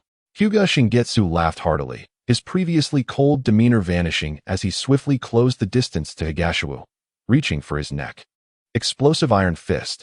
Chun's left fist struck towards Hyuga Shingetsu, a peak jounin with commendable fighting prowess. Higashiwa, being relatively weaker and the target of the enemy, would undoubtedly be the first to be attacked. Before Hyuga Shingetsu could make his move, Chun's punch had already been unleashed. Hyuga Shingetsu was momentarily halted by this strike, granting Higashiwa the opportunity to utilize body flicker technique to escape. That was incredibly fast. Higashiwa was secretly astonished, having recently been pursued by Hyuga Akatsuki, who was already quite swift. The comparison made him seem considerably slower. You wish to fight me? Hyuga Shingetsu spoke coldly. Indeed, allow me to show you my youth. Open. Rest, life, open. With a powerful shout, an immense chakra surged from Chun's body, enveloping him in a layer of energy. His hair stood on end, and his face flushed red. Strong gale? What? Hyuga Shingetsu was momentarily stunned. Having just compared their strengths, he had been confident of his superiority. Yet now Chun's technique was proving to be remarkably swift. However, as a seasoned clan leader and a representative of the Hyuga clan, he was not without adaptability. After blocking the kick, Hyuga Shingetsu countered with all his might, unleashing a palm strike charged with tangible chakra energy. 8 trigrams mountain-breaking strike. Chun felt a force meet his abdomen as he was struck, sending him crashing into a tree. Hyuga Shingetsu panted slightly, realizing that this attack had consumed more chakra than expected, but the results were satisfactory. Lord Shingetsu, what is happening? A few Hyuga ninjas approached, but were immediately deterred by an overwhelming aura. Return. Do not approach without my command. Hyuga Shingetsu glared at the two, aware that there was an outsider capable of subduing them in the vicinity, and could not allow these branch family members to intervene. The ninjas, sensing the tension, quickly retreated from the area. Open, morning, towards the peacock. Chun rose once more, approaching as if nothing had happened, and swiftly threw a punch. Flames cascaded from the sky like a peacock displaying its plumage. Hinata Kamizuki, in a sudden whirl, unleashed a torrent of chakra from his chakra points, forming a blue spinning orb that deflected the flames. Night Peacock, Chun shouted, concentrating the shadows of his fists into a colossal firebird that descended below. This sudden surge of power shattered the defenses of Hinata Kamizuki, who felt a trickle of blood at the corner of his mouth, his palms emanating white steam, hinting at burns. He had been wounded by a peak jounin and appeared to be at a disadvantage, a situation unprecedented in his past battles, where even formidable figures like Hinata Tenrin, Uchiha Taijima, and Senju Hashin had never managed to best a clan leader with their peak jounin strength. Truly, I have grown old. Hinata Kamizuki lamented inwardly, his gaze sharpening with a hint of greed. If a peak jounin could wield such power, what might a clan leader accomplish with this technique? Chapter 60. There is no 7th gate. Shirwu observed the battlefield with trepidation. Earlier, Chun had mentioned that his ninjutsu remained underdeveloped, judging by his current performance. The 6th gate posed no issue. The 7th gate, however, was suspect. As for the 8th gate, the death gate, once opened, it would lead to demise. He had yet to fully impart this knowledge to others, making its activation impossible. Hinata Kamizuki instructed the branch family to keep their distance, aware that making an impulsive approach would lead to a similar fate as before. If that is the case, Let them come to me, Shirwu declared loudly. Hinata up ahead. Do you know who I am? No. That is fine. But surely you know Hinata Kiji. The branch on his head was my doing. Of course. This is trivial compared to my identity. Senju Hashin is my uncle, and Senju Jinkan is my father. Capturing me would be a significant achievement. The Hinata shinobi were not foolish. Shirwu's enticing words were clearly intended to draw them near. Yet, a new dilemma arose. Why should they fear a single child? With the Byakugan's inherent ability to see through, they could easily discern that this youth was alone. Shirwu scoffed, a pack of adults, intimidated by a mere child. The Hinata clan is doomed. One brave Hinata shinobi could no longer contain himself and charged forth. Boy, are you seeking death? In his eyes, dealing with a mere child required no more than his own efforts, regardless of the danger. However, others perceived the situation differently, particularly those from the branch family eager for advancement. Capturing such a seemingly weak, yet noble figure could yield untold rewards for the clan. With an opportunity to ascend before them and a leader emerging, why not seize it? Thus, a dozen Hinata shinobi surged toward Shirwu, while the remaining conservative members believed their numbers sufficient and chose not to send anyone else. Especially since the clan head's involvement would mean accolades for merely speaking a few words, rendering further effort unnecessary. Hinata Kimizuki watched as his clansmen pursued Shirwu, cursing inwardly but refraining from action. A slip in a high-stakes duel could be fatal.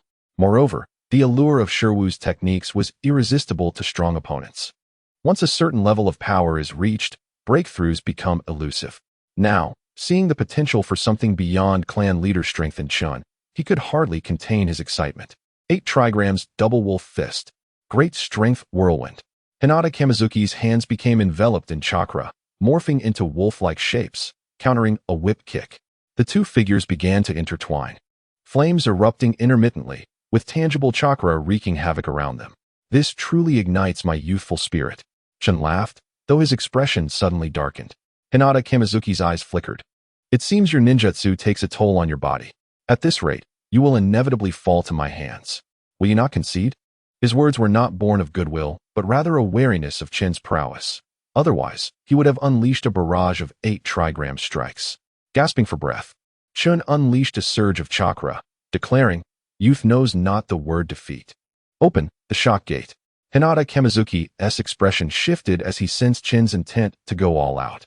He immediately assumed a defensive stance. Chun's previous strength had already matched his own, and opening another gate would place him above Hinata.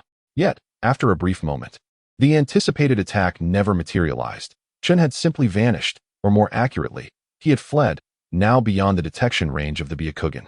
This unexpected turn left Hinata Kimizuki momentarily bewildered, as if a detonating tag had been placed beside him, and despite his best efforts to prepare for an explosion, it had turned out to be a mere stack of paper.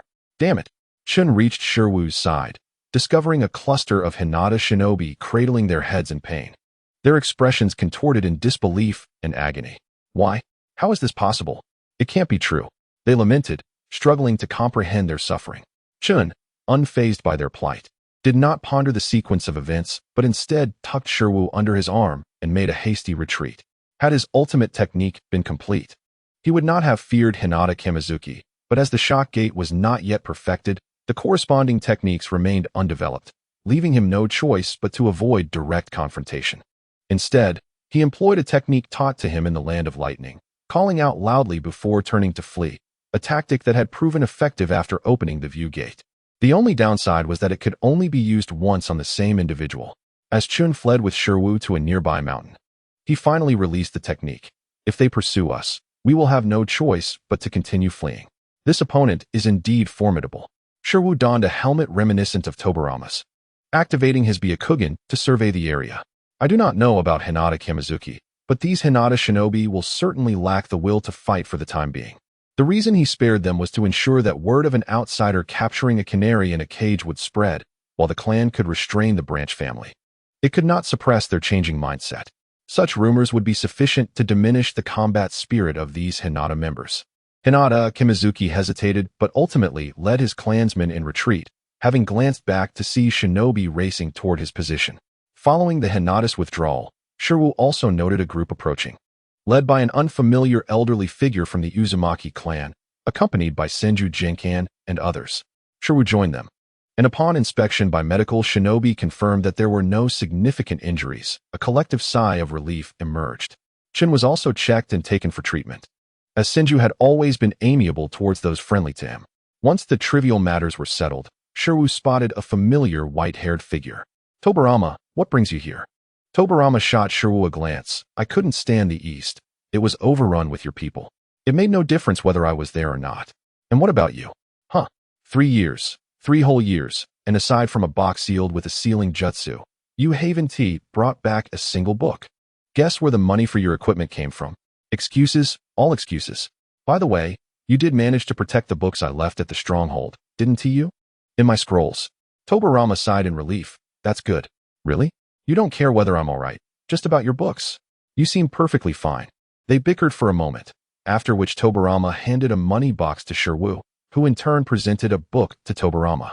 Due to the earlier order from Senju Genkan to demolish the western stronghold during their retreat, all buildings had been destroyed, leaving them without shelter. Shirwu reluctantly assumed the role of a builder, utilizing wood release to clear the debris before commencing the construction of new houses. Chapter 61. The Hinata clan's techniques. In a hidden chamber within the Hinata clan's territory, a middle-aged man sat in a high position, his pure white eyes opening with a detached expression. Hinata Shinju, how long has it been since you found yourself so disheveled? Hinata Shinju managed a wry smile, knowing better than to retort, for this man was the clan leader, the true guardian of their lineage. Losing to the Senju is a common occurrence on the battlefield, Hinata Shinju said, taking a seat below, hesitating before continuing. This time, a young boy from the Senju has emerged. He possesses the ability to command the caged birds. Oh. A ripple of interest stirred in Hinata Tenrin's previously calm gaze. He had devoted himself to martial pursuits and had been in seclusion, aspiring to surpass the likes of the Senju and Uchiha. Yet, he remained deeply invested in his clan. A principle instilled in him since childhood: the clan's welfare surpasses individual life. Leader, could it be that a branch of our bloodline has been lost to the world? Hinata Shinju inquired tentatively. Though older than Hinata Tenrin, his thirst for battle outweighed his desire for knowledge. He was less informed about history and ancient matters than Tenrin. The Hinata clan placed immense importance on bloodline, hence the existence of the caged birds. However, history had its complications. Hinata Tenrin, deep in thought, rose and moved toward a hidden compartment. He retrieved an ancient tome and tossed it to Shinju. Take a look. Hinata Shinju opened the yellowing pages, revealing archaic scripts that had been translated. In ancient times, the clan was divided, and those who remained in this world took the name Hinata. Hinata Tenrin sighed softly. This book is partially damaged. After many years of searching for these lost kin, our ancestors believed they had perished, accompanying the dead. However, given what you've said, this young boy could very well be our distant relative. If only the distant kin could wield the caged birds, Hinata Shinju mused, but soon abandoned the thought, realizing that capturing this boy would be a Herculean task, especially with the Senju's protection in place. Hinata Tenrin spoke with a hint of indifference. In my quest for a breakthrough, I have been reflecting on my weaknesses daily, and I can sense that barrier. If only I could shatter it, I would advance. Yet, at every crucial moment, I find myself incapable of action, leading to stagnation. Our ancestors surely lost some techniques amidst the chaos of war. Now that we have some leads, regardless of whether they are friend or foe, I must meet this distant relative. At the Senju encampment, nestled under the cover of a 3-room hall, the ninja found a semblance of shelter.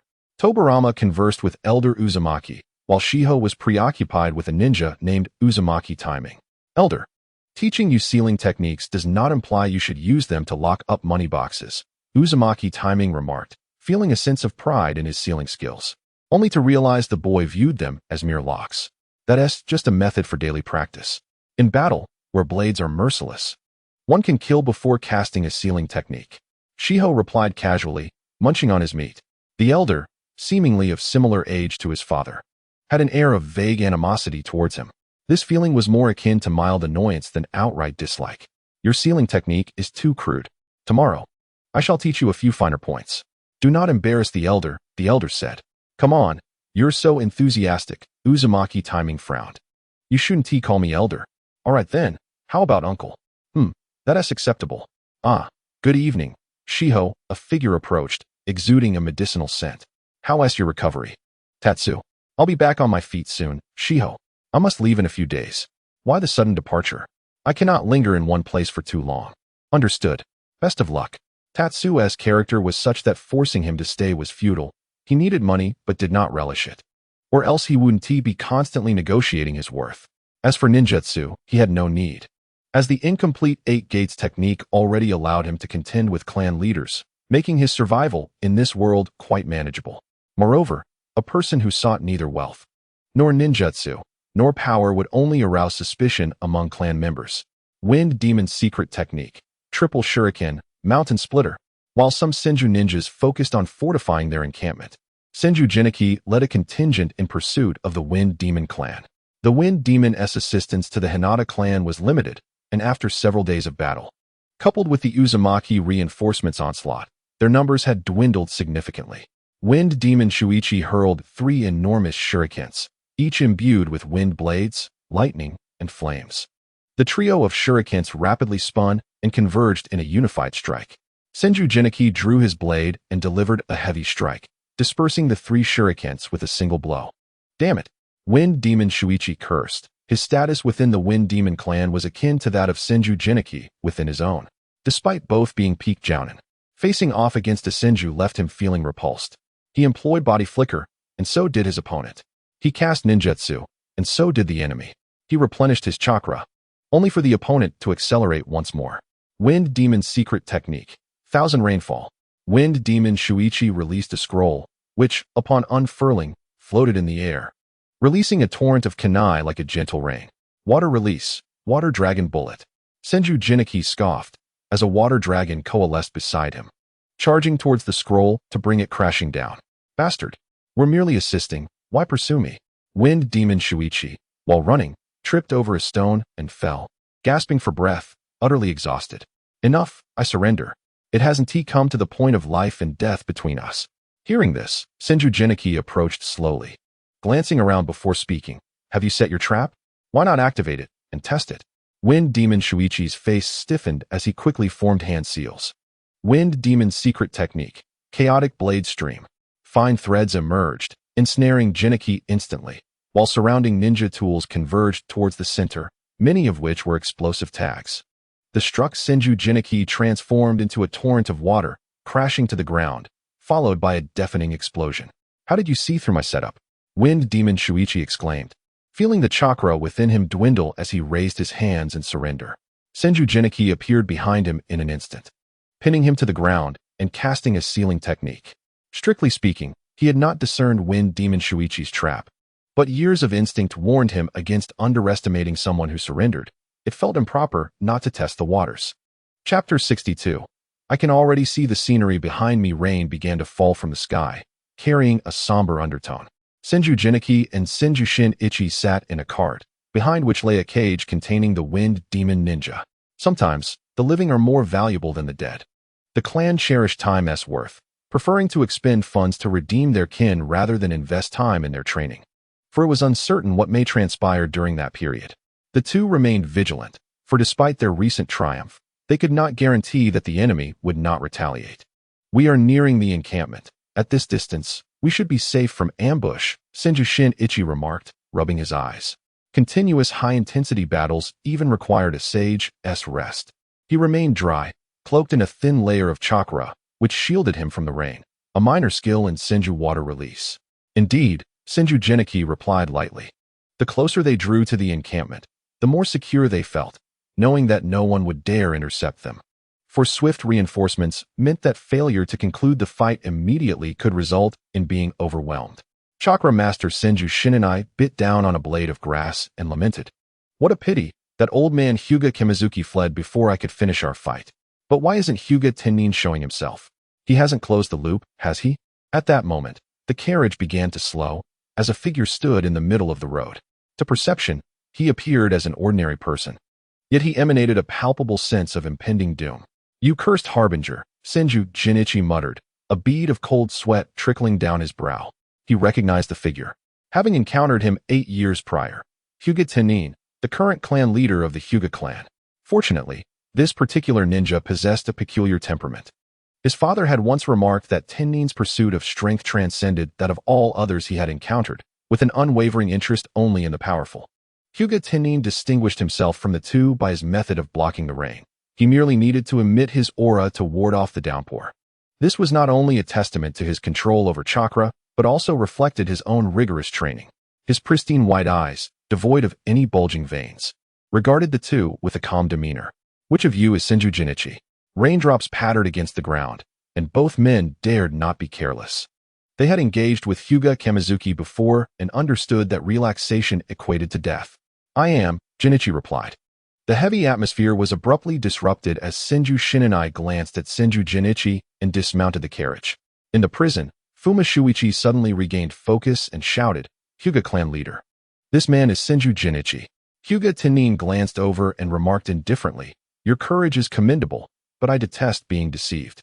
Senju Shinonai's eyes narrowed instinctively as he positioned his blade defensively. A fist struck the blade directly, causing it to bend under the force. A powerful aura pressing down on him. Compared to his earlier battle with Hyuga Akatsuki, he had grown significantly, yet he still could not see the assailant's movements. 8 trigrams airstrike. The fist retracted, transforming into an open palm that gathered white light, compressing and then releasing it. Senju Shinonai's weapon shattered. A spray of blood bursting from his chest as he staggered back, ultimately falling to one knee and spitting out blood.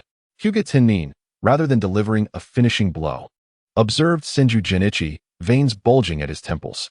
I have no interest in the weak like you. I merely wish to inquire about certain matters. Speak truthfully, and you shall have my consideration. Senju Jinichi assessed his companion's condition, noting that while gravely injured, he was not yet at death's door. If this concerns the Senju clan, then you can abandon that line of questioning. Hyuga Tennin replied with a measured calm. It pertains to Senju Shugo.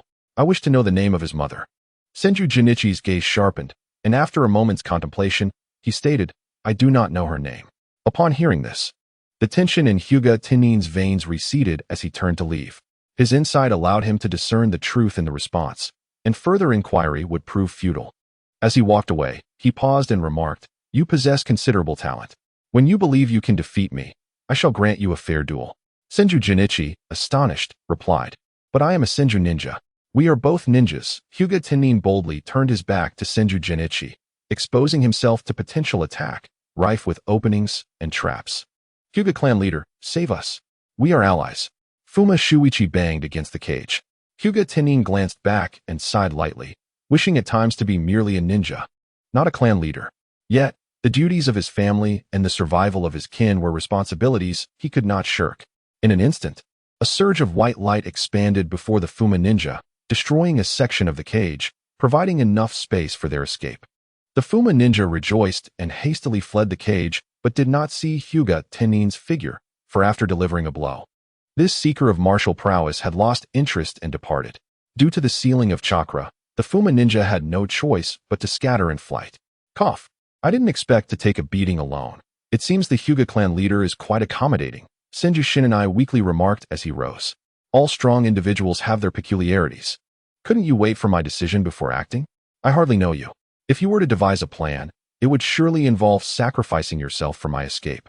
I, Senju Shinonai, am no coward. Besides, he is Hyuga Tennin. I wouldn't hesitate to boast that I fought against him and survived. Senju Jinichi shook his head in resignation, releasing the cage at the back of the carriage, which had been damaged by Hyuga Tennin. The two could only ride back on horseback. Senju Shinonai glanced back at the cage and coughed up a trickle of blood. Aren't we going to capture those Fuma ninjas? I sealed their chakra, and those we brought along were specially trained to sense such sealing techniques. It's of little consequence. Let us focus on getting you back to heal. I am a peak jonin. My constitution is not that weak. Senju Shinonai protested weakly. Senju Jinichi admonished sharply, be quiet. I can see the scenery behind you through your wounds. Is it nice? How did I never realize you were unhinged? Jinichi, I just helped you. That was your own unilateral decision. Upon returning to their base, they immediately tended to their wounds. Senju Jinichi swiftly penned a letter detailing the day's events to Senju Jinsuk. Senju Shinonai endured his injuries, with several shards lodged within his body that needed extraction. Even with the Senju clan's renowned recovery speed, it would take at least a month to heal fully. The appearance of Hyuga Tennin also cast a shadow over Elder Vortex, who appeared somewhat perturbed. Though he had lived for a long time, he knew he could not match Tennin in a direct confrontation. in the realm of the warring states. The clan leaders recognized as formidable were Uchiha Taijima, Senju Butsuma, and Hyuga Tennin. As for Senju Jinichi, due to his kinship with Senju Butsuma, he was often hard to distinguish. Furthermore, considering the temperament of the Uchiha clan, should two Senju be listed, the person tasked with naming them would likely find themselves in dire straits. Chapter 63, Senju? Hyuga? Days later, in a grove, Hyuga Tennin and Senju Jinichi emerged as silhouettes. He knew he would return and understood where he would wait, for it was the site of their first encounter. They had shared a rare experience, severely wounding each other on the battlefield, only to be ambushed by a third-party ninja. To survive, they set aside their grievances and cooperated to eliminate the third-party threat, which birthed the renowned clan leader they were now. Though a single collaboration could not alter their mutual animosity, it provided them insight into one another's character. After the battle with the Uchiha, Senju Jinichi hastened to the Western Front. "When did you become so interested in my deceased wife?" Senju Jinichi inquired, incredulous at the current demeanor of the man before him. Hyuga Tennin pondered momentarily before opting for candor. "Your son activated the caged bird technique. Regardless of how he learned it, he possesses Hyuga blood, which cannot be feigned." Senju Jinichi's eyes narrowed slightly. "I see. The bloodline limit is leaking. No wonder you came forth. However, I am not so blind as to mistake this. She does not possess the Byakugan." Hyuga Tennin replied flatly, "I prefer straightforwardness. If you bring your son to me, I will know. Your Byakugan cannot perceive him?" "Not in the same way. Over the years, I have developed certain abilities. Though not particularly practical, they are the quickest solution to the current dilemma." "An admirable suggestion, but what benefit does this hold for us? Unless you are hiding your son within your clan's territory, I will inevitably encounter him. Are you threatening me? The Hyuga clan is in disarray.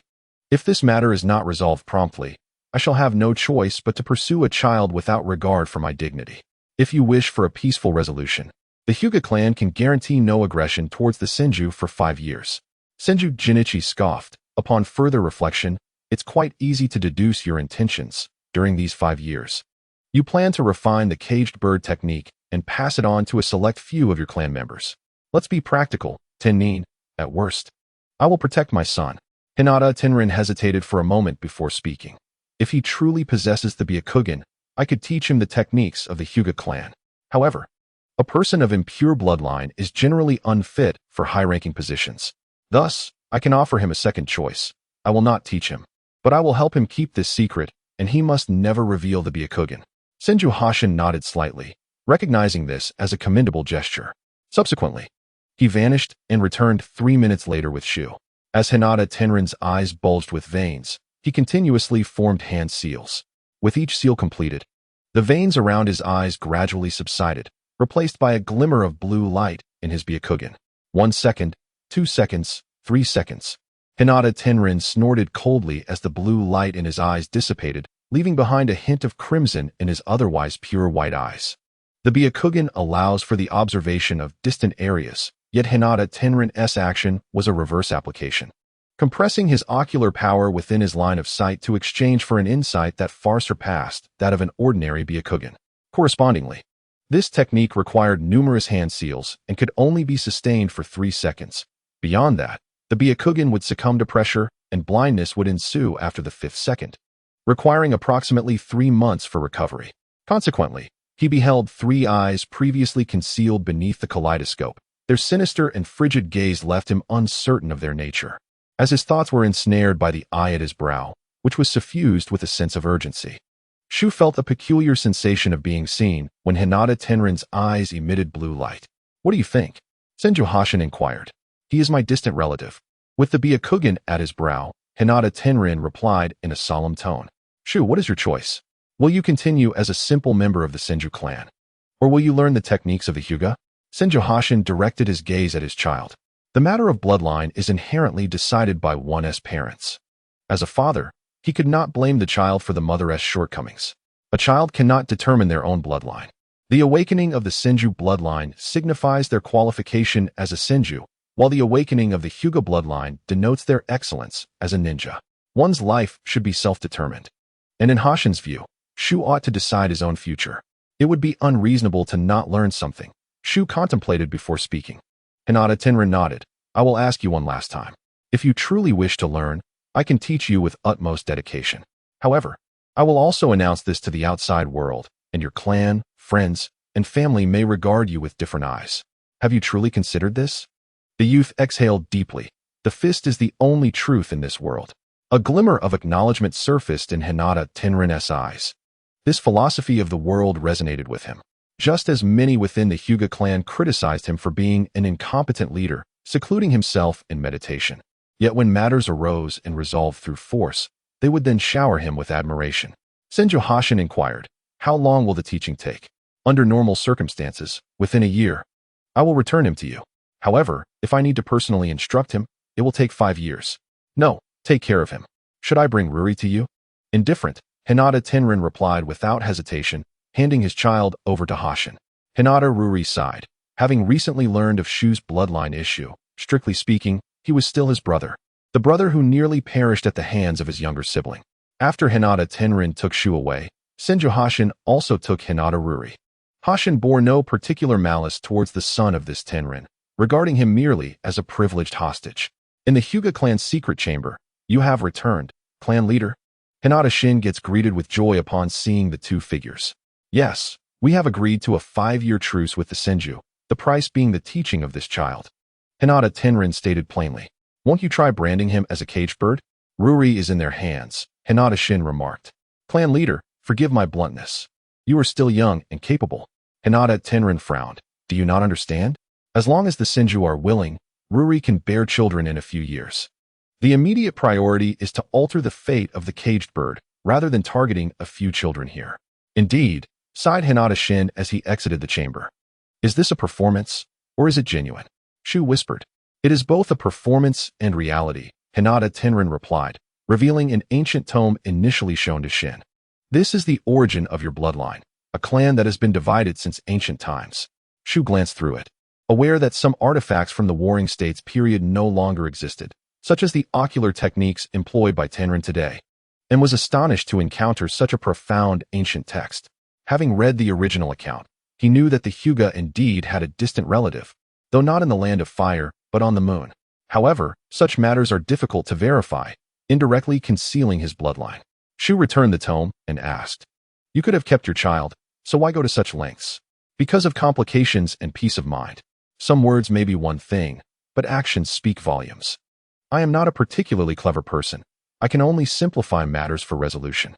Chapter 64. Some are sorrowful, while others rejoice.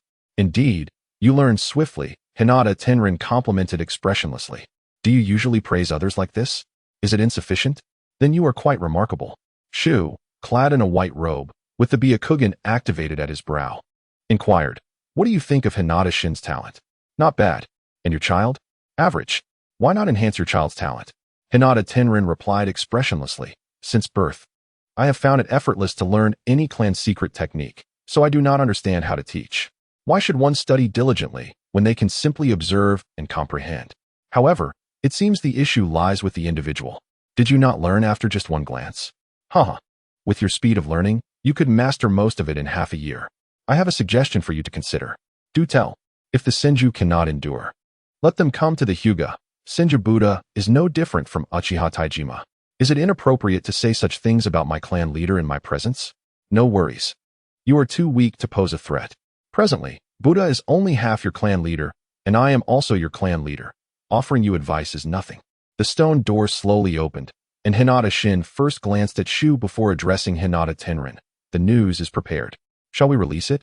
"Shin, you have been coming frequently lately. Do you still need to ask me about such trivial matters, or has a battle shaken your confidence?" Hinata Shin forced a smile. "With you around, I feel somewhat reassured. After all, you are the Tenrin of the Hyuga." Hinata Tenrin observed Hinata Shin, sensing a wave of killing intent, not directed at him, but rather towards the youth beside him. "Are you seeking revenge for Hinata Miyuki?" Hinata Shin hesitated but nodded. "Clan leader, I have a daughter whose beauty has been destroyed, and her husband has been slain. How am I to live the latter half of my life? The murderer is right here. How can I not yearn for vengeance?" Shu narrowed his eyes. Although the circumstances were somewhat different, he was indeed responsible. To pity one's enemies is to be cruel to oneself. Hinata Miyuki was among the few who survived after he had taken her hostage. From this perspective, she was fortunate. However, for some ninjas, dying on the battlefield is a matter of honor, while living on with a disability can be a burden. Hatred? Hinata, Tenrin murmured, recognizing it as an age-old topic that is often inextricable, or rather, no one possesses the true capacity to sever hatred. Once he returns to the Senju, I will not hinder your revenge. Hinata Shin's gaze fixed upon Shu, releasing an aura. He is right here. Hinata Tenrin's eyes turned cold, his imposing presence suppressing Shin. I am not negotiating with you. I am issuing a command. Shinyu, your words bear truth. Yet I can perceive the greed in your eyes. You yearn for the gaze of that young boy, desiring the power that transcends the ordinary Byakugan to break free from your own shackles. You have strayed from your path. Hinata Shunyu exhaled deeply, uttering no more, but instead performed a bow and departed. Huiwu sighed. Families are all alike. None can resist the allure of power. Hinata Tianrin closed his eyes for a moment. Indeed, it is the same for all. Soon, news spread throughout the Hinata clan that Huiwu possessed the Hyuga bloodline, causing ripples among the Senju. On the eastern battlefield, Senju Ming Jian, in a fit of rage, struck a wooden hut, leaving a gaping hole. The mingling of bloodlines foretold a tumultuous future for him. Even with the awakening of wood release, he remained unworthy of the clan leader position. The crucial events unfolded when Senju Xianjian arrived at the western battlefield, demonstrating that Huiwu could choose his path, yet he deliberately eschewed the most advantageous and stable route, opting instead for an arrangement with the Hyuga. However, given the current situation, he could not easily curry favor with the clan leader, for Huiwu had spent 3 years here, and such cultivation could not be undone at a whim. His plans must continue as intended. Some lamented, while others rejoiced. Upon hearing the news, Senju Fo Jian was elated. For his son, Tobirama, becoming the clan leader was now an undeniable fact. In terms of clan rules and strength, no rival remained. He felt immense relief at having sent Tobirama to the western battlefield, a choice that proved pivotal for the future. Alas, he lamented, had Huiwu revealed his Hyuga bloodline first, he could have done much more. But now, with wood release awakened and the Byakugan followed by military accomplishments, he found himself unable to deliver a decisive blow, even to deal with his brother's issues. After all, he had presided over the wedding himself. The Senju family had not discerned the truth, or perhaps when mentioning that woman, the bloodline had diluted to the point where no obvious traits remained, yet for some reason, it suddenly awakened. In the western battlefield, Tobirama was slightly taken aback upon hearing this news, yet proceeded with his usual activities, unaffected. Vortex Tianming pondered for a long while before finally locating Tobirama. Besides being a ninja of the Vortex clan, he was also the uncle of Vortex Rien. Otherwise, he would not have felt uncomfortable upon first meeting Huiwu. Senior Tianming wishes to discuss Huiwu's bloodline. He bears the Senju name, entered the battlefield at 5, saved Ban Jian's life at 8, and recently undertook a solo raid on the Hyuga's territory, proving himself a competent ninja. However, possessing the Hyuga bloodline would only make him stronger. Did the Vortex clan desire a Senju clan leader or a powerful ninja? Tobirama spoke calmly, his voice not lowered, ensuring those around could hear. The Senju ninjas on the western battlefield were Xianjian's subordinates, so there was no need to consider their thoughts. This statement was meant for the Vortex clan members. The Vortex elder chuckled, Tianming, you think too much. Xianjian remains Xianjian, and Huiwu will naturally remain Huiwu. His voice reached every ear. As long as Senju Xianjian recognized this child, his status would not diminish. Tobirama glanced at the elder but said nothing further. He understood that Huiwu did not care much for the clan leader position, or he would not have pressured himself to enhance his brother's reputation. The Vortex elder had a close relationship with his elder brother and his granddaughter, Vortex Shui, who was his brother's fiancée. Thus, it was only natural for him to speak in favor of Huiwu. The Vortex elder certainly has become increasingly talkative, came Xianjian's calm voice, tinged with a hint of coldness. The elder laughed heartily. I have grown old and love to chat. The Vortex elder, having lived long, likely saw his strength not diminish but rather increase. Perhaps we could engage in a friendly spar to allow me, a younger generation, to witness some wisdom. The elder fell silent. It was evident to all that Senju Xianjian was in a foul mood and needed a sparring partner. The Vortex and Senju were not particularly close, and the resources expended to invite the Vortex to participate were nearly double what would have been required from other clans. Chapter 65. Each takes what they need. A year later, on an open field, two figures clashed blades. Xianyi, you seem to be in better spirits today, remarked Senju Zhenair, sensing his friend's uplifted mood. My brother is returning tomorrow. I am elated, Senju Shieni replied. A hint of a smile gracing his lips as he exerted greater force with his blade, pushing his opponent back. How many people do you plan to bring to welcome him? Senju Jun Air tightened his grip on his sword, astonished by the strength he felt from Xian Yi's strike. Just myself. It's a small target, safer that way. After gaining the upper hand, Xian Yi's blade glimmered in Jun Air's eyes. What about me joining? Jun Air bit his lip, feeling the tension. What do you mean by that? Xian Yi, after all these years of friendship, you still don't understand? What's yours is mine. Your brother is my brother. Your wife. Senju Jun Air abruptly fell silent, realizing his misstep. Wife. Xian Yi's tone grew cold. Nothing. Jun Air quickly replied, retreating as Xian Yi kicked him lightly, sheathing his sword and leaving with a huff. Jun Air steadied himself, then shouted after him, Hey, what are you playing at? You don't even have a wife. It's different. What is different? If I wanted to, I could any time. You, however, cannot. Bastard.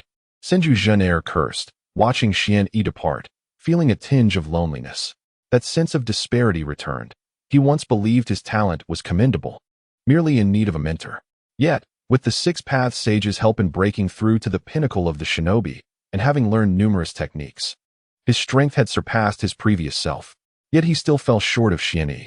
Each time he exhibited signs of catching up, Xian Yi would draw near. And at times, it was he who found himself chasing after Xian Yi's footsteps. Most critically, he sensed that reaching the pinnacle of the shinobi was his limit. While Xian Yi was already half a step into the realm of clan leaders, in 3 years at most, Senju Xian Yi would likely become a clan leader-level powerhouse, with the highest chance of becoming the third elder. Why choose me, O Six Paths Sage? Senju Jun Air felt a sense of confusion. His talent paled in comparison to Xian Yi's. If Xian Yi learned his techniques, his strength would increase exponentially. Yet, he hesitated, fearing that the gap would widen, causing him to lose this friend and become merely an adult. That night, Senju Jun Air, fatigued from his training, drifted into slumber. As his snores filled the air, a shadow crawled onto his body. Having possessed him several times, this process was all too familiar. However, this time it did not simply impart knowledge, but rather took control of the body and ventured out. It evaded patrolling figures, opened barriers, and sprinted to the forest where Hui Wu had previously hidden, coldly stating, You may come down now. The shadow leaped from the tree, revealing a pair of 3 Tomo Sharingan. Gazing curiously at the figure before him. Interesting. What jutsu did you use to control him? This is not part of our agreement. Are you confident? I have prepared for this for a long time. You merely need to cooperate with me. Kuro Zetsu chuckled in a hoarse voice. Since Hui Wu joined the Hyuga, he had shifted his focus to this piece on the chessboard, with the Senju, Hyuga, and the information of the individual before him. He was certain that this young man was the finest pawn. He stepped forward to demonstrate his strength and collaborate with others, solely to ensure this pawn followed his intended path. The figure hidden in the woods revealed his visage. Any ninja from the eastern battlefield would undoubtedly recognize him. Uchiha Hong. 3 years ago, the pivotal figure in the destruction of the Eastern Alliance, a master of illusion. Upon learning that Hui Wu had not arrived at the eastern battlefield, he intentionally sought information, for, above all else, he was most concerned about his own eyes. The sensation was reminiscent of the Nara clan's ninjutsu, yet it carried an ominous chill. Uchiha Niji regarded the individual before him with a measure of apprehension. The ability to control a pinnacle of the Senju clan was formidable, regardless of the means by which it was achieved. Tomorrow, Senju Jiniki would accompany this person to retrieve Senju Shogo, presenting an exceptional opportunity. Kurwa spoke of intelligence, revealing that through possession of others, he could still extract valuable information. Senju Jiniki? I have heard of him. His prowess is commendable, and typically, clan leaders do not frequent such affairs. The presence of 2 peak jonin as guards should suffice. 3 would be more challenging to conceal. Uchiha Niji expressed interest, a mocking smile gracing his lips. Unfortunately, he remains oblivious to the fact that the individual leading him into peril is none other than a close relative. Under Kurwa's control, Senju Shinji seemed to tremble at those words. Kurwa's voice turned icy. If there are no further matters, I shall take my leave. It is unsafe for this individual to remain outside for too long. Very well, Uchiha Niji nodded, and Kurwa swiftly departed. Have you truly sunk so low as to collaborate with such a dubious character? A voice emerged from the shadows beside Uchiha Niji, belonging to a ninja clad in black. The tone lacked any semblance of respect. Fumashuichi, your words are excessive, Uchiha Niji retorted coldly. The black-clad ninja was none other than Fumashuichi, who had been sealed and stripped of chakra by Senju Geniki. After being freed by Hinata Tennin, he was rescued by Uchiha Niji while on reconnaissance. Fuma Shuichi scoffed and departed. Although he owed his life to Niji, his willingness to assist was another matter altogether. He had never sought the other's aid. The Uchiha clan, known for its arrogance, seldom afforded respect even to a peak jonin in hiding. Yet, he could not afford to show anger. For this ninja named Niji wielded truly terrifying jinjutsu. As he observed Niji's retreating figure, he mused, a lower clan is merely a lower clan. He was indifferent to the other's demeanor, for such notions were instilled. Much like his prior control over the head of the Fujiwara clan, repeatedly guiding and infusing his will until the subject believed their actions were their own. Niji found a secluded place to sit, removing his shoes to reveal shins that had transformed into a muddy texture, marred by cracks from excessive strain. To his astonishment, following an encounter with an unknown technique, his feet had turned to mud, and the affliction had gradually spread upwards over time. Unlike the severed flesh of his shoulder, which showed no such signs. Regrettably, even if Niji had comprehended this condition years ago, he could not simply discard his feet. There was a choice between a slow descent into disability and an immediate one. This was one of the motivations behind his longing for Shogo's eyes. For the sake of his future, he had traversed from the eastern lands to the west. Am I truly feeling anxious? Is it the power of those eyes that instills fear? Niji chuckled self-deprecatingly, his expression darkening slightly. Soon, the three tomo vanished, plunging him into darkness. Chapter 66.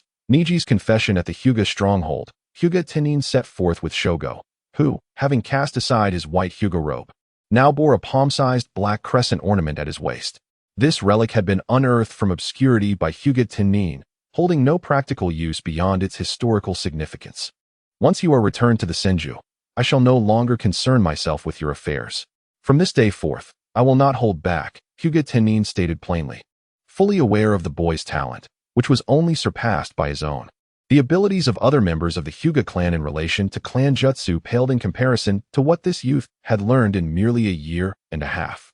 That will be a matter for 5 years hence, Shogo reminded him. 5 years. May you surprise me with your growth. This land is sorely lacking in interesting individuals, Tennin mused.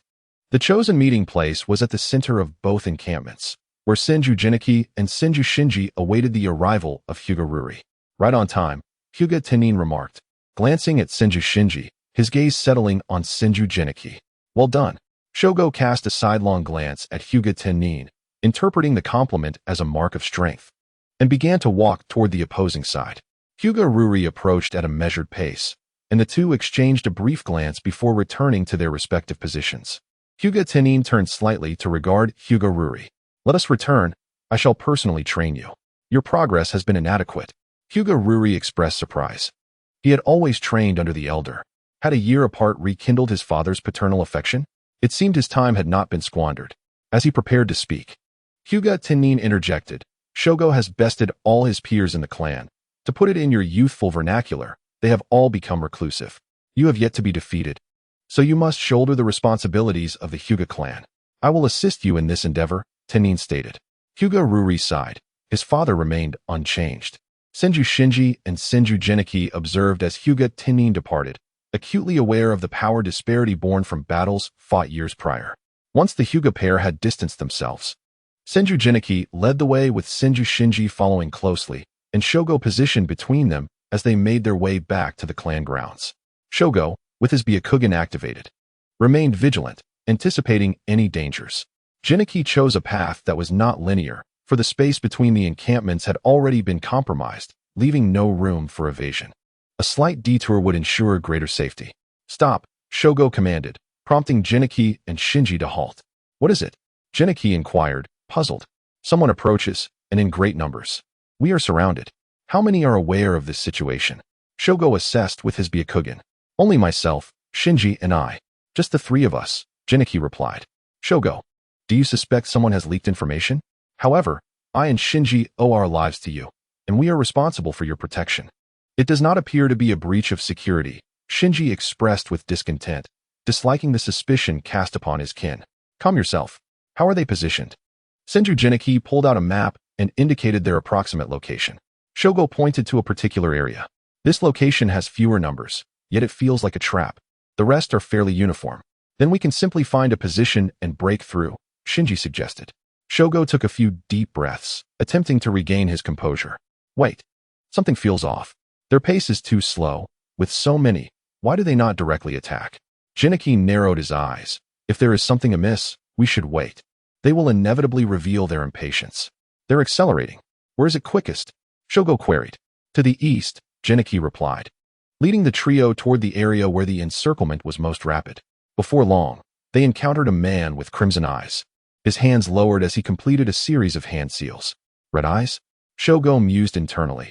This was the awakening of a boy named Ranmaru, whose abilities bore similarities to the Byakugan, but possessed an additional capability to simulate chakra images, naturally countering the Byakugan's insights. Wait, the red eye should have seen us coming. Why are they not fleeing? It's a trap. The adult has cleverly prepared for both contingencies. The man with red eyes grinned. Run, Shogo shouted, instantly employing body flicker to escape. The other two reacted differently. Jiniki, trusting in his brother, immediately utilized body flicker, while Shinji lagged slightly behind. Uchiha fire formation. Dark crimson flames ensnared Shinji, as silhouettes emerged from the surroundings. Among them, one concealed his presence, while 6 elite jonin made their appearance. Long time no see, dear. Niji smiled at Shogo, his eyes glimmering with mischief. Hiruga felt a chill creeping down his back. You actually traveled from the east to the west. Truly devoted to my memory. Hong laughed heartily, of course. From the moment we first met, I was enchanted by you. You are simply irresistible. That feeling is exquisite. And your brilliance far surpasses that of the finest gemstones.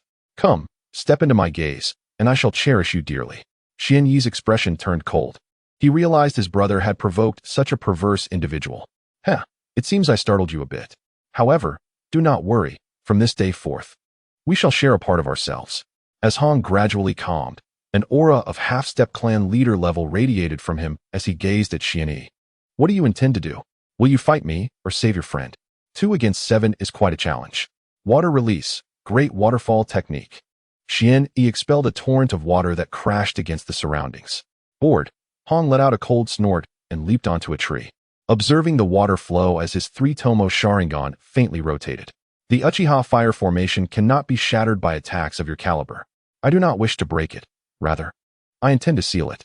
Xian Yi approached the Uchiha fire formation, unrolling a scroll and forming hand seals. Sealing technique, fire sealing stamp. The scroll, inscribed with black runes, emitted a chakra surge, enveloping part of the fire formation and drawing it into the scroll. Well done, Xian Yi. Jean Air seized the opportunity to escape the fire formation, drawing his katana and fixing his gaze forward. Your sealing technique is quite impressive. Is it specifically designed to counter the Uchiha? Hong expressed mild astonishment. He had not anticipated this individual possessed such skills, hence the fame he had garnered. Intriguingly, he felt an instinctual connection, as though he were destined to be Xian Yi's rival, albeit altered by certain events. Now it is 3 against 8. The odds are against you, Xian Yi declared coldly. Hong smirked enigmatically. No, it is 9 against 2. Fire release, great fire destruction. Water release, 10,000 curtains water barrier. Xian Yi calmly formed seals, a process he had undergone multiple times. Suddenly, a sense of crisis surged within him. He turned, only to discover a half-blackened face behind him. Chapter 67. Eye pressure. A sharp pain radiated from his back, swiftly followed by a piercing sensation in his chest as the katana pierced his body, blood cascading forth. For reasons unknown, the strike did not aim for his heart, but instead penetrated his right chest.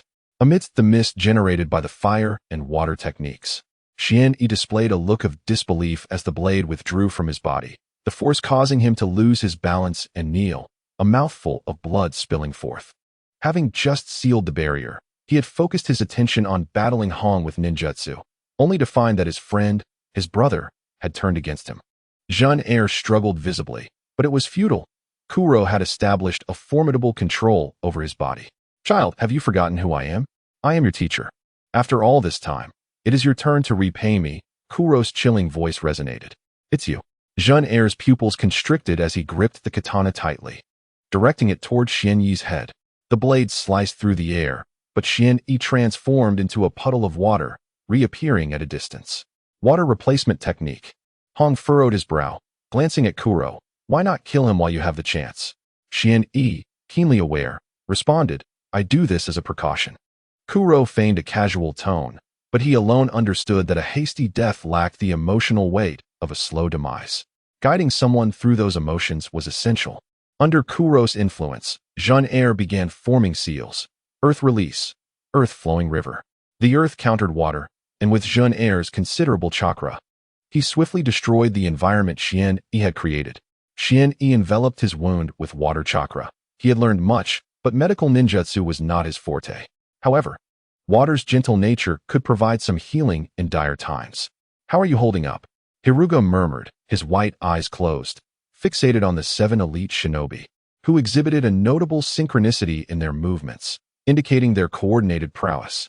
In the presence of 2 well-coordinated ninjas, their actual combat capability exceeded mere addition. It was a synergy greater than the sum of its parts. Not well, that strike was astute, and coupled with the backlash of ninjutsu, retreat is our only option. Xian-Yi's complexion paled as he straightened his posture and regulated his breathing. I see. Hiruga's eyes narrowed slightly. Uchiha Hong was a half-step clan leader. Coupled with the manipulated Jin Air and 7 elite shinobi working in unison, they were formidable opponents. Meanwhile, Xian-Yi's condition rendered him unable to continue fighting. Escape was imperative. With this in mind, Hiruga closed his eyes, amplifying his ocular power. Uchiha Hong, before absolute strength, you are merely a failure. Allow me to show you the power you so desire. Hong's expression shifted, a sickly flush appearing on his face. Upon recognizing the familiar sensation in Hiruga's eyes, he instinctively retreated among the 7. Hiruga dropped 2 smoke bombs, carrying Xian-E away. The kaleidoscope required intense emotional stimuli, and even utilizing his ocular power was contingent upon such feelings. However, inability did not preclude imitation. Hinata Tenin's earlier method of concentrating Byakugan chakra was applied by Hiruga to the Sharingan. Though only for a brief moment, the illusion of enhanced ocular power startled Hong. Truly a cunning little fox. After a few moments, Hong realized he had been deceived, yet he wore a smile. Kuro, while the 2 fled, could have pursued them.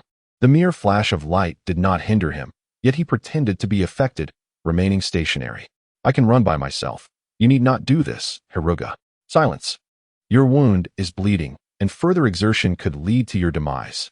Hiruga snapped, binding Xian-E to his back with wooden vines. Xian-Yi's legs wrapped around Hiruga's waist due to their height difference. Seeing this, Xian-E chose not to protest further and solemnly advised, be cautious. I sense it is too easy. If I were that Uchiha, I would certainly set traps to thwart our escape. Hiruga gradually halted, his 3-tomo Sharingan revealing chakra threads entwined among the trees ahead. It seems we have been discovered. Feng Emoshio-e emerged from the side, taunting. Well. Isn't this the illustrious Xian-E? After a year, how have you fallen to the point of being carried by a child? TSK, look at all that blood. Were it not for the Senju physique, you might already be dead. That would be a pity. Feng Mo's eyes turned increasingly frigid. I have yet to kill you with my own hands. Feng Mo's secret technique. Prison cage. Chakra threads appeared, presenting a blue hue. And between the gaps appeared green crystals. 8 trigrams, air burst. Hiruga seized the opportunity. As the opponent relaxed during speech, he struck with a palm. Under normal circumstances, this move would have been easy to evade, but Feng Emoshio-e, influenced by Hong's illusion, found his reflexes lacking as he became engrossed in his role. Thus, under the gust of Hiruga's palm, half of Feng Emoshio-e's face was torn away. The searing pain jolted him back to reality. And a fleeting thought crossed his mind. What am I doing here? Why come to kill Xian-E? I would rather return to the Feng Mo clan and enjoy myself. Yet, this notion lingered only briefly, for as Hiruga carried Xian-E, 2 blades came crashing toward him. Feng Mo's secret technique, chaotic blades. Feng Emoshio-e hastily unfurled a scroll, unleashing a myriad of ninja tools. Feng Mo's secret technique, 3 attributes enhancement. The ninja tools ignited with flames, swift winds, and violent thunder. Hiruga was forced to retreat under the barrage of attacks, his hands forming seals. Would release. Birth of the tree realm. Robust vines erupted from the ground, continuously growing toward Feng Emoshio-e. Though the ninja tools devastated a portion of the trees, The subsequent growth of vegetation surged forth, pressing down upon him. Cursed fate. Fengma Xiu's expression darkened. The secret techniques of the Fengma clan required minimal chakra consumption when utilizing ninja tools and had a broad range, yet their limitations were evident, as the ninja tools were finite. When confronted with Mo-Katan, a technique that continuously proliferates like a spatial artillery, he could only endure the blows once his tools were exhausted. If only he had sufficient space, he might have evaded, but ironically, it was he who had initiated the barrier. A colossal wooden hand coiled from the vines, pinning Fengma Xiu against the barrier. Hiragi's gaze locked onto his. Release. Fengma Xiu's eyes began to glaze over, and after a few seconds, he spoke. The cage is energized by the green stone. Until it is depleted, no one can break free. Hiragi's eyes turned cold as he unleashed a brutal thrust of his technique. Vines ensnared and transformed into a gigantic fist, striking the green crystal with tremendous force, causing a web of cracks to appear, only for it to restore itself moments later. Was the attack frequency insufficient? Hiragi was about to act when he sensed pursuers closing in. Two elite Uchiha Jonin flung fire chains that ensnared Hiragi's arms, though his face was severed by a water blade wielded by Jiniki. Let me down. Your mobility is severely hampered, Jiniki remarked. With no choice, Hiragi released the vines. As carrying Jiniki on his back was not an issue for him, but fighting while bearing Jiniki could easily turn him into a shield. Jiniki sat on the ground, his complexion pale, weakly stating, "It's also my father's fault. I have become a burden. I once sought a remedy, but he refused, claiming I was his child and would not end up like this." Niji approached slowly, casting a cold glance at Fengma Xiu's corpse, declaring, "This useless wretch has served his purpose. Let me demonstrate the ninjutsu I prepared for you, little fox." The 7 elite Jonin continuously formed hand seals, summoning pairs of 3 Tomo Sharingan, and a surge of ocular power flowed into Hiragi's eyes. He felt as though something were obscuring his vision, plunging him into darkness.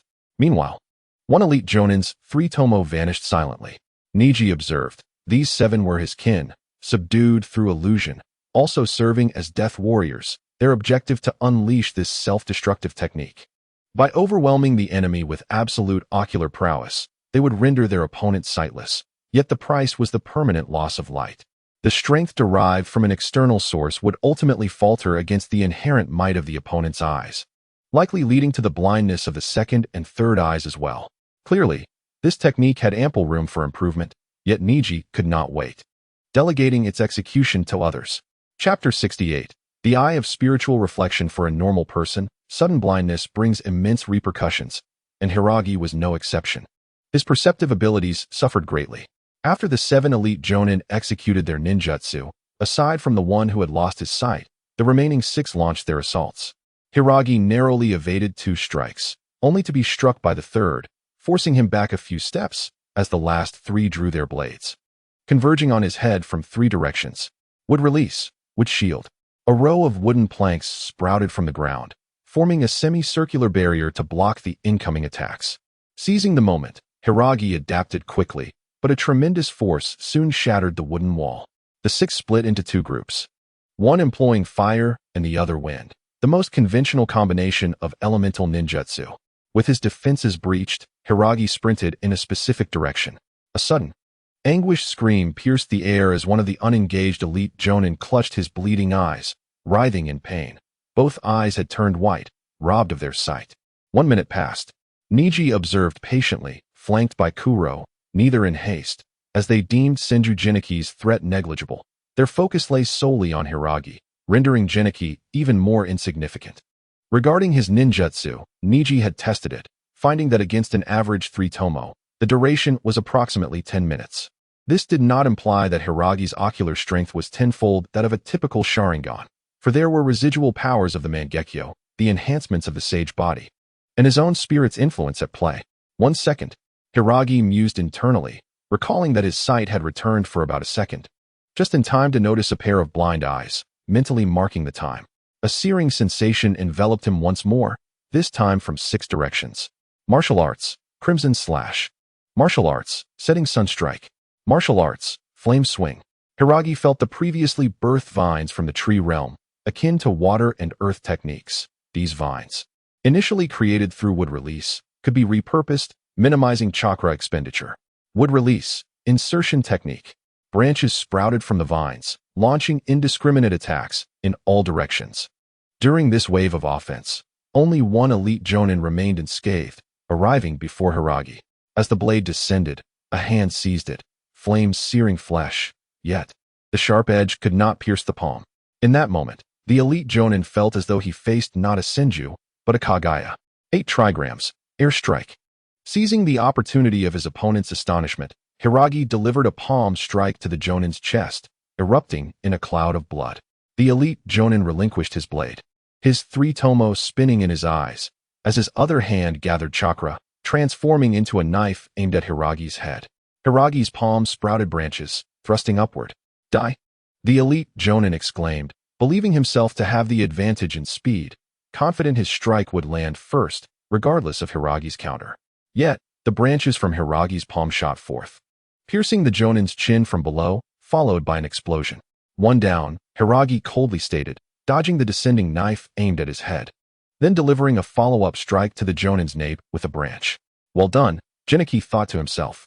What a waste, Niji muttered darkly, his gaze fixed on Senju Genichi. It seems you will not witness the outcome of today.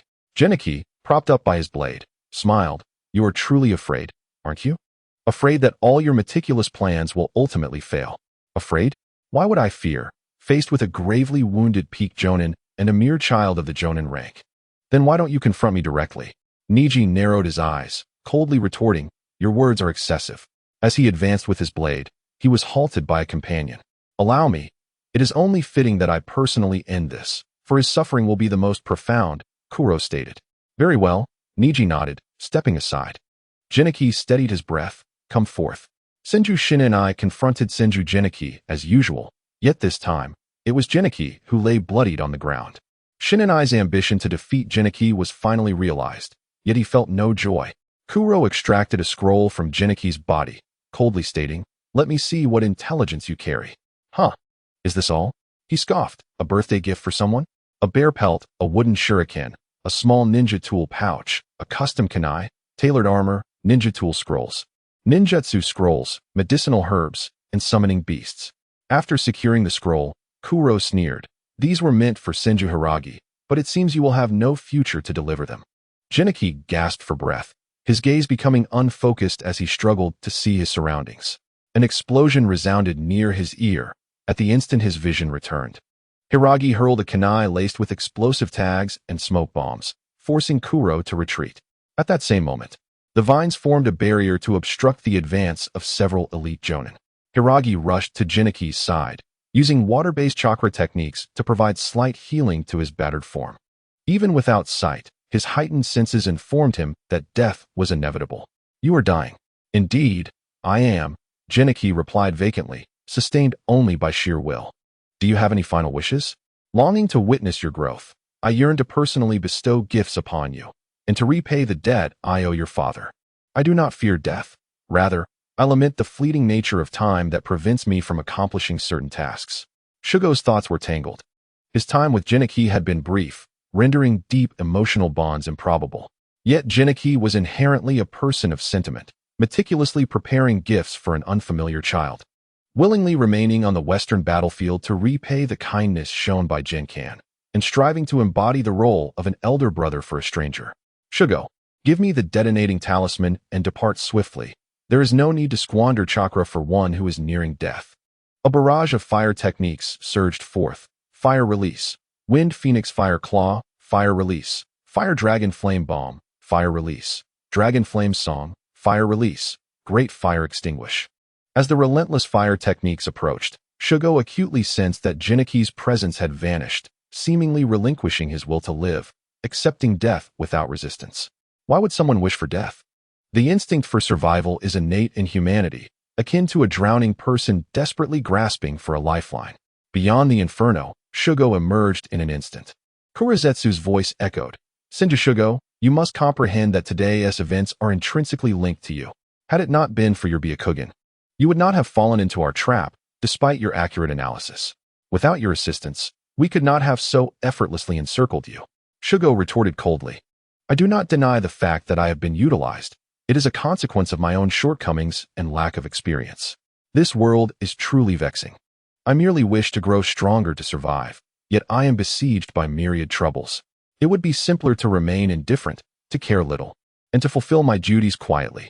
Yet there are fools who insist that emotions are genuine, that they are living beings. As Shugo opened his eyes, his grayish-white pupils began to glimmer, and the crimson three-tomo Sharingan slowly emerged, spinning rapidly.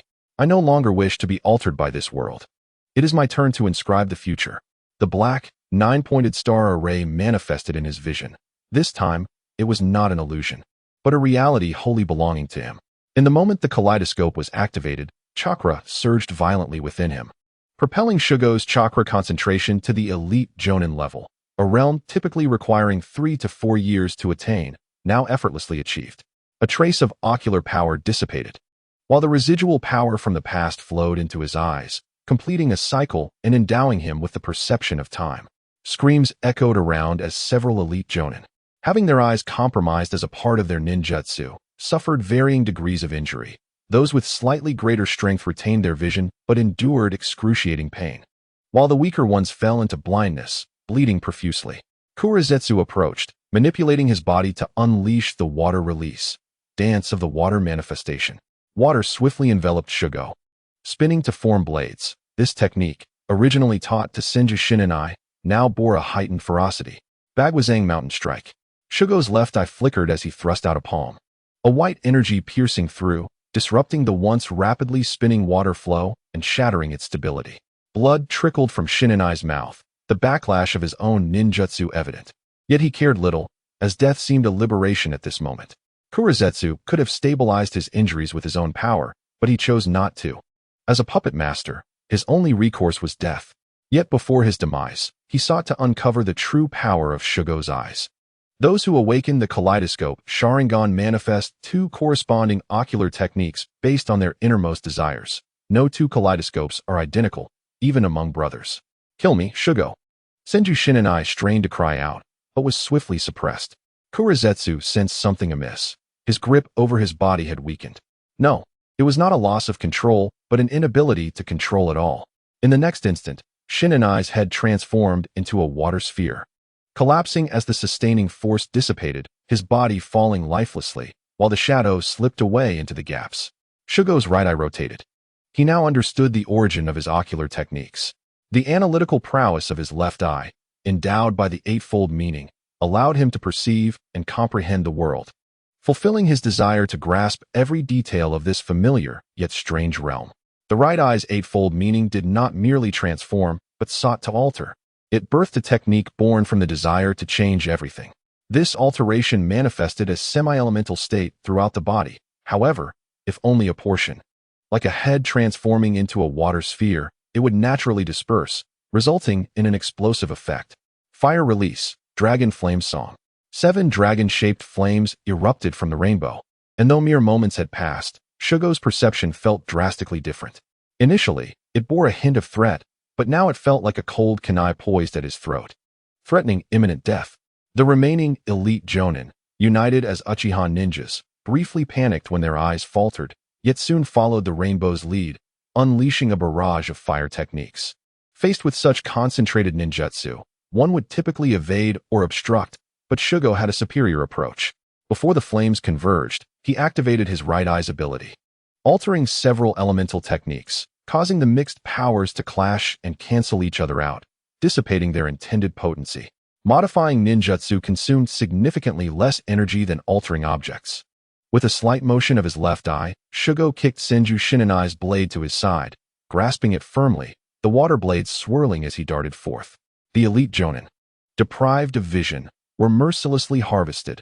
Under the scrutiny of the kaleidoscope's insight, their coordination became a hindrance, leading to their demise one by one. Shugo relinquished the blade, which, after being shattered by Hinata Tenjin, lacked the craftsmanship of its former self, fracturing once more after the recent battle. Raindrops cascaded from the heavens as the rainbow approached a corpse, murmuring, "It seems I may perish here today." Shugo uttered no words, his right eye subtly shifting. In that moment, the rainbow's right eye, adorned with 3 tomo, succumbed to blindness. However, the fate he sought to alter was not his own, but that of the lifeless body beneath him. As the elite Jonin revived, his head erupted into a water sphere. Seizing the opportunity, the rainbow severed the arm of the individual before him, grasping it with his other hand. Blood splattered in all directions. Your ability requires sight to activate. I knew this from the outset. As long as something obstructs your vision, I still have a chance. Let us see who is faster. A frenzied glimmer flickered in the rainbow's eyes, his final gamble. A colossal wooden hand appeared precisely at his landing point, grasping tightly. Shugo evaded the thrown arm. Expressionless as he regarded the rainbow, I discerned your plan the moment I laid eyes on you. Indeed, the rainbow remarked with a hint of self-mockery. His previously frantic demeanor transformed into calm. He neither pleaded nor struggled further, for with both eyes lost, hope had vanished. In truth, he had had a chance for success. But Kurizetsu's intentions and Shugo's sudden ascent had led to his downfall. Shugo struck him down, his body and Sharingan petrified. The last red-eyed ninja, sensing something amiss or for other reasons, refrained from approaching the battlefield, disappearing from sight. Thus, Shugo turned his gaze towards a charred corpse, Senju Jiniki's remains. Let us see if I can alter your fate. Just as Obito lacked the choice to resurrect Rin through the rebirth of the world technique and instead opted for the infinite Tsukuyomi, Hiraku also preferred not to employ Izanagi, but to forge a future world in his own manner, using his eyes as the foundation. Experimentation is merely the first step. Hiraku exhaled lightly, the power of his right eye's ocular technique forming a new chakra attribute in accordance with his sage body's healing capabilities. Subsequently, he utilized his left eye to compress and enhance this chakra in a controllable manner. Under this force, the corpse's skin rejuvenated as if reborn. Hiraku concentrated chakra in his fingers, making an incision along the side of the skin, mimicking Sakura's revival of Naruto's heartbeat. However, Senju Jiniki did not awaken. His will to live had extinguished, devoid of any hesitation. His heart was more dead than his body, an irretrievable state. This was the answer provided by his left eye. At this moment, he could not save a soul that yearned for death. Hiraku ceased his actions, injecting chakra with altered attributes to heal the body, subsequently sealing it within a scroll to return to the battlefield for burial. As for Senju Shinji, after brief contemplation, he also brought back his headless corpse. Aside from being controlled by Kagaya, he had committed no wrongdoing and had earned Jiniki's trust, ultimately not being a villain at heart. Hiraku closed his eyes. Though there was a slight discomfort, it eased significantly due to his constitution. These eyes still harbored immense potential for advancement, especially since the residual ocular power acquired in the past had now returned to his gaze, enabling the transformation of chakra attributes into temporal abilities. Yet, such power is not something one can wield merely by possessing it. Time, in any world, wields formidable strength and is fraught with peril. Chapter 70. Magnanimity. Upon Hiraku's return to the western encampment and the announcement of Senju Jiniki and Senju Shinji's deaths, disbelief echoed in the hearts of all present. Their pillar of support had inexplicably perished. In response to the clan's bewilderment, Hiraku merely uttered the name Uchiha, then entered the room once occupied by Jiniki, allowing others to shape their narratives. This matter entailed numerous complexities. His own eyes, Uchiha Rainbow's journey from the east to the west, Kagaya, the red eyes, and the controlled Senju Shinji. Jiniki's room was notably austere. Upon entering, a scroll lay upon the table. Hiraku opened it to find suggestions regarding who would assume responsibilities following the demise of key figures within the Senju. Among these suggestions was Jiniki himself. Reflecting on this manner of governance, Hiraku felt a twinge of sentiment. Indeed, the individual possessing the red eyes had fled prematurely. But this did not diminish his resolve to eliminate that person. He was never alone. The Senju clan stood behind him, and those around him were individuals he could command. A mission would soon circulate throughout the Land of Fire until this individual was located. After Hiraku assigned the task, several members of the Senju approached him. According to battlefield customs, Jiniki and Shinji ought to have been buried immediately. The best way to honor clan members was to inter them swiftly. However, due to their past contributions and the current tranquility, the Senju decided to make an exception and hold a funeral for them. With Jiniki's passing, Hiraku was now the sole individual capable of commanding the Western Senju ninjas. He had no grounds to refuse and led the vigil after selecting a date. At night, in the funeral hall, the two youths maintained their solemn watch. Tobirama spoke. If only one could be resurrected, it would alleviate the suffering. He was not particularly busy. As the adopted son of Hashirama, he was not obliged to guard the vigil. However, being alone in a vacant room amidst such an atmosphere inevitably led to wandering thoughts. Thus, he came to check on his brother, whom he had not seen in a year. Tobirama, you are mistaken, unless this chaotic world is resolved. Even resurrection would lead to another death, Hiraku replied. I understand your thoughts align with those of my elder brother regarding the resolution of chaos. But relying on Uchiha's power is utterly implausible. As Tobirama gazed at the coffin before him, his tone softened. You can sense this emotion to some degree now. Do you believe this hatred can be easily resolved? Hiraku also regarded the coffin, his thoughts swirling. Indeed, it is quite challenging. Viewed from a third-party perspective, one may feel detached, yet when immersed in the situation, it becomes clear that immense magnanimity is required. If my father were to perish, I would undoubtedly seek vengeance. That is beyond dispute. Tobirama nodded. My brother's viewpoint is excessively idealistic. Only by annihilating all enemies can peace be forged. Tobirama's perspective resonated with the majority. And while such sentiments were not misplaced, the Senju currently lacked the power to eradicate all foes, and enemies were inexhaustible. Slaying the old would only yield new adversaries ad infinitum. Hiraku pondered and inquired. Do you think that if ninjas were devoid of chakra, it would reduce casualties? Tobirama found his brother's line of thought peculiar, but entertained the notion. It would likely slow the rate of casualties, yet conflict will persist. Why does conflict arise? For wealth, resources, anything of value. And what if all needs were met? That is an impossibility. Hiraku paused, touching his right eye. If not for Kagaya's conspiratorial machinations, Madara's infinite Tsukuyomi plan could indeed have ushered in lasting peace. Tobirama sighed. Do not ponder too deeply. We are still young. Sometimes, one must stand high to see far. Indeed, 3 days later, as Jinichi was laid to rest, many clan members wept openly. They had all received Jinichi's care, and in their hearts. He was not merely a leader but a family member, a brother. Conversely, Shinji did not receive such an honor. Hiraku quietly observed the interment of the two coffins, somewhat affected by the atmosphere. The following day, the ninjas at the western battlefield, adhering to the scroll written by Jinichi during his lifetime, organized various matters, appointing a ninja named Senju Hen as the new leader of the western encampment. This decision startled Hen himself, though he was also a subordinate of the Senju. He often clashed with Jinichi's viewpoints and was not as closely aligned with another ninja named Ai, making his selection unexpected. With mixed emotions, Hen accepted the role, realizing that he did not truly understand Jinichi. Jinichi's approach to leadership focused not on personal relationships, but on what was best for the region. 2 days later, the Fuma clan accepted the mission issued by Hiraku, discovering a ninja with similar characteristics in their controlled territory of Hirakawa City. Hirakawa City served as a peaceful trading hub. Anyone with strength or wealth could gain entry and would receive protection from the Fuma clan. Hiraku exchanged greetings with Hen, declining the offer to accompany him.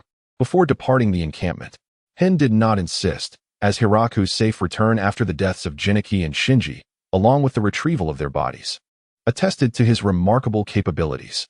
Within Hirakawa City, a man known as Red with crimson eyes fled to this location, having been pursued by Kagaya.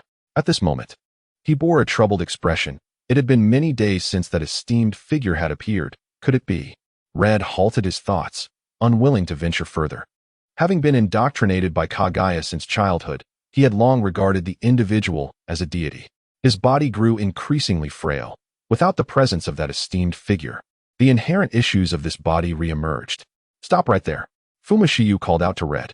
What is it? Is there a problem? Red's body stiffened momentarily, yet he ultimately refrained from fleeing. Please leave Hirakawa City. Red furrowed his brow. I have paid my dues. By rights, I am entitled to all privileges within Hirakawa City. Fumashiyu's previously smiling countenance darkened abruptly. Are you unaware of what you have done? Do you think a mere pittance will suffice to protect you from the Senju? Hurry. Exit through the south gate.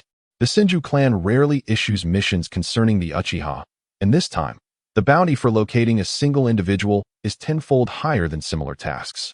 It is evident to any fool that this is a significant grudge, one that must be avenged in person. The Wind Demon clan is meticulous in its operations. They dispatched intelligence in anticipation of the enemy's approach, driving the target out of the city to prevent any damage to the town's structures from ninjutsu. Hong remained motionless, his crimson eyes darting around. The Wind Demon shadow, with a cold snort, produced a kunai from his right hand, prepared to neutralize the foe before him. A series of coughs abruptly shattered the tense atmosphere. Hong, with a resigned sigh, slowly made his way toward the south gate. Unbeknownst to him, a shadow lurked quietly, observing. Kurizetsu was present, always watching. Since Senju Shinanai's escape, it had kept a close eye on Hong's movements, intent on ensuring his demise. Only through his death could Kurizetsu gradually fade from Shiyu's memory, allowing it to continue its manipulations. Even if such subordinates are rare, for the sake of Mother, he must perish. Chapter 71. Of course, complete annihilation. Hong reached the gate, a profound sense of crisis surging within him. Among the throngs entering the city, a young man seemed to sense his presence and flashed a chilling smile. Hong's pupils constricted. It was him. Do not panic. I am still among the crowd. He would not dare unleash ninjutsu here. This is still the domain of the Wind Demon clan. Hong forced himself to remain calm.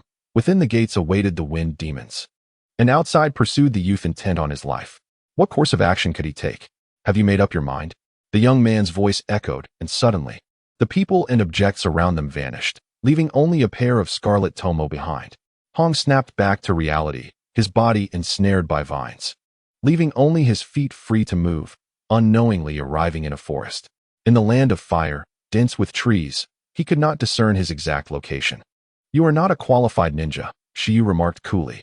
Controlling him with Genjutsu proved far simpler than anticipated. On one hand, after killing Uchiha Hong, he absorbed his blood and gained his techniques, enhancing his Genjutsu capabilities. On the other, this ninja's psychological resilience was weak, as though he lacked a central pillar, revealing significant vulnerabilities. Just kill me. I have no useful information to divulge. I carry a cursed seal. Hong struggled, but upon realizing his efforts were futile, he resigned himself. Shiyu snickered. You seem quite concerned about something. Is it that shadow possessing others? That day, with Uchiha, Wind Demon, and Kurizetsu at odds with the Senju, had Uchiha known the potential of Hong's eyes, they would undoubtedly have been employed against the Hyuga. The Wind Demons would think likewise. The strategic value of Hong's eyes far surpassed Shiyu's, making it impossible for them to be wasted on a single target. Thus, the only connection was Kurizetsu. Hong glared fiercely at Shiyu, only for a sudden, sharp pain to pierce his right eye, eliciting a scream. Shiyu produced a vial to capture the eyeball, which contained a specially formulated saline solution to maintain its vitality. After calmly storing it away, he took no haste in removing the other eye. I pondered on the way here and found something curious. Given the escape route, Uchiha's jurisdiction over Iwate City is closer, and considering the relationship between the Senju and Uchiha, they would not make it easy for you. Why then did you take a detour to Hirakata City? Either your residence is in this vicinity, or you have support from other ninjas. Regardless of which, I will discover it. Hong's voice trembled as he gazed at Shiyu with his remaining eye. What do you intend to do? Shiyu chuckled lightly. Of course, to ensure complete annihilation. Hong was not afforded another opportunity to speak. His other eye was extracted, and a wooden stake pierced through his brain, ending his life.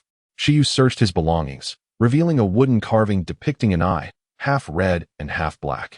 Such peculiar insignia often belonged to nameless clans, signifying their family crest. At the south gate of Hirakata City, Wind Demon Shadow observed the returning youth with a faint smile. Senju Ninja, may I inquire about the bounty? In such search missions, 1/3 of the payment is provided up front, while the remaining 2/3 must be confirmed by the client before settlement. Shiyu nodded, retrieving a pouch of coins from his storage scroll. Do you have any information regarding this individual? Hirakata City was the domain of the Wind Demon clan, and it was not unusual for them to have some spies. Wind Demon Shadow maintained his smile. That comes at an additional cost. Shiyu readily paid the sum, and Wind Demon Shadow promptly arranged a place for him to rest before vanishing to gather the necessary items. About an hour later, Wind Demon Shadow returned with a map and a sheet of paper for Shiyu. What enmity exists between the Senju and this clan? Wind Demon Shadow scrutinized Shiyu. Considering the Senju's temperament, it was rare for them to kill and not pursue the enemy to their home. If you are curious, why not accompany me? Shiyu suggested casually. Glancing at the map and the paper, noticing some missing information, clearly pertaining to another portion of intelligence. No, the Wind Demon clan is only interested in wealth. If the Senju were willing to pay, we could engage the Uchiha once more. Shiyu smiled lightly, disregarding the offer as he exited through the north gate toward the designated location. Wind Demon Shadow emerged from the side, whispering, "This kid has considerable wealth. Should we pursue?" Wind Demon Shadow shook his head. "Do you know who he is?" "The Senju brat. Is his name necessary?" Wind Demon Shadow frowned. "At his age, with white hair." "There are only two Senju. One is the son of Senju Hashirama, Senju Tobirama, and the other is the son of Senju Koarama, who also possesses Hyuga blood, Senju Shiyu. Both identities are troublesome. Initiating a conflict with the Senju would incur significant losses. We should gather more information and not fixate on him." Wind Demon Shadow swallowed hard and nodded in agreement. The location chosen by Hong's clan was not far from Hirakata City. Shiyu first observed from a tree. Noting the presence of 17 individuals, only 3 of whom were ninjas, the strongest among them being merely of special jounin rank. Such a level posed no significant challenge. Shiyu regarded the clan emblem he had retrieved from Hong, the red half symbolizing the bloodline limit of the Crimson Eyes, while the black half represented Kurizetsu. For how long had Kurizetsu controlled this clan? How long had it brainwashed them? He did not know nor care, for this clan would cease to exist today. A searing draconic flame descended from the heavens, shattering their tranquility, followed by the clashing of kunai and the sounds of screams, and then silence. The clan's territory ignited in flames, the bodies of ninjas sprawled upon the ground. Once again, tranquility reclaimed the surroundings. Shiyu's eyes, adorned with the 3 tomo, noticed a young man in his 20s staggering toward him, bearing the half-red, half-black eye insignia at his waist. In disbelief, he beheld the devastation before him. Falling to his knees in despair and screaming, Why have you done this? There are children here, just like you." Shiyu replied coldly, "I too am a child. Yet your clan leader sought to harm me." When confronting Kurizetsu, he could not afford any mercy. Dealing with such a cunning entity required a resolve that only grew stronger with determination. The young man rose from the ground, brandishing a kunai and charging at Shiyu. Not being a ninja, he was swiftly dispatched, his body cast into the flames. Wind release. Gale Palm aided the inferno, intensifying the blaze that engulfed the clan's territory entirely. Shiyu waited a moment, ensuring the flames had extinguished before departing unscathed. There was nothing to say about killing. Everyone involved had friends and family, all of whom would mourn. To be swayed by such emotions would ultimately lead to one's own harm. Chapter 72, Senju Masayoshi? Young one, do you truly wish to reveal yourself to others? Is it not better to remain outside? We have enjoyed such comfort over the years. Senior, my subordinate is in trouble. I cannot ignore it. After a 4-year absence, Senju Masayoshi, upon receiving word that Hinata and Kazemaru were launching an assault on the Western Front, and knowing that his subordinate, Senju Shu, was among them, felt an urgency to act.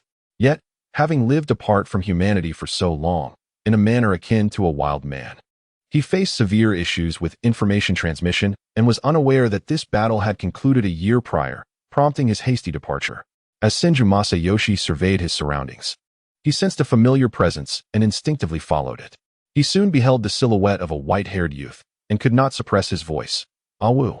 The peculiar sound startled the birds into flight and caused leaves to scatter. Shu halted, having just dealt with a clan possessing red eyes, and was about to return when he heard the strange noise. Glancing back in confusion, before him stood a humanoid with disheveled hair, a thick beard, tattered clothing revealing dark skin, and long, sharp nails, yet devoid of any foul odor. A wild man. Such creatures still exist in the West? Awu awu awu. She took a few glances and sensed that this figure's power was reminiscent of the former Senju Jinichi. At that moment, Masayoshi realized his predicament. Due to spending most of his time conversing with his predecessor within, he had momentarily forgotten how to articulate words. How intriguing. I wonder if I can summon a spirit beast. Using one hand, she transformed it into several wooden tendrils that surged towards the wild man. Masayoshi, feeling helpless, unleashed his chakra and gracefully descended to the ground, immediately carving letters into the earth with his nails. Witnessing this spectacle, she felt a sense of novelty and ceased his attack, choosing instead to observe the unfolding situation. I am Senju Masayoshi. After etching the words, Masayoshi gazed gently at Shu, noting how much his former disciple had matured over the years. Senju Masayoshi. Upon examining this figure, Shu could discern no trace of the former Senju Masayoshi, save for the unmistakable glint in his eyes that revealed remnants of the past. However, among the clan, this ninja had perished. His resurrection inevitably raised questions of loyalty. Young one, exercise caution. This child is different, A voice echoed in Masayoshi's ear. Senior, my subordinate would not strike against me, Masayoshi thought to himself, believing that despite the years of change, the essence of his disciples remained largely intact. She regarded him for a moment before speaking. Very well, I shall tentatively trust you. However, your appearance could use some refinement. It would be unwise for others to see you like this. I doubt even the clan leader would believe you are a Senju. Masayoshi shook his head and inscribed new words. Kazemaru, Hinata, war. She pondered for a moment, recognizing that such intelligence was outdated, likely stemming from events a year prior. With a resigned sigh, he replied, your information is obsolete. The battlefield has long since concluded, and we emerged victorious. The Hinata have refrained from conflict with the Senju for 5 years, and the ninjas sent by Kazemaru have mostly been eliminated. Upon hearing this, Masayoshi could only smile helplessly and wrote several more words. Shi's expression shifted slightly. You wish to depart? Is it not better to return to the clan? I can assist you with any identity issues you may have upon your arrival in the West, and I can help you restore your appearance as well. Masayoshi hesitated, a flicker of uncertainty crossing his eyes. Although he had initially struggled with the wild lifestyle, he had grown accustomed to the peace it afforded him over time. This tranquility, in contrast to the violence of battle, seemed quite pleasant, a form of alternative peace. It was during this time that his strength had also seen improvement. With a sigh, Shi produced a storage scroll from within his robes and handed it to Masayoshi. Inside, you will find food, water, money, clothing, and a few miscellaneous items. It is not much, but it should suffice for one person. A glimmer of gratitude flickered in Masayoshi's eyes as he accepted the scroll. About to take his leave, he suddenly recalled something and wrote down an address. Need to find you? Awu. Do not disclose my location to anyone else. Masayoshi nodded and finally wrote, Thank you, Tobirama. Shi's expression faltered momentarily. Although he appreciated the name Tobirama, it was associated with mischief rather than noble deeds. His countenance darkened as he said, Actually, I am Sho. Masayoshi's eyes widened in surprise. In his recollection, the only white-haired youth of that age was Tobirama. No wonder he always felt that this individual possessed a somewhat peculiar demeanor. He had assumed it was merely the influence of Shu that made the two brothers seem similar. Very well, Master, you should depart swiftly. If others arrive, you may find it difficult to leave. As soon as Shu finished speaking, he observed Masayoshi vanishing in a flash, his Byakugan activated, focusing intently. Through this eye, Shu discerned an unusual chakra within Masayoshi, a hint of curiosity stirring within him as he felt a surge of hunger. It seems my master indeed has his own story. He has assumed such an identity. Having grasped the general situation, Shu deactivated his Byakugan and returned to the encampment. Finished? As he opened the door, Tobirama glanced up at Shu before resuming his work. Shu poured himself a cup of tea and took a sip before saying, Yes. I encountered a wild man on the road. He claims to be Senju Masayoshi. Disclosing the matter of Senju Masayoshi to Tobirama posed no issue, as it was the former who had mistaken identities and requested secrecy. This implied that Tobirama was informed, rendering Shu's knowledge inconsequential. Upon hearing this, Tobirama paused in his tasks. He did not return with you? He expressed a desire to become the king of the forest, claiming to have reached the pinnacle of strength as a jonin. He deemed it better to remain outside, where he would face less suspicion, rather than return to the clan, leaving me only an address and requesting that I tell no one. Isn't that rather counterproductive? Tobirama remarked. No, you revealed it to me first because he mistook me for Senju Tobirama, Shu retorted with a huff, jotting down a note. Tobirama chuckled lightly before quickly regaining his composure. That is fine.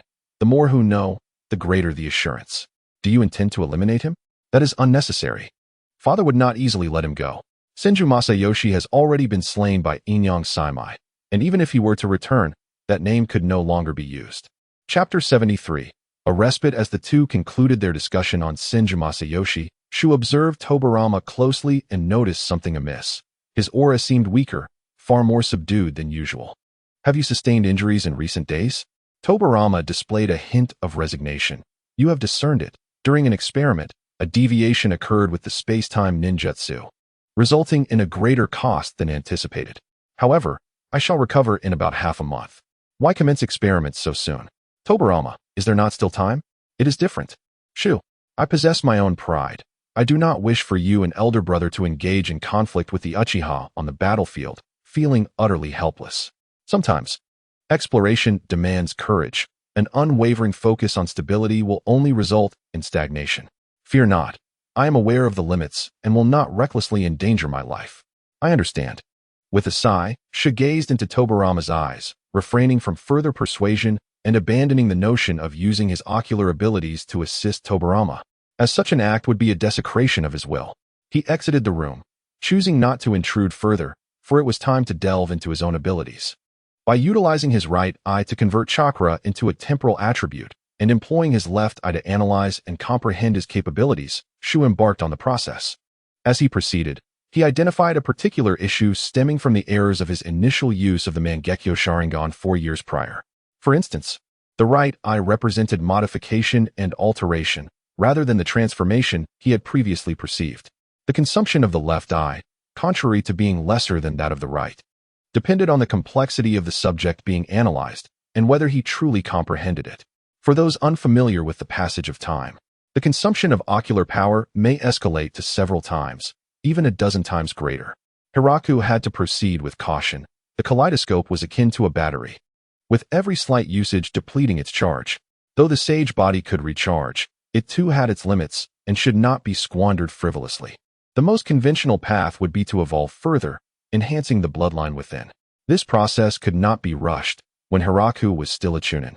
The transformation of the devoured blood power had already slowed considerably. Now, having surpassed the elite chunin rank, the speed of enhancement had increased. And given the amount stored within his body, he was not in haste. A member of the Senju clan brought forth an hourglass, a tool to test his altered time chakra. As he enveloped the hourglass with chakra, the sand that had been flowing continuously came to an abrupt halt. The hourglass then slipped from his palm, resting silently on the ground. Hiraku attempted to grasp the hourglass, only to find his hand passing through it effortlessly, unable to make contact. It was as though the hourglass had been rendered ethereal. More accurately, it simply did not exist within his timeline, thus eluding his touch. Intriguingly, while he could not assault others in the paused time like a certain individual, he could, at crucial moments, transport allies into that time to evade harm, and perhaps even banish enemies into that realm to divide the battlefield.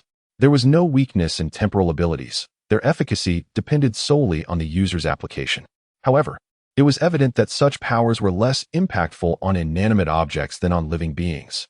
Hiraku ventured into the dungeon, not with malevolent intent, but rather to further his research on ninjutsu. Was it wrong to seek assistance? The ninjas in the dungeon were initially bewildered by the presence of a child, but upon hearing someone declare him as Senju Hiraku, the creator of the infamous honest soup, they instinctively pressed against the walls. The honest soup? Following the direction indicated by the dungeon ninjas, Hiraku beheld a bubbling cauldron of dark, unappetizing substance, his mouth twitching slightly. So this was the concoction. Its taste was abysmal, its smell repugnant, and its appearance bizarre, yet it held the power to nourish the body. The critical drawback was that swallowing it would leave a dry residue clinging to the mouth. He had thought it would be destroyed after being discovered by the Senju clan, yet his father had evidently sent it to the battlefield. To be honest, there had been a time when he considered becoming a master of dark cuisine based on his own talents. Young Master Hiraku, I've shared all I could. Could we perhaps exchange this for something less revolting? I would prefer something ordinary. Yes, anything normal will do, another chimed in. My neighbor is an Uchiha. Let that cauldron be given to them. He can drink half of it in one go. Scoundrel, you could drink half in one gulp. Why not step out for a duel? Use kunai, ascend the life and death stage, Senju brat. I'll help you clear out the dungeon if you hand me a kunai. With an enthusiasm surpassing expectations, Hiraku glanced at the ninjas and declared, I need collaborators for my experiments. The benefit is that the food will be the same as mine. Let me have it. I've consumed it for 6 months. You liar. Isn't it supposed to be once every 7 days? Where did 6 months come from? Choose me. I am honest. Senju brat, these lower clans lack profound insights. You should be familiar with us Uchihas. Hiraku did not overlook them, summoning individuals one by one for experiments. Throughout this process, his control over time chakra grew increasingly adept. The application of techniques is an ongoing journey of development and refinement, necessitating the passage of time for ultimate manifestation. 3 months later, after continuous reflection and practice, Hiraku named his technique that incorporated time chakra, time rest, allowing for a momentary respite within time. Initially lasting mere seconds, It subsequently extended to over 10 seconds, ultimately stabilizing at 1 minute. This minute was not the limit, but controlling beyond it would consume chakra at 6 times the initial rate. To achieve another breakthrough, he needed to enhance his chakra cohesion, which corresponded to his strength level. During this minute in a state of time rest, individuals would remain unaffected by external influences, yet they too would be immobilized, their thoughts frozen. The tranquil western battlefield received news from the eastern front. Kaguya and the Uchiha were jointly assaulting the Senju, with suspected involvement from the Hozuki clan. This news drew Hiraku's thoughts back several years, to when Hozuki Tsukuyami had launched a surprise attack on Kaguya's vessel, securing victory. After which Kaguya had abandoned her confrontation with the Senju to assist the Yuki against the Hozuki. The Hozuki sought assistance from the Senju, but Senju Mukun aimed to reclaim the previously agreed-upon funds, resulting in an impasse, the outcome of which remained unknown. Due to Kaguya's somewhat erratic nature, the eastern stronghold was likely stronger than the western one, yet it could not indefinitely obstruct the advances of the three clans. In light of this news, Senju naturally could not afford to be careless. However, the western stronghold had recently engaged with the Hyuga and the Wind Demon, and the available manpower had significantly dwindled, making it impossible to deplete their resources entirely. After much contemplation, the optimal solution was to return the subsidiary clan that Hiraku had brought from the eastern front. Hiraku decided to accompany them, both to test his current abilities and because, having gone so long without sustenance, he had nearly digested everything. Chapter 74. That said, on the eastern battlefield, Senju Mukun exclaimed, "You scoundrel! This turmoil is all due to your lack of regard for past friendships." "I hold no such sentiment," came the retort. "Isn't it your failure to repay the debt? Your lives are precious, yet our Senju lives are not." On the battlefield, Senju Mukun felt immense pressure. As a seasoned clan leader-level ninja, there were few things in this world that could still weigh heavily on him. Yet, facing Hozuki Tsukuyami, Kaguya Taketorai, and the Uchiha Ken, all of whom possessed extensive combat experience, he recognized that even if he held an advantage over them, their combined strength could undoubtedly overwhelm him. However, in recent days, Mukun understood that the three clans were not united. At the very least, the Uchiha and Kaguya were not in harmony with the Hozuki. The three of them had come to battle, while Uchiha Ken stood aloof, arms crossed, observing coldly.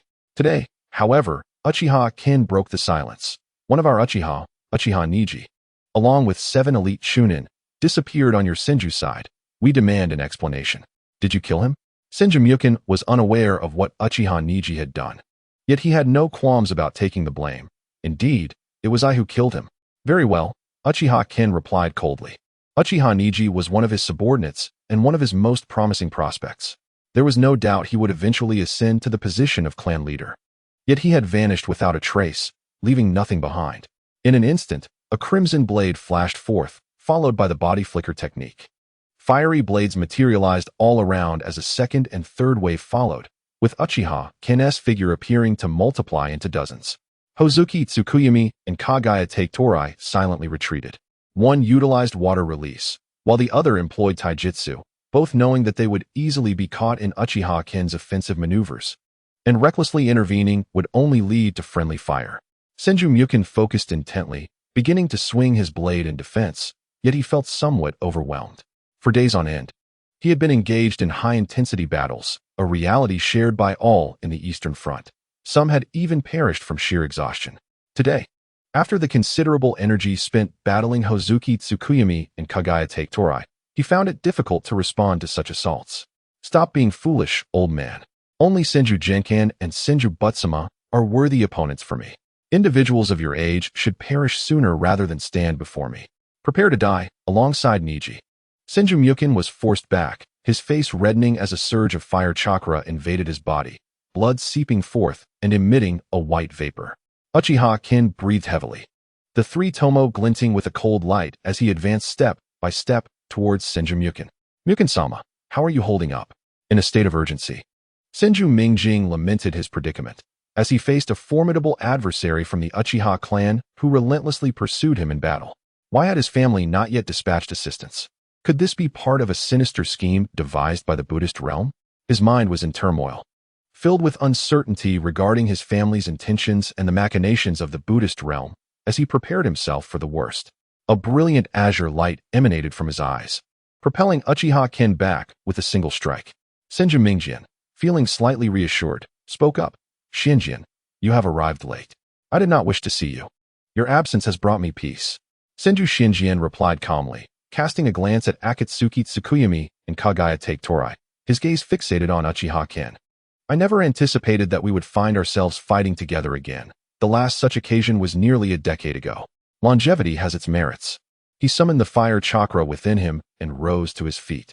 Senju Shinjian, it is always you who thwarts my plans. Perhaps this is the so-called fate. Uchiha Niji, your flamboyant sword techniques must be taxing on your chakra. I shall not indulge you. You may leave.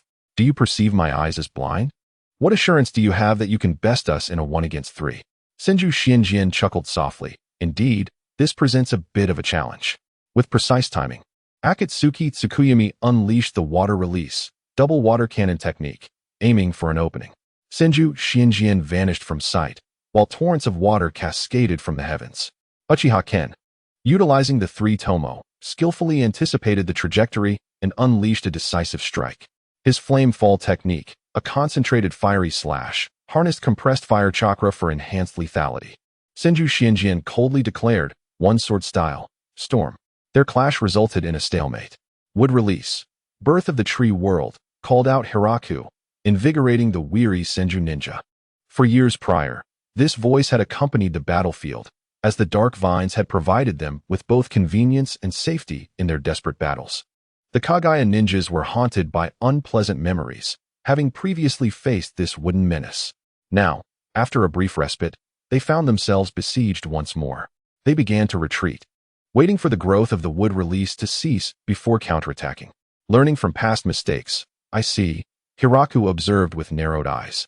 After such an extended engagement, he had begun to discern the characteristics of the wood release, yet he was not the same as he had been 4 years prior. The wooden vines accelerated their growth, enveloping the area. As the Kagaya ninjas severed some trees and continued their retreat, the Uchiha ninjas, having unleashed several fire techniques, found the flaming trees surging towards them, abandoning their offensive plans. Meanwhile, the members of the Akatsuki clan quietly withdrew after the opposing ninjas had retreated. Long live the artillery, Hiraku mused, recognizing that simplicity and brutality were the essence of effective combat. Among the Eastern ninjas, many had begun to rally around Hiraku, led by Senju Shengyang, who had not seen Hiraku in a year and promptly presented him with a list. This detailed the number of individuals who had joined or left their ranks over the past year. Their numbers had dwindled significantly, predominantly comprised of lower-ranked ninjas. Hiraku glanced at the document briefly before stowing it away, acknowledging that there was no need for concern at present, as the stronger members had already borne the brunt of the pressure, while the weaker ones had a higher chance of survival. Setting aside these concerns, they focused on clearing the battlefield and neutralizing the immediate threats. Kagaya Taketorai surveyed the battlefield with a sense of unease, wishing to withdraw, yet uncertain how long Uchiha Ken and Senju Shinjian would continue to clash. He found himself caught in a dilemma, unable to leave or remain. Akatsuki clan leader, why not capture that young boy? Suggested Akatsuki Tsukuyami, shaking his head. The Akatsuki clan does not recklessly target a young ninja. I personally admire his bravery. I certainly did not possess such strength at his age. He is the child of Senju Shinjian, he added with a cough. However, it is indeed necessary to deal with this youth. The greatest respect for an enemy is to disregard their age. As Chapter 75 titled Giant Claw unfolded, Akatsuki Tsukuyami sprinted towards Hiraku's direction. If only the Akatsuki clan's ninjas were present, or if the situation were dire, he would still resort to the mist concealment technique to obscure his advance. Young master, he is targeting you. You must flee, Senju Shengyang warned, preparing to shield Hiraku and provide him with a chance to escape. Flee. Hiraku gently pushed Senju Shengyang aside and stepped forward. Rest now. Your weary body and depleted chakra will not suffice to hold him back. You choose not to flee, confronting me directly. How should I label your actions? Foolishness or commendable courage? Akatsuki Tsukuyami's eyes sparkled with interest as he approached, forming hand seals. Water release, ultimate water prison technique. Unlike the ordinary water prison technique that required the user to approach the enemy and maintain contact, the ultimate water prison was a culmination of the Akatsuki clan's long research, allowing for remote deployment without the need for constant contact. This sudden binding jutsu was most effective when first employed, especially against opponents of lesser strength. Just as the water prison was about to materialize, Hiraku deftly leaped from its confines, evading the attack. An impressive sensory ability. You escaped before the prison could fully form. Akatsuki Tsukuyami remarked, slightly taken aback. Hiraku was not the first to escape the water prison, but he was certainly the weakest among those who had. A prodigy? The Senju clan is truly fortunate. Yet this boy is still approaching. I must not underestimate him, thinking that superior sensory perception alone can match my skills. Akatsuki Tsukuyami smiled. You must be Senju Hiraku. Your sensory prowess ranks among the top 3 in my knowledge. Oh, and who might you be? Hiraku responded, momentarily stunned. He could surmise the identity of the individual before him, but the condescending tone of praise irked him, preventing any normal dialogue from taking place. What an unappealing little brat. Akatsuki Tsukuyami's expression darkened, and he vanished in an instant. Let us see if your sensory ability can surpass my body flicker technique. Unfazed, Hiraku whispered, audible only to himself. 3 seconds. A grayish-white chakra enveloped a 5-meter radius, becoming transparent shortly thereafter. Akatsuki Tsukuyami's movement slowed and ultimately halted. In the first second, Hiraku positioned himself beside Akatsuki Tsukuyami. In the second second, a surge of black chakra enveloped him, forming a skeletal structure that coalesced into an arm. In the third second, the skeletal hand clenched into a fist, crackling with electric arcs, aimed squarely at the enemy's head. Just as the interval concluded, Akatsuki Tsukuyami regained his mobility and awareness, only to find the young boy had vanished without warning. This sudden turn of events left him momentarily bewildered, but years of battlefield experience compelled him to instinctively activate his water transformation ability. The massive fist grazed his hair as it descended, creating a shallow crater upon impact, the water below shimmering with electric arcs. Instinctual? Hiraku pondered, having created an advantageous environment at the onset of the interval and launching his assault just as it concluded. During this time, he had also tapped into the third power within his eyes, the initial form of Susanoo. This strike would have been nearly unavoidable for any ninja lacking special abilities. The force behind the skeletal structure would deliver a punishing blow.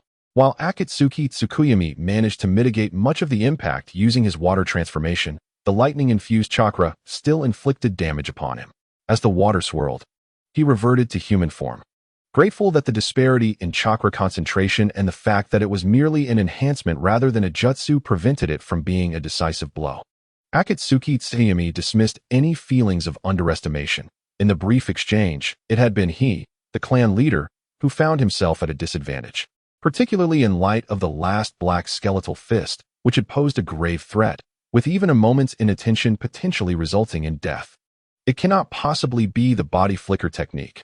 Otherwise, there would be no way to sense its presence at all. Ghost Lantern Shingetsu began to analyze the recent events. Yet he still felt a faint numbness within his body, undoubtedly an unstable factor stemming from the battle. Ultimately, he bit his thumb, formed hand seals, and struck the ground, summoning technique.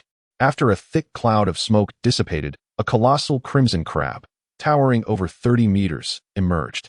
Its pincers were mismatched in size, the larger one dwarfing its entire body, while the smaller one was about half the size of its legs. Upon its arrival, it emitted a youthful voice, saying, "Shingetsu, have you summoned me to assist in battle?" Giant pincer, hold them off for a moment. I need to address a personal issue. Just avoid combat. The giant pincer stood still, its claws slightly ajar, watching the remaining ninjas with vigilance. To Shingetsu's surprise, a summoned beast had appeared. Haruka raised his gaze to the crab. Reminiscent of a species known as the horseshoe crab from his past life, its pincers uniquely distinctive. Being relatively close, he could clearly hear their conversation. The crab's tone suggested a good-natured temperament. If left unattended, it might serve as a good luck charm, though such thoughts were merely fanciful. The ninjas on the eastern battlefield had already taken action.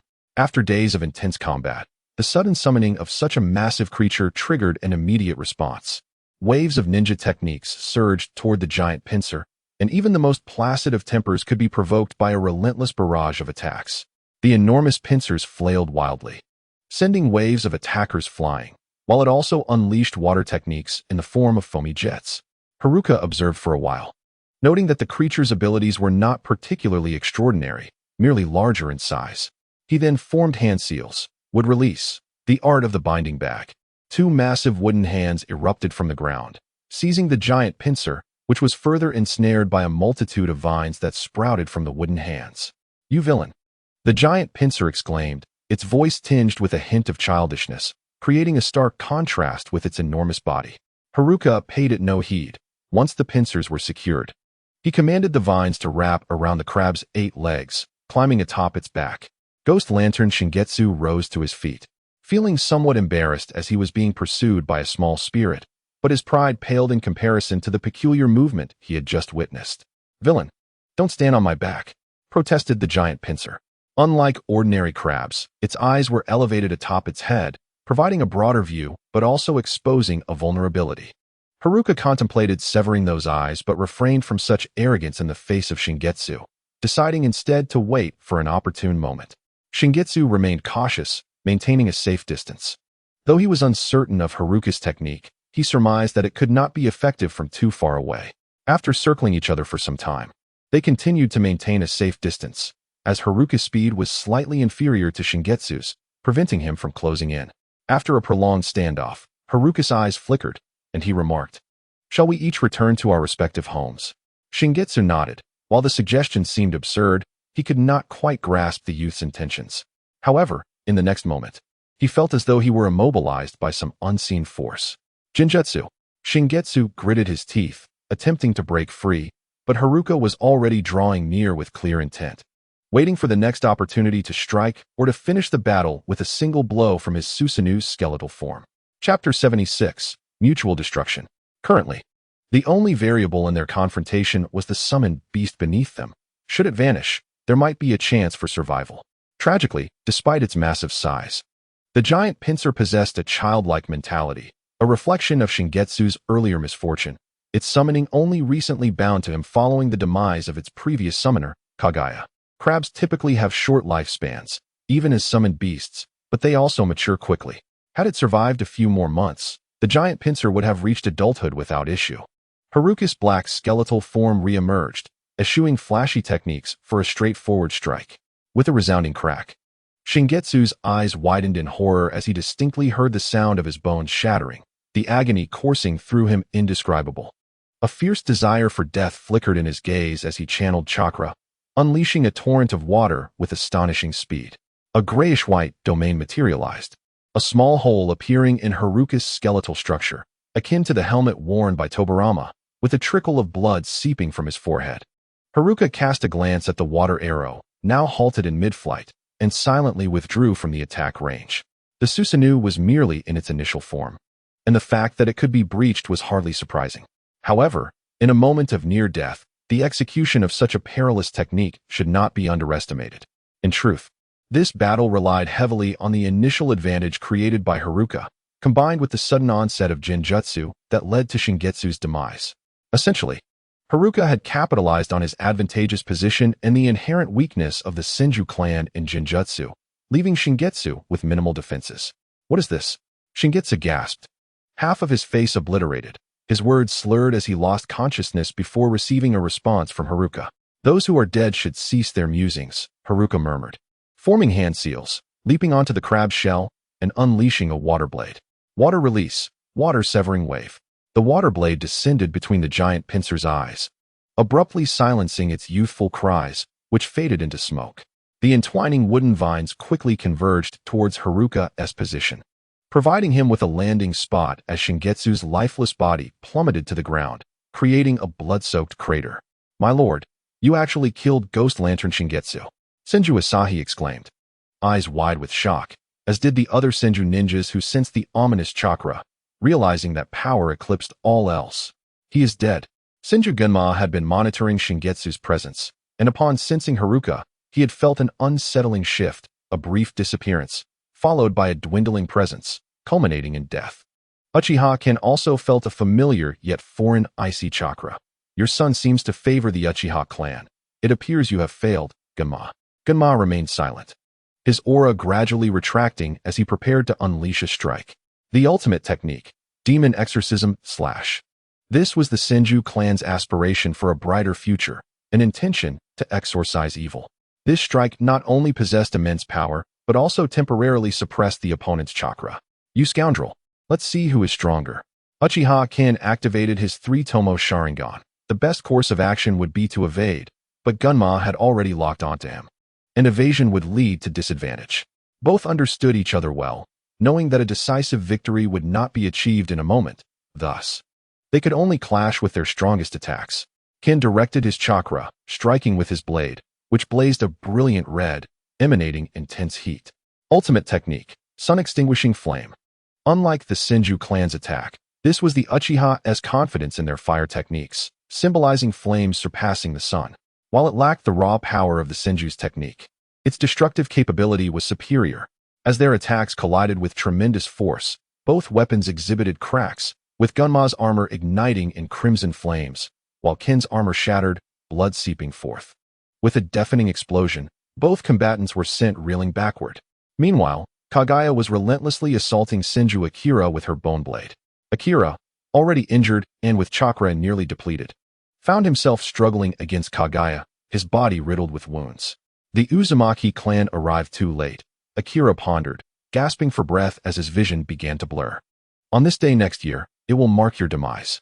Kaguya Taketorai has sensed the limits of her opponent. Gripping the bone blade tightly, she lunges forward with a fierce thrust. Senju Myokin, wielding his sword, exerts all his strength to defend himself. But a sharp pain pierces his abdomen as another bone blade drives into his body. The clang of the sword hitting the ground resonates as Senju Myokin feels his strength dissipate, collapsing helplessly. He is utterly exhausted, unable to perceive even the simplest of attacks. Farewell, Kaguya Taketorai declares, delivering a decisive strike to his neck, blood spurting forth. From a distance, Hiruga halts his advance, witnessing Kaguya Taketorai dispatch Senju Myokin. She notices the gaze upon her and turns to Hiruga, inquiring, "How did Akatsuki Shingetsu meet his end? Why don't you descend and inquire yourself?" He retorts, fingers snapping in rapid succession, sending bone fragments shooting forth. The sudden death of Akatsuki Shingetsu leaves Kaguya Taketorai cautious of this youth. Mokutan, Jukai Koten, though Hiruga feigns casualness, he remains vigilant in his actions. The Kaguya clan's long-range techniques are limited, and as he notes the movements, he begins to form hand seals. Trees erupt from the ground, growing rapidly to shield him.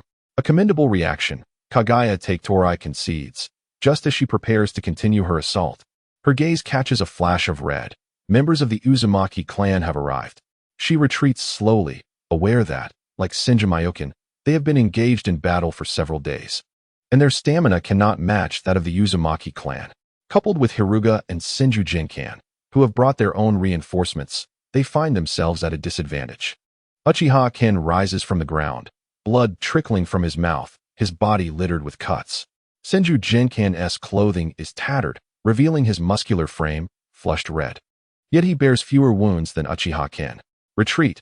Uchiha Ken realizes this maneuver has put him at a disadvantage. The enemy still possesses the ability to clear the blades, while he is left vulnerable. His Sharingan has also spotted the red-haired figures, prompting him to issue a decisive command. The enemy begins to withdraw, and some members of the Senju clan, having relaxed their guard, faint from exhaustion. Hiruga glances at the lifeless body of Senju Myokin, whose head has been severed, leaving no hope for revival. He carefully stores the body in a scroll, aligning perfectly with Jinkan, who observes, "A fine physique indeed. Shouldn't you provide me with a garment? Are you truly going to let your father remain unclothed?" Jinkan retorts, his emotions tumultuous. Despite their long-standing rivalry, they shared a bond forged in battle, and Myokin's death stirs a profound sense of loss within him. Hiruga promptly retrieves a garment from the scroll and hands it to Jinkan. After donning the clothing, Jinkan steadies himself to address the Uzumaki clan's ninjas. As the elder of the Senju clan, he must adeptly manage the situation. The departure of a comrade is undoubtedly sorrowful, yet the future of his clan takes precedence. Chapter 77. An outstanding graduate of Hyuga University. The Uzumaki clan's delegation includes a familiar face to Hiruga, elder of the Uzumaki clan. Unlike the Senju clan, the Uzumaki have a longer lifespan, resulting in their elder and clan leader often being the same individual. Thus, the second elder leading this contingent ensures no issues regarding strength arise, especially as they come equipped with a substantial supply of medical resources to address urgent needs. This battlefield is far more brutal than the one from a year prior. During the Wind Demon and Hinata skirmishes, as the scale and power required are exponentially greater. A year ago, the Hinata Shingetsu led the charge, supported by the Wind Demon, with more of the Hinata's main forces involved. However, this time, Kagaya's main forces, the Uchiha's Eastern Front, and the Akatsuki's assistants are present. As the number of combatants increases, so does the toll of lives lost. Among them, Senju Myokin, who had just arrived at the Eastern Front to assist, has perished. Additionally, Senju Rei, who was suddenly attacked by a Senju ninja under Uchiha Ken's control, sustained significant injuries and is currently recuperating. The Eastern Front now comprises only about 60% of its original strength, and as the battle winds down, relaxation leads to a further decline, leaving perhaps only 40% operational. This includes logistics, which can only manage about 20%. However, the remaining forces consist mainly of core members. While both high-end and low-end combatants have been largely eliminated, Hiruga contemplates this reality, understanding that those of renown often become targets, while the weak are swiftly dispatched. It is those who blend into mediocrity, possessing just enough strength to defend themselves, who survive. Inside a wooden hut, Senju Jinkan and the second elder of the Uzumaki clan discuss forthcoming strategies, with Hiruga present as an observer. Logically, it would be opportune to strike the Akatsuki clan now, as their population in the Land of Water cannot rival that of the Kagaya or Uchiha clans. Furthermore, according to prior intelligence, their temporary residence is situated at the original position of the Eastern Alliance, at the heart of the three clans. This location poses a significant challenge. Should the Senju dispatch ninjas, both Uchiha and Kagaya can respond in kind, rendering the situation akin to that of the battlefield. We do not require many. A single ninja capable of wide-ranging ninjutsu will suffice to wreak havoc in this area. Moreover, our numbers must remain limited, the second elder of the Uzumaki emphasizes. Jinkan gestures towards the map, stating, Akatsuki Shingetsu has perished, and Uchiha Ken requires at least 5 days to recover from his injuries. This timing is indeed favorable. It is evident Uchiha is aware of our intentions. This area will not solely harbor members of the Akatsuki clan. Hiruga discerns the underlying message from the second elder, essentially suggesting that he should undertake reconnaissance, while Jinkan contemplates the broader implications, sensing a potential trap. Are we not to proceed? After a brief contemplation, Jinkan concludes, we must go. They have been tirelessly engaged with the original battlefield ninjas, and with Uchiha Ken injured, despite the risk of ambush, tonight presents the best opportunity. He pauses, adding, it may be our only chance in the near future. Upon returning to the temporary quarters, the Akatsuki ninjas, after tending to their wounds, become vigilant. Akatsuki Shingetsu had declared before his death that should reinforcements arrive, they would certainly launch a surprise attack in this area, leading to various preparations and the presence of Uchiha and Kagaya ninjas ready to assist. Do you think they will come? Akatsuki Mizuki questions. I trust Lord Shingetsu. We shall remain awake tonight. Akatsuki Muyu replies, her vigilance unwavering as she scans the surroundings. Wait, something approaches.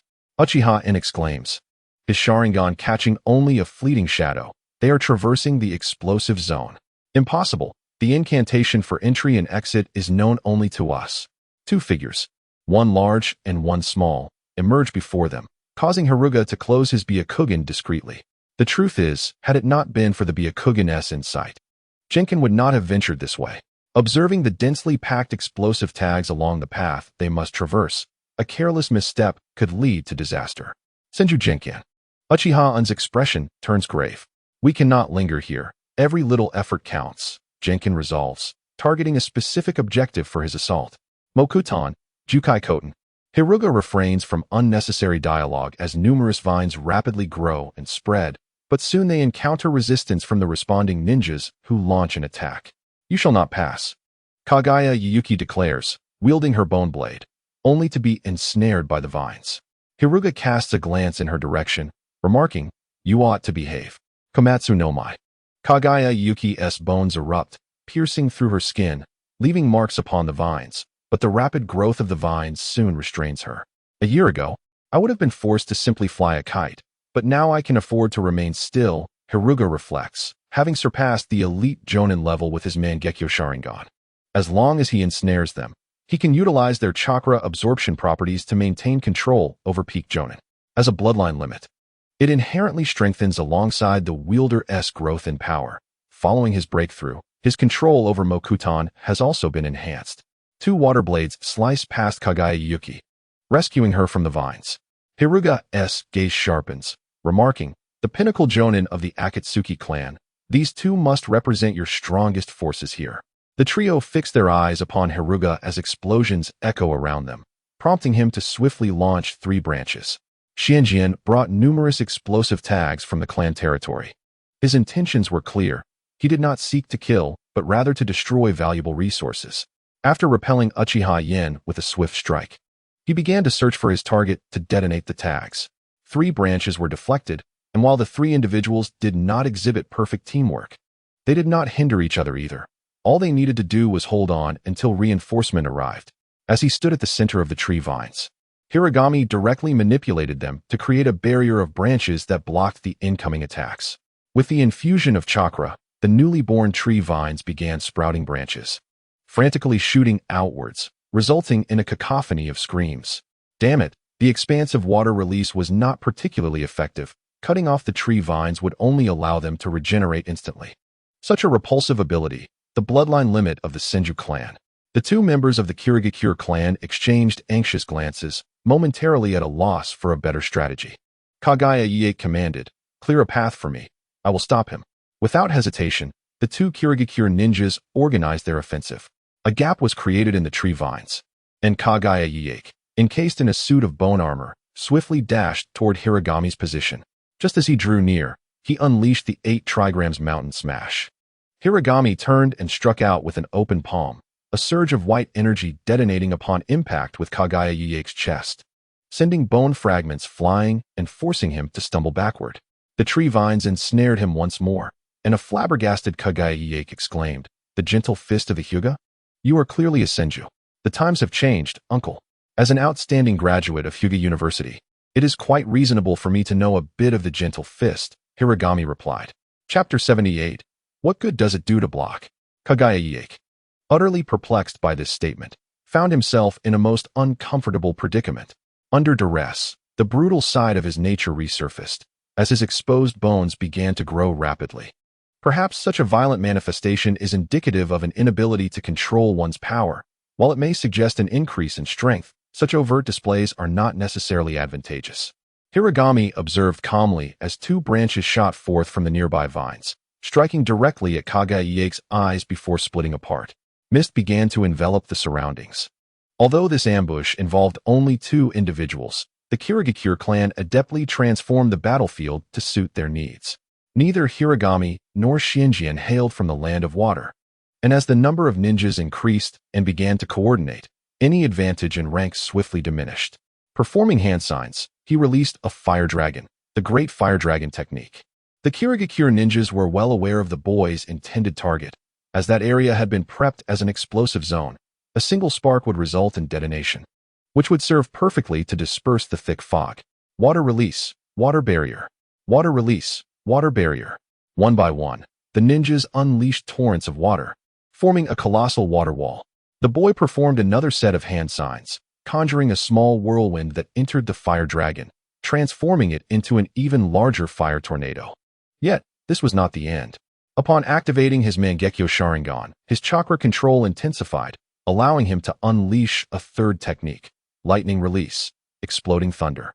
Blue orbs of electricity coalesced, the wild lightning chakra merging with the previous technique.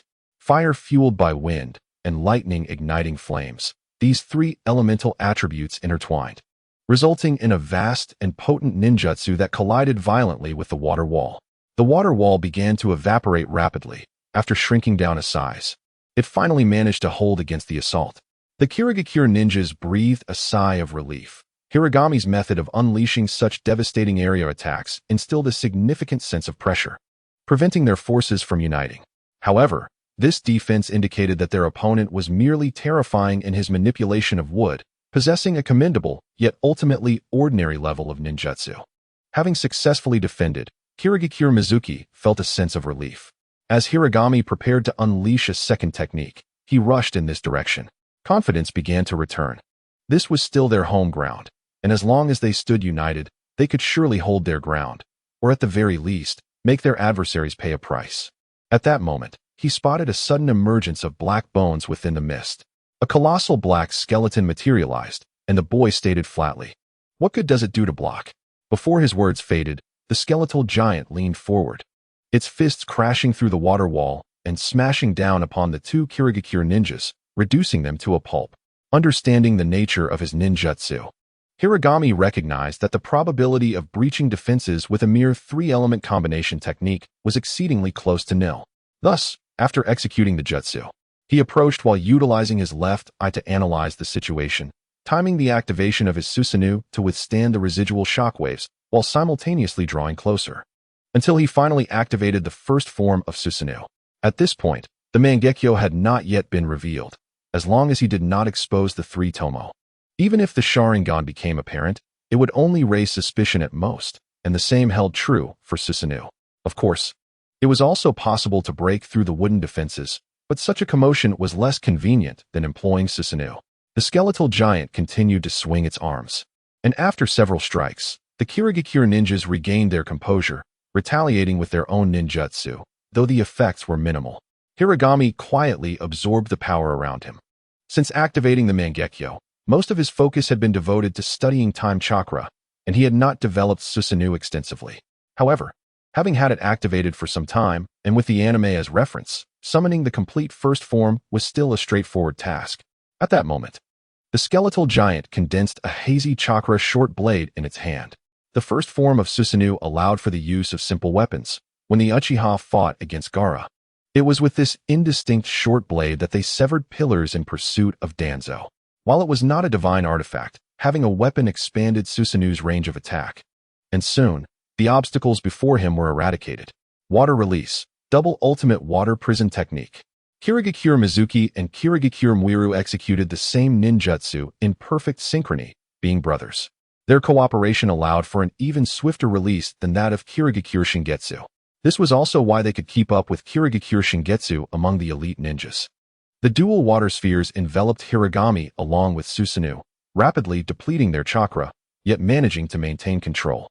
The water spheres began to tremble violently, the black chakra short blade breaking through first, aiming for the two's position and generating a shockwave that forced them to evade. Fire release, Phoenix Flower technique. The water spheres burst apart, the black skeletal giant vanishing, only to be followed by a series of fireballs raining down. At this distance, was he not afraid of being caught in the blast? Kirigakure Mizuki thought, what a lunatic. Not only did he drop his defenses, but he also ignited the explosive tags. Yet the deed was done, and the two could only transform into water. Boom. The sounds of fire and explosions echoed, dispersing the smoke to reveal the boy at its center. Thanks to applying a temporal effect upon himself, he emerged unscathed. Kirigakure Mizuki and Kirigakure Muiru returned to human form, gazing in disbelief at the scene before them, attempting to find signs of injury, yet there were none. His aura remained completely undisturbed. Hiragami brushed off the dust from his clothes, and Xianjian appeared beside him, surveying the surroundings. It seems you have quite the talent for destruction, he remarked. Initially, Xianjian had been pursuing his own agenda, but upon hearing the series of explosions, he hurried over only to find that his child had been unharmed. Let us go. They are coming, Xianjian said, tucking Hiragami under his arm and hastily departing. Before long, Kagaya came rushing in. Upon witnessing the chaos surrounding him, pits and trees strewn about, he was taken aback, realizing that nearly 60% of the area was devastated, and the elite ninja he had stationed there had been utterly obliterated. There was no need to speak. The familiar method of slaughter made it abundantly clear who was responsible. Uchiha Yin clutched his abdomen and said, "The visitors are Senju Genkan and Senju Shingu. Senju Genkan is exceptionally strong. I was unable to stop him." With the current alliance and Kagaya's inherent strength as a clan leader, Yin was somewhat more accommodating. After exchanging blows with Genkan for several rounds, he suffered several broken ribs from a single strike. A trembling member of the Ghost Lantern clan stammered, "Kagaya clan leader, is this person named Senju Shingu truly human? Why do you say that?" Kagaya Torai inquired, for a ninja's mental fortitude should not shatter so easily after a single battle. I witnessed the skeletons he summoned, and amidst the blaze of explosive tags, he bore not a single wound. He felt more like a specter than a human. Only a demon or god would be impervious to injury. Only such beings possessed this kind of power. The lower ninja did not continue, as he succumbed to unconsciousness. Ghost Lantern Mutsu displayed a hint of remorse and said, "I apologize, Kagaya clan leader. Perhaps it is due to an unfamiliar environment that my clan member has become somewhat unhinged." "No harm done," Kagaya Taketorai replied nonchalantly. With his stature, he would not hold a minor issue against a troubled lower ninja. Yet, the truth behind the lower ninja's words warranted contemplation. Chapter 79. Shedding skin and becoming a dragon. Shingu returned to the encampment but did not rest immediately. Instead, he first constructed shelters for the clan members. He took a moment to check on Senju Rei. Her slow recovery stemmed primarily from her current reliance on her own healing capabilities, as she could not summon slugs. The ordinary medical ninjas lacked the ability to accelerate the healing process significantly. Prioritizing the rescue of dying ninjas from the battlefield was far more crucial than hastening Senju Rei's awakening. The upcoming battlefield cannot afford to be without you.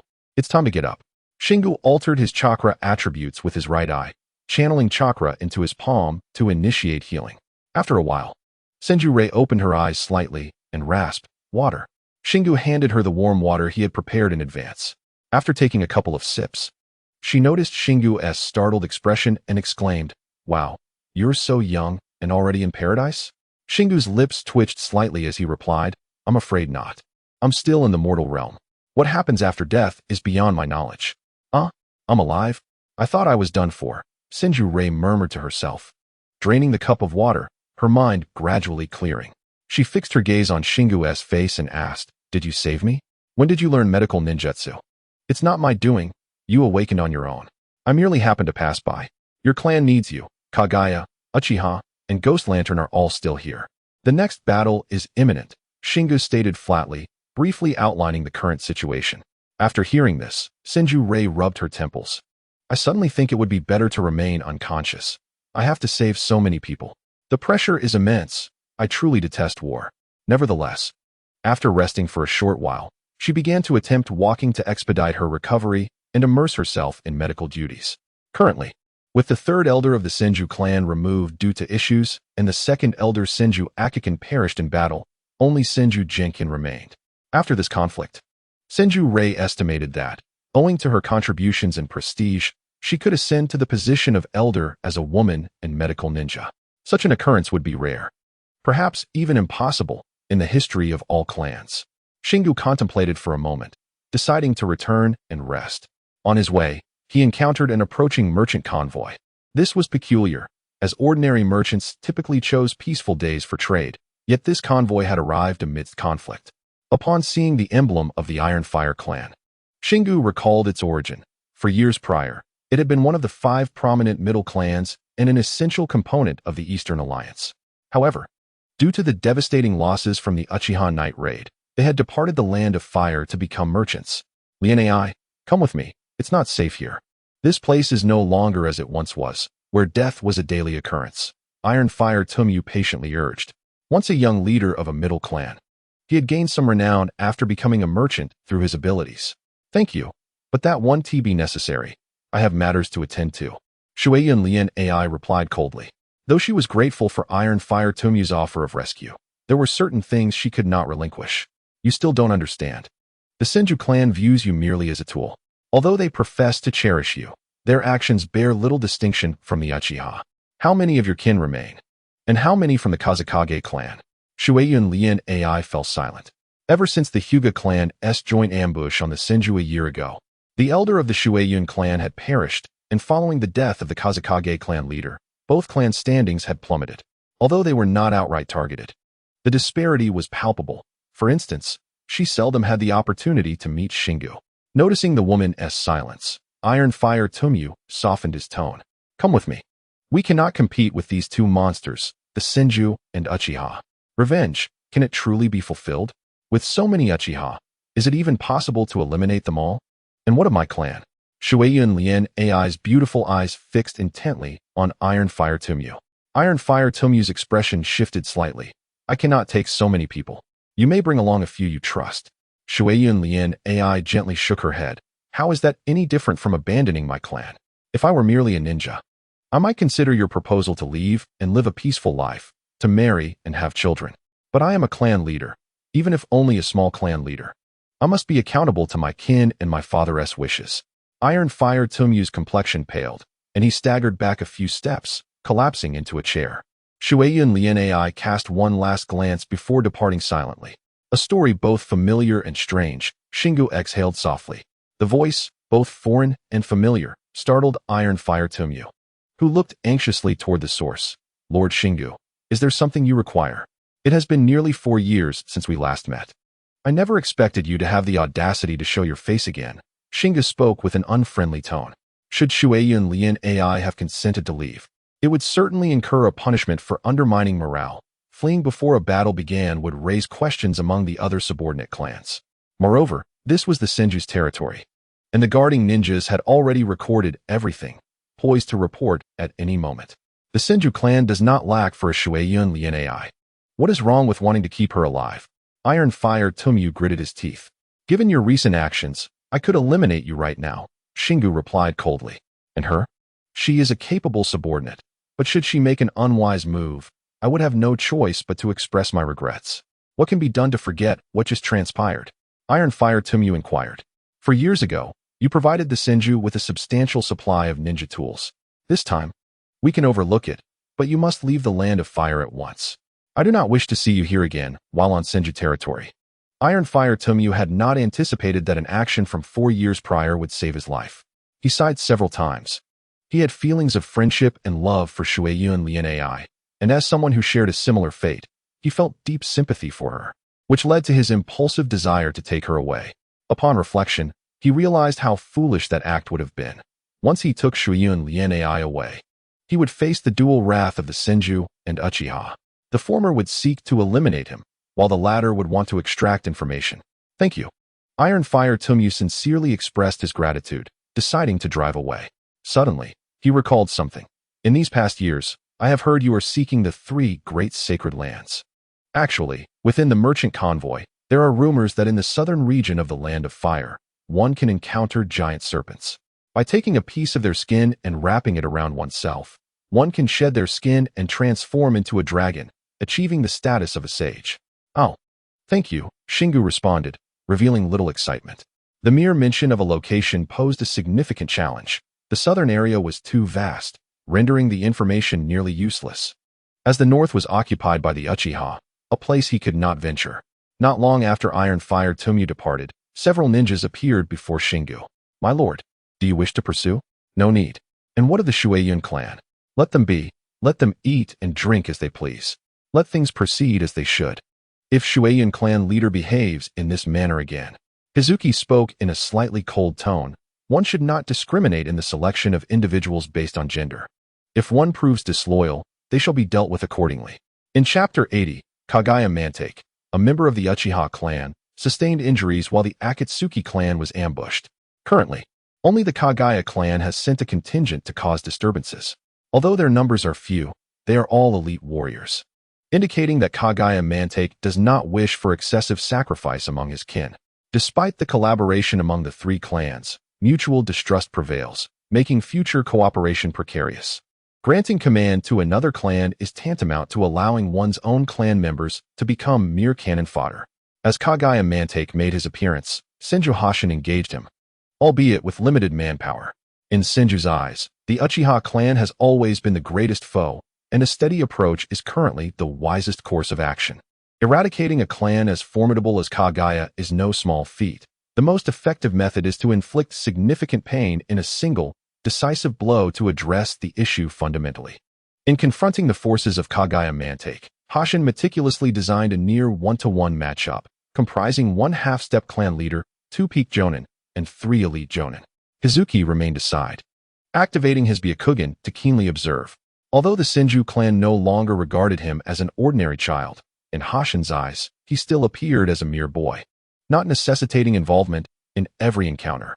Among Kagaya Mantake's detachment, one ninja named Kagaya Mantake drew Hizuki's focused attention.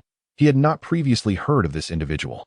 There was a palpable sense of threat emanating from him, as if he bore a direct connection to death itself. with a potency far surpassing that of ordinary bone techniques. In the midst of a confrontation with a peak jonin, he exerted overwhelming pressure on Senju Hashin. On the battlefield, Senju Hashin, observing the blood seeping from his wounds, was astonished by the Kagaya ninja before him. He had encountered Kagaya clan ninjas before, yet faced with this particular adversary, he found himself struggling to maintain parity, enduring relentless assaults. Kagaya Mantake's gaze remained remarkably tranquil, originally known as Kagaya Manrin. He had changed his name following a series of transgressions 4 years prior that had led to his demise. During his awakening of power, he was untouched by the frenzied bloodline, and after 4 years of growth, he had ventured into a realm unexplored by his fellow Kagaya clan members, acquiring a hint of forbidden strength. Indeed, even a mere fragment of this power rendered his bones extraordinarily sharp, allowing him to dominate even in direct confrontations against clan leaders. "Farewell," Kagaya Mantake softly uttered as a bone rapidly thrust forth from his palm. Senju Hashin, sensing the distance and speed, realized that evasion was futile. Yet he seized the opportunity to angle his body and avoid a vital strike. As the bone pierced his flesh, Hashin summoned all his strength, aiming his blade at Kagaya Mantake's neck. He believed this to be a misstep on the opponent's part, as prolonged dominance often led to a distorted perception of strength. In battles of such caliber, victory is rarely discernible unless the opponent presents a flaw. For Hashin, a typical bone piercing would only necessitate a period of recuperation. True death was still far from imminent. However, just as he brimmed with confidence, an icy aura surged from the wound, enveloping his entire being. The chill manifested only for an instant, yet that fleeting moment drastically diminished Hashin's strength, causing his blade to halt noticeably. As he had noted, in battles at their level, a momentary lapse is fatal. Kagaya Mantake had anticipated this. He swiftly drew a bone blade from his shoulder and severed Hashin's head, instantly reversing the tide of battle. The severed head fell to the ground, gushing forth a torrent of blood. After Senju Hashin collapsed, utterly lifeless, the bone embedded within him quietly shattered into powder, vanishing without a trace. Kagaya Mantake's eyes flickered. He was uncertain whether this outcome was advantageous or detrimental. The bone that had penetrated the enemy could have served as a weapon once more. Yet, upon discovering this power, he realized that once a bone was embedded prior to the target's demise, it became nearly impossible to retrieve, disintegrating into powder post-mortem, seemingly serving no purpose beyond signaling death. Was this a rare manifestation of ancestral mutation? Hizuki pondered as he witnessed Kagaya Mantake's bone disintegrate within Senju Hashin's body. He recalled a technique employed by Kagaya Otsutsuki known as Kyukatsu Haikitsu, which, once struck, would result in the bone turning to dust, causing the user to meet the same fate. Kagaya Mantake clearly lacked such an ability. That level of power was not easily grasped, yet he evidently possessed certain traits. "Well done, Mantake," Kagaya Mantake remarked with a hint of a smile. Despite the disparities in intelligence, swiftly eliminating a peak jonin was indeed a rare achievement. This extraordinary power often reveals its best performance in initial battles. He felt fortunate that his earlier decision had proven correct. Kagaya Mantake had touched upon the true strength of the Kagaya clan. Hizuki had previously enjoyed similar advantages. Perhaps the outcome may not have altered, but the process was considerably more effortless. The Warring States period truly abounds with surprises and shocks. Hizuki did not linger in observation. He preferred to address dangers preemptively to prevent greater upheavals in the future. Kagaya Mantake noticed Hizuki approaching and patiently awaited him.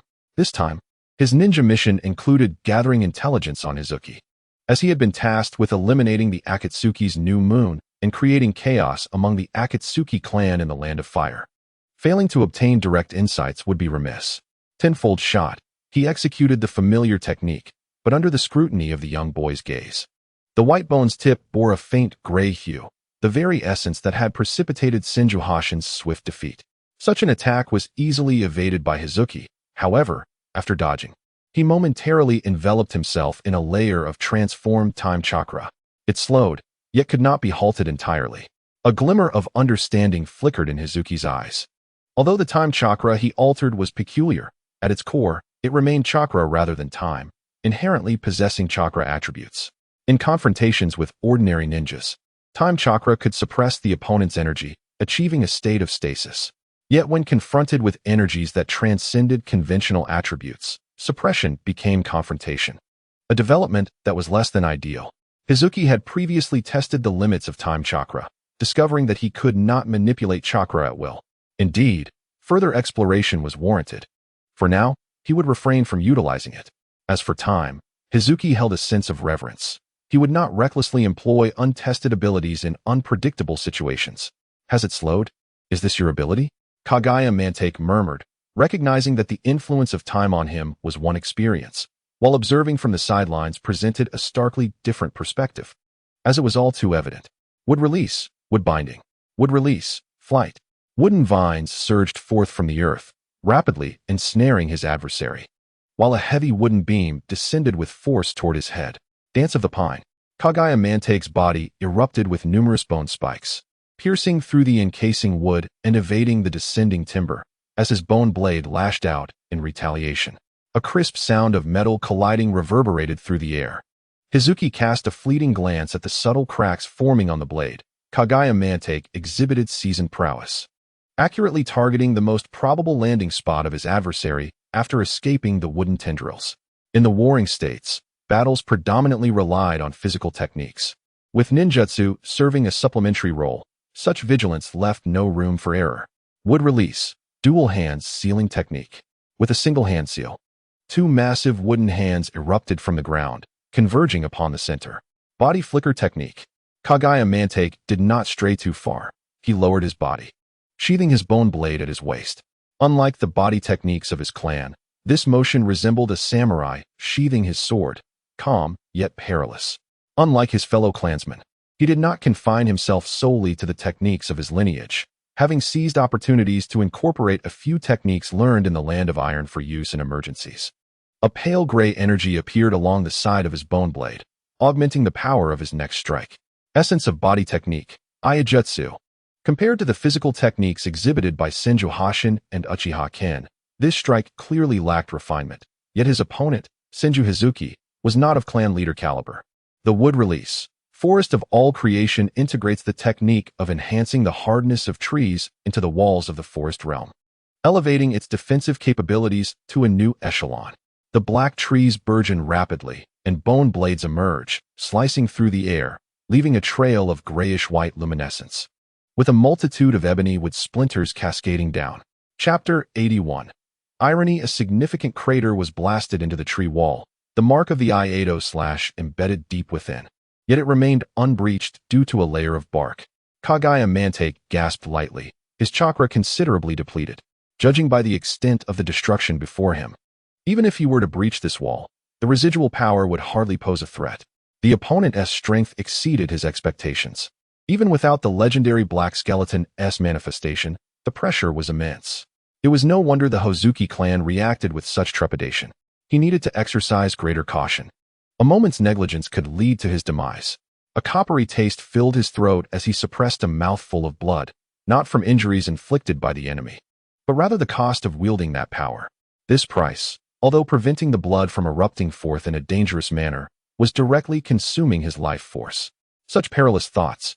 The Kagaya clan, employing techniques from other nations on the battlefield, was no less audacious than me brazenly employing genjutsu before others.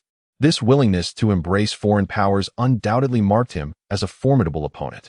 Hazuki pondered, encased in a black skeletal form, his hand gripping a nebulous chakra short blade. Poised to strike downwards, the second round has finally arrived. Kagaya Mantake intended to test the strength of his adversary's technique, standing firm to receive a blow with his bone blade. Upon mere contact, an indescribable force reddened his complexion. Such stubbornness. Hazuki was momentarily taken aback, contemplating whether he had been overly biased in his assessment of others. Although he had only recently activated his Susanoo, this was the first individual bold enough to take a direct hit. If his opponent sought death, then he would gladly oblige.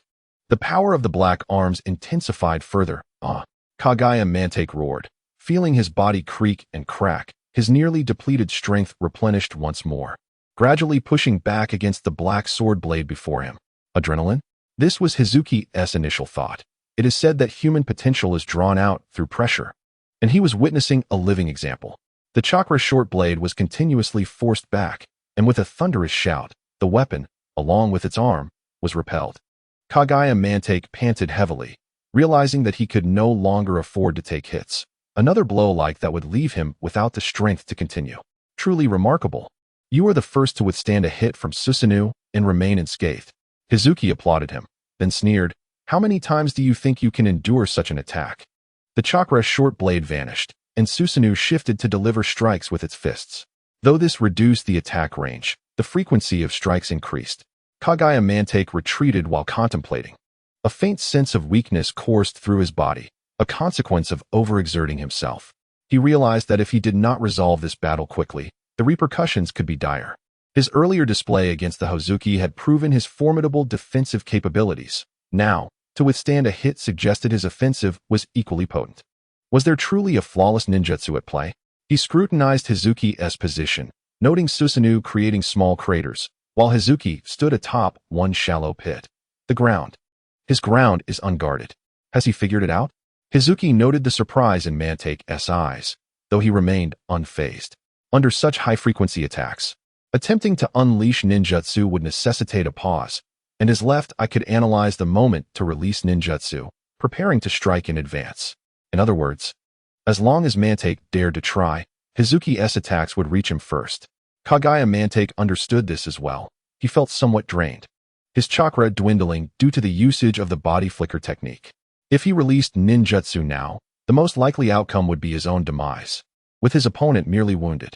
This result was exceedingly unfavorable, yet what choice did he have? Would he allow himself to be consumed alive? No, I am not alone. Kagaya Mantake dashed toward a particular direction, discreetly forming a hand sign. Hazuki focused only on the most probable destination. Oblivious to Mantake's intentions, here lay the distinction between analysis and prediction. The dance of the bracken. Upon witnessing the hand sign, the Kagaya clansmen seized the opportunity to unleash a ninjutsu. Countless bone spikes erupted from the earth, even affecting Kagaya Taketori. Under the dense barrage of bone spikes, the Senju ninja began to evade, utilizing the strength of his clan to execute the dance of the bracken. If I pursue, I will attack, while dodging the bone spikes. Hazuki realized the implications as the scene unfolded in his mind through keen observation. The most ironic aspect was that the Senju clan, renowned for their love, fought individually, while the Kagaya clan, perceived as bloodthirsty and savage, exhibited cooperation and an unspoken trust. It was not that the Senju could not achieve this scenario. Rather, at this moment, a stark contrast emerged, amplifying the emotional weight of the situation. Hazuki, Jinkin spoke softly, approaching his son. The densely packed bone forest conjured by the Kagaya ninjas consumed a significant amount of chakra, almost signaling their retreat. Even if they were to breach it, no one remained to capitalize on the opportunity, merely wasting chakra in vain. Moreover, he had just discerned a rare quality from the Kagaya clan, which had previously belonged to the Senju. Once Hazuki dispelled Susanoo, the two sides had drawn apart, and the dense bone forest no longer posed a threat. The Kagaya have undergone some changes, Jinkin remarked, his tone laced with complexity. This was one of the few occasions in his life where he felt genuinely astonished. Such occurrences were exceedingly rare, but today could certainly be counted among them. They have evolved. Their mindset has become more formidable. Although, according to intelligence from the eastern battlefield, other Kagaya members showed little change. Their determination was unmistakable. Hazuki spoke up. That ninja named Kagaya Mantake is perilous. Even Kagaya Taketori listens to him. Such trust is rare even among our Senju clan. Jinkin muttered to himself, unconsciously twirling a copper coin in his hand. Hazuki glanced over, understanding its significance. He had witnessed Jinkin perform this action once when he was 2 years old, shortly before returning home drenched in blood. Undoubtedly, this Senju clan powerhouse harbored a deep-seated desire to eliminate Kagaya Mantake, as the best way to deal with a capable individual from the opposing clan was to eradicate them. Hazuki added, he has also learned the swordsmanship of the samurai from the Land of Iron, though he has yet to master it fully. Jinkin nodded silently, and after a while, confirming the Kagaya's retreat, he led his men back. Following this battle, the Kagaya clan posed a significantly greater threat in Jinkin's eyes. However, for an elder of a great clan, such changes were insufficient to bolster the clan's strength. This skirmish represented a rare misstep for Hazuki. He was unsure why he was affected by Kagaya Mantake's unifying tactics, leaving his mindset somewhat disoriented. Normally, he could have easily transformed the terrain with would release, employing a countermeasure against their attacks. This would undoubtedly have been the optimal approach, yet at that moment, he simply could not conceive it. Was it the rarity of such a person or the rarity of such qualities that captivated him? He could not discern, only knowing that such a dangerous individual must be eliminated swiftly. Chapter 82. The art of the warring states having withstood a blow from Susanoo and fought for so long. Kagaya Mantake, upon returning to his clan's territory, collapsed to the ground, his nerves finally relaxing. The Senju, however, remained unaware of this, as gaining valuable intelligence about the opposing clan's territory was far more crucial. Elder Uzumaki was busy setting up barriers, while Jinken began organizing future operations. Kazuki, on the other hand, planned to develop a third form of chakra, detached from the elemental releases, altering it based on explosive energy. This idea sprang from everyday life. Explosive tags were a resource that had always been limited, and such a potent yet convenient tool was beloved by ninjas, leading to a perpetual shortage. A minor issue arose throughout the entire process. Unlike the time chakra, the explosive chakra exhibits a remarkable ability to control its power once it begins to change. The more chakra infused into an object, the greater the explosive force. The sole dilemma, however, lies in the timing of the explosion. After the explosive chakra is injected into an object, it becomes unstable and detonates within a maximum of 3 seconds. Utilizing a sealing technique complicates matters, as releasing the explosion becomes a formidable challenge.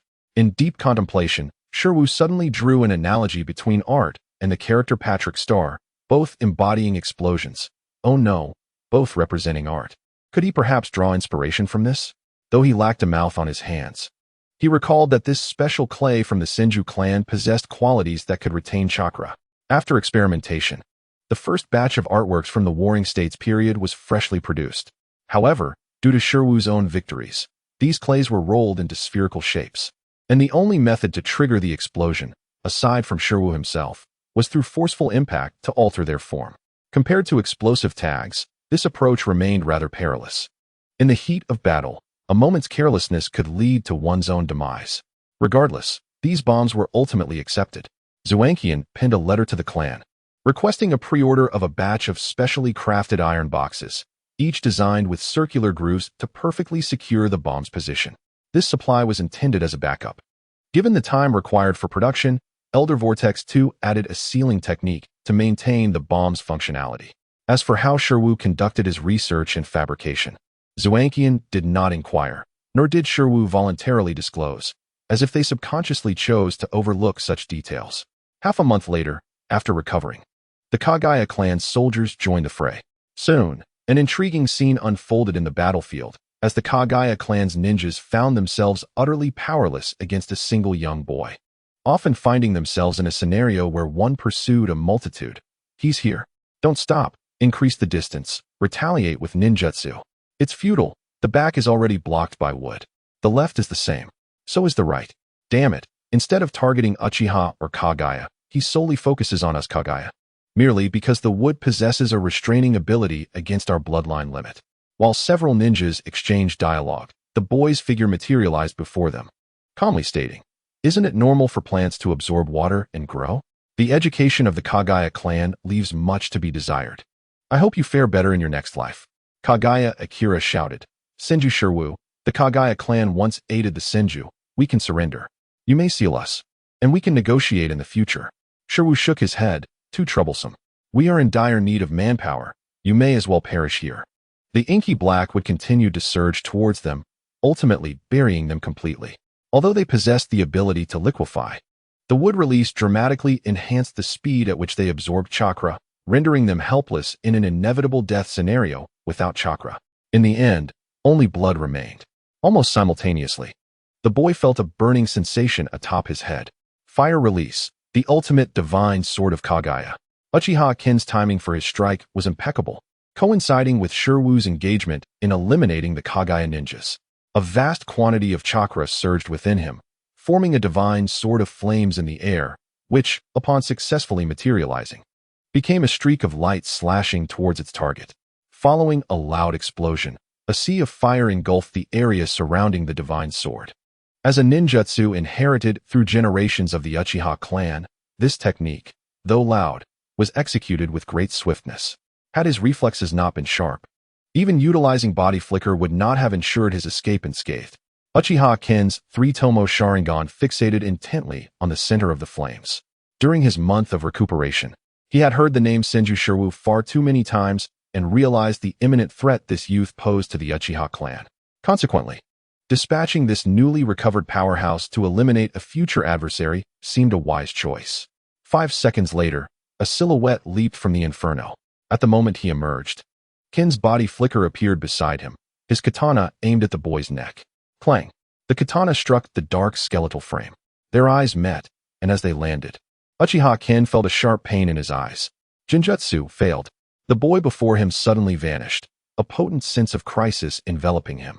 Uchiha Fire Barrier.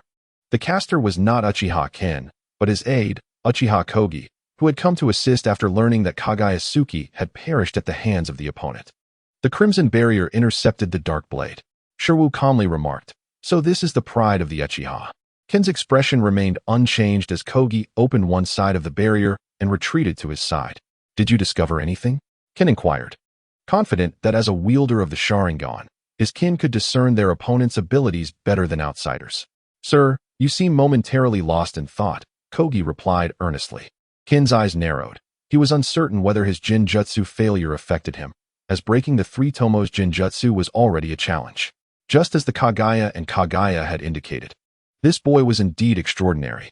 "If I am not mistaken, you possess a space-time ninjutsu capable of evading harm. Otherwise, you would not have avoided my strike. Even if your father were suddenly attacked, he would suffer injury," Uchiha Ken asserted. "This ninjutsu likely cannot be sustained. Otherwise, you could have easily dodged my blade just now." Shirwu remained silent. Although the opponent's assumptions were somewhat skewed, the fundamental functions were similar. While the time pause technique was fascinating, its eventual exposure was inevitable due to distance. Unless he refrained from using it continuously, the time pause and Obito's intangibility exhibited comparable characteristics, yet differed as well. The latter was more effective for evading harm and had greater sustainability. Conversely, the time pause primarily served to control the enemy, as it could halt even thoughts, allowing advantageous actions during that interval. However, applying it continuously to the same target would yield diminishing returns. For instance, if Shirwu paused for 3 seconds, using it again after that would result in half the effectiveness. Yet, abilities tied to time are inherently challenging to counter. Without appropriate measures, those meant to be controlled would remain so. Moreover, the current scope was not confined to the future. Once further enhancements were made, the exposed information could become a weapon against foes. Chapter 83, Mature Susanoo. Kagayasuke and Kagaya Take, despite their limited vision, nonetheless provided valuable insights. The fact that Kogi's position remained unaffected indicated a limitation to your range, Ken remarked as he began to circle around Shirwu, who was at the center. "Not bad." Shirwu conceded graciously, bringing his hands together. Wood release, the birth of the tree realm. Black vines erupted from the ground, surging towards the two. They quickly retaliated with fire release, flames engulfing the wooden tendrils, but the vines grew at an astonishing rate, accompanied by the flames. The two unleashed several ninjutsu in succession, finally incinerating the wooden vines. Shirwu released his hands. As long as there was sufficient chakra, he could continually spur the growth of the vines. Just as he unleashed his ninjutsu, an unfamiliar chakra suddenly emerged. With long-range wood release and close-range skeletal and space-time ninjutsu, Ken fell silent, recognizing the flawless synergy. Although lacking explosive damage, the skeletal defenses were unguarded, and the Senju clan possessed ample earth release techniques, not to mention their wood release. To defeat him, one must breach the black skeletal barrier, a task that proved daunting for any single individual. "Kagaya Tenai, how much longer will you observe?" Ken inquired. "Ken, I didn't expect you to seek my cooperation."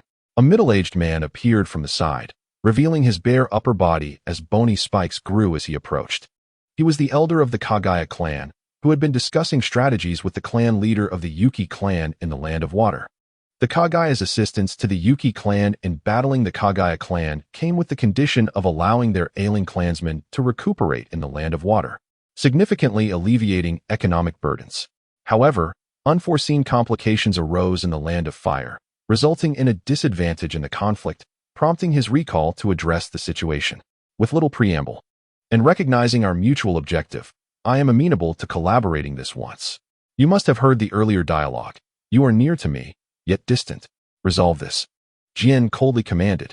Kagaya Tenni nodded, unleashing a surge of chakra as he swiftly approached, cleaving through the vines ahead. His right hand morphed, coalescing into a massive bone spear that crashed forcefully against the black skeletal figure, causing numerous fissures to appear. Impressive strength, Huegu glanced over and remarked. However, under the onslaught of chakra, these marks faded rapidly, as the Susanu's arm descended with a mighty punch. Kagaya Tenni deftly evaded, furrowing his brow. Such hardness and rapid recovery. It seems that without complete destruction, it is futile. I have yet to witness such ninjutsu. Given another 10 years, I wonder how formidable it could become.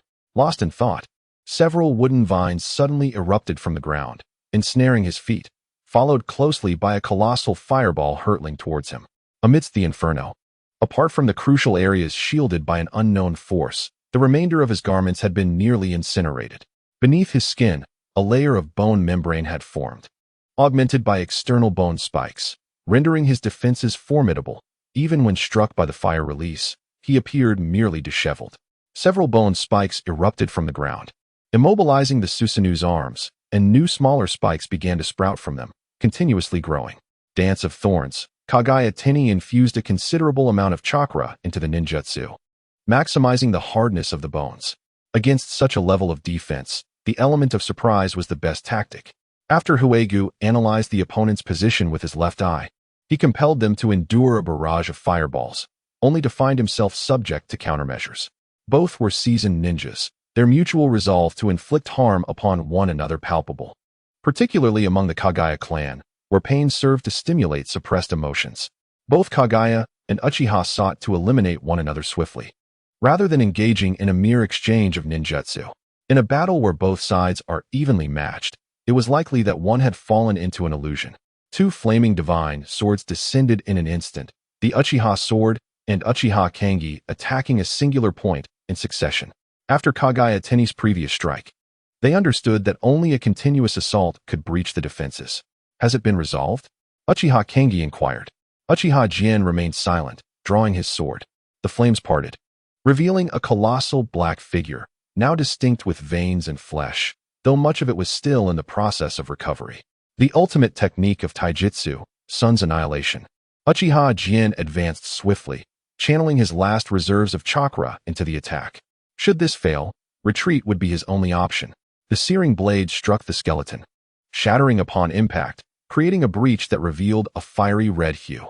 A kunai appeared in his palm, which he hurled towards Huegu's forehead through the opening.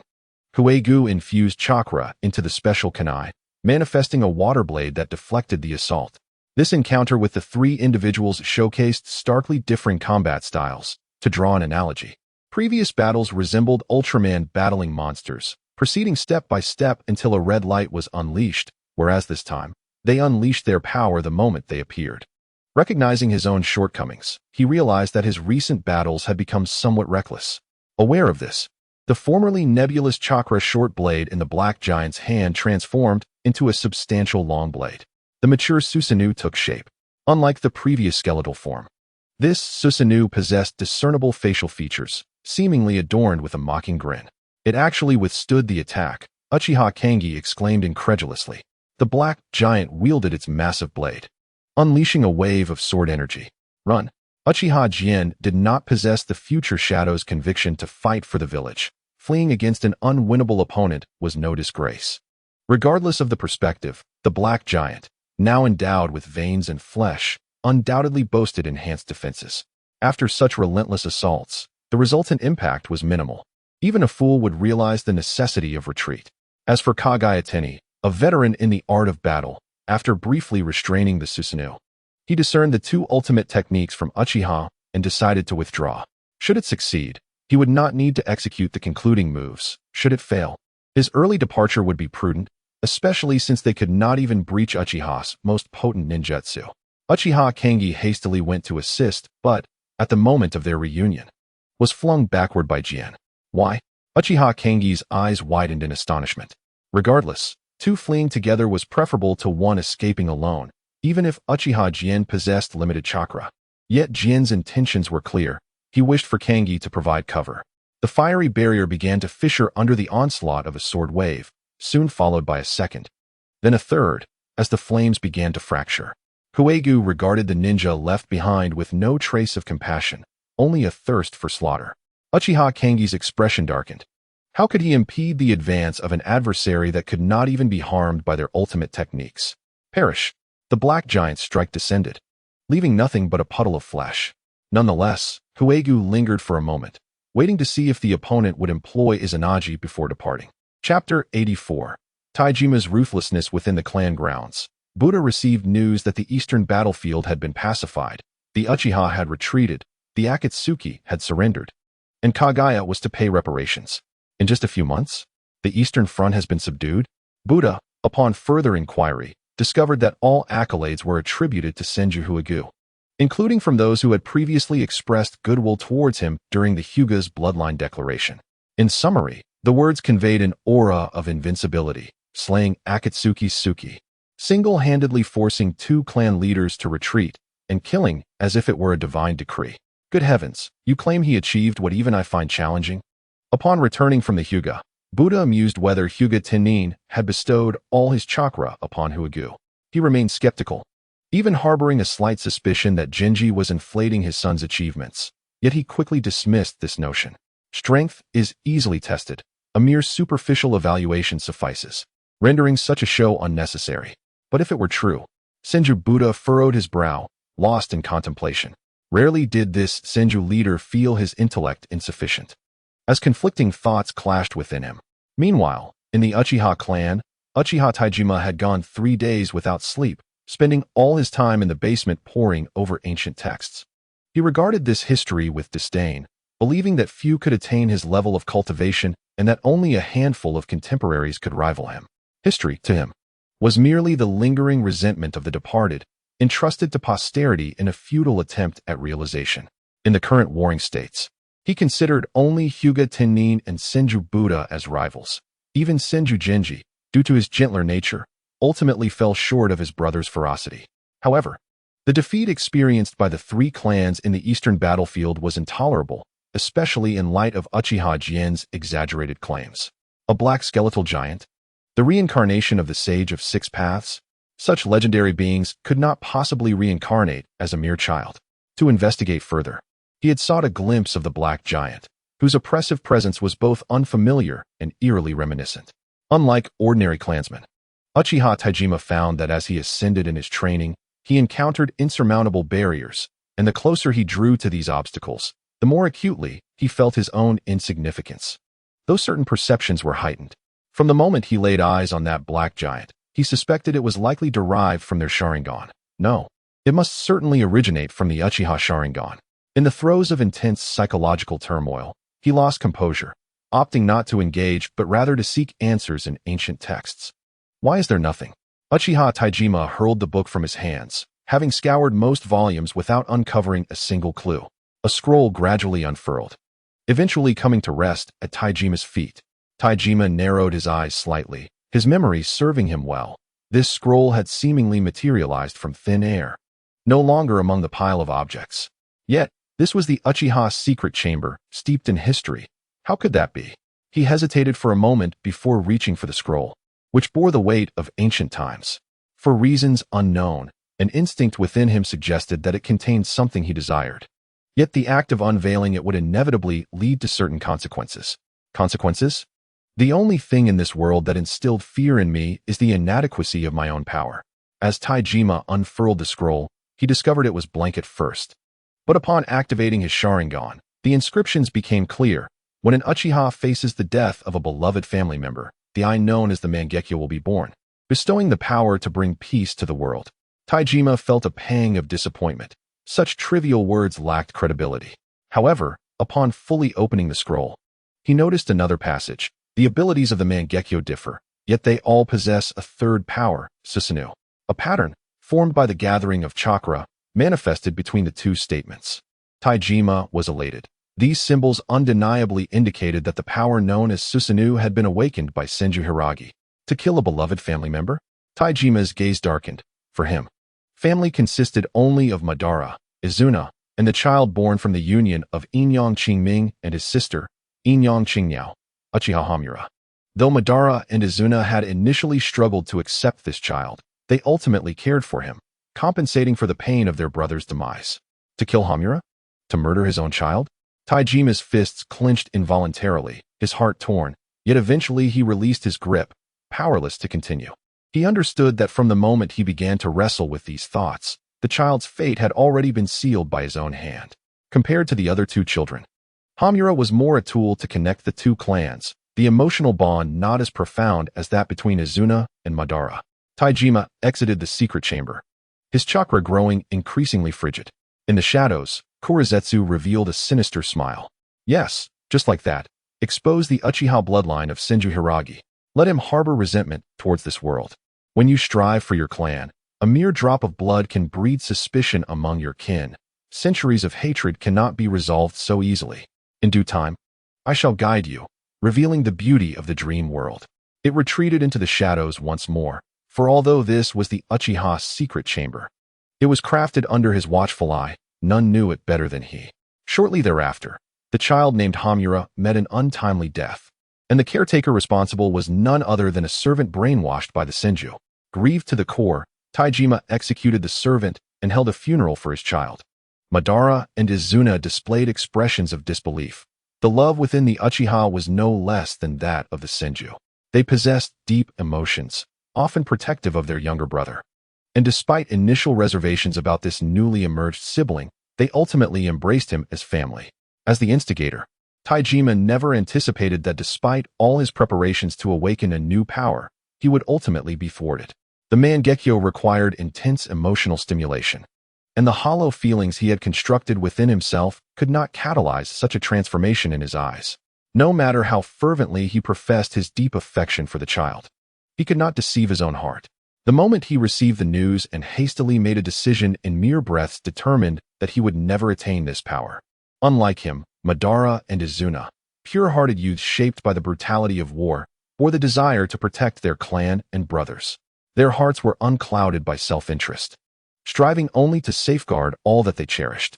Yet, ultimately, the brothers who dwelled beside him could be slain in persecution. How could they possibly suspect their father of such treachery? After the funeral, the unusual expressions in their eyes were swiftly noticed.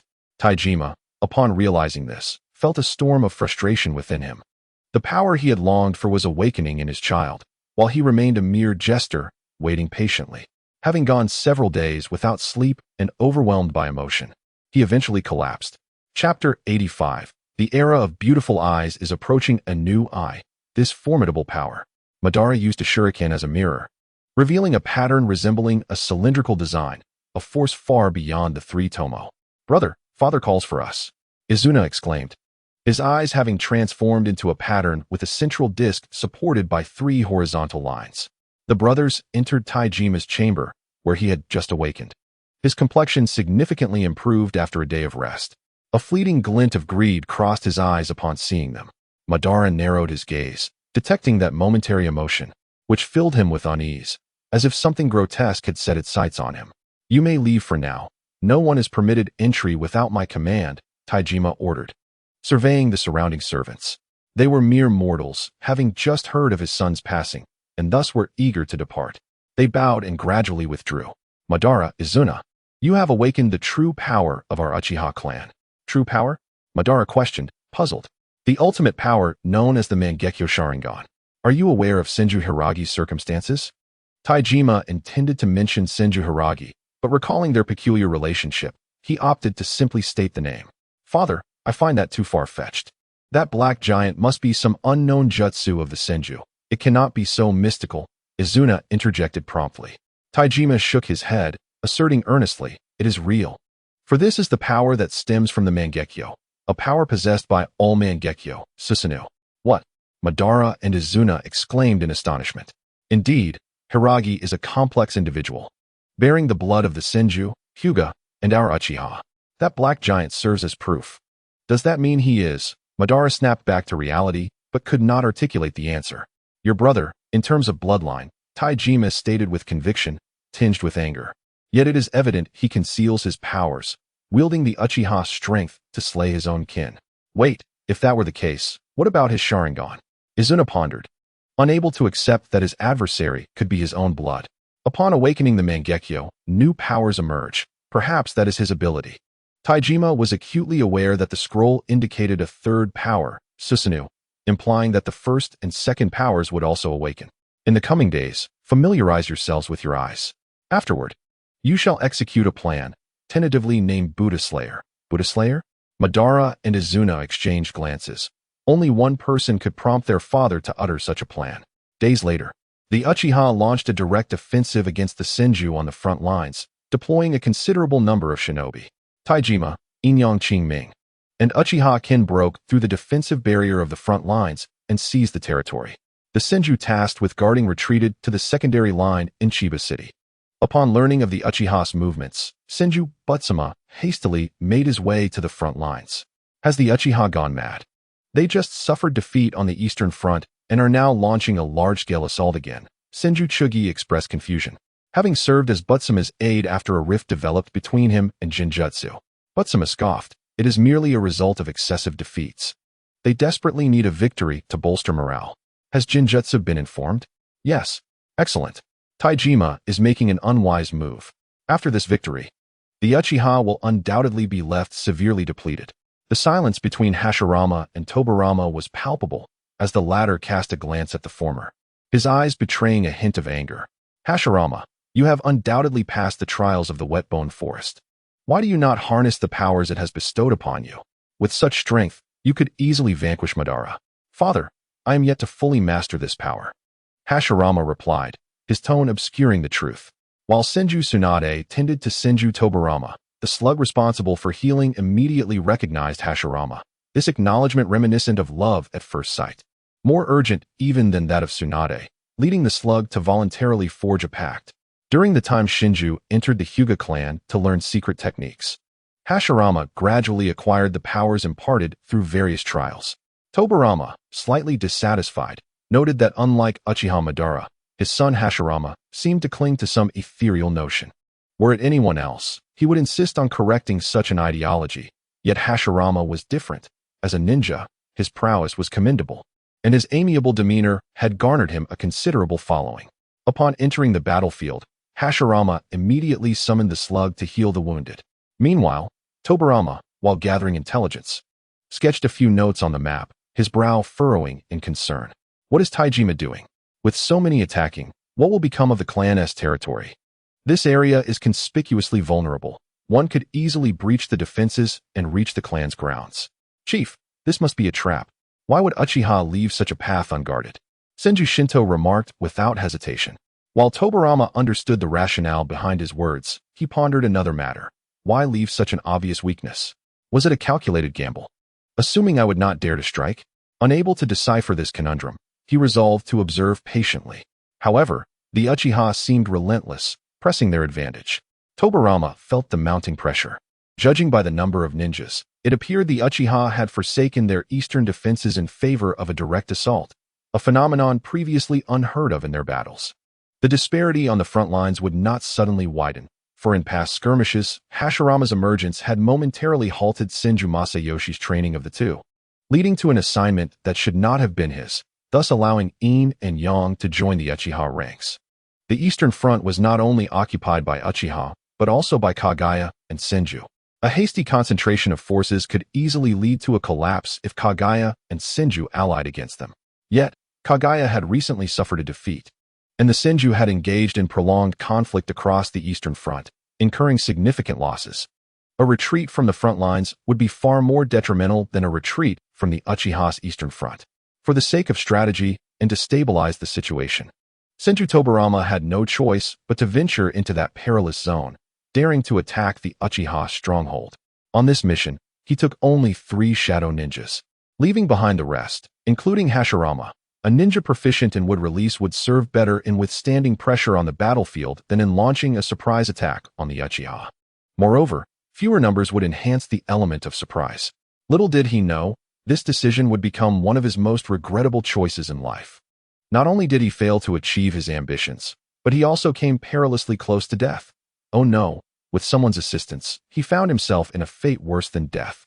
Chapter 86, The Slaying of Buddha. 1. We should be nearing our destination, Chief. We just need to traverse this forest. Ahead lies an area flanked by stone walls.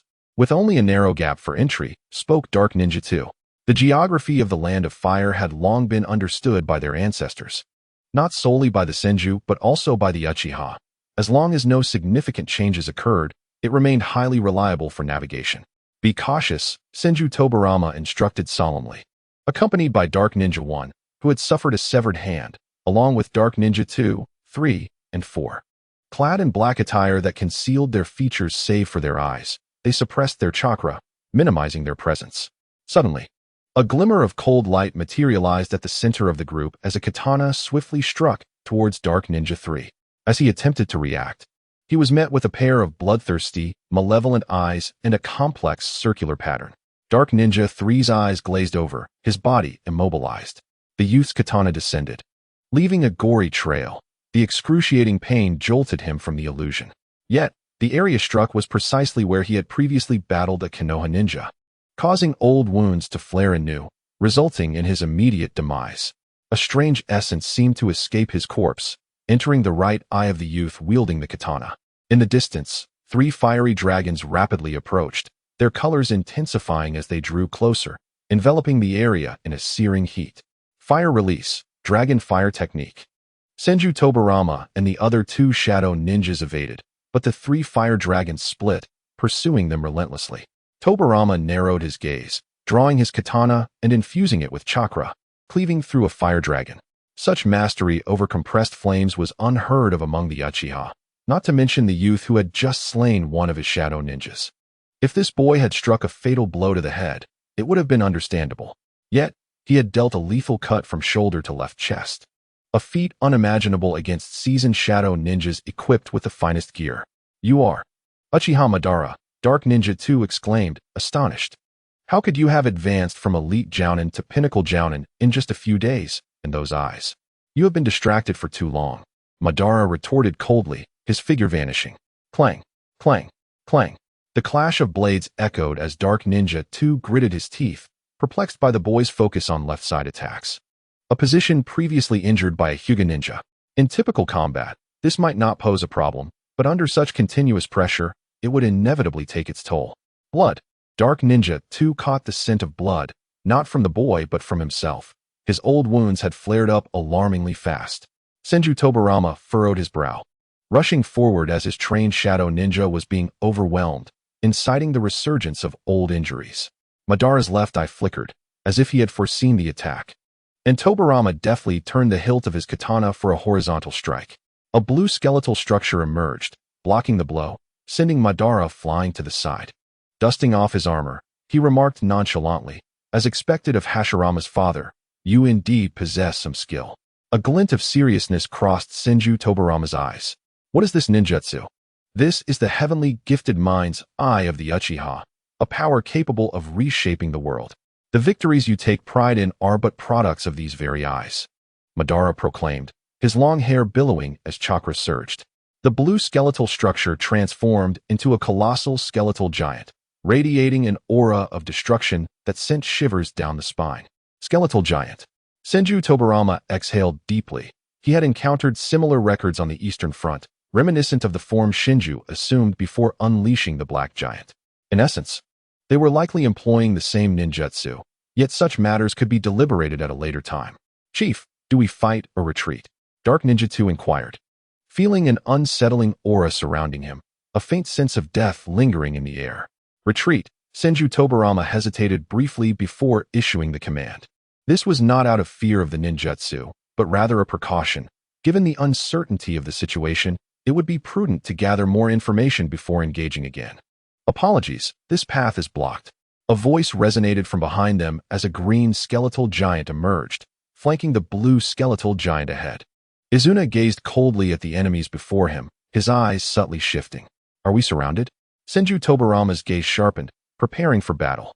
Dark Ninja 2 and 4 focused on Izuna, ensuring a balanced distribution of combat power, with Tobirama confronting one enemy and the others tackling the remaining foes, coordinating their efforts. Come, let us dance together, Madara said with a hint of excitement. Ah, little demon, I shall eliminate you to rid myself of any ephemeral thoughts. The Buddha remarked coldly as he swiftly directed his blade at the colossal skeleton giant. A fleeting white mark appeared on the skeleton's frame before vanishing instantaneously, followed by the descent of a massive blue fist, causing the Buddha to disappear once more. Aware of the formidable power behind the punches employed by Shirwu, he refrained from recklessly engaging. Meanwhile, an air and N.C. found themselves utterly powerless against Susanoo, their ninjutsu barely leaving a mark. While a single punch from Susanoo could obliterate them, an air, particularly, struggled to rise, blood oozing from wounds even when dust merely grazed him. Observing an air's condition, Izuna surmised that he had fallen victim to his brother's ocular technique. This technique, known as Yomitsu, comprises two aspects. The first entails marking a target, the duration of which is contingent upon the chakra consumed, lasting between 1 to 10 minutes, with a maximum of 3 marks. During this interval, the target's vulnerabilities manifest in Madara's vision, augmenting the likelihood of death. The second aspect permits the soul of a marked target to be drawn into Madara's right eye upon death, converting its strength into energy to enhance his base chakra. Naturally, not everyone can endure this. The chakra must be equal to or surpass that of the target. As Izuna's thoughts returned, his right eye shifted, causing Susanoo's descending fist to accelerate unexpectedly, catching an air unawares and reducing him to a mere pulp. What just transpired? N.C. exclaimed in astonishment. Their initial cooperation had been rendered futile by this sudden increase in speed. Narrowing his eyes, Izuna activated his ocular technique, known as Wosoku, which granted him a degree of acceleration, not to be confused with time manipulation. He had just utilized this ability to eliminate his opponent, yet this acceleration necessitated physical adaptation. Without proper control, even heightened speed would prove ineffective. This ocular technique bore a mythological connection to Madara's left eye, which possessed the power of Hasaku, enabling him to foresee an opponent's attacks 3 seconds in advance, whether in taijutsu or ninjutsu, facilitating a lethal counterattack with his right eye. Chapter 87, Slaying the Buddha, Part 2. Since your companion has perished, it is your turn to meet the same fate, Izuna declared coldly, manifesting a blurred chakra dagger in the skeleton's hand, which he thrust forward with remarkable swiftness. So fast, N.C.'s pupils contracted. However, having learned from an heir's fate, he employed a body flicker technique to evade as the azure dagger missed its mark. Following the thrust, the dagger, propelled by its initial surge of speed, would have undoubtedly sliced through the air to strike an opponent, but Izuna, still new to its control, could only manage a linear trajectory. Had the dagger been slightly longer, it might have embedded itself into the ground. N.C., seasoned and perceptive, quickly recognized this flaw and shouted, "Your acceleration is not fully controllable. Your attacks are linear." Before he could finish his sentence, he was struck by several fireballs, silencing him. Each fireball contained a shuriken, whose power was significantly enhanced by the acceleration, granting them the capacity to eliminate foes outright. Such a loose tongue, Izuna remarked darkly, casting his gaze toward the clash between Madara and the Buddha. As a renowned figure of the Warring States period and the lifelong rival of Uchiha Taijima, the Buddha was not one to be underestimated. Madara understood this, as did Izuna. Those 3 dark ninjas were mere appetizers. The main course was yet to come. The thousand-hand Buddha adeptly evaded strikes while remarking, "Your strength and defense are commendable, but your speed leaves much to be desired." Madara scoffed, "Is fleeing your only tactic?" The Buddha cast a glance at Izuna, who approached, and the disdain he felt dissipated. Witnessing his subordinates fall so easily was disheartening. Yet he feigned nonchalance. "Perhaps given 3 years, I might truly perish at your hands. But for now, you are still too inexperienced." Izuna stood beside Madara, fully aware of the latter's might, yet he resolved not to falter, bolstering their collective presence. To face death and remain so arrogant, he retorted coldly. Madara's left eye flickered. "Thousand-hand Buddha, you need not struggle any further. All your movements are transparent before my eyes." With that, the 2 brothers launched their assault, the blue and azure skeleton giants attacking in concert, leaving no pause between strikes. Izuna's acceleration, combined with Madara's foresight and the integrated offense and defense of Susanoo, rendered the Buddha's demise merely a matter of time. However, could the revered clan leader truly perish without the means to retaliate? Suddenly, the Buddha ceased his movements, sheathing his blade and lowering his stance before the dual chakra daggers. Refusing to evade, Izuna's right eye shifted, regardless of the Buddha's attack. As long as he was faster, he could disrupt the rhythm, leaving the remainder to his brother. Yet the ensuing spectacle left him astounded. In that instant, as the Buddha drew his sword, his chakra evaporated rapidly, the blade's gleam resembling a flash of divine thunder, unleashing a thunderous roar that eclipsed both attacks, severing the chakra daggers in an instant. An overwhelming force struck the azure skeleton, fissures spreading across its frame before it shattered.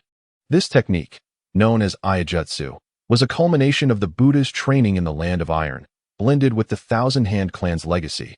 This strike, once unleashed, required no second, representing the final outburst of all his energy. Originally intended for Uchiha Taijima, it was now employed against two extraordinary skeleton giants. From previous encounters, he had deduced that Madara possessed a certain prescient ability. He wagered that if Madara did not intervene to protect Izuna, he might very well perish here, but in turn, Izuna would surely face death.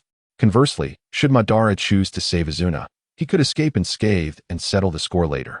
Ultimately, this was Uchiha territory, and prolonging the conflict would be exceedingly disadvantageous for a thousand-hand ninja. Damn it! Madara cursed under his breath, resolutely moving to shield Izuna. Boom! A violent explosion resonated. The clash of energies leaving the thousand-hand Buddha in disarray as he gasped for breath. The force of that strike had been sufficient to mar the azure skeleton, suggesting that both sides bore significant injuries. The Buddha hurled a kunai accompanied by a string of explosive tags, intending to vacate the area immediately. "Where do you think you're going?" came Madara's furious voice, echoing amidst the smoke and debris. "Impossible." The Buddha's face reflected disbelief. This voice was imbued with a strength unbefitting of a wounded adversary.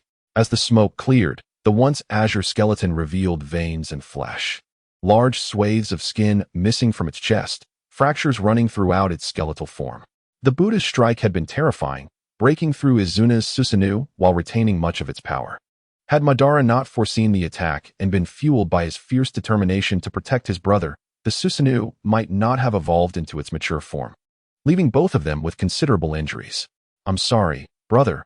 I have become a burden," Izuna said, blood streaming from his eyes as Madara steadied him.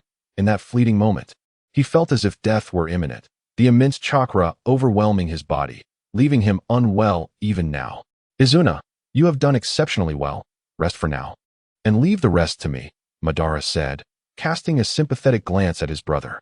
Without Izuna's assistance, that strike would have likely been directed at him, meaning Izuna had, in a sense, shielded him from harm. The azure Susanoo began to move, producing a shuriken resembling a three-tomo design in its hands. The eight-board jades. Fujian hastily evaded, yet the aftermath of that strike impaired his speed. Blood splattered as an arm fell from midair.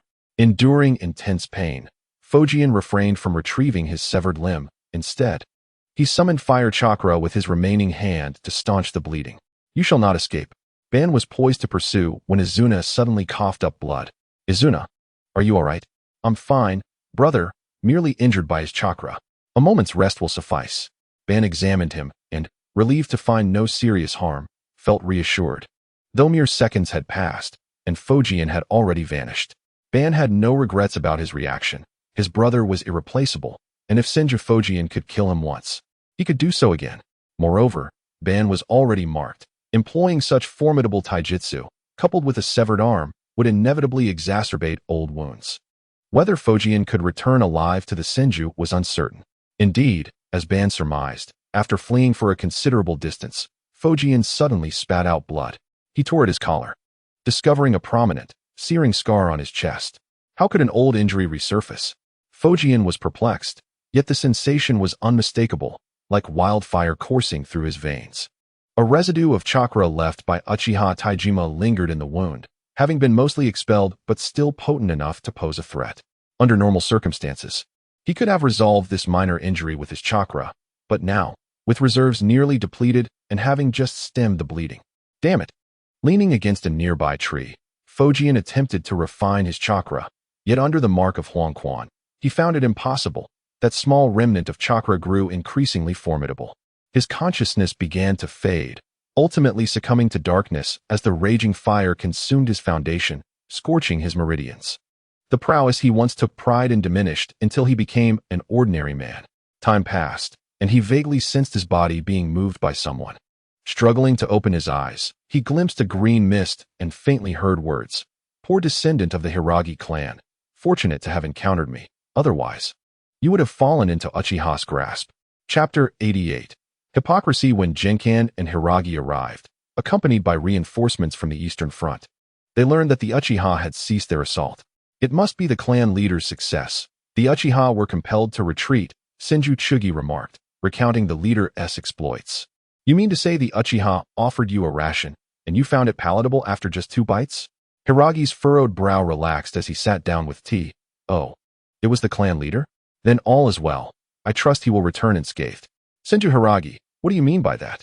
Senju Chugi expressed dissatisfaction, questioning how this mixed-blood Senju could treat the clan leader with such nonchalance. What do you mean? I have faith in the clan leader's strength, and kindly mind your place. Place?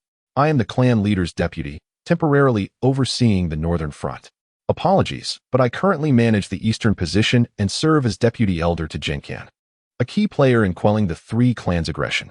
By rank, you ought to pay me your respects and apologize for your recent disrespect. Hiragi spoke casually. Much of what he said was fabricated or unrealized, yet it mattered little now that the clan leader was absent. The greatest authority was his father. Senju Chugi instinctively glanced at Senju Genkan. Whether Hiragi's statements were true or false rested entirely upon his word. At a time like this, still throwing childish tantrums? Our priority is to locate the clan leader, Genkan admonished, leaving Chugi feeling somewhat constrained, as if reproached. Lord Hiragi, Uchiha Ban is calling out for you at Chiba Castle. How many men does he bring? Just 1. The sensory ninja have probed multiple times. I see. Has Hashirama become sluggish? Your allure seems diminished, Hiragi remarked, observing the multitude of slugs around, quickly deducing the nature of Hashirama's contract. He found it curious that Ban sought him instead of Hashirama. Hashirama gazed at Hiragi, bewildered. Was this an acknowledgement of his aspirations? Hiragi offered no explanation and intended to investigate. Ban stood aloof, arms crossed, his long hair cascading down his back, expressionless as he watched Hiragi emerge from the city gates. Uchiha Ban, Hiragi called, a flash of crimson flickering in his eyes. Hiragi, Ban replied, omitting the surname. What is it that you seek? Ban scoffed coldly. How much longer will you hide? Before Hiragi could respond, the tomo in Ban's eyes shifted, transforming into a cylindrical pattern. The two engaged in combat, exchanging blows before parting. Ban promptly discarded his armor, which exploded a second later. Hiragi narrowed his eyes. This was due to the explosive chakra he had infused, turning it into a bomb. I see, we share a similar ability. How perilous. If Azuna were careless, he might fall victim, Ban murmured. He discerned that every time he attacked, Hiragi adeptly countered, adapting in tandem, an ability beyond the ordinary ninja's ken. Hiragi offered no explanation. His left IS power enabled analysis, allowing him to anticipate Ban's movements, a skill akin to foresight, paralleling Ban's ocular prowess. Blue chakra enveloped Ban, forming a skeletal structure as a blue bony hand extended, striking towards Hiragi. Clang. Black chakra formed a skeletal frame around Hiragi, blocking the blow. Even your Susanoo is in play, yet you still conceal your true self. Your eyes are clearly wielding its might. Do you lack the courage to reveal it? Ban declared, as chakra erupted, morphing the skeletal frame into a colossal skeleton. How early?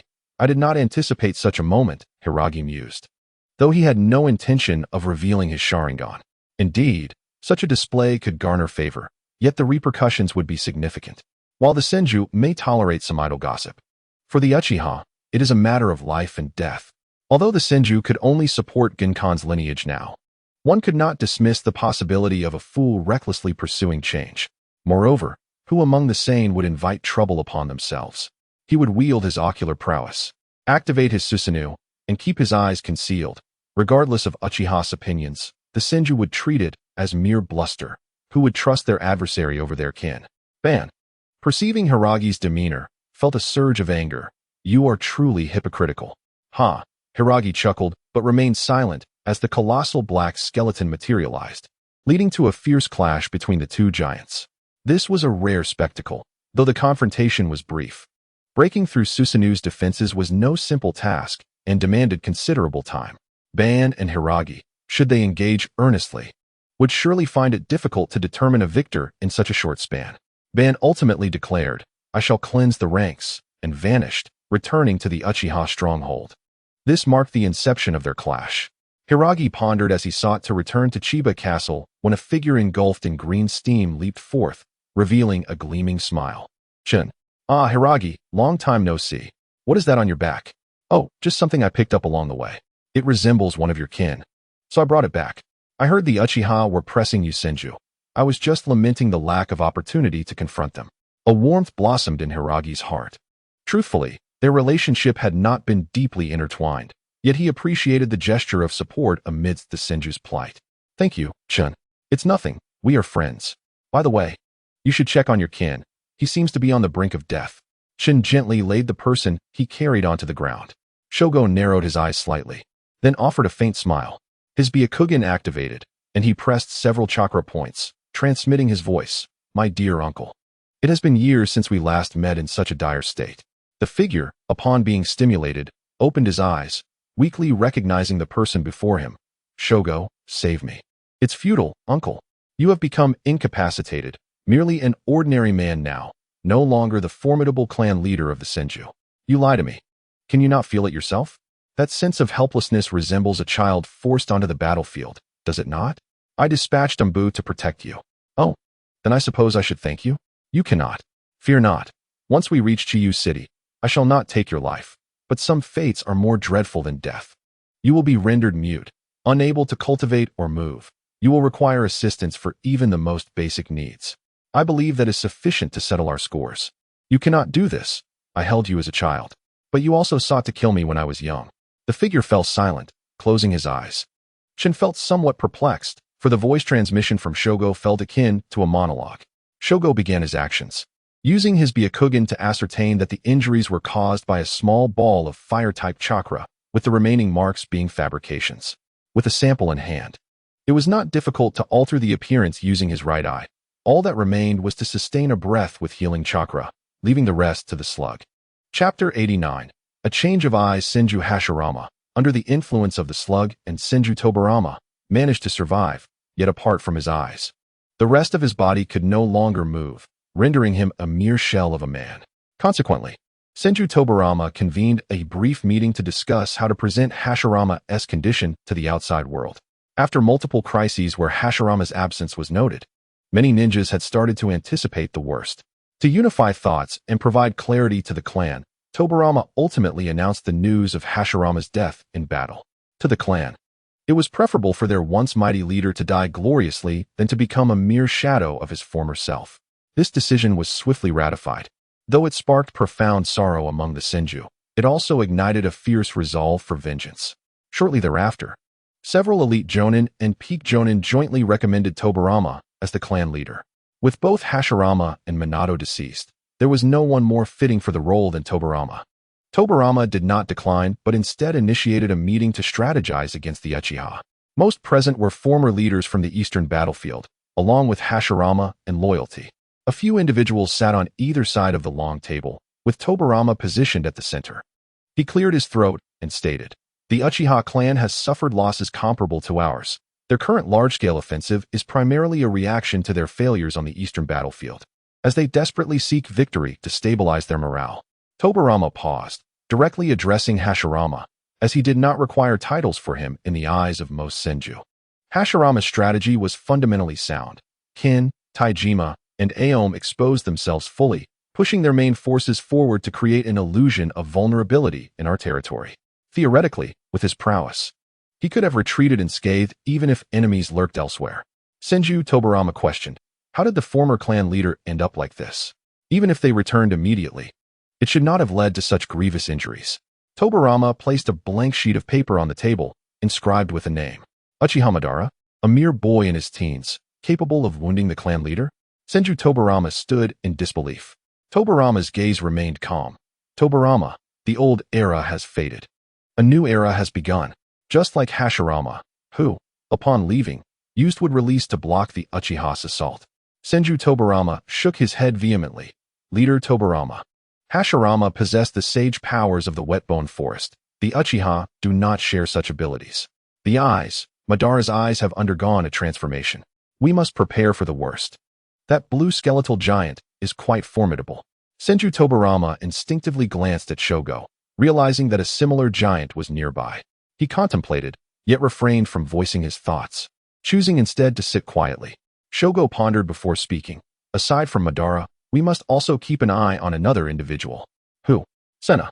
The ninja from the eastern battlefield paused momentarily before responding. After months of conflict, Shogo had established his authority, and even the most peculiar requests were met with understanding. Shogo had earned the clan leader's recognition, thought Hashirama, vowing silently to strive not to fall behind his brother. Tobirama nodded slightly. Speaking somberly, the Uchiha will not engage us recklessly. Thus, the most probable outcome is a confrontation. A confrontation, akin to the duel format seen in the historical novel Romance of the Three Kingdoms that Shogo once read, is rare yet effective, primarily relying on the integrity of both clans. Historically, the confrontations between the Senju and Uchiha have been few, but they did exist. Apart from their mutual animosity, other clans in the Land of Fire would often seize the opportunity to strike when both sides were at full strength. At that moment, a decisive outcome could be reached, allowing the clans to address these shameless interlopers. The confrontation would be limited to one day, with the stakes being the benefits of war. Each side would send one representative to compete. The victor could continue, while death or retreat would signify failure, leaving whichever side remained as the victor. This was not a competition. Thus, there were no judges or equal footing. Everything depended solely on one's own capabilities. Should one be indifferent to the loss of ninja life? They could exhaust their numbers, but typically, such confrontations necessitated a swift resolution, leading to restrictions on personnel. At the Uchiha encampment, discussions regarding subsequent actions were underway. Ken sighed softly. We have just received news that several clans in the north are becoming restless.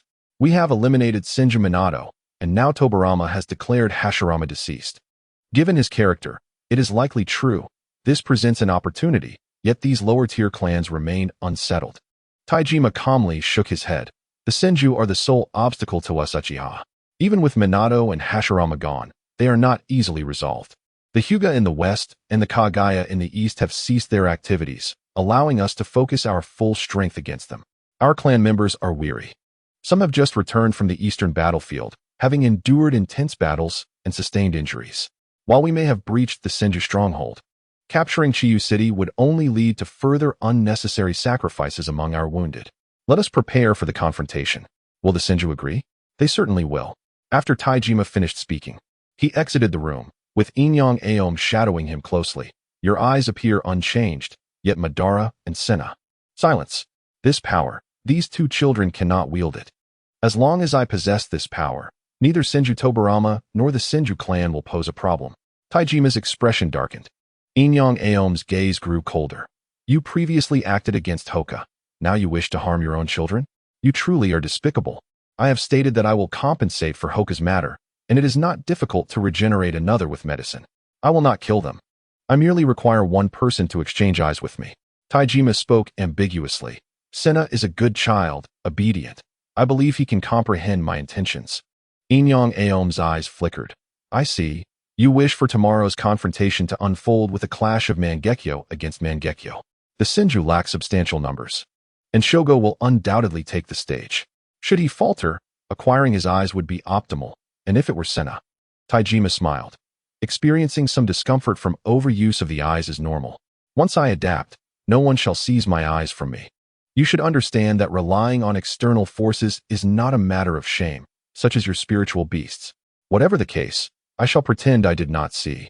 If you were my father, I would undoubtedly eliminate you. Chapter 90. A single blow shatters the proud soul. Old Chun is no ordinary individual. The next day, Uchiha faced Senju, and after a while, both sides sent 5 individuals to stand outside the crowd. This was the lineup for both factions, and considering their rival status. When one side proposed a number, the other typically did not refuse. To deny a challenge in this regard would imply fear of the opponent. From Uchiha's side, Taijima, Ken, Inyang Qingming, Madara, and Izuna. From Senju's side, Genkan, Chun, Zhongyi, Hashirama, and Hiragi. Chun stepped forward first, performing some warm-up exercises. He had long desired to engage with the Uchiha clan, but had not found the opportunity until now. Taijima spoke indifferently.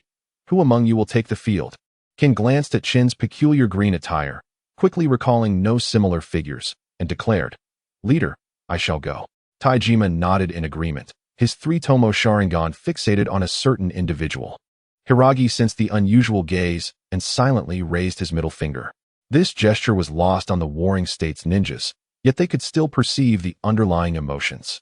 Taijima snorted coldly, his eyes returning to their dark state.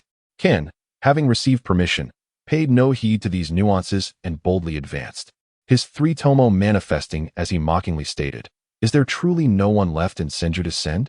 Even this lowly clan has been dispatched. It will take but a single strike to resolve you." Chin chuckled lightly. During his time in the Land of Fire, he had faced mockery due to his attire. But ultimately, he always received significant compensation and requests for discretion. The great clans of the Warring States held a degree of pride and discretion, refraining from disclosing certain information. Moreover, Chin understood that offending a clan while cultivating in the Land of Fire could lead to considerable trouble, resulting in a tarnished reputation. The reasoning was akin to the encounter between Hinata Kamizuki and Shun. Kamizuki recognized his strength, but would never divulge it, silently anticipating the next expert to be humbled. Ken drew his katana, confident that his selection was not without merit, and resolved to exert his full strength to eliminate Shun while conserving chakra for future adversaries. Body technique, Crimson Moon Slash. The katana transformed into a crimson hue, and Ken's figure vanished in an instant. It was at this moment that Shin's hair erupted in green steam, his complexion reddening, and he too disappeared from sight. The sound of armor being struck echoed forth. Ken, somewhat disheveled, rolled away, stabilizing himself with the hilt of his sword planted in the ground. His left shoulder armor began to shatter, fragments slowly cascading down. The Scarlet Three-Tomo revealed a grave expression. The moment they clashed, the opponent's speed matched his own. No, to be precise, it exceeded his. Had it not been for his Sharingan catching a fleeting trace, the opponent's hand strike would have targeted his neck. Impressive. Ken inhaled deeply, the Uchiha esteemed strength, and he had come to respect his adversary's prowess. Flames erupted around him, the fiery blades multiplying rapidly. In an instant, Uchiha Ken appeared as though he were dozens of warriors. Peacock's dance. Fireballs erupted like the display of a peacock's feathers, colliding violently with the flaming blades. "Ken is being overwhelmed," murmured Izuna. Taijima replied coolly, "It is the body technique that is being suppressed. Do not forget our Uchiha's mastery of fire release." Before his words could fade, the battlefield shifted. Fire release, dust concealment. Uchiha Ken puffed out a cloud of smoke, seizing the moment to retreat.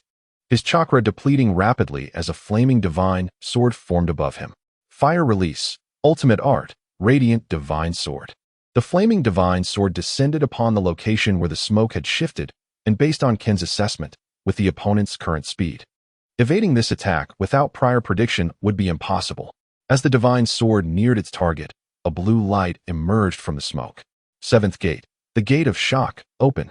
With a fierce shout, the green steam transformed into blue, and Chen's eyes became indistinguishable from their pupils. He left an imprint beneath his feet and leaped out from the smoke.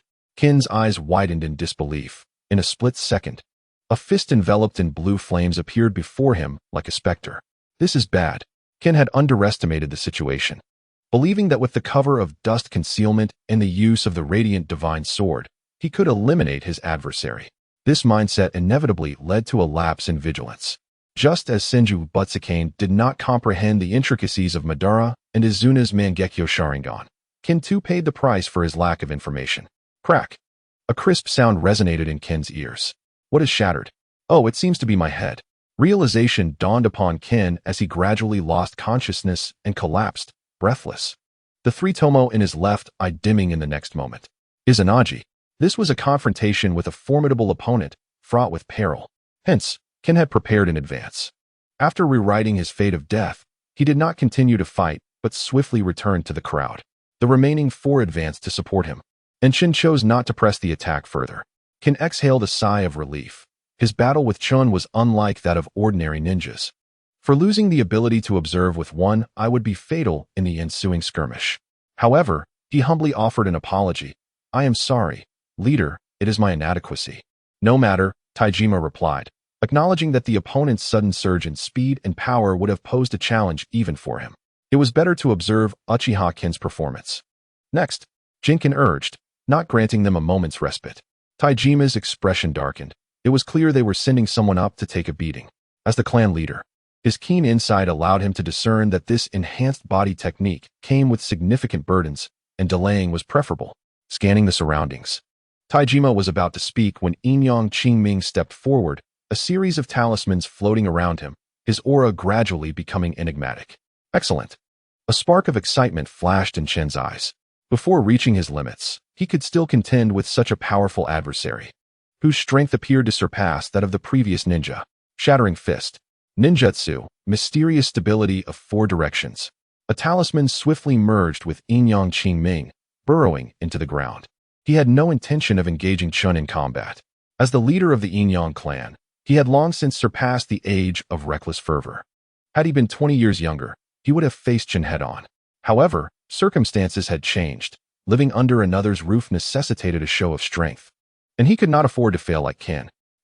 Chun realized the opponent's intentions after a missed strike, gritting his teeth, and was about to break through the ground when Hiragi called him back. Chun, enough. Return to rest. The rest is up to us, Senju. Chun contemplated briefly, but ultimately returned to Hiragi's side. Upon releasing his body technique, he appeared considerably drained. Senju Zhongi, witnessing this, said, "Leader, allow me to go. I shall exhaust some of his chakra." Jinkin regarded him intently. Going up would be akin to sending oneself to death. Inyang Qingming's strength is formidable, and given his current status, he will undoubtedly secure victory in this battle. Senju Zhongi replied earnestly, "You are the leader. Must you take the field for the second individual? What of the remaining 3? Hashirama and Hiragi are mere children. I am the most suitable to go." Jinkin sighed softly, recognizing his pride, and nodded slightly. Senju Zhongi moved forward, and Inyang Qingming emerged from the earth, a talisman in his hand dissolving into dust. He bore no intent to kill and casually remarked, "Your courage is commendable. Why not simply return? Once I finish with you, I shall take my leave." The chapter titled, "I have already reached the opposite shore" unfolds with Inyang Qingming's calm declaration that, in essence, one is already dead without realizing it. As individuals often grow complacent in their expertise, Senju Zhongi's pupils constrict as he attempts to escape, only to find his feet unexpectedly bound and sinking rapidly. In response, he swiftly forms hand signs for the technique Earth Release, Rising Rock, to which Inyang Qingming dismissively remarks that it is futile, as Xianding Si Fong is specifically designed to stabilize the ground, rendering most areas immovable. In ancient times, the Inyang clan utilized this technique to establish their territory, hoping for enduring peace and stability. Senju Zhongi throws a kunai, but due to an angle miscalculation, it misses its mark, leaving him to watch himself sink further, an illustration of the disparity in experience. Had it been the clan leader of the Buddhist sect, the outcome would likely have been different. Unlike others, Senju Zhongi has devoted his life solely to Senju Fujian, with no one, not even his brother Senju Shinkai, able to take his place. He longs to depart in a manner of significance, to help the clan leader build a place in the afterlife. Consequently, he had covered himself in explosive tags before the battle, yet he never anticipated such a complete defeat. With a resounding explosion, Inyang Qingming quickly summons a turtle to shield himself. Fortunately, the turtle's shell absorbs the impact, sustaining only minor damage, as the explosion proves less devastating than anticipated. Reflecting on the madness of the Uchiha clan, he muses that while they appear insane outwardly, the Senju clan harbors a profound madness within, explaining their mutual disdain. With this thought, he retreats into the crowd without hesitation. When Uchiha Taijima killed his own child for power, Inyang Qingming understood that no matter how hard he tried, it would be in vain. It is better to act according to one's desires. Taijima's dissatisfaction with Inyang Qingming's withdrawal is palpable, yet he refrains from voicing his concerns, recognizing the merits of his actions.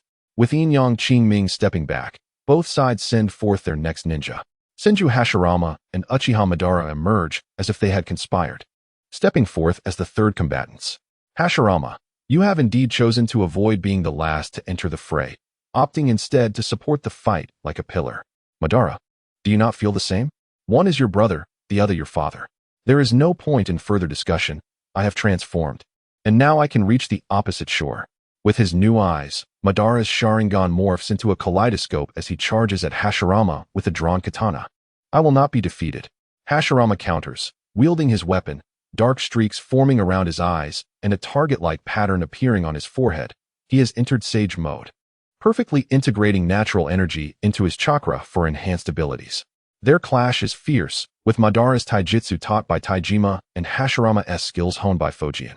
In a fleeting moment, Taijima experiences a sense of nostalgia, reminiscent of his youth alongside Fujian.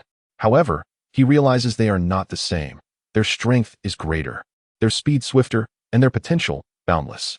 As Madara grows increasingly exhilarated, believing he could defeat Hashirama with his newly awakened Sharingan, he is taken aback by Hashirama's newfound power. Hashirama's enhanced perception allows him to keep pace with Madara's speed, and he can heal rapidly without hand signs, countering the influence of Yomi no Kawa. Hashirama, you never cease to surprise me. How will you resolve this? Madara retreats a few steps, unleashing a torrent of blue chakra, summoning a colossal blue double-faced giant, his mature Susanoo. Hashirama, with a serious expression, unleashes his full chakra. The malevolent aura of Susanoo is palpable. He senses it acutely. Massive wooden vines surge from the earth, ensnaring Susanoo's arms. Their power amplified by the infusion of natural energy, significantly enhancing their binding capabilities. Madara frowns, realizing that the blade of Susanoo cannot sever the vines in one strike. Each severed vine is quickly replaced by another, presenting a plethora of challenges. Casting a glance at Hashirama, Madara decides it is the perfect moment to disrupt his actions. He hurls several blue shuriken, but they are swiftly halted by the wooden vines. Techniques once effective against Senju Fujian now prove futile against his son. Give up, Madara. Once infused with Sage Chakra, my wood release is not so easily vanquished, Hashirama declares. Give up? I, Uchiha Madara, have never known such a word. He retorts fiercely, his mature Susanoo transforming under the pressure, a layer of blue Tengu armor enveloping the giant, further amplifying his strength. Hashirama narrows his eyes. The third form of Susanoo represents the pinnacle of the ordinary Sharingan. The path of Susanoo's evolution is not restricted. It is customary to surpass limitations through emotional resonance. Typically, Hashirama remains at the first form, as it suffices against most ninjutsu, and in conjunction with his sage abilities, he faces minimal issues, even against multiple opponents. The second form has been adequate, with no adversary thus far necessitating the third form. It is a pity, he thinks, for it is not eternal. The third form undoubtedly surpasses the second in power, yet it demands an immense expenditure of both eye power and chakra. Madara recognizes this necessity for a swift resolution. As the sword of Susanoo tears through the wood towards Hashirama, it ends here, Hashirama. Facing the incoming blade, Hashirama feels a flicker of admiration. Initially intending to conserve chakra to alleviate the burden on his allies, he now realizes he must fight with all his might. Sage art. Wood release. Flower tree world. Thicker wooden vines sprout, adorned with massive flower buds. Hashirama senses the overwhelming chakra and cannot help but smirk, murmuring, "You truly live up to your reputation, Hashirama." In their world, Hashirama's strength has always been a perfect counter to Madara's, maintaining an effortless demeanor throughout. When Madara awakened Izuna's eyes, Hashirama, too, activated the wood golem technique. Such coincidences are rare. They indicate Hashirama's strategy of fighting with just enough strength to win without overwhelming his opponent. The blade of Susanoo finally halts beneath layers of wooden vines, only to be pulled back and secured tightly. Madara grits his teeth, yearning to exert more force, when suddenly a sharp pain pierces his eyes, causing blood to flow as if triggered by a protective instinct, forcing him to close his eyes. The armor of the third form of Susanoo dissipates, reverting to its mature state. That's enough, Madara. Return, Taijima interjects, recognizing that Madara is at a disadvantage. And prolonging the battle would be detrimental, especially given the evident strain on his eyes. This is not a contest of points. The chakra Hashirama has unleashed is considerable, and although Madara may have gained a minor victory, it does not affect the overall outcome. After a moment of silence, Madara, begrudgingly, retracts his Susanoo and rejoins the crowd. Hashirama, too, is called back. Having executed numerous large-scale jutsu, his chakra reserves are insufficient to guarantee victory against the next opponent. And the Senju have yet to reach the point of desperation. As Hashirama returns to the crowd, his gaze meets that of Shugo, who steps forward deliberately. It is customary for the clan leader to maintain a commanding presence, There is no reason to enter the fray prematurely. The Uchiha share a similar sentiment, dispatching Izuna. Their enmity runs deep, and unbeknownst to Izuna, his power, known as Wang Su, was born from the activation of Hashirama's lightning release cells during their childhood confrontation, which forged a latent ability within him. Chapter 92. Growth as the process of self-improvement. True combat occurs in an instant. Izuna's right eye flickered, and his figure abruptly vanished. A cerulean skeletal frame materialized in the arena, condensing into an arm that clenched into a fist and fell, accelerating violently in midair to strike the black skeleton above. Unlike Madara and Hashirama, Izuna intended to deliver a lethal blow at the outset, aiming to claim his opponent's head before Hiragi could react. However, it was evident that he had failed. Did he foresee this? Izuna pondered, recalling Madara's words about his opponent possessing a similar ability. In a confrontation between foresight and foresight, speed offered a greater chance of victory, and this was his confidence. As long as he was faster, even if his opponent predicted his moves, it would be futile. The sole obstacle was Susanoo. So this is the nature of acceleration, Hiragi mused, realizing that the sudden surge of the cerulean Susanoo's fist was not a feat achievable by ordinary ninjutsu. While both grappled with their thoughts, the skeletal form enveloping them transformed into a colossal skeleton, with cerulean and black fists colliding, producing a cacophony of sound. After several exchanges, their chakra surged again, both Susanoo manifestations sprouting flesh and sinew, as chakra blades began to clash. Humph! Izuna exhaled a breath of flame, enhancing his Susanoo with the power of his left eye, utilizing the unique jutsu of the Uchiha clan to compress and amplify its potency. Visually, the cerulean giant, now surrounded by flames, appeared even more menacing. Having completed this, Izuna activated the ability of his right eye, accelerating. The movements of the blue flame giant quickened abruptly, its frequency overwhelming the black giant's actions, as several blades thrust forth, sparking and gradually turning crimson. Such an assault could indeed break through Susanoo. Impressive, Hiragi murmured, noting that by enhancing Susanoo's power with his ocular abilities, he held the upper hand against Susanoo devoid of enhancements. Hiragi contemplated as his right eye shifted, a drop of blood tear flowing forth, casting a peculiar sensation over the cerulean Susanoo, rapidly draining its ocular power. The power of the right eye possessed the potential to alter everything. Hiragi's previous chakra transformations had drawn upon this very force. However, while he could use it on himself without sight, to affect an enemy required direct observation. The movements of the blue flame's Susanoo abruptly ceased, its form beginning to dissolve, akin to melting into water. Unlike the previous embodiment of EAT release, Susanoo's manifestation would not remain in this state indefinitely. It would only be temporarily affected.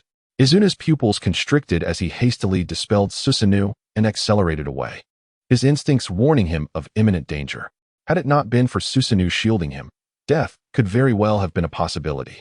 Hiragi's voice rang out, "Izuna, you have lost. No matter how hard you strive, you cannot breach my defenses with ordinary ninjutsu. Will you continue to flee? Neither of us can claim victory.